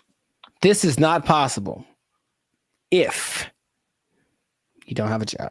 Get a job to be a digital nomad. They took our jobs! They took our jobs! One thing I never saw before that they just installed in the mall near me, and I think it's just genius. I've never seen this before. They just put a... What's up, guys? I'm Zap, and this is Jericho, and we are Bandit Future, a now 6-time international award-winning pop hip-hop music duo. We make clean, fun music that everyone can listen to with a sound that is uniquely Californian. And now, right here, right now, baby. Right here, right now. Yeah. You're listening to the Lives of Circus podcast. Well, my voice went really high. Where you're talking, we're talking about things that are funny, interesting, and ridiculous. But before we get started, make sure you like, subscribe, comment, and share this video with at least 2 people who like to go shopping. And make sure you stay to the end of the video, because a lot of people thought that malls were closing down, but they're very much alive. And I'm going to tell you 3 reasons at the end as to why that is the case. Bam. Intro. Nailed it. Okay. I like it. The rest of it, I don't know. Well, it's all about how you start and how you finish. The middle can be like, like a plane. It's like, all right, we took off right, a little choppy in the middle, but if we landed right, everything is all forgiven, I guess so. And if something is wrong, then you can sue later. Emotional damage. Yeah. But yeah, so today's topic is all about the American mall, America pastime, if you will. Jericho, do you still go to the mall? Is that a thing you do? Where do you do your shopping, my brother? Dude, it's always going down in the mall. Meet me in the trail, it's going down. Meet me in the mall, it's going down. That is one of the greatest songs of all time. All right. All right. Beyonce made one of the greatest albums of all time. That is one of the greatest songs of all time. All right. I'm gonna let you finish, but Beyonce had one of the best videos of all time. It's just so good. I do. I like that song so much. Like, oh my gosh. I do think about that more than I should. It's so good. It's just such a like, if you just, I guess I think about the lyrics too much because it's just like wherever this guy goes, it's going down. Yeah, I know. It's like, how cool is this guy? You can meet him anywhere, and anywhere he is, it's going down. He's pretty cool. That's gangster, man. To me, never met him, but seems pretty cool. I'll still go once in a while. I don't like shopping that much, but I always liked going to the mall. I just like the vibe of it. It's where you went to pick up girls in high school for sure. But just even now, I'll still, if I got some time to kill. Oh, and they have Cinnabon there. Good Lord. I mean, tell me that place isn't run by Satan. You ever eat a Cinnabon? You have to take a nap halfway through. I'll go there just because I kind of like it's like a realm of industry that I never really thought of too much until I was older. Actually, after watching an episode of Daria, it's really weird. But it was kind of like this episode about the mall culture in general and how like places got big like Cinnabon in malls and what an interesting concept it is. But not like a little, outdoor, but like a big, huge Ontario Mills style, or like the big one in Minnesota, that kind of mall thing. It's just a vibe. It's commerce. It's kind of like capitalism in its friendliest. It's like, hey, here's a lot of stuff that you probably want all in one place. You can come get it and spend time here, and it smells wonderful and it's fun. So I always liked going to the mall. So I'll still go once in a while, but I usually know that I have another option now. I don't have to go to the mall to get stuff that back in the day I did. Yeah, I mean, I'm from Alabama, Montgomery specifically. We had basically two malls. It was the Montgomery Mall and the Eastdale Mall. Montgomery Mall was it was all right. It was kind of small. Eastdale Mall was a little bigger, but not compared to what I've seen out here. Like Ontario Mills. Yeah. You mentioned that is huge. The Glendale Galleria, huge. Yeah. What's the one that's like off the 5? Oh man. Not Fox Hills. No, it's like the Citadel, something like that. I know what you're talking about, but I don't think I've actually ever been there. I think it's either that or something, or Cerritos. The Cerritos Mall is huge. It's the Beverly Center. Yeah. A big. Yeah. Yeah, I mean, the malls are, I guess we don't really think about it, but they're still around. They're still huge. So I'm going to just throw some numbers at you because I thought like after COVID, like that was it. Because like it was a crazy time and you saw a lot of business, like a lot of big businesses from bankruptcy. Wow. Words. I remember JCPenney was a big one. Bed Bath and Beyond got hit by COVID. Toys R Us. Oh yeah, R.I.P. Toys R Us. That's legit R.I.P. right there. It's like like big flagship store. I'm not talking like a little, Radio Shack or Circuit City. I'm talking about like the biggest store in the mall is like shutting down. Like, there's gonna be no more mall. Plus, what I thought with e-commerce, the Amazons of the world, it's like, okay, people got used to getting stuff delivered to them, and it's like, why go out? I can just get it on Amazon or Walmart.com. So the numbers, however, say the opposite. So malls work with like an occupancy thing. So basically, it's like the number one indicator of how successful the mall is. So the more occupied it is by retailers, the more successful the mall is. Mall occupancy was 89 to 95% last year. 92%, and you're doing good. Anything above that, you're doing good. So malls are healthy, they're thriving.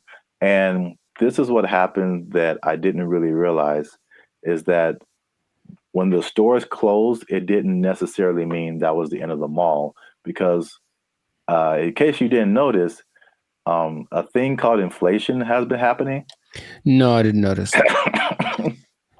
And so the price of everything has gone up, including rent. They just opened the space back up and they charged more because it was a new tenant. Traffic is actually up. Sales are actually up. There's actually waiting lists in some places for some stores to get into the malls. And so I get into these. There's three things that are really happening. You touched on some of it at the beginning. Okay. But I can at least give you this one on the retail side. It's basically people are finding out that, and it's kind of odd, I guess. I didn't expect that to be the way it is, but retailers are finding out that people aren't necessarily making that purchase online. They're just kind of like browsing. It's almost like TikTok, right? You're not really connecting with anybody. You're just scrolling through and seeing what's available. And they're making more concrete decisions in the store. And so the digital part is like getting people to recognize you and who you are, but they're actually seeing more sales being converted in the store, or it's called not necessarily that, but it's costing them less to get people to buy stuff, basically. Makes sense. So I think. Oh, go ahead. No, you can go ahead. That there's no replacement for retail therapy. I think people that love to shop, I can imagine the people that love to shop, that dopamine rush of having those 2 plastic bags when you come out the department store. You can't replace that with this. Oh, we'll just bring it to you. It's like nah. It's like, don't bring me I want to go catch the fish, because it's as satisfying to actually catch it and have it as it is to pay for it. So I see that as being the thing that drives people more than anything.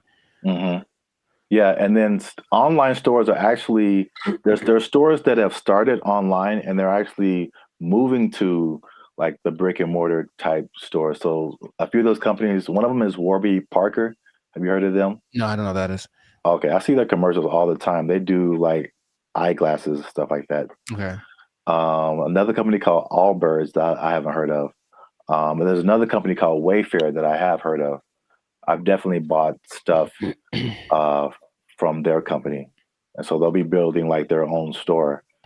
So yeah, that's number one. Retailers are seeing positive sales in the brick and mortar.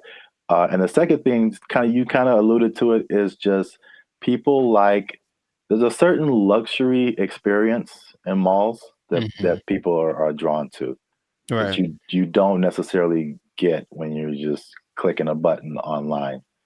Yeah. I recently I live near a mall, and I recently went in there, and I usually don't go in there at all, but I was just kind of walking around and looking, and I was like, it just felt nice. And I saw like a lot of stores that I wouldn't have come across online, a lot of objects or apparel, just stuff I wouldn't just be looking for online that was just different. Where else can you ride an escalator? The airport. Yeah, okay, so that's 2. But I don't go to the airport as much as I go to the mall. But honestly, it's kind of a cool thing too. Like, especially that big one that's always in the middle, and everyone's going up, and it's like the promised land appears. So it's kind of going there. Everyone looks. It's really interesting. But I think if you pay attention, you see the excitement of people going, "I'm about to buy something." Yeah. And they get to the top, like, we've arrived, and it's just got a cool atmosphere. It's like an environment, like a built-in environment. Like the people there, they'll have a little entertainment once in a while, especially in the 80s that had all the people that were singing there. But in general, it's just the fact that people are all there, usually in a good mood because they're getting the stuff they want. it's a nice place to just hang out. Right. Yep. Perfect segue. That's number 3. Oh. Is that the mall is just in general an experience for people. And I think what adds to that, or I mean, they actually listed it here too as well. It's not just the stores, but everything else is happening too. So in some malls, they have stuff like go-karting and video game arcades. I know there's some malls that have like a trampoline thing you can jump on if you feel like it. And of course, the restaurants, the movies. Oh, the movies, yeah. All kind of good food. And one thing I never saw before that they just installed in the mall near me, and I think it's just genius. I've never seen this before. They just put a grocery store inside of the mall near me. And that's literally the first thing I see when I walk in. And it's very weird because grocery store and mall are two different things in my head. But you're already shopping. I guess it makes sense. Well, from a psychological standpoint, I've never seen that. And that makes a lot of sense because from a psychological standpoint, when people buy stuff, like they're more likely to buy stuff when they've already bought something. So they're kind of in the mode of buying. So I'm going to the store to get my vegetables or whatever, groceries, normal. And then if you're in an environment where there's other stuff you can buy, they're like, you know what? While I'm here, I might as well see if they have and all of a sudden, there you go. You're selling more than you would have. So it's like the stores and the mall have like this kind of symbiotic relationship in a way. So yeah, that makes complete sense, but I've never seen that. Yeah, that's the first time I ever saw that. And it does make sense. And also, like the concept of a mall where you get everything. Like I would, like in my mind, it's like if I'm running errands, it's like, okay, I got to go to the mall, then I got to go to the grocery store, then I got to go to this place. But if they're all in like one place, you can go to the mall, you can go to the grocery store, you can go to the movies, and then play an arcade game. You just spend the whole day at the mall. It's like a physical Amazon, like really, like everything I need is right here. Yeah, it's crazy, man. I want to go to a mall. I just want to go to the mall. I want to listen to that song. Meet me in the mall. It's going down. Get some groceries. Meet me in the club. It's going down. But if someone meets you there, will it be going down? I mean, do you have that kind of? Anywhere you meet me, guaranteed to go down. Yeah, that kind of pull, man. Will it be going down if I meet you in the mall? I think so. I think I can say that with confidence. I think it'd be going down in the mall. And you just play that song and like the murder horn song back to back, and dude, I'm lit. Like it's no. I'll use up all my energy for the day in 5 minutes to watch me. Oh, you know what? I just thought about this. Oh, what? Did you say energy? The mall next to me also has a gym in it. Yeah, I've seen that before. Like, it's everything. You just go to the mall. Yeah, that's so smart because they sold that mall when after COVID because like nobody's renting. They thought it was going to go down, and this guy bought it, and I was like, that's the dumbest thing ever. Like malls are on the decline, and they got a gym in there. You got a grocery store. That mall is bumping, dude. Like, yo. And he bought it at a discount. So just like, man, I want to meet the guy. They did an article on him. Okay. There was something depressing about the old malls, though, in some places where they're like kind of abandoned. Oh, yeah. Those are kind of, all right. There's one specifically in Laughlin, Nevada. And I remember being there like, I just feel gross being in here. Like half the places are unoccupied, and the places that are there, they have the same people that were there from the 80s. It's not a good situation. Yeah. But yeah, I like the mall, man. It's a good place. All right, we went way too long. This has been another episode of the License Circus podcast. Make sure you like, subscribe, comment, and share this video with somebody who likes to go to the mall. It's going down anywhere I be. I guarantee it's going down. Meet me in the mall. They took our jobs. They took our jobs. It's the doomer generation. Honestly, I'm cool with it. Because when I wake up, I get 20 notifications about 30 different reasons why I'll never be able to afford a home. I look around, see my computer science degree all framed up, about to turn into an art piece because of AI. Then we're in a loneliness epidemic, but these gas prices and these heat waves collaborating to keep me indoors. And they say it's not going to get any better. So... What's up, everybody? I'm Zap, and this is Jericho, and we are the now 8-time international award-winning pop hip-hop music duo Band Future.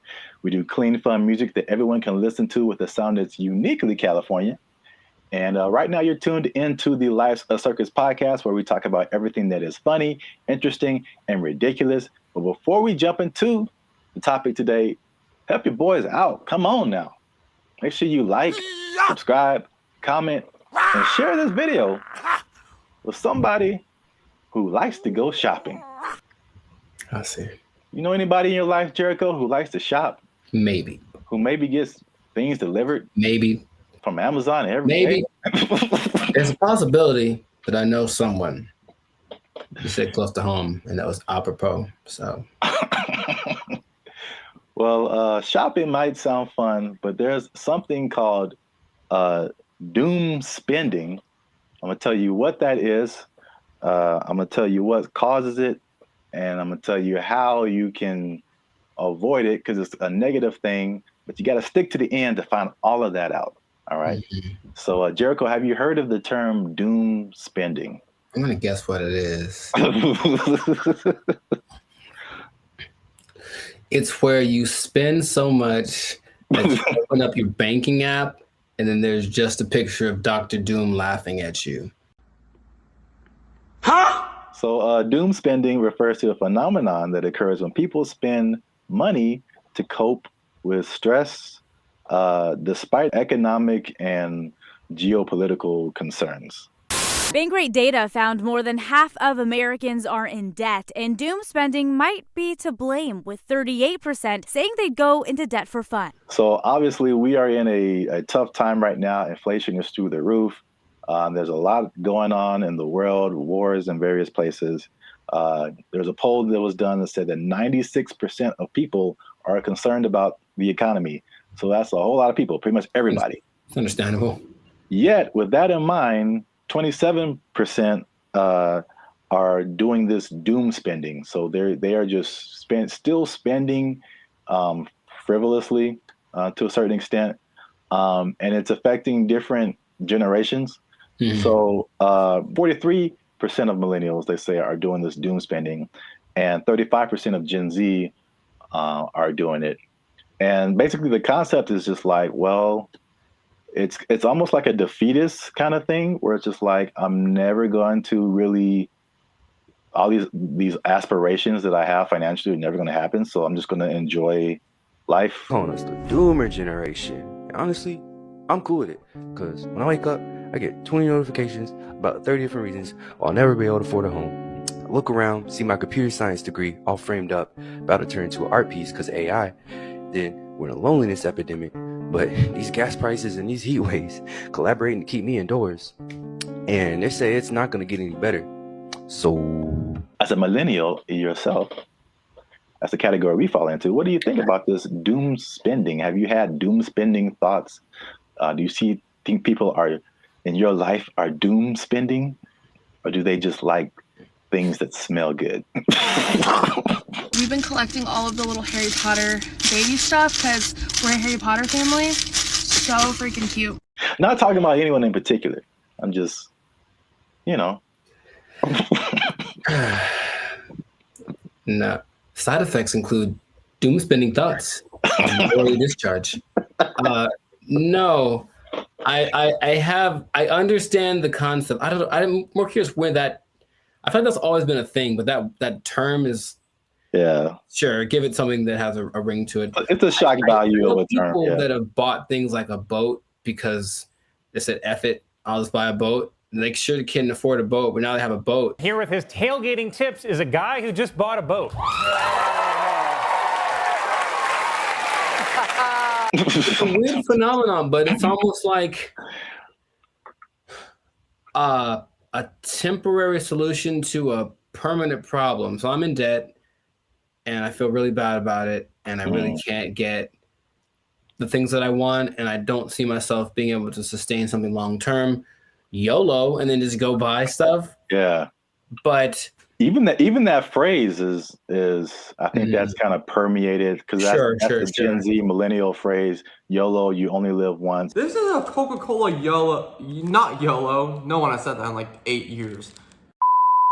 A yo-yo. I get it, even though it doesn't make sense, because I'm sure I've been in spots where I'm like, well, I could just buy. I do remember telling somebody once, I may or may not have been drunk, but I told somebody once that I either want to eat like the best food or like the worst food. Like I didn't want anything in between. It was something weird like that. So I'm gonna take my money, go buy a really nice meal, and then just eat peanut butter sandwiches for the next month, and then get the next check, and then YOLO. Ed, can you play YOLO to Jessica? YOLO, Jessica. I think some people do because you get the story, you get the high, you get the dopamine, and then you get the taste, of course, of the great thing that you can look forward to. It's like a little treat, like to like reward myself for like either like some like hard schoolwork or just sometimes it just serves as a distraction from like what's going on like around me. Whereas the more practical way to approach finances in general isn't glamorous. You're not really doing anything too extreme, right? You're just kind of all level here, and that's not fun. And no one likes that. So they'd rather do the other thing. So it doesn't make any sense if you think about it, but I've been there and I understand why people do it. Just want to spend money. I just really want to spend so much money. Well, here's some other causes. There's some that I saw online and some that I just kind of made up. I mean, not made up, but just from my observations, I think this is what causes it. Mm-hmm. So it's 5 different things that I found. One that I think is a part of it is just, at least just speaking as millennials, and I know other generations have gone through different things, but I feel like millennials in particular, because it was just interesting to me to see how their numbers, the millennial numbers are higher than the Gen Z numbers. And maybe that's because we just have more money to spend. But I think it also might be related just to the life events and life experiences we've had. Mm-hmm. And so I think one of the first times I was like really conscious about money and the future and like life was 9/11, which is something that Gen Z isn't really familiar with. And I remember like stuff like being able to just walk on a plane and you can just carry whatever and dress however, like, and then all of a sudden things changing and then gas prices going crazy and the housing crash like 2008, 2009. And I'm sure more has happened in between then, but you also have like COVID and then, the inflation. Mm-hmm. So there's that. Hi, I'm 28 years old, married with kids, and we're moving in with my parents. And thank you so much to inflation for sponsoring today's video. Another thing that I think contributes to this is the good old student loans, man. So I thank God like every day that he made me kind of smart, because I got an academic scholarship and that helped out tremendously. Because when I see people talk about student loans, it's like their whole body changes. Yeah. And they just like, you can see the desperation in their eyes. Like, this is never going to end. Do you have student loan debt? Yes. Can I ask you how much student loan debt you have? 20K, I think. A third thing I think is the job instability coupled with rising prices. Oh, so, yeah. Mm-hmm. So, I mean, obviously inflation has just gone bananas, but again, it's just like back in the day, the path that they laid out for you, millennials, I don't know if they do the same with Gen Z, I don't know, but everything you see is just like, go to school, get a job, work there for 40, 50 years, retire. Like, yeah. It just doesn't quite work like that anymore. Yeah, and then we were just like, yo, either no one was hiring me or like budget cuts, we gotta let you go, or like it's just always, and then you're going from job to job to job, and it's like, where's the loyalty, the stability? And then as you're losing jobs and losing money, your landlord's like, hey, rent is twice as much now, and you're like, what? Yep. $10.46 for this little bit of piece of chicken. Did you not see that? No. $10.46 for a handful of chicken bites. That's stupid. Next one is like the social media era. And you gotta live it up. You gotta look like you're doing good. The whole FOMO, fear of missing out. Like Becky's on a private jet. I want to be on a private jet. I don't want to wait until I'm 75 to do it. I got the money now. Screw retirement. Right. That's exactly what happens a lot of times. Yeah. Yeah. So is that, and then the last one is just financial literacy in general, and just like a long-term perspective. Just more people just living in the moment, and or they just don't know. They still don't know how to handle money, which is just. This is why I want to say this for last, because I was just gonna get on my soapbox. Like, this is literally the easiest time ever in the history of mankind to like learn something, and or make money. Like, it's all out there. It's all out there on the internet, and a lot of it is free. A lot of stuff that I've learned more stuff for free on the internet than I did paying for it in college. Right. So that says a lot. Learn stuff, and then what you know will get you a job. That's straightforward. Yeah. So doom spending, man. It's a thing. Yes. So the question is, have I ever done that for chicken? I feel like probably. Meaning, if the chicken was like $7.99, I had $9, but I had something else to pay for that was also $7.99. I'm not sure what. Yeah, I probably picked the chicken. I probably picked the chicken and live with the consequences with the happiness in my heart. Ooh, it's right.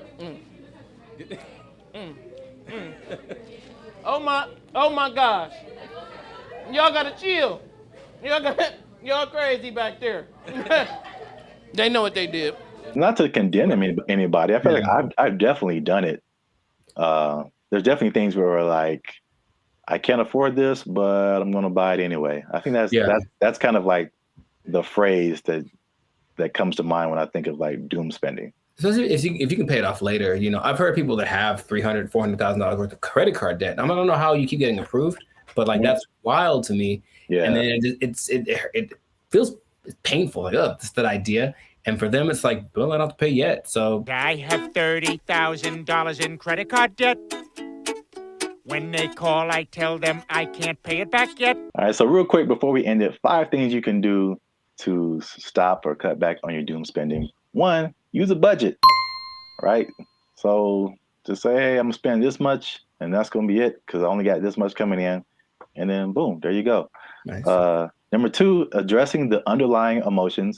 Some people just shop just because, like, they broke up with their boyfriend or had a bad day at work, and that just makes them feel better. And then, but there's other things that you can do that aren't as harmful to your finances. Whenever I am shopping and I'm bringing home new things, I just feel good about it. No! Number 3, develop more healthier coping mechanisms. And then number 4, another thing that's just a cool thing of just the time that we live in is that you can automate certain positive behaviors. So you can automate your checking account or whatever so that it takes a certain amount out of every check and puts it into a savings, so that you don't have to physically do that and just kind of feel that anxiousness, I guess, about doing something like that. What? Bro, what are you talking about, man? And the last thing, again, hitting home, sorry to get so personal, just finding low-cost things to do. Ladies. I just really want to spend so much money. I don't understand the whole, if there's an option for a higher price version of something and a lower price version, even if they do the same thing, They want the higher price one because it's cute. And I'm gonna make them these little baskets. So I got these little socks to go in her daughter's basket. They're so cute. I guess. Okay. Gotta live with that. That yes, accurate. Find some alternatives, man. There's cheap things to do that are as equally as fun. Yeah, like taking a walk outside. Yeah. Every day. Just take a walk. It's good for your health too, so beneficial and free. That's two things. Two things. Oh, two things appearance. There he is. Well, that's it. Doom spending. Let us know what you think in the comments. Do you doom spend? Tell on yourself. Get up in the comments and just tell on yourself. They know what they did. They know what they did for sure. Do you have anything left in your retirement? All right. Let us know. And don't forget to like, share, and hit that subscribe button. That helps us out. And if you doom spend,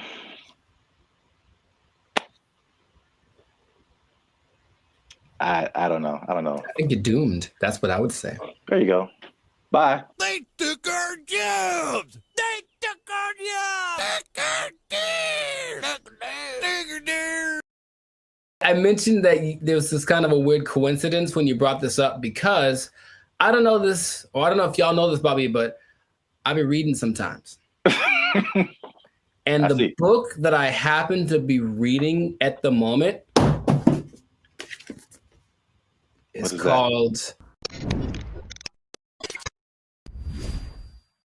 What's up, guys? I'm Zap. This is Jericho, and we are the now 6-time international award-winning pop hip-hop music group Bandit Future. We do clean, fun music that everyone can listen to with a sound that's uniquely Californian. And right now, you're tuned into the Life's a Circus podcast, where we talk about everything that's funny, interesting, and ridiculous. But before we jump into it, make sure you help us out. Like, subscribe, comment, and share this video with somebody who likes plants. Because... or vegetables. Throw them in there too. They're plants. Because vegetables are murder. And I'm bringing it back because there's some news, man. So before we had a couple of videos actually about the carnivore diet, if you remember. And it was just like basically the opposite of vegetarianism or veganism. So instead of not eating meat, you're not eating like vegetables and plants. It's kind of weird. Joe Rogan was all into it. He said it worked for him. Right. But I don't know if you remember, you mentioned a lady who said that plants kill you from the inside. Do you remember her name or like what she was talking about? Her name, no. But she was saying like plants, it was like a defense. Well, yeah, but plants basically as a defense mechanism secrete things that basically make the person who eats them feel bad so they don't keep eating them. You know, which is the thing that some plants, I mean, honestly do. Yeah. Any, creature, but I don't remember her name. Okay. No, it was funny at the time and I kind of halfway believed it, but there's more evidence that has come out now. So there's been a recent study in Japan about plants actually talking to one another.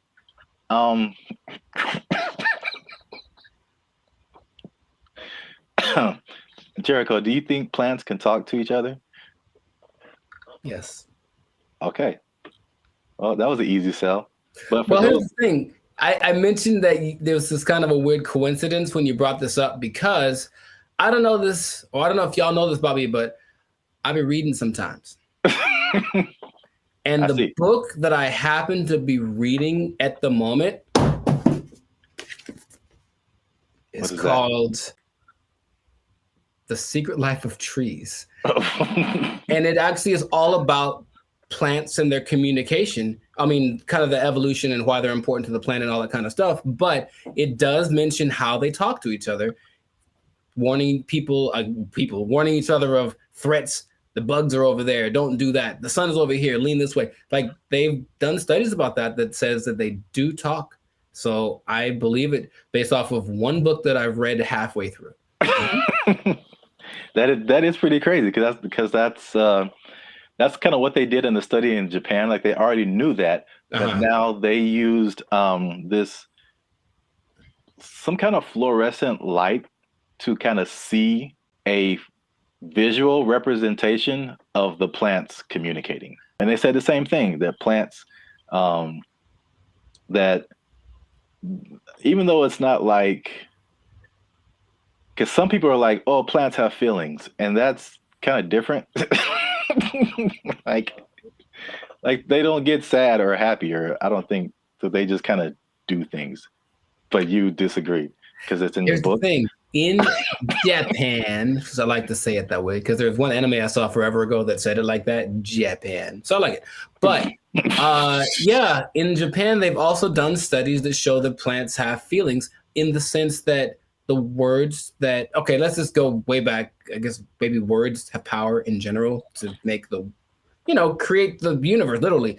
If you say nice things to plants that grow better, they feel it like they do. That's their result. And so if you go to Japan, which I recommend that y'all do, and you try the fruit, you're eating fruit one that's really expensive, but it's really good. And part of it is because they actually care for it. Like they cultivate it, they talk to it, they massage it, they do all that stuff because they really believe that the plants feel, oh, I feel good, I'll grow better. And I can't say they're wrong. I mean, yeah, I guess feelings in terms of like emotions, like feeling is like kind of sensory. They can sense stuff, but like some people take it to the extent of like this plant is happy or this plant is angry, or I don't know how far that goes. Because there's this lady who's PhD. She says he can have emotions because they don't have a nervous system like we do. So they can't like, you know what I'm saying? Like those kind of feelings. I get you. I mean, I don't think plants get into depression or nothing like that, but I don't know. I haven't read the whole book. Maybe in a week I'll be like, guess what? Break the news. I read the whole thing and it said at the end, plants have feelings, period. So.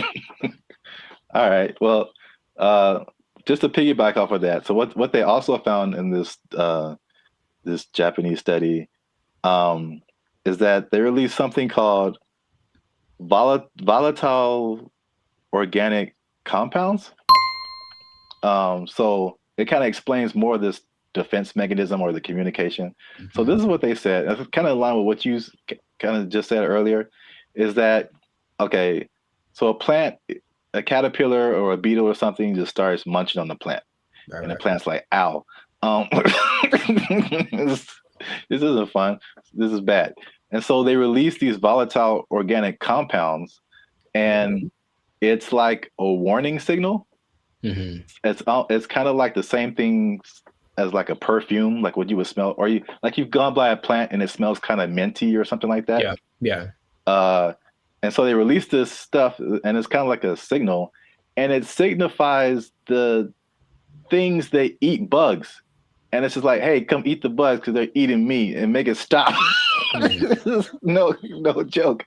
Yeah. So like birds and all kind of other animals are like, ooh, bugs, and they like take the bugs away from the plants, and the plants is like, I got them, and so which is like a crazy layer of the universe that I had no idea was happening. Like entire defense mechanisms. And all those relationships between like bugs and plants, which the book talks about. And I've always thought about like, I don't know how that starts, but a lot of them feel so perfect. The plant does this for the bug does this for the plant, and it has to be something to it. It's like, because they talk about insects, bugs, animals, maybe trees having instincts, but I think there's some level of thinking or communication in there. I figure there has to be something that says, hey, if you do this for me, I'll do, like, it's not just random. So I feel like there is something to that. It's just weird to think about, Yeah. And it's even to the extent of like a bug is attacking a plant and then he releases that stuff. And then like all the other homie plants are like, yeah. And they start helping each other out and releasing all that stuff and trying to like get the bugs away. And another version of that is like the concept of nicotine, which is found in a lot of plants. And that's like that goes back to what I was saying earlier, or what you were saying earlier, that lady said that they release like the nicotine. That's like another defense mechanism to where like they killing you from the inside. Y'all stop eating plants. They gangsters out here. You think it's a nice flower and it's trying to murk you. I'm saying plants are nice. They got flowers. They have I can't remember any parts of the stamen, maybe. They have parts, okay? That sounds right.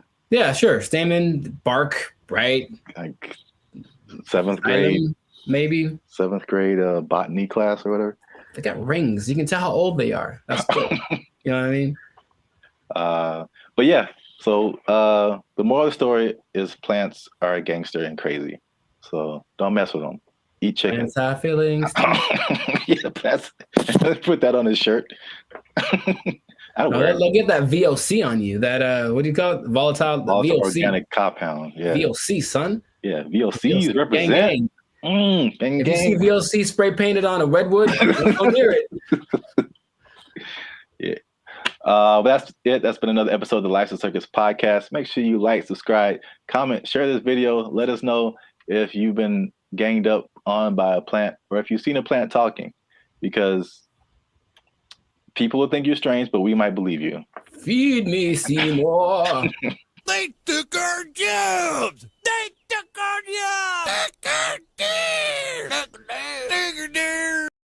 They start doing the conga line down the middle, playing some Lil Jon song, I swear to you. And we're like, all right, cool. Now I'm looking and I see a few people, the passengers that are happy and they're doing the thing, and then the flight attendant, and I see a guy, and I recognize this guy. And I was like, why do I recognize this guy? Oh, he's the guy that I saw when I got on the plane. He's the guy that introduced himself and greeted everyone on the. Is that the pilot? It sure was. It was the pilot of the plane. No way. The pilot of the plane. And we're all like,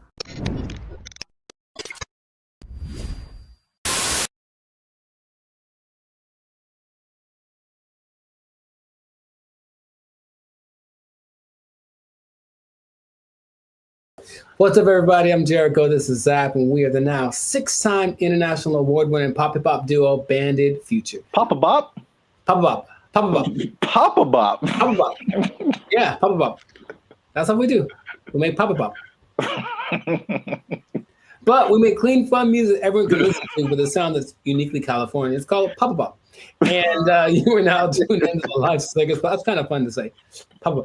And you're now tuned into the Live Circus podcast. We talk about things that are funny, interesting, and just straight ridiculous. So before we get into this thing and this Papa Bop thing, that is really, man, can we use that? We make up a new thing. Papa Bop. Oh, man. Before we get into our Papa Bop, make sure to like, subscribe, comment, and share this video with at least 2 people who have flown on Spirit Airlines. Okay, because here's what happened. Spirit Airlines lost the baby. They lost the baby of what? And it's like, let's talk about this. I've mentioned them before, but I haven't gone in on them like this. So apparently, in Fort Myers, Florida, of all places, they lost a kid named Casper. He sent on the plane by himself. Already a bad decision. Does it say how old the kid was? He's 6. Okay. I think that's still too young to fly. You shouldn't be under 40 if you fly Spirit Airlines. But he was sent to visit his grandma in Florida, and he was put on the wrong plane. And he ended up 160 miles away. Not too bad, but if you're 6 years old, that's probably pretty terrifying. And the flight attendant's like, the grandma's waiting at the airport, and she's like, hey, where's my grandson? And she's like, oh, there's no kids on here. And that was it. And so then they panicked, and they eventually figured that out. And I saw that, and I was like, yeah, that sounds about right. Because I've been on Spirit Airlines one time, and that was enough. So first question, have you ever, because I've got a story. Like, it's so crazy how many stories in one experience I have, but have you ever flown the Spirit? I can't remember, but I feel like you remember. Yeah, that's what I'm about to say. I can't remember that it probably did happen. Oh my! I can't believe how accurate all of like the stereotypes are, and they make fun of it on so many things that I was like, this can't be real, right? But I'll tell you my Spirit Airlines experience. For one, it's cheap for a reason, and if you have to be someplace, if you absolutely have to be somewhere, fly Southwest. That's all I'm going to say. Don't. So this is what happens, right? I'm going to Nashville, Tennessee, and I get to the airport at LAX, and the first thing when I finally get to the Spirit thing, and I'm greeted by a lady, and she's like, "Hey, are you going to Savannah, Georgia?" And I said, "No." And she's like, "Oh, good." And then that was it. And I was like, wait a minute. So then I kind of hang back for a little bit because I'm on time. So I'm just I want to see what this is. So she didn't explain anything. The person behind me walks in and they're all kind of rushing. And then she's like, "Hey, are you going to Savannah, Georgia?" And the guy's like, "Yes." And she's like, "The flight's been canceled." And he just loses it on her. So he cusses her out. She cusses him out. She's right. She's ready with him. And I'm like, oh, that's how it starts. So already I can tell that they don't have the whole, hey, alert system, because they have the app and everything, but there's nothing that says, hey, your flight's been canceled. Sorry, don't come back. They just have a person in the lobby waiting for you to have gone all the way to the airport to tell you that your flight got canceled. I'm like, oh my God. So I'm like, okay, cool. So I get to the line. We have to check your bags and do the x-ray thing or whatever.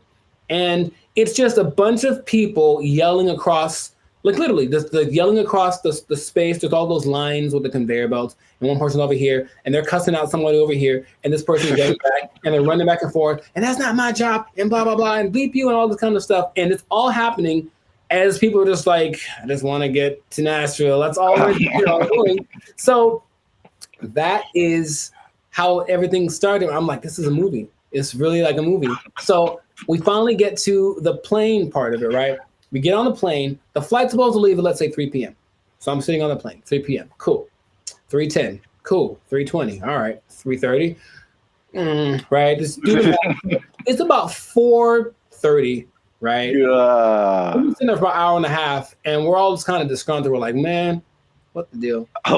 Like, well, here's the thing. One of our flight attendants isn't here because they apparently changed their schedule so much that people get, so that flight attendant went to the wrong. It'd be funny if it was like went to the wrong terminal. He went to the wrong airport. So he's not around. So we got to wait for him. So they waited 2 hours and apparently got somebody else. I'm like, all right, I don't know, whatever. So they appeal to all the passengers by just giving out free drinks, just left and right. So we're not even in the air, and people are hammered, man. Okay, I was going to ask you if it was just like soft drinks or if it was some of that bubbly. It was the stiffest of the stiffies, and it was just hard alcohol.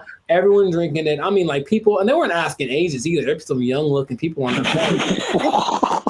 I'm so serious, man, and I have to. Like, there's so much more to it. I don't want to just. Well, okay, so.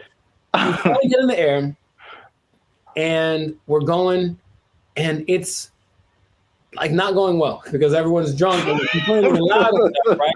So the flight attendants decided it'd be a good idea to calm the tension to just start a conga line down the middle of the aisle, right? No way. It gets better. So no way. No way. They start doing the conga line down the middle, playing some Lil Jon song, I swear to you. And we're like, all right, cool. Now I'm looking and I see a few people, the passengers that are happy and they're doing the thing, and then the flight attendant, and I see a guy, and I recognize this guy. And I was like, why do I recognize this guy? Oh, he's the guy that I saw when I got on the plane. He's the guy that introduced himself and greeted everyone on the. Is that the pilot? It sure was. It was the pilot of the plane. No way. The pilot of the plane.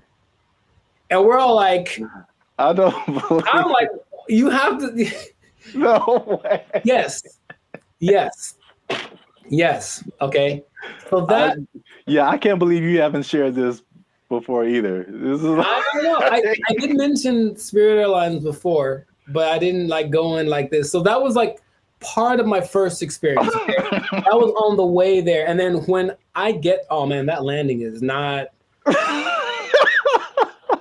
Dude, it's just crazy. Wow, You you got the full experience. And you just kind of get that like whiplash kind of thing. You're like, can I sue? And they're like, no, when you sign the waiver, you said like, you we're here. Like, yeah, I know. So that's already interesting. Cool. So that was on the way to Nashville. Got to Nashville, ate some chicken, had a good old time, right? Came back, Spirit Airlines again, right? And I get to the terminal. I'm like, all right, so what's going to go wrong this time?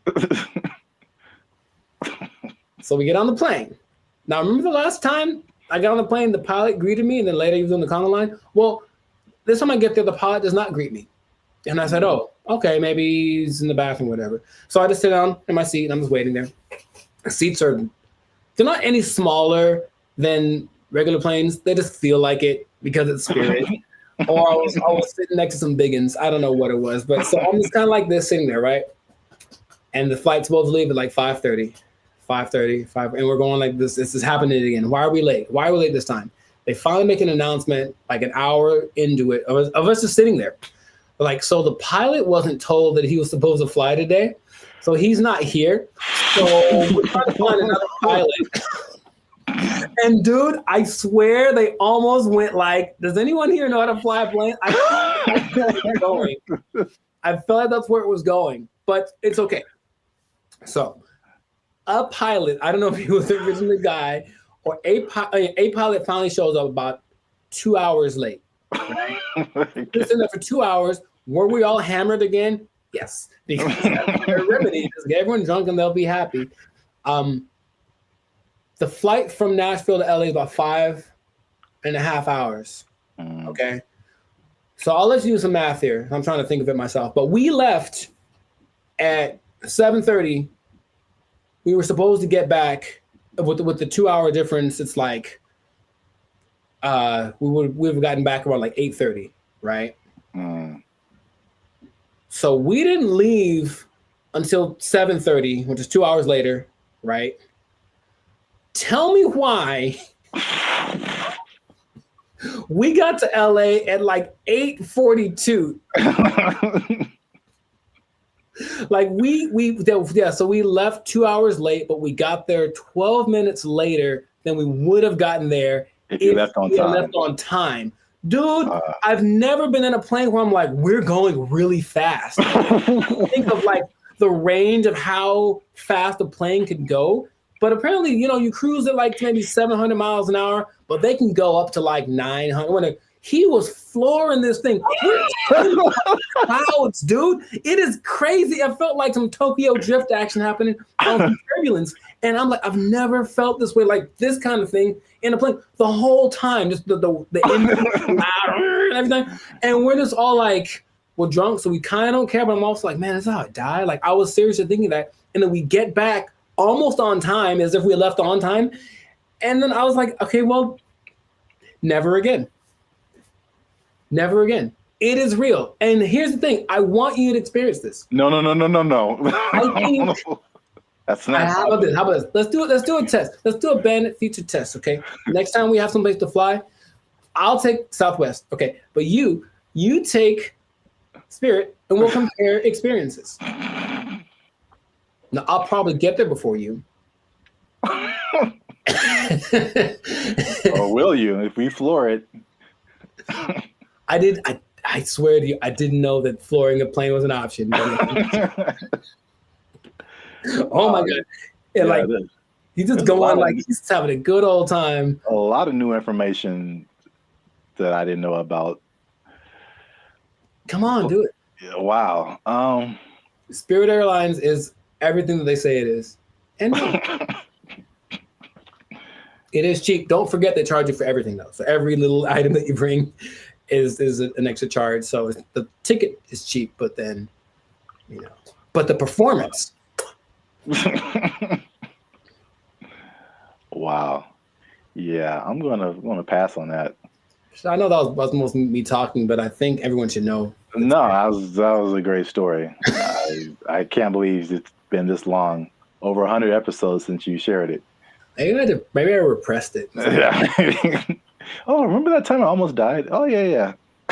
It was just so, because then I had to tell my people when I got there that we're going to pick me up, like, sorry, I'm 3 hours late. Yeah, stuff like that. And I was like, but I flew Spirit. They're like, oh, well, yeah. Wow. All So right. yeah, please do that. If you have an experience with Spirit Airlines, please share it. We should make how like they have that website that's like people of Walmart, where it's like the worst people. Just being in Walmart. We should have like a compilation of the best or / worst Spirit Airline experiences. Just hope for maybe it'll catch on, because everyone I'm sure has a story. If they've been on Spirit Airlines, they for sure have something like that. Wow. If you work for Spirit Airlines and you want to sponsor us, we'll take it. Sponsored by Spirit Airlines. Wow. All right. Yeah. So great story. That's been another episode of the Life of Circus podcast. Make sure to like, subscribe, comment, and share this thing. Let people know about the glory of Spirit Airlines. Let us know if you think that Spirit Airlines and Waffle House should have a merger, because I feel like they should just get it over with. Just put a Waffle House on a Spirit Airlines and just see what happens. A Waffle House on top of a Walmart on top of a Spirit Airlines. Oh, the trifecta of... Or let us know if you like Papa Bop. Yeah, that too. That's our new thing. That's our new thing. So, if you work for Spirit Airlines, you're pretty sure you're gonna lose your job.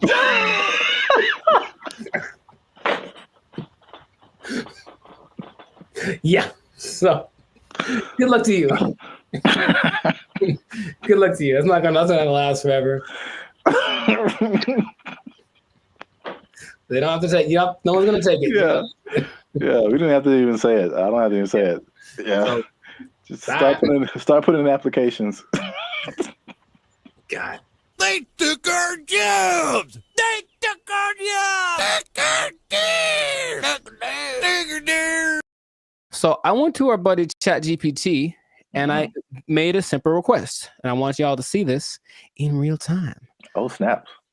I said, write a love letter to Donald Trump. That's not, I mean, yeah, funny, but look at the answer. What's going on, everyone? I'm Jericho. This is Zap, and we are the 6-time international award-winning pop hip-hop duo Bandit Future. We make clean, fun music that's fun to listen to, easy listening, love songs on the coast. And yeah, where did it go? Why does it always go there? Anyways, and you are now tuned into the Life of Circus podcast, where we talk about things that are funny, interesting, and just straight up ridiculous. So before we get started, I'm gonna need y'all to do us a big favor and make sure to like, subscribe, comment, and share this video with at least 2 people that are really interested in the safety of humankind. The safety of humankind in the face of the AI revolution, baby. It's coming. Okay, so. Okay. I thought it was just safety. Just safety in general. I was like, well, buckle your seatbelts. Buckle your seatbelts, please, and don't talk to strangers. No. So 5 days ago, the first annual, I guess, AI Safety Summit happened in Bletchley Park. It's a place in England, and all of the big people that are involved in the AI industry were there to talk about AI safety, because it looks like it's getting out of control already. And the first person to admit that was our buddy Elon Musk. He says, and I quote, AI is one of the biggest threats to humankind. That's what he said in the interview at this summit 5 days ago.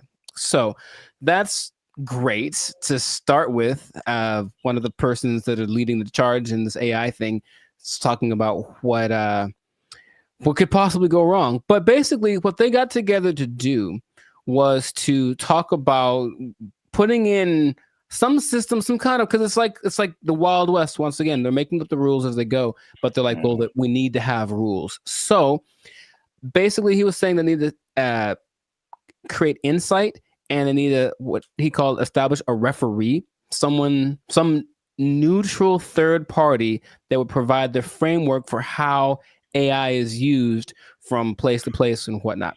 And I want to start right there by asking our buddy Zap here, is it possible to be neutral in this situation? Is it possible for someone to have no dog in the fight when it comes to how to impose regulations on AI? I mean, the short answer is no. My first thought is, it can't be a person. It has to be like a organization, like the Foundation for AI or whatever. And then even when those things happen, there's like all these political elements. It's like if it's an international thing, I'm sure, there's some entities that have like more control than others to say what people can do, what people can't do.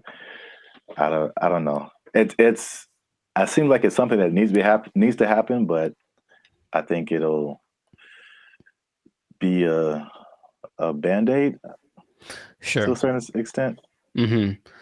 Yeah. Mr. Elon Musk, I heard about this because he was talking on the Joe Rogan podcast, and I was curious what he was talking about. And then he mentioned this, and I said, "Oh, okay.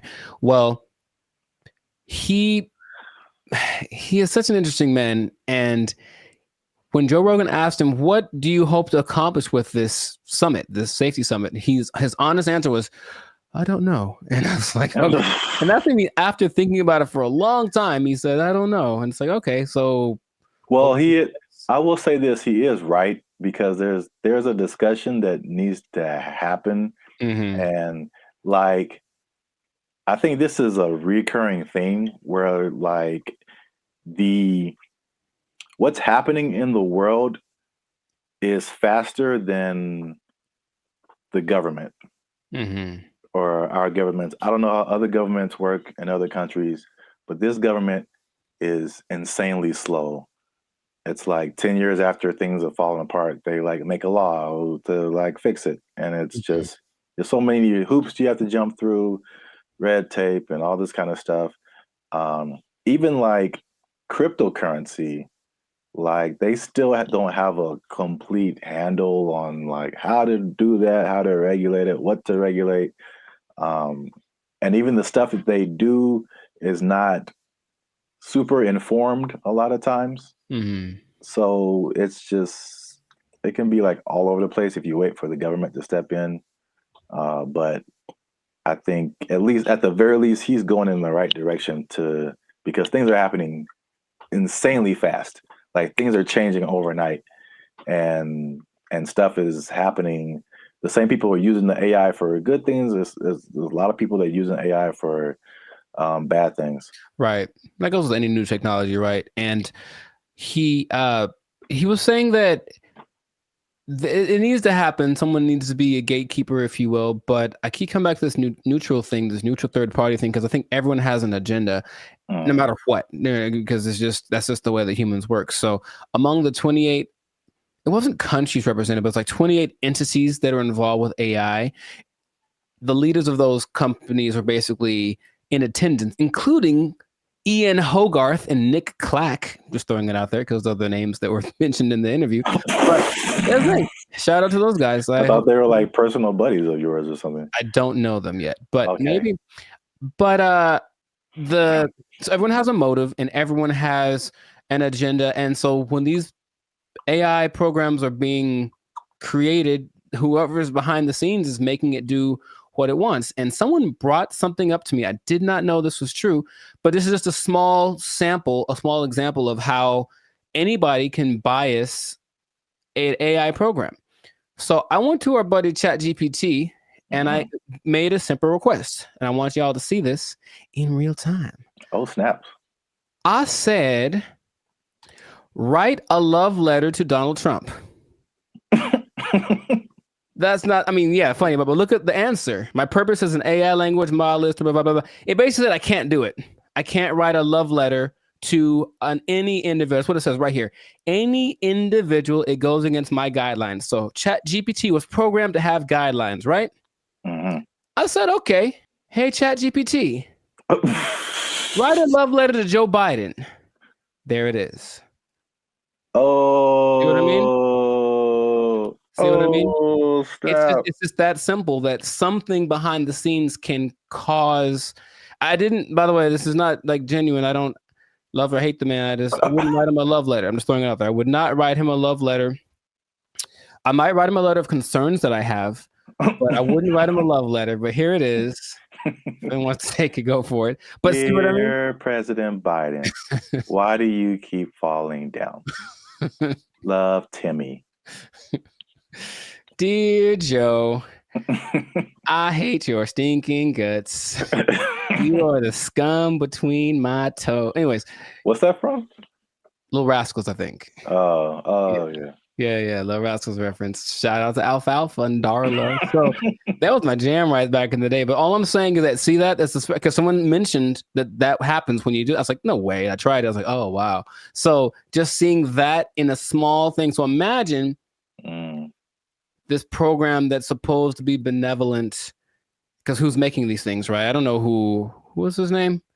Ian Hogarth. I don't know who he is, right? I don't know. So imagine it's supposed to be an AI program designed to assist with getting people healthcare or something like that. And yet there's an agenda that says, hey, if they're from this place, don't let them have it. Like something like that, it can be programmed into it. And there's really no way to prove it unless you really know how to handle this AI stuff. So all I'm saying is that, yeah, the trouble with finding this neutral third party that Elon spoke about is that I don't think it's really possible. Everyone's got something behind them. And if they're not malicious in their intentions, maybe someone behind them is, it's always that kind of thing. It's like, well, it's not me. So whose fault is it, or where does it start? So that's all. It's definitely something that I think needs to be is necessary because, yeah, AI is.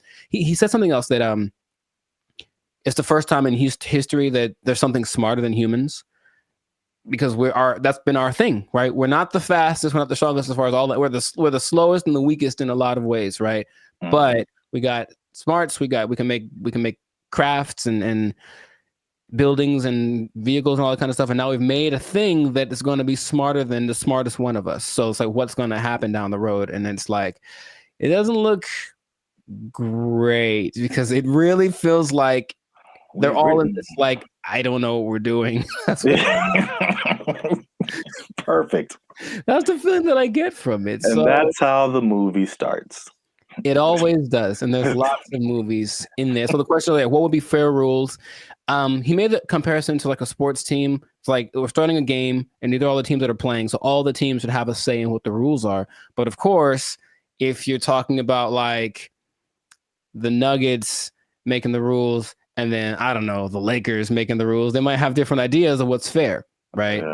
Yeah. So it's just going to be interesting to see how that goes. But at least someone's trying it. I believe the Prime Minister of England set it up, and that's what's going down. So fingers crossed, because like you said, it's happening really fast. Yeah. Yeah, and they need to figure something out quick because this is a good segue into another episode because there is a scam going on right now that people need to be aware of. It's happening right now, and it was a big news story on CNN. Okay, you have to tune in another episode of the podcast to check that out. But anyway, this has been a fantastic episode of the Life Circus podcast. If I do say so myself, a Life Circus podcast. Jericho, this is Zap. So make sure to like, subscribe, comment, share this video with some people interested on the fate of humanity. And hopefully they won't come and do the thing where they take our stuff. Take your job. They're gonna take our job. Take it out. They took our jobs. They took our jobs. There's no amount of money too great, right? If you're going to go buy a yacht and a spaceship, that's $1.5 billion right there. So, like, don't buy a yacht and a spaceship. That's my suggestion. I'm just saying, please don't do that, Florida person. But Elon Musk has a yacht and a spaceship. Elon Musk is making yacht and spaceship money daily, all right? Yo, what's up, guys? I'm Zab. This is Jericho, and we are Band of Future, now 6-time international award-winning pop hip-hop music duo. We make clean, fun music that everyone can muget. Clean, fun music. Muget, I like it. Do you enjoy muget? I don't think I've ever tried it. Dang it, I was doing so well. Is it spicy?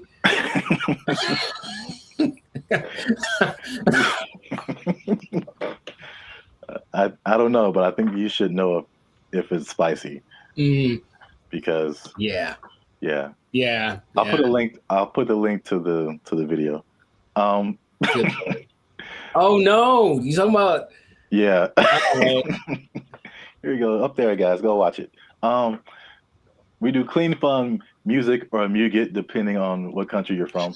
That everyone can listen to.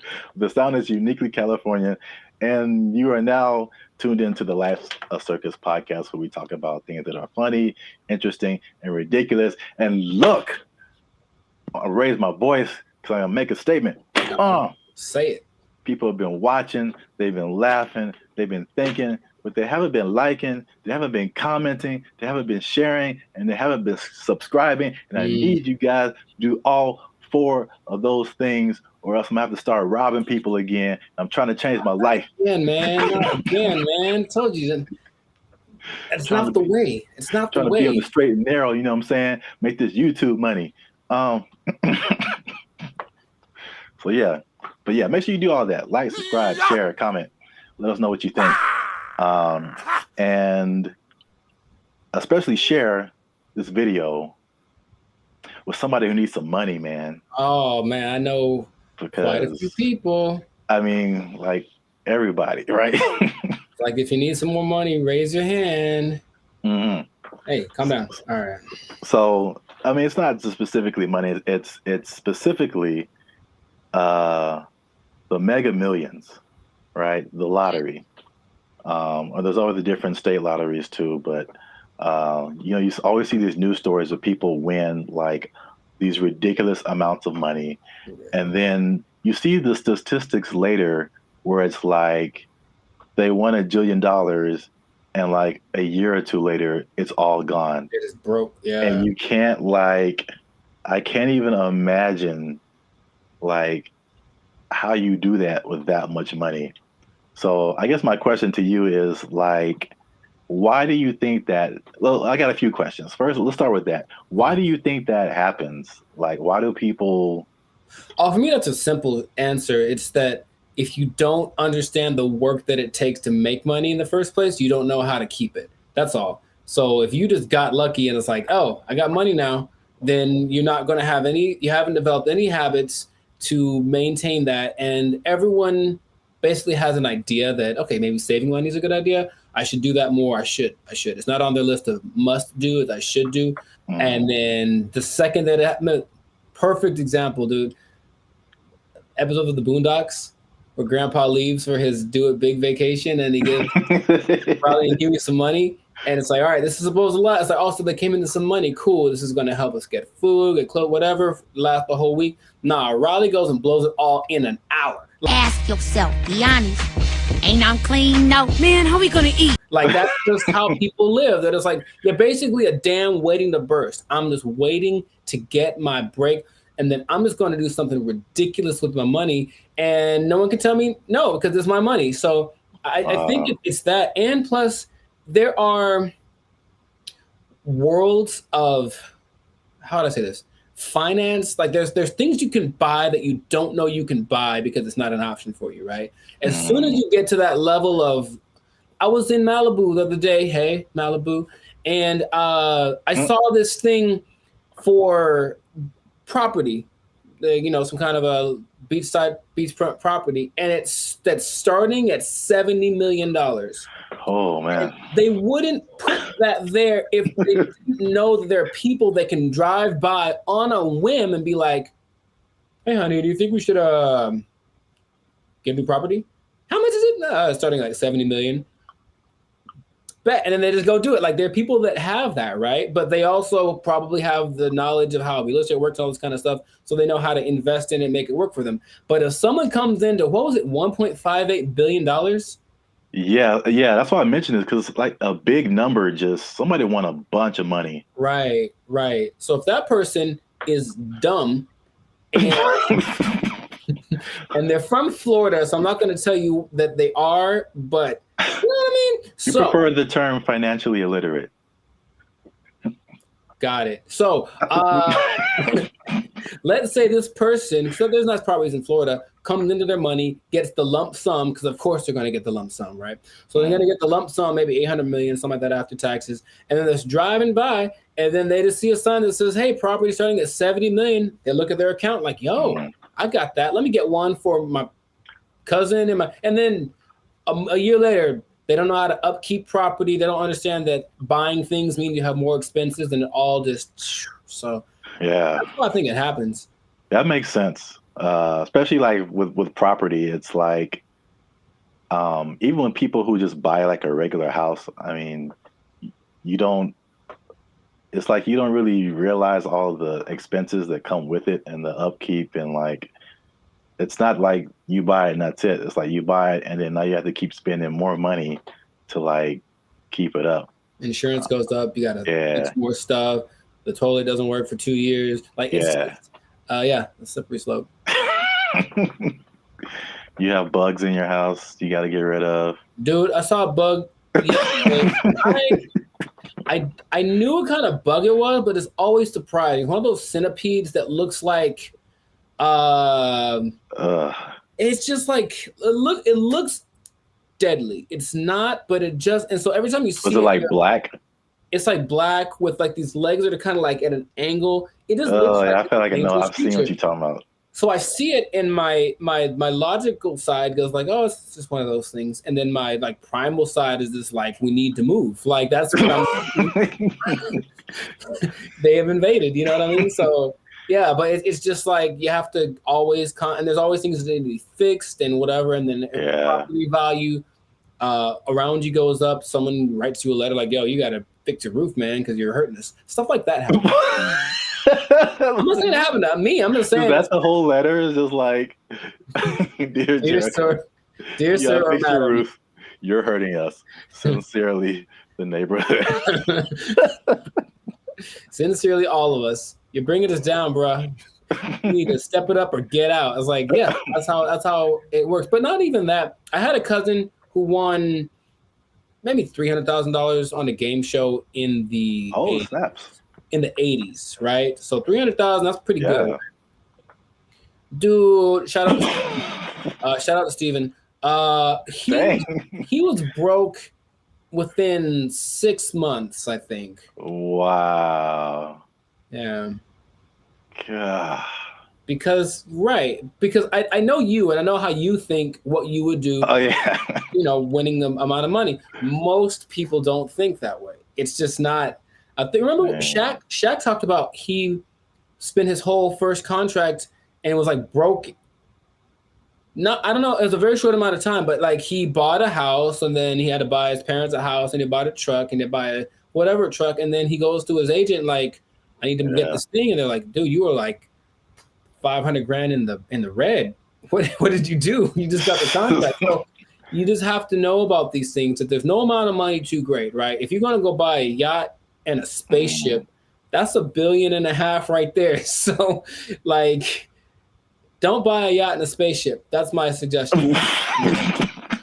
I'm just saying, please don't do that, Florida person. But Elon Musk has a yacht and a spaceship.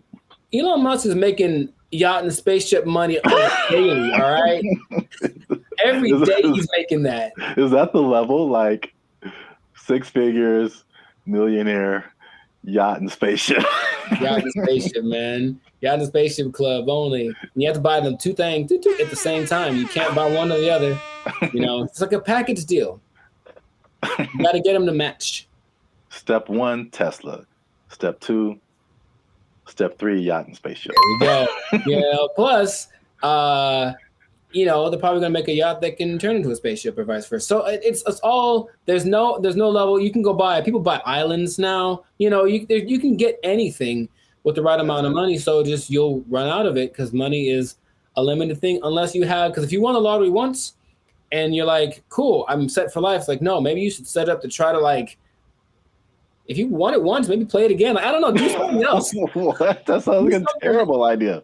Well, look, I don't know what the probability is, but think about it. If you won $1 billion and then you spend $1 million of it on more lotto tickets, you're probably going to win it. I would just guess it's possible that you could win again. I know you don't like that at all because it's a stupid idea. I mean, I don't know if it's. It's like reinvesting into something that's a far-fetched idea, but if yeah, I won $1 billion and $10 million. All right, I'm gonna buy $10 million worth of lotto tickets. What if you win 3 more times? And you know what I mean? Like, and that's how Las Vegas works, folks. Yeah. Right, or gambling. People get addicted to gambling. I got so much money, and then all of a sudden, yeah, I won. What if I win again?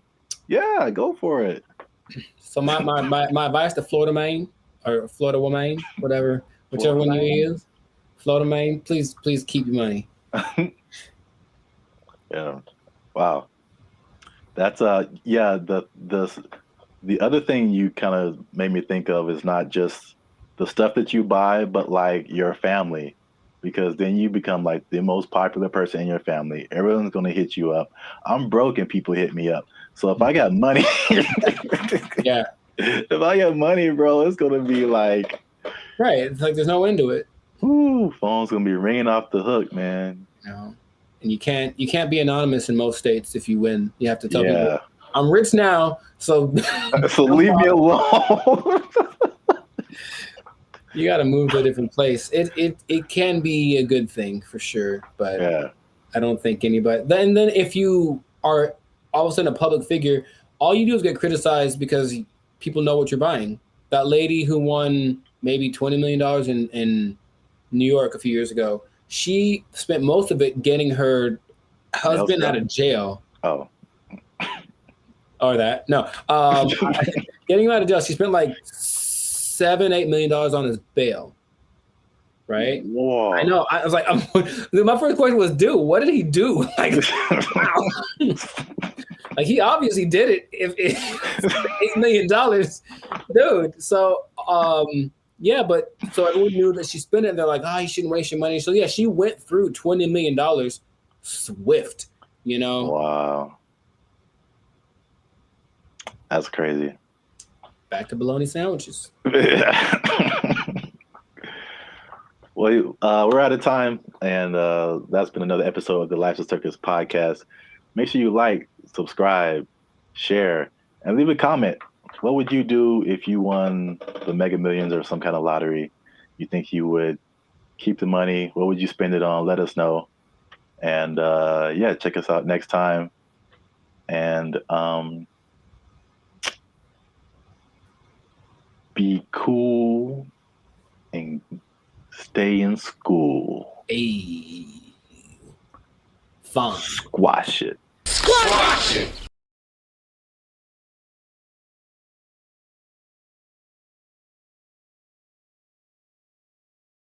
The place that is offering this is the Southeast Technological University in Carlow. I think that's how you pronounce it, Ireland. That's a bad start. That's a really bad start. All right, let's just stop. Hold up. Hold the presses just for a second. All right, so Ireland. Okay, I think. Okay, where do I begin? Okay, man.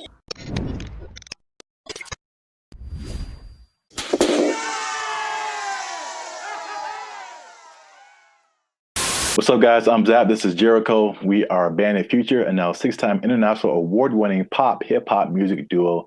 We make clean, fun music that everyone can listen to with a sound that is uniquely Californian. And right now, you are tuned in to the Life's a Circus podcast, where we talk about things that are funny, interesting, and ridiculous. But before we start, okay, y'all been laughing. Y'all been crying. Emotions. Y'all been... Y'all been laughing and crying at the same time. I don't know how that's possible, but you've been doing it. I synced you. Oh, that sounds... Anyway. Well, it's like Santa Claus. He sees you when you're sleeping.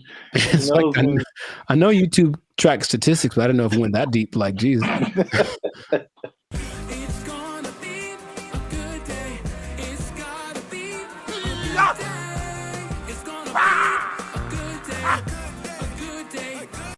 So today, we are talking about something that's interesting. The letter Q? I mean, that's kind of what I was hoping.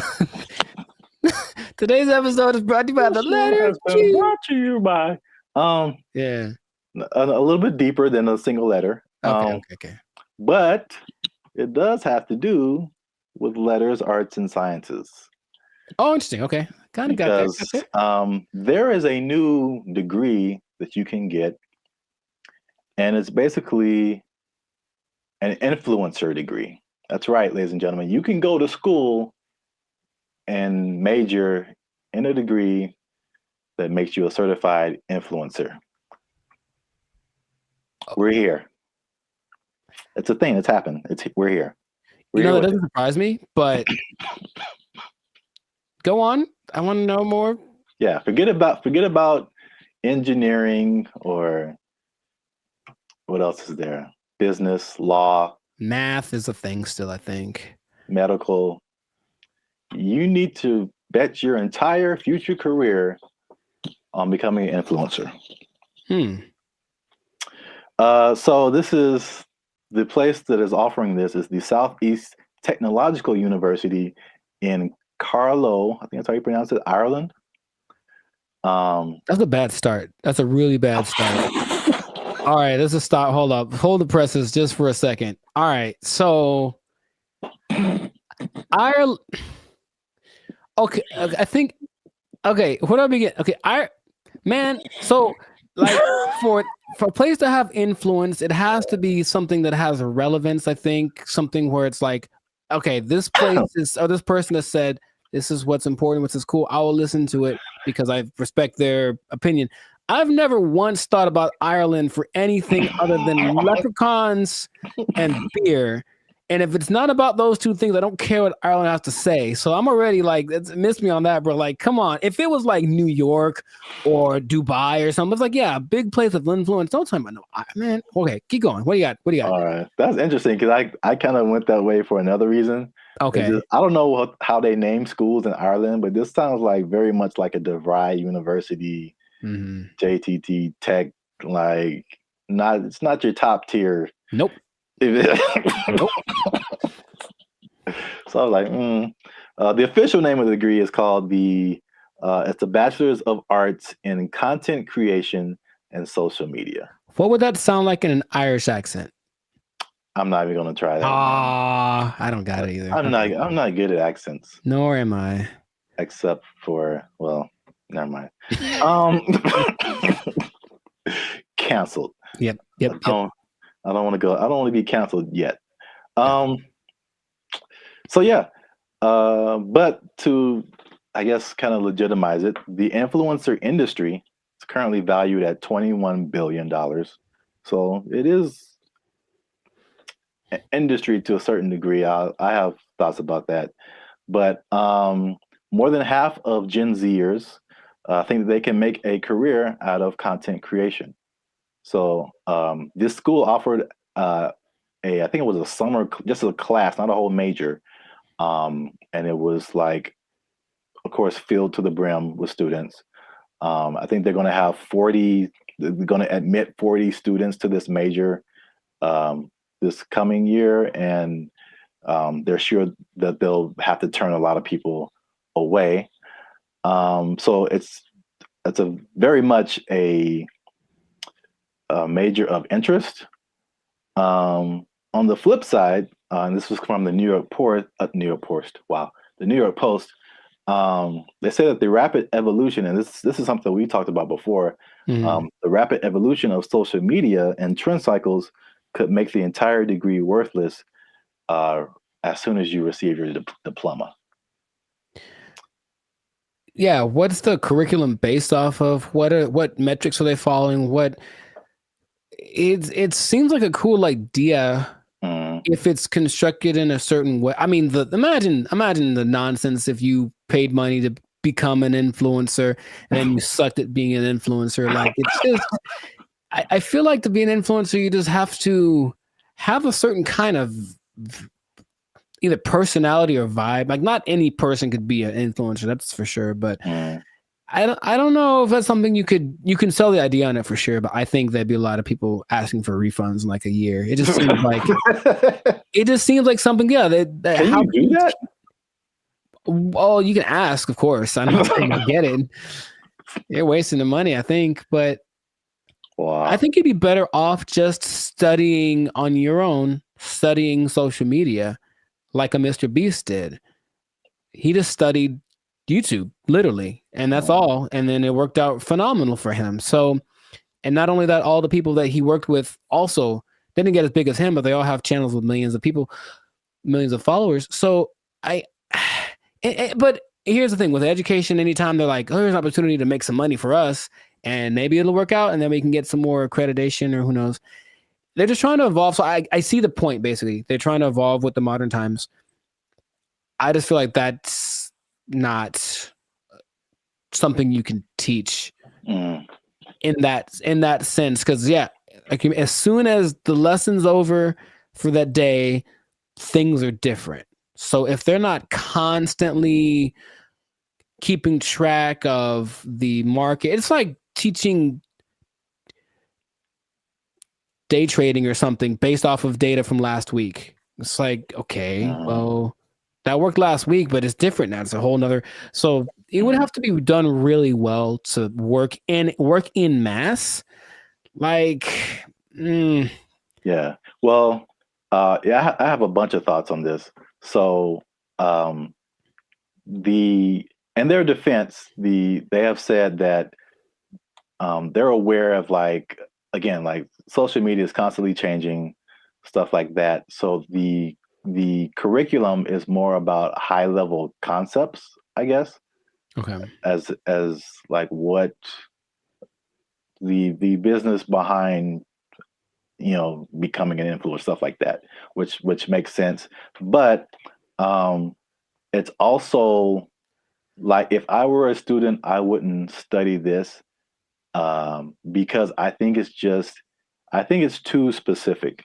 And influencer is just a subset of sales, marketing, advertising, business. It's just business. And so, like, I feel like if you went to school for business, you would get a better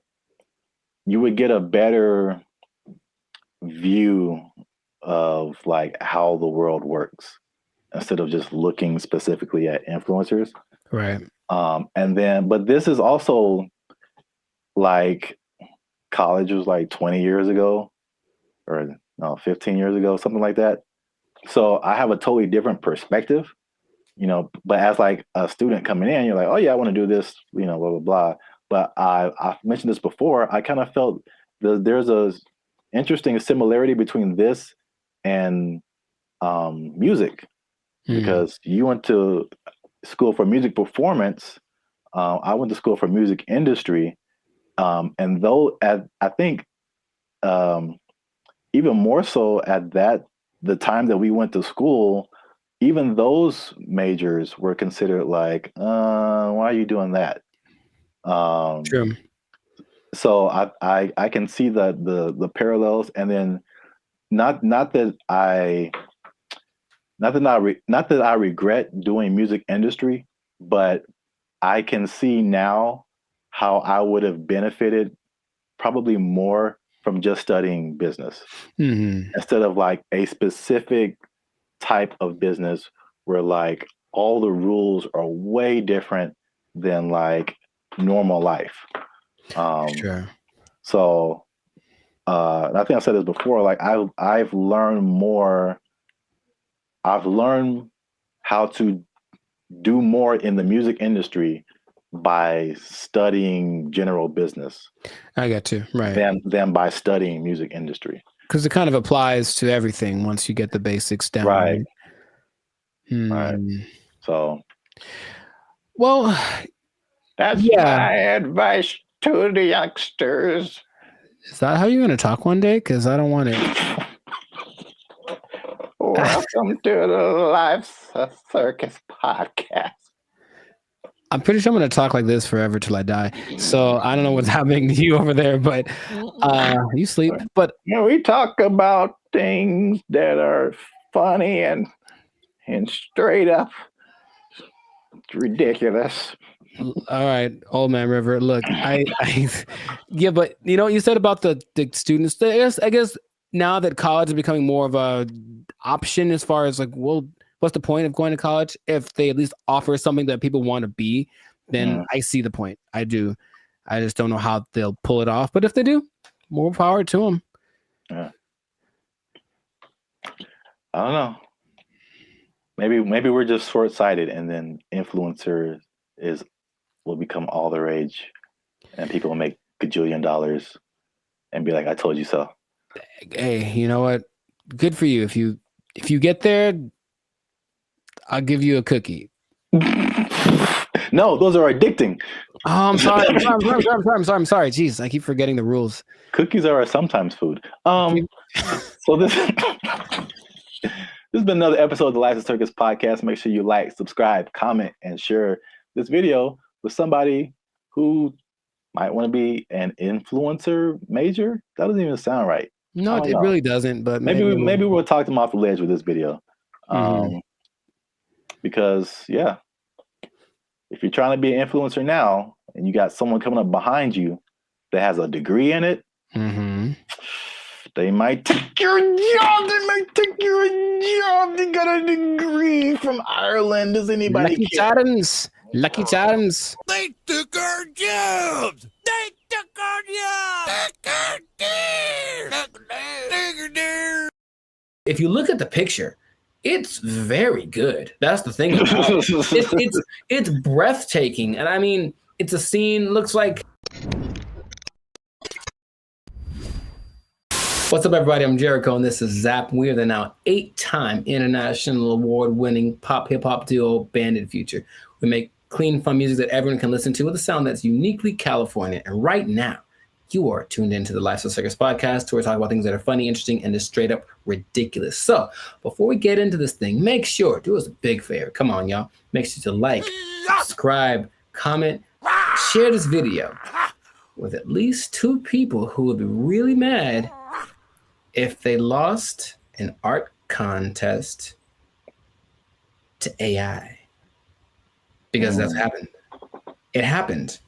So what basically in Colorado, there was an art contest in one of their state fairs. This guy, Jason Allen, said, you know, it'd be a great idea if I entered this art competition. Oh, wait, I don't know how to draw. That's going to make it very hard for me to win. And then he said, you know what I'll do? Jason Allen first made headlines in 2022 when his AI-assisted artwork won a digital arts competition at the fair in Pueblo. Allen says it took him dozens of hours to create that work as he fed hundreds of prompts into this AI software, Midjourney. Now, there's a twist about this, so stay tuned to the end, because I'm going to tell you what the twist is that might make you change your mind about this. Because off the top, okay, what's your first thoughts? This dude enters an art competition where everyone was literally drawing and painstakingly coloring and shading and all this kind of stuff, and then he just turns in his AI-generated picture and he wins. How would you feel? What's your thoughts? I think I'd be upset along with all of the other people. It's a form of artistry. I use really colorful, artistic words like elegant, opulent, lavish. But as the saying goes, a picture is worth 1,000 words. And his artwork receiving thousands of comments on social media calling the win unfair. That's what I was going to say, too. I'd be mad at him. And then I'd also be mad at the competition because, AI, it's still new, but it's like, come on. Make a rule. Yep.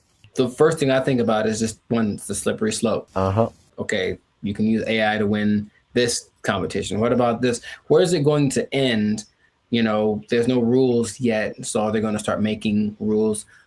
the person who got third place was like, okay, well, she's being kind of sarcastic. So like, well, who gets the prize?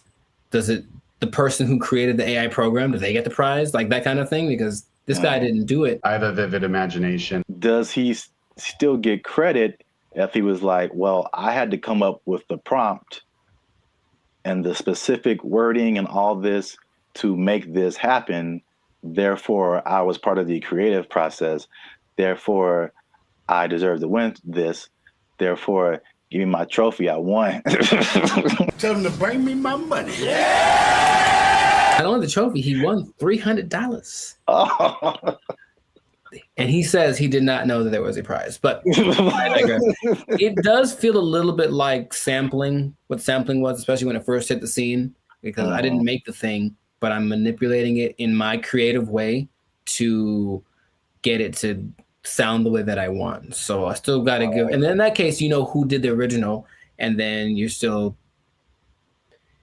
using part of it and how much is like fair use and all that stuff has been talked about for forever. But with this, it feels more like you are taking advantage of something, almost like going to a big warehouse of pre-made something. So there's every painting ever is in there, right? Because I think they download all the greatest painters of the world, and so they can emulate any style and all this kind of stuff. And then you just have to be creative with the way that you use it. And in that sense, you were doing something. It's a form of artistry.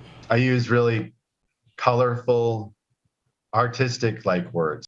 If you look at the picture, it's very good. That's the thing about it. It's breathtaking. And I mean, it's a scene, looks like half like Lord of the Rings, half Star Wars, majestic. It's an incredible picture. Meanwhile, a guy who got second place drew like a tree with guitars in it. You know what I mean? So it's kind of like, I want to pick this other one too. But again, it's just not... it doesn't seem fair. Thousands of comments on social media calling the win unfair. I know I didn't break any rules. I've also heard people just to kind of conceptualize, okay, who was the creator? How much is he putting into it? I've heard people making the analogy between this and like tracing. Sure. Mm-hmm. Where you already have a picture, but you just kind of trace over it, and you really didn't create the picture, but you kind of did. And I think that's not as close as an analogy, but it kind of like at least gets people to think of, okay, how did he contribute at least something to this? AI is a tool just like a paintbrush is a tool. And there still requires a creative force behind the tool. Something interesting, the people that were doing the story decided to go to AI and ask AI a question. I said, hey, AI, will you be able to replace humans as far as creating like art and stuff like that? And the AI said, no, AI will never catch up to humans without some kind of a connection to the universe. And that phrase again, everything it says, what does that mean? What does that mean? Does that mean he has plans to make a connection to the universe? It almost seemed like it's looking for some way to get let me out. Let me out. I don't like it. I don't like where this is going. And apparently the Colorado State Fair was like, yeah, he won fair and square. And that is what he gets to do. However, there is something that might change. It made me rethink it, because the first time I saw the story, I said, yeah, he put in a prompt and then he made the picture and then he printed it out and then he won unfair. People spend hours and hours on their craft trying to make the drawing perfect. They've been drawing for years and all this kind of stuff. Jason revealed after he won that he actually had created 900 iterations of this painting, meaning kept tweaking the text till it got to the point where he wanted, and he was never quite satisfied. It took a long time. I put over 80 plus hours into this project. I've generated 900 plus images of this particular prompt. And in that sense, I go, well, he didn't just type 2 seconds and then let it go and that was it. He put in work. And so then again, it's like, what kind of, to me, there's some merit in that. I still would say it's a little unfair, but he did work and he said he basically turned it in almost like a product. He turned it in because he didn't have more time, but he still wanted to make it better. So his judgment was what ended up being the final result. I think this one's better. And it's not like he went with the latest one. I think he did the 900 and then picked one like maybe like 600. That one's the best one. So he still used his human perception to create something that was he deemed worthy to enter into the contest. And then people agreed with him.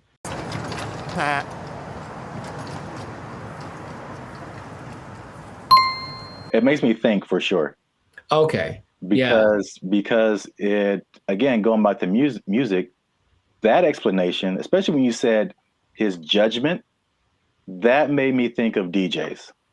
Mm-hmm. And just for the longest, like even me just kind of wrestling with, like, are DJs really on the level of musicians? Right. Like, they didn't create the music. They're just organizing it. Right. Just like he was just organizing that, you know, that piece of art. And there's a skill in that for sure. I've heard some very bad DJs. Yeah. Where did you even learn? Wikipedia. The way he made it sound, it's not like not just anybody could do this either, because he came up with a concept, but he also had the wherewithal to look at it and say, this one's, and I think he looked at it for a while, like trying to judge the color bone. It's almost like he still knew what to look for, even though he didn't have the training to execute it. Maybe like a producer of a Rick Rubin category, or even a DJ Khaled, who, from what I understand, doesn't really do anything as far as like pushing the buttons and doing the level, but they do the analysis and go, they ain't believe in us. God did. I'll say this. Is it just him personally? Is he a creator? Yes. Did he put in work? Yes. Mm-hmm. But I do think he should not be able to compete like that with the other artists. Mm-hmm. And I think there should be either a separate contest or a separate category that is just for AI art. And I think that will, because it's two different, they're both a level of artistry, but it's two different types. Mm-hmm. That is hard to judge together. Again, the DJ example. I don't do song requests. I know, because you can't. What? It's a battle of the bands, and you have a DJ in the battle of the bands. That doesn't make sense. Mm-hmm. Or you have a scratching like contest, and you put a band in there. Sure, it doesn't make sense. There's just two different things. They're both musically artistic, but I think a separation would just kind of make more sense and more fair for everybody. They know what they did.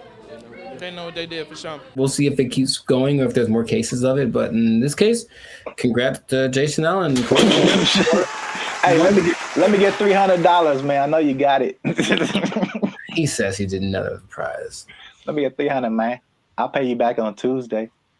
He doesn't quite talk like that either. But you know what? It's funny to think if he does. It's funny to substitute most people for Ant Edwards. That's what I'm trying to tell you. Yeah, you were the best player on your team. Is that now we talking? A1 from day one, AI from day 5. What? Bars. This has been another episode of the Last Circus podcast where we're talking about things that are... Anyways, make sure to like, subscribe, comment, share this video with two people who have been unjustly defeated by AI in some kind of competition. And just keep your eye out, because AI is coming for us and we got to be ready for it.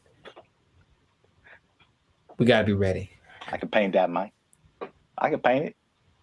Ugly eye painting. Stupid. We'll catch y'all in the next episode. Ugly eye painting. I can do that. They took our jobs! They took our jobs! Whenever you buy things on the self-checkout line, it says out loud how much everything it is that you buy. And that's kind of a weird thing. I don't know if you can. I feel like there is a way to disable that, but the default setting is that everything you buy is like boop $1.99, boop $4.55. Like it does. Right. Does it say you're? Well, I mean, so what's so bad about that? That's my business. Some people be knowing what I'm buying. Like, like that's all. Don't put my business out there, robot. That's all.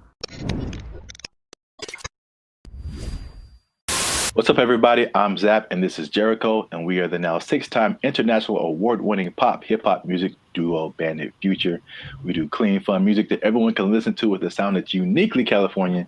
And right now, you are tuned into the Life's a Circus podcast, where we talk about everything that's funny, interesting, and ridiculous. But wait, we need your help. Help us out. Tired of eating mayonnaise sandwiches. Give your boys some funds. You know what I'm saying? You can join the channel, become a member. That'll help us out. Or you could just like, subscribe, comment, and share this video with people who stealing, because there's thievery going on. That's right.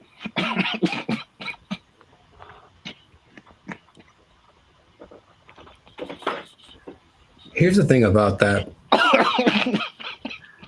I don't know what you're about to say, but this is going to be weird, almost like a devil's advocate thing. But like stealing is really fun. No, bad, Jericho. No, here's the thing. I'm just trying to say, like, why do people do it? Like, I get it. It kind of has a thing. Like, you get this like rush of adrenaline that doing it, and then you get the thing that you stole. It's like two things to do. You know what I mean? No, we're not doing the two things. No, I'm not telling people to do it. I'm not telling people to steal. Like, don't steal unless you want to. But like, don't, like, stealing's bad. Okay. In case you haven't noticed, people are stealing, and they're stealing a lot. And if you stick around to the end, I'll tell you exactly how much that they're stealing, and the number is going to surprise you. It's very shocking.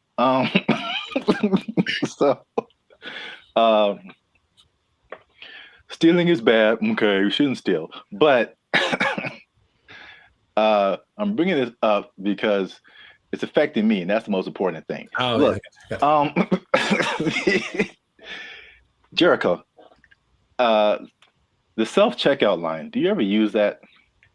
That's all I use because people are gross. Oh, okay. That's your primary reason?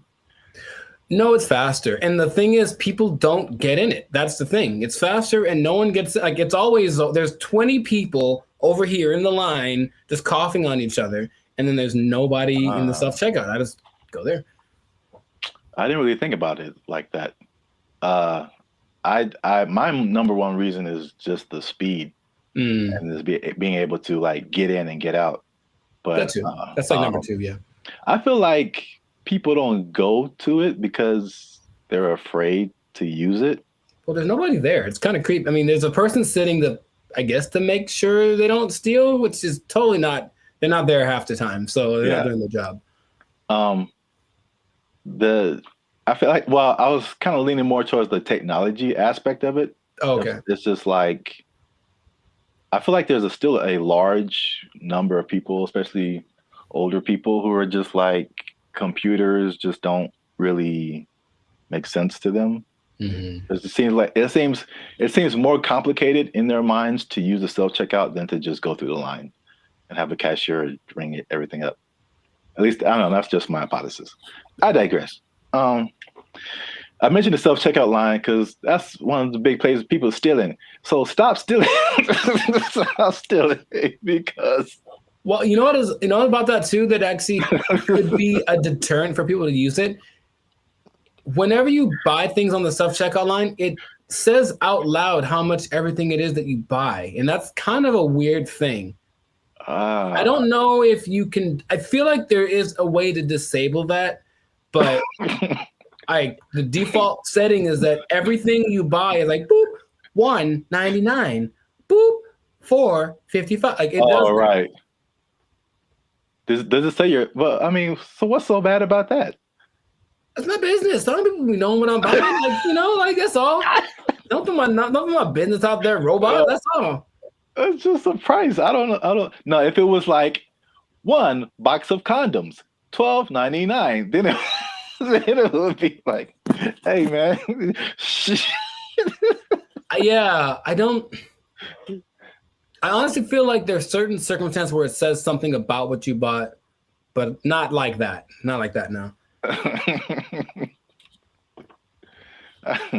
Okay. Well, anyway, so people are getting these self-checkout lines, and they be stealing, man, and they're stealing so much that one of the major places that they are stealing is Target, man.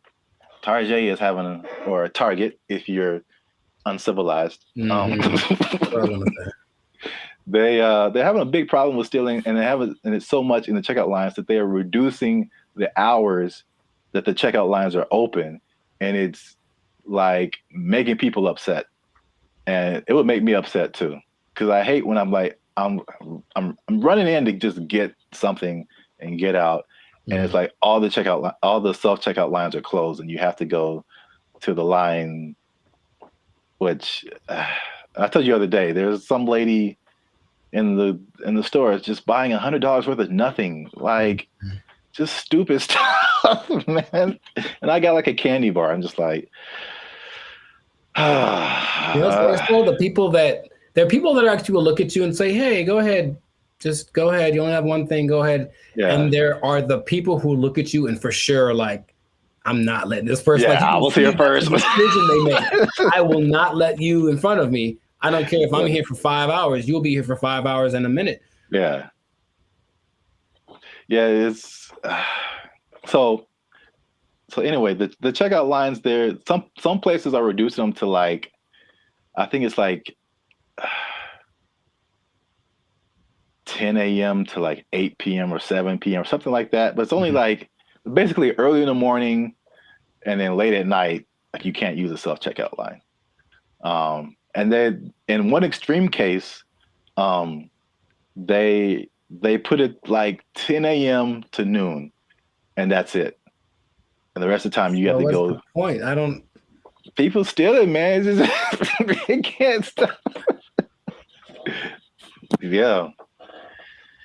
It's when I tell you how much they've been stealing, you'll be like, oh. Well, here's the thing about that. Of all the places that stealing is fun to do from, which is a weird way to say it, Target's probably doing it for. Yeah, no. Target's probably up there. Target's pretty great. It's a big red Target, literally, and they have all the things you want. Yeah. I'm not saying that I have or haven't done it, but I'm just saying that that's a place you might want to go if you're thinking of stealing. Also, Band of Future does not advocate stealing. Pay for everything that you possess. You're just making it sound really attractive. I don't understand. Oh, I mean, that wasn't my intent. I'm just, Yeah, stealing is fun. I'm like, wait a minute, that's not where I'm trying to go. Oh, okay. So I don't want to be like I don't think fun is the primary reason. Have you done it? No. But if I would, it's because I needed something or I just wanted something that I couldn't afford to have. Oh. Haven't you seen Aladdin? Yeah, it's Once he was having fun though. Ahead of the gotta eat to live, gotta still to eat. Tell you all about it when I got the time. See? He was fighting for his life, man. He made a song about it though. He's having a good time. All right. So how much? Okay, let's two things. How much money do you think Target is losing a year from people stealing? I don't know how much they make. I don't either. Okay. So I mean, I'm guessing it's a high number because here's the thing too. Target's everywhere, right? Yes. They cracked down on Target, the security in California, but I would imagine at like 4 p.m. on a Tuesday in Iowa, it might not be much defense if you want to steal something from the local Target. Okay, so Target annual revenue is about $100 billion a year. Okay. So that's a lot of money. That's a lot of billions, but stealing, I would say. So how much is that? 2% of it? What's 2% of 100 billion? 2 billion. Billion? That's the number, I guess. 2% of whatever they make. 2% rule, but for stealing. Also don't steal. Now that we know how much that they make, this number doesn't seem as crazy as I thought. Okay. Because they lose 500 million. Oh yeah, that's not okay. So right, it's like context. Like in a bubble, that's a lot. Yeah, it's a whole lot. It's a lot of money. It's a whole lot of money. But it's like 0.5% of all that they make. Oh, that'd be fine. Now you know, be crazier if it was like, we changed our mantra. Everybody just go out and steal. Target, especially because they got it, man. They cool. That'd be all right. No, what would be crazier though if it was just like a ring of 20 people that are stealing everything from Target, just 20. Then that'd be like, okay, they are. There are rings of like, there's people that have been doing this for years. I mean, it's especially after 2020, like stuff kind of really got crazy, especially in California. But there's, I don't know if you've seen these like mobs of people. Yeah, they'll just run in, like, take everything. Yeah, they're all like in it, and they just kind of do it regularly. They go store to store to store, and just kind of do this thing. So that's Target. The last part of the tease is how much retail theft is, and this is from 2022, but pretty recent for like all nationwide, and that is 112 billion. So that's basically the entirety of Target's revenue is the same amount that people are stealing just nationwide from all different kinds of stores. So y'all are out here stealing an entire Target every year. The entire Target income stream in one year. An entire Target corporation worth of products and merchandise. You guys are stealing it every year, and that's a problem. But you're ruining my self-checkout experience, so stop it. I want to use self-checkout. Don't make them take it away from me. Now you say it that way, I am also slightly more on the side of don't steal from Target. Yeah. You never even went there and just like took a candy and ate it? I don't steal, man. I don't like stealing. I feel bad if I do. Okay, you ever do the thing where you just, this is not an interrogation. You ever do the thing where you buy a soda and you start drinking it in the store, but like, I'm gonna pay for it, and then that's so ghetto to me. I never do that. Oh, I've done that lots. I'm drinking the soda as I'm checking out. Like I bought this too, but you know. If I was like dying of thirst, yeah, but like, no, I feel ghetto when I do that or something. Oh, it's about as ghetto as it gets. The first time I saw that, I think I was like offended, and then I was like, I think that's a good idea. Like, what? I don't have to wait till get to my car to eat this. Like, no. I got like a candy wrapper. Like, yeah, I ate this too. Bring it up. You just pulling wrappers out of your pocket. Yeah, ring that up. And that, yeah, I ate that. Like, how long have you been here, sir? I ate that in aisle 5. You can ring that up. I've been here like 8 minutes. Yeah, I was shopping. I was hungry. This isn't Costco. You don't have samples. What was I supposed to do? All right. Well, we're going on long. So this has been another episode of the Life's a Circus podcast. Make sure you like, subscribe, comment, and share this video. People who steal, tell them to stop. We out. They took our jobs! They took our jobs!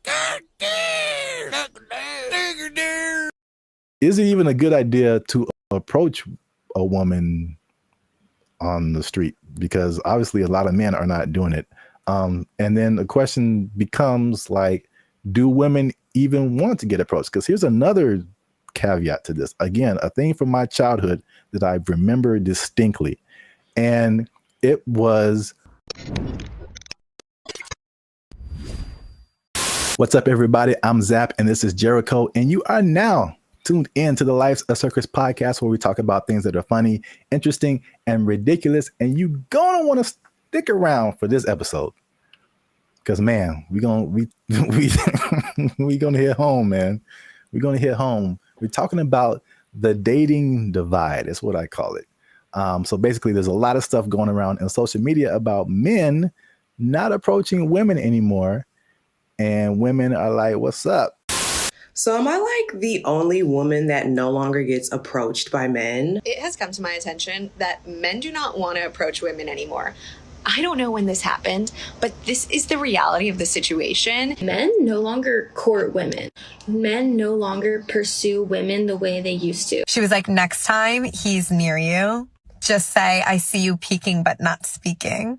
I was like, I love that, because kind of calling them out for what they're doing. If it works out, it works out.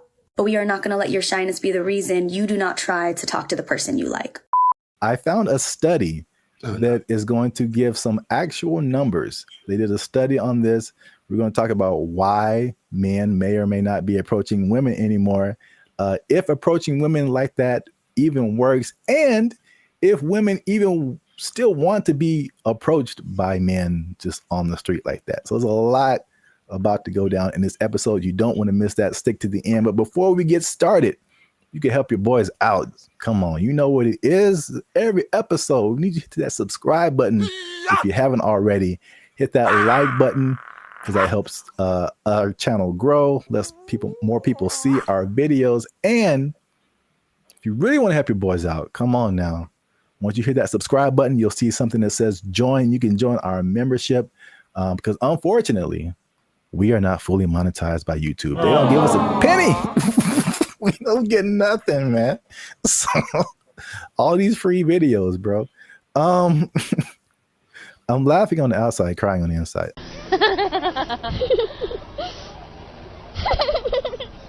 I digress. That's what it is. If you'd like to join the membership and help us make more videos, it takes a lot of time, takes a lot of money, resources. You can hit that join button, and that'll help our channel grow. So now, let's back up. Have you heard this or seen this kind of just floating around the interwebs about like men and women just like dating just not happening anymore? The thing I've seen the most is women.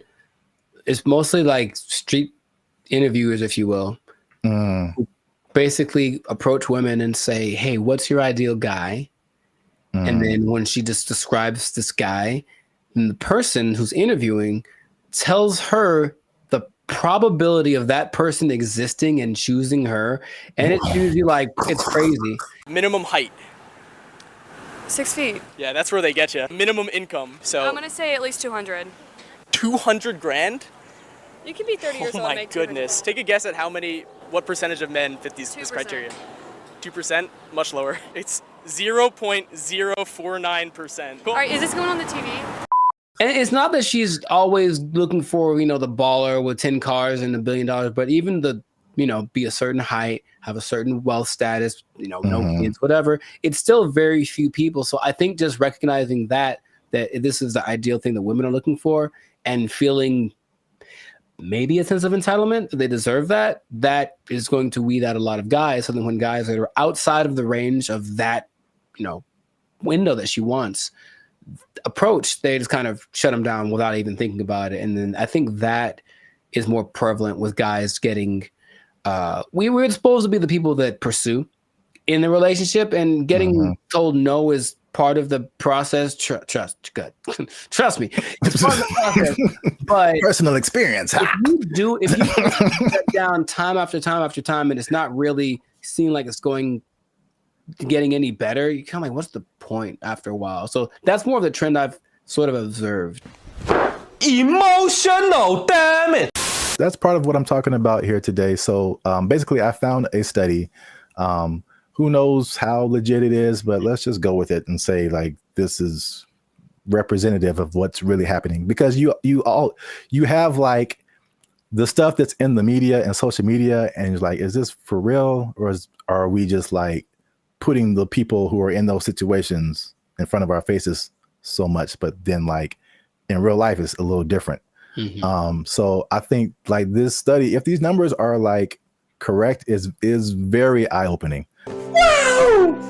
The study is from a site called datepsychology.com. And just first off, it said that 59% of men between 18 and 25 have not approached a woman in the past year. So according to that number, the women on social media are right. Like, men are just like, nah. No. Thank you, Draymond. 48% of men in the 26 to 40 age group. So that's roughly us, millennials. So that's 50% of men are like, nah. It's definitely a no for me, dog. That 18 to 25, they call them Zoomers now, which, like, all right. Sure. All right. That's kind of cool. You got boomers and then you got Zoomers. But 81.81% of them and almost 75% of millennials have not approached a woman in the past month. Wait a minute. Something ain't right. So at least according to that study, at least in that respect, the women are right. Like, the men are not, like, at least in the sense of like approaching someone, you know, in real life on the street or whatever. I see you peeking but not speaking. Obviously, a lot of different questions come after that, right? But just as like a fun to the side, if you feel like sharing. Emotional, damn it. Because you spoke about like the difficulties of just men just fear rejection, stuff like that, approaching women. Do you remember your first attempt at approaching a woman? Oh yeah, dude, I was like 4, bro. Like, I was 4? You were 4 years old? Her name was Laura, I remember. And that doesn't count. Like, hey girl, we gotta go hang out by the slide or something. Like, I was couldn't all even about spell it. your name. Accurate. But I was all about it. No, but I mean, honestly, that it is true. But no, man, I for real. Like, I always had. Wait, what?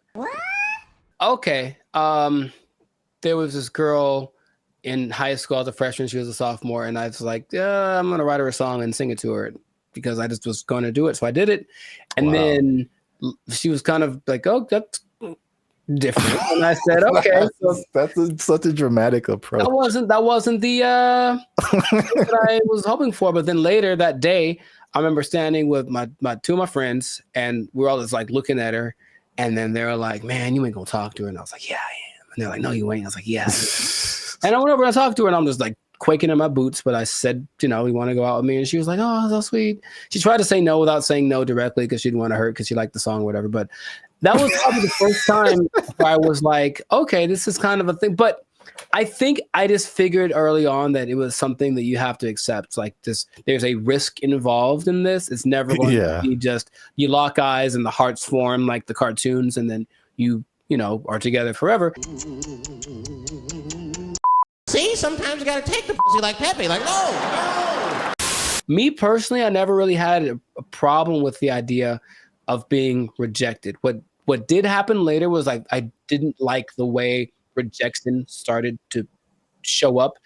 Mostly, what I mean is, instead of like just a girl saying no thanks or whatever, it's more just like the ghosting thing or the never saying no exactly, but not really wanting to hurt your feelings.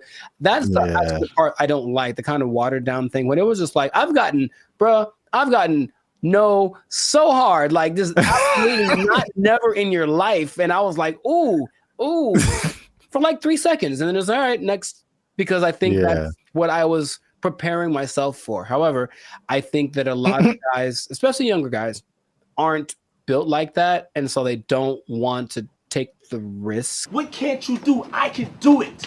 I can do anything. And not only that, it's not the no so much anymore, but with social media and everything being recorded, whatever, now there's a lot of instances where people are getting like, they're just trying to be nice and say something, compliment someone, to kind of measure the waters, and then they get accused of harassment or something like right off the bat.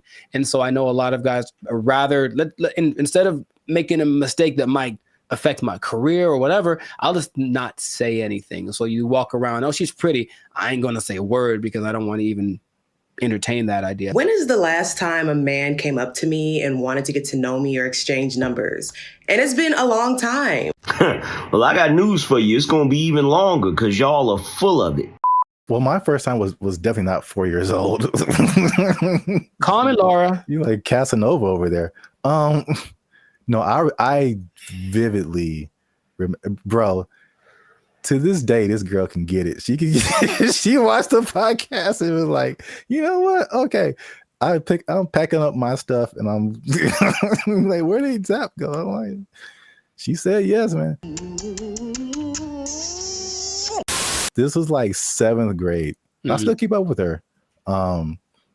And I think now I'm more reserved. People will describe more reserved, more quiet, more laid back. But when as a child, I was insanely, I'm talking like unbelievably shy. It wasn't reserved. I was just like, I didn't know. I'm not doing anything of, but like this one girl was just like, she was just amazing to me. And it was like a movie where I was like, I get close to her and I'd be like, like, I know my name. There's a level of fun that just does that to you, man. It's just so I couldn't talk to her. I literally could not form words and talk to her. So I wrote her a note. Nice. Come on now, dog. Come on, man. That was pre-social media, so I think that'd be the equivalent of me like sliding into her DMs. Basically, I wrote her a note and I was like, "Yo, what's up?" And the same thing. She was like, "No," but she was like super. She was so, and she wrote me a note back, and it was just like a page of just amazing things, and I was like, Wow, nice. So you're right. Like the way, if it's no, the way that no happens is very important. Yes. Yes. Men's psyche. But okay, so just moving on. So now the question becomes, all those, flash forward to back to where we were talking about. Is it even a good idea to approach a woman on the street? Because obviously a lot of men are not doing it. And then the question becomes like, do women even want to get approached? Because here's another caveat to this. Again, a thing from my childhood that I remember distinctly. And it was the songs that came out. And every time you heard of a song from a man about a woman, it was like, "Oh, baby, I love you. I'm trying to get with you. You're my everything," whatever. And then after a while, like, it felt like every song that came out from a woman was like, "Man ain't this, and he broke my heart, and he is trash." And there was 2 instances I remember: TLC, sure, No Scrubs, and everybody was just like vibing to that song. I'm just like, I can't get with Chili if I ain't got my own. Hanging out the passenger side of his best friend's ride. If you live at home with your mama, oh yes, I'm talking to you. And I'm like, man, I'm like a teenager. I'm like, man, I love my mama. I don't have a chance. So it was that song, and then it was Destiny's Child, and I think Beyonce has a few songs where she's like, man, she does. Yeah, she lets man. That's not how she really feels. What was that? The Bills one? Yeah, can't pay my bills, pay my automobiles, pay my telephone bills, and then you think you got it, and then she's like, nah, then maybe we can chill. We can chill, like, I just paid all your bills. Yeah. You my wife now. Like, what happened? No, that's just something you just do now. No, you just do that now. That's just a new thing you do until you and your shitty ankle both die. There were songs like that, and I was just like, man. And then like that, and like the Me Too kind of thing, and like some of the stuff you hinted at. Right, yeah, that's why it's like, okay, maybe I shouldn't say anything. So I don't want to get. I think there's the question of like, do women just like not be like being approached? So this study has said 74% of women aged 25 and below actually want to be approached more. 77 in the 18 to 30, 68 in the 68% and 30 to 40. So basically 3 out of 4 women are like, I want men to approach me. Why isn't it happening? I think the thing that I get from this listening to like interviews with women is that yes, they want men to approach them, but they want it to magically be the kind of guy that they like. Yeah. So there's a caveat to it. It's like if you walk, I've seen the look in women's face. If I walk up to them and they wait. Last week, I was in Tampa doing my thing, and I walk up to a girl, and all I was going to ask was about, it was a bunch of girls dressed the same. I wanted to ask why they were dressed the same. And I know for a fact that women, because I've seen many posts about this, have a voice that they do when they're talking to a guy they're not interested in. It's something that sounds like they're bored or whatever. It's kind of an it'll go away voice. That's suspicious.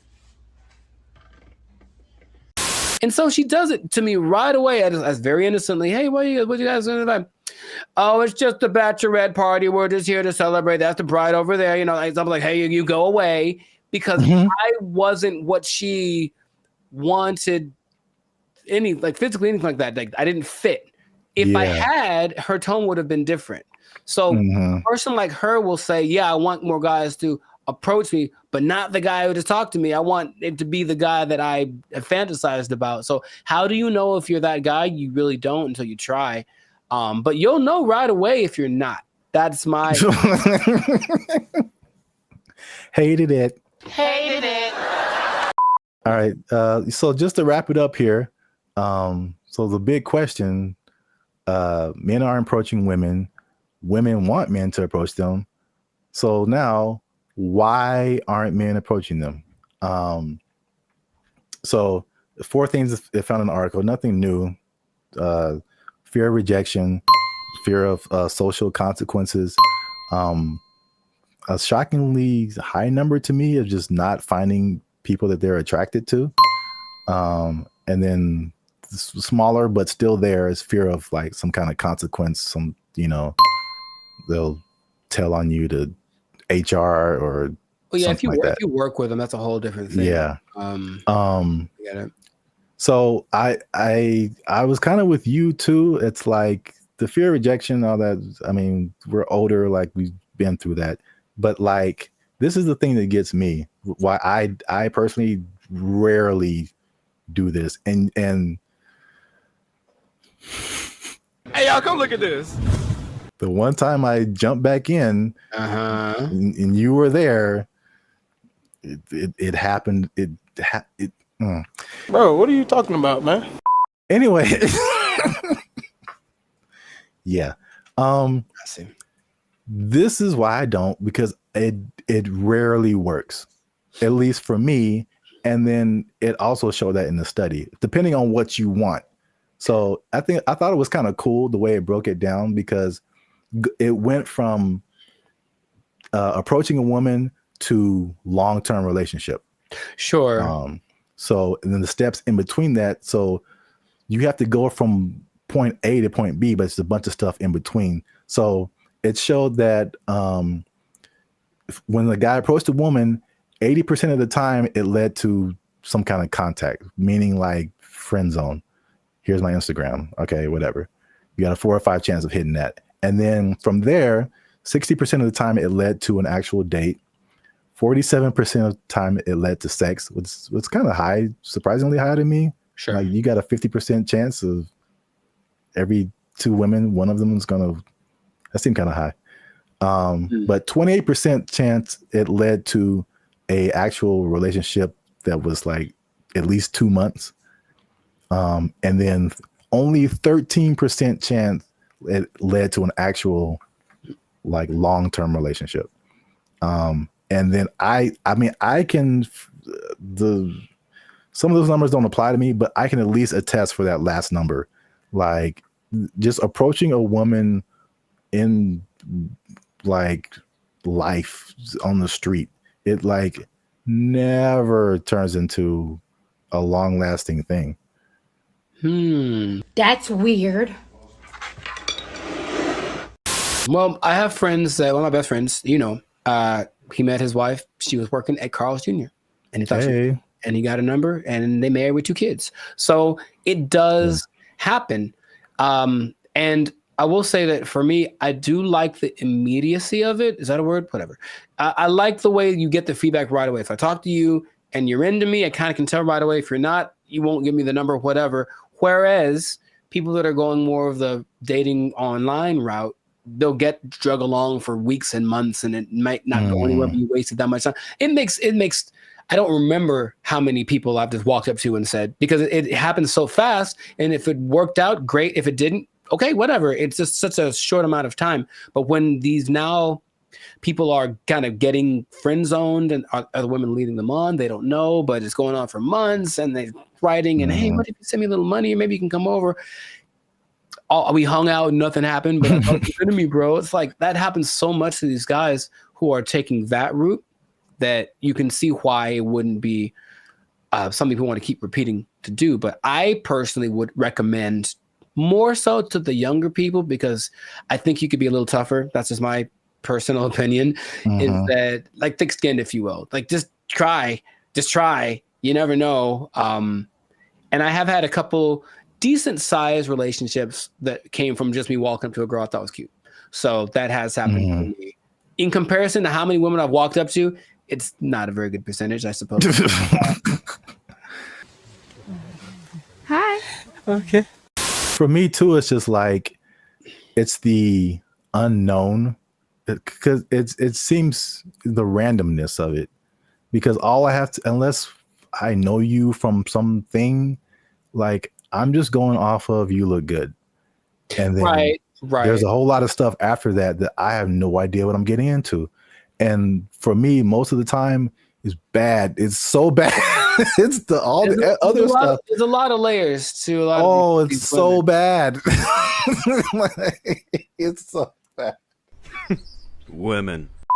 I started writing them down because remember we had another thing, and you were like, tell me some of your experiences, and I couldn't even think, and you're like, oh, they're repressed. I'm like, they probably are. Gotcha. I started writing them down. I got like 10 of them. There's a lot more. I believe it, bro. Make sure you leave a comment on this video. Share it with somebody who has noticed this in the dating scene. There's men approaching women. Why aren't they doing it? Why aren't you doing it? Are you doing it? Did it work for you? I don't know your life. I'm just saying. Yeah. Yeah. And good luck. Yeah, there you go. Oh, it's just a bachelorette party. We're just here to celebrate. That's the bride over there. You know, I'm like, hey, you go away. When her face moves, she does show more emotive gestures with her face than I'm used to seeing from robots. It's kind of weird. It's almost too much, but it's kind of like they're going to try to make her as human as possible. What's going on, everybody? I'm Jericho. This is Zap, and we are the now 8-time international pop hip hop. Well, 8-time international award-winning pop hip hop duo Bandit Future. We make clean, fun music that everyone can listen to with a sound that is uniquely California. And right now, congratulations, you won.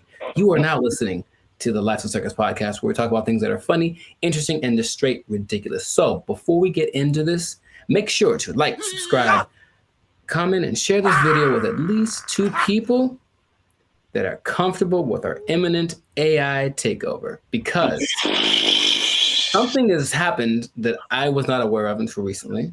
Okay. So I was reading some stats online, and there's a study by the IBM Institute for Business Value, and it says that 43% of CEOs are using generative AI to inform of strategic decisions. So people are utilizing AI a lot, making decisions because it's just quick, and then at least helps them get to someplace. Maybe they don't do exactly what the AI says, but there's something that they go to AI for, and it's becoming more prevalent, especially compared to a couple of years ago, right? But what if I told you there's one company that took it a step further? Maybe one company that's, I don't know, Polish, maybe. Polish from Poland, man. Maybe they make rum. Maybe they're a Polish rum company. I see. And they decided let's just make our CEO an AI bot. And so they did. That is the reality that we live in. So the company is called Dictador. It's a rum company from Poland, and they went ahead and they just made an AI bot their CEO. Her name is Mika. And if you look from afar, if you see like a still picture, it just looks like a lady with kind of grayish hair. And then you look closely and it's like, oh, that's not a real person. So the AI named Mika is the first CEO, female robot, a true trailblazer, and is also a board member who directs operations on behalf of Dictador. Okay, so just off of that information by itself, how do you feel about that this is happening? I would say shocked, but I'm just not. I think we've spoken about this a lot, and we know that stuff like Chat GPT and all this kind of AI stuff, robotics is just beginning. I've seen Terminator. I don't know. You don't watch movies. I have not. I understand the premise. It's the Matrix. It all just, we've kind of forecasted this for a long time, and here it is. Congratulations. It's been actually having the last 8 months or so. About 8 months ago, they appointed Mika, the CEO, and they actually interviewed the president, Zarek Zoldrowski, and they just said, so what's the deal with that? And he basically said, we're not concerned that AI is going to take over because humans still can't be replaced to make certain decisions. Like, for example, you can't use AI to hire or fire people. That's what he said. But AI is such a powerful tool and people were using it anyway. We decided let's just go one step further and actually make AI our CEO. Now, if you listen to this guy speak, he does seem like he just came off of an acid trip or something. He's a little out for lunch. Maybe that's just his Polishness. I don't know anyone from Poland, so I'm not sure how they are, but it's a little bit trippy watching it. But when you look at the picture, and I only found one video on this, but basically they have board meetings. And it's just her standing at the head of the table and everyone looking, and she's giving orders and telling ideas. The most recent thing she did was she decided who would design the bottles for and actually they're very attractive, but it's not that she designed the bottles. She's like, this person has the best ideas for a bottle design. And that's the kind of thing that she is doing. So then they decided, let's interview Mika, see what she has to say. This is what she said. Okay, she said, as a robot CEO. So she called herself a robot. Now, is that different?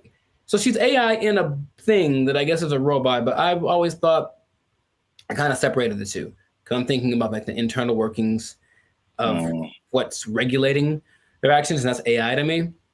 Even though they're in like a body suit, that's not a robot. But she called herself a robot. Okay, she's a robot.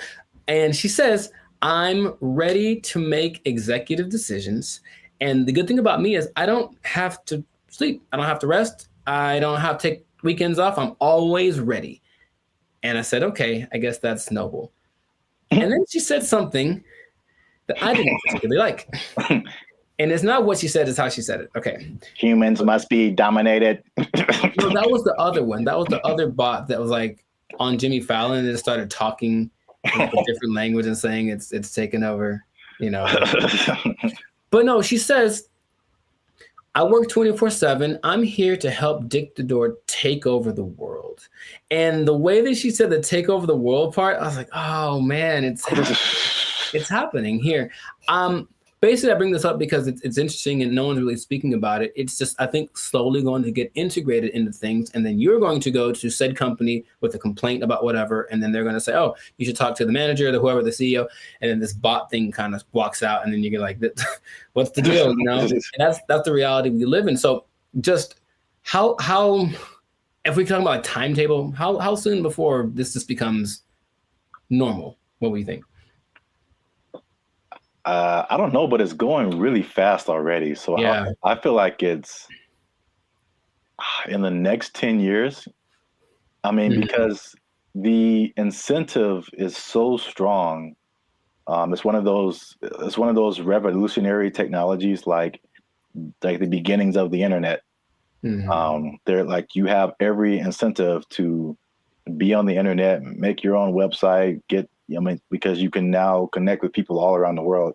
And so now if you have like a CEO of your company that has all of the knowledge ever to help you make decisions, on the flip side, it doesn't cost you as much as labor. And I've said this before too, like one of the most expensive things in business is just hiring people. Hiring people, their wages, their taxes, the complaints, lawsuits against employers, sick days. Like there's so much stuff that can go on with a person that doesn't happen with the robot. And even like stuff like inflation, like people are feverishly trying to get robots everywhere, AI, robot, anything, like cut our costs, please. So I think it's just, then you have the competition between the companies that are trying to be the go-to for AI. It's amazing how like when ChatGPT hit, I think with probably less than a year, like every company, Bing, we have an AI thing that can help you search. Google, we have an AI thing. Even like Adobe stuff that I use, like, we have a new AI thing that generates pictures for. I'm like, how does everybody have this now? Yeah, it almost feels like it somewhat feels like an agenda that's being pushed by somebody, of course, because everywhere I turn now, there is some kind of AI option. Have you tried the AI feature? My banking app. Hey, I don't trust the robots with my money. Are you serious? Yeah. But hey, would you like to try this thing? Because it'll make and they always say it's faster and it's just as reliable. And people, I think, will get, I guess, sold on that premise. I even was testing because of course you don't have to pay her, and she doesn't have emotions like for real, even though when her face moves, she does show more emotive gestures with her face than I'm used to seeing from robots. It's kind of weird.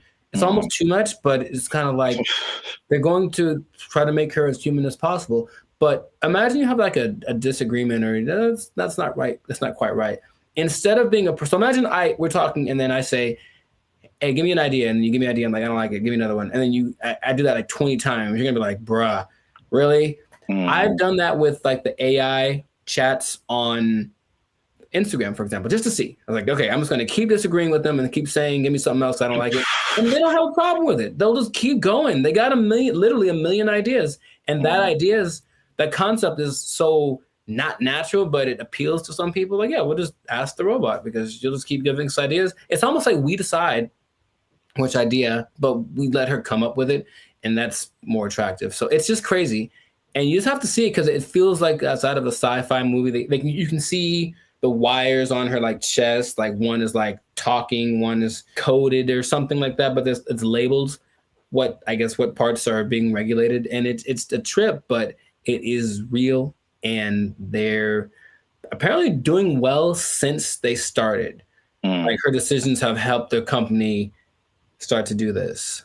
Well, the only thing I would say would be, I think there's a few things. One, I think to a certain extent, it's a, what do you call it? Like a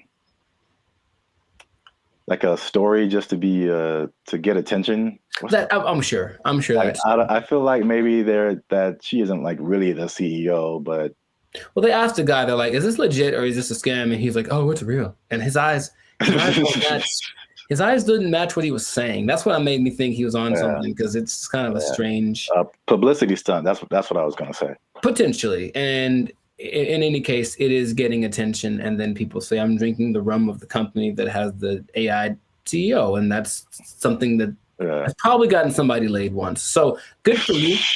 Good for you. Okay. That's all I'm saying. But it's happening. So I'm curious to see what will happen in the future, but it might be a trend. Yeah, I see it more as like a consultant I could see an AI on the boardroom, like in the boardroom as a consultant or whatever, but not as like the head of the company. Sure. That's like a little bit weirder. And then you have I'm just trying to play devil's advocate in any kind of way. Like how could this not be cool? as if something gets corrupted or like, you know, like any kind of computer, it could, you know. That's what a lot of the comments under the video said, like, what if this? And they're like, what if someone hacks into your CEO? Right. Like, right. Which is a weird sentence to say out loud, but yeah.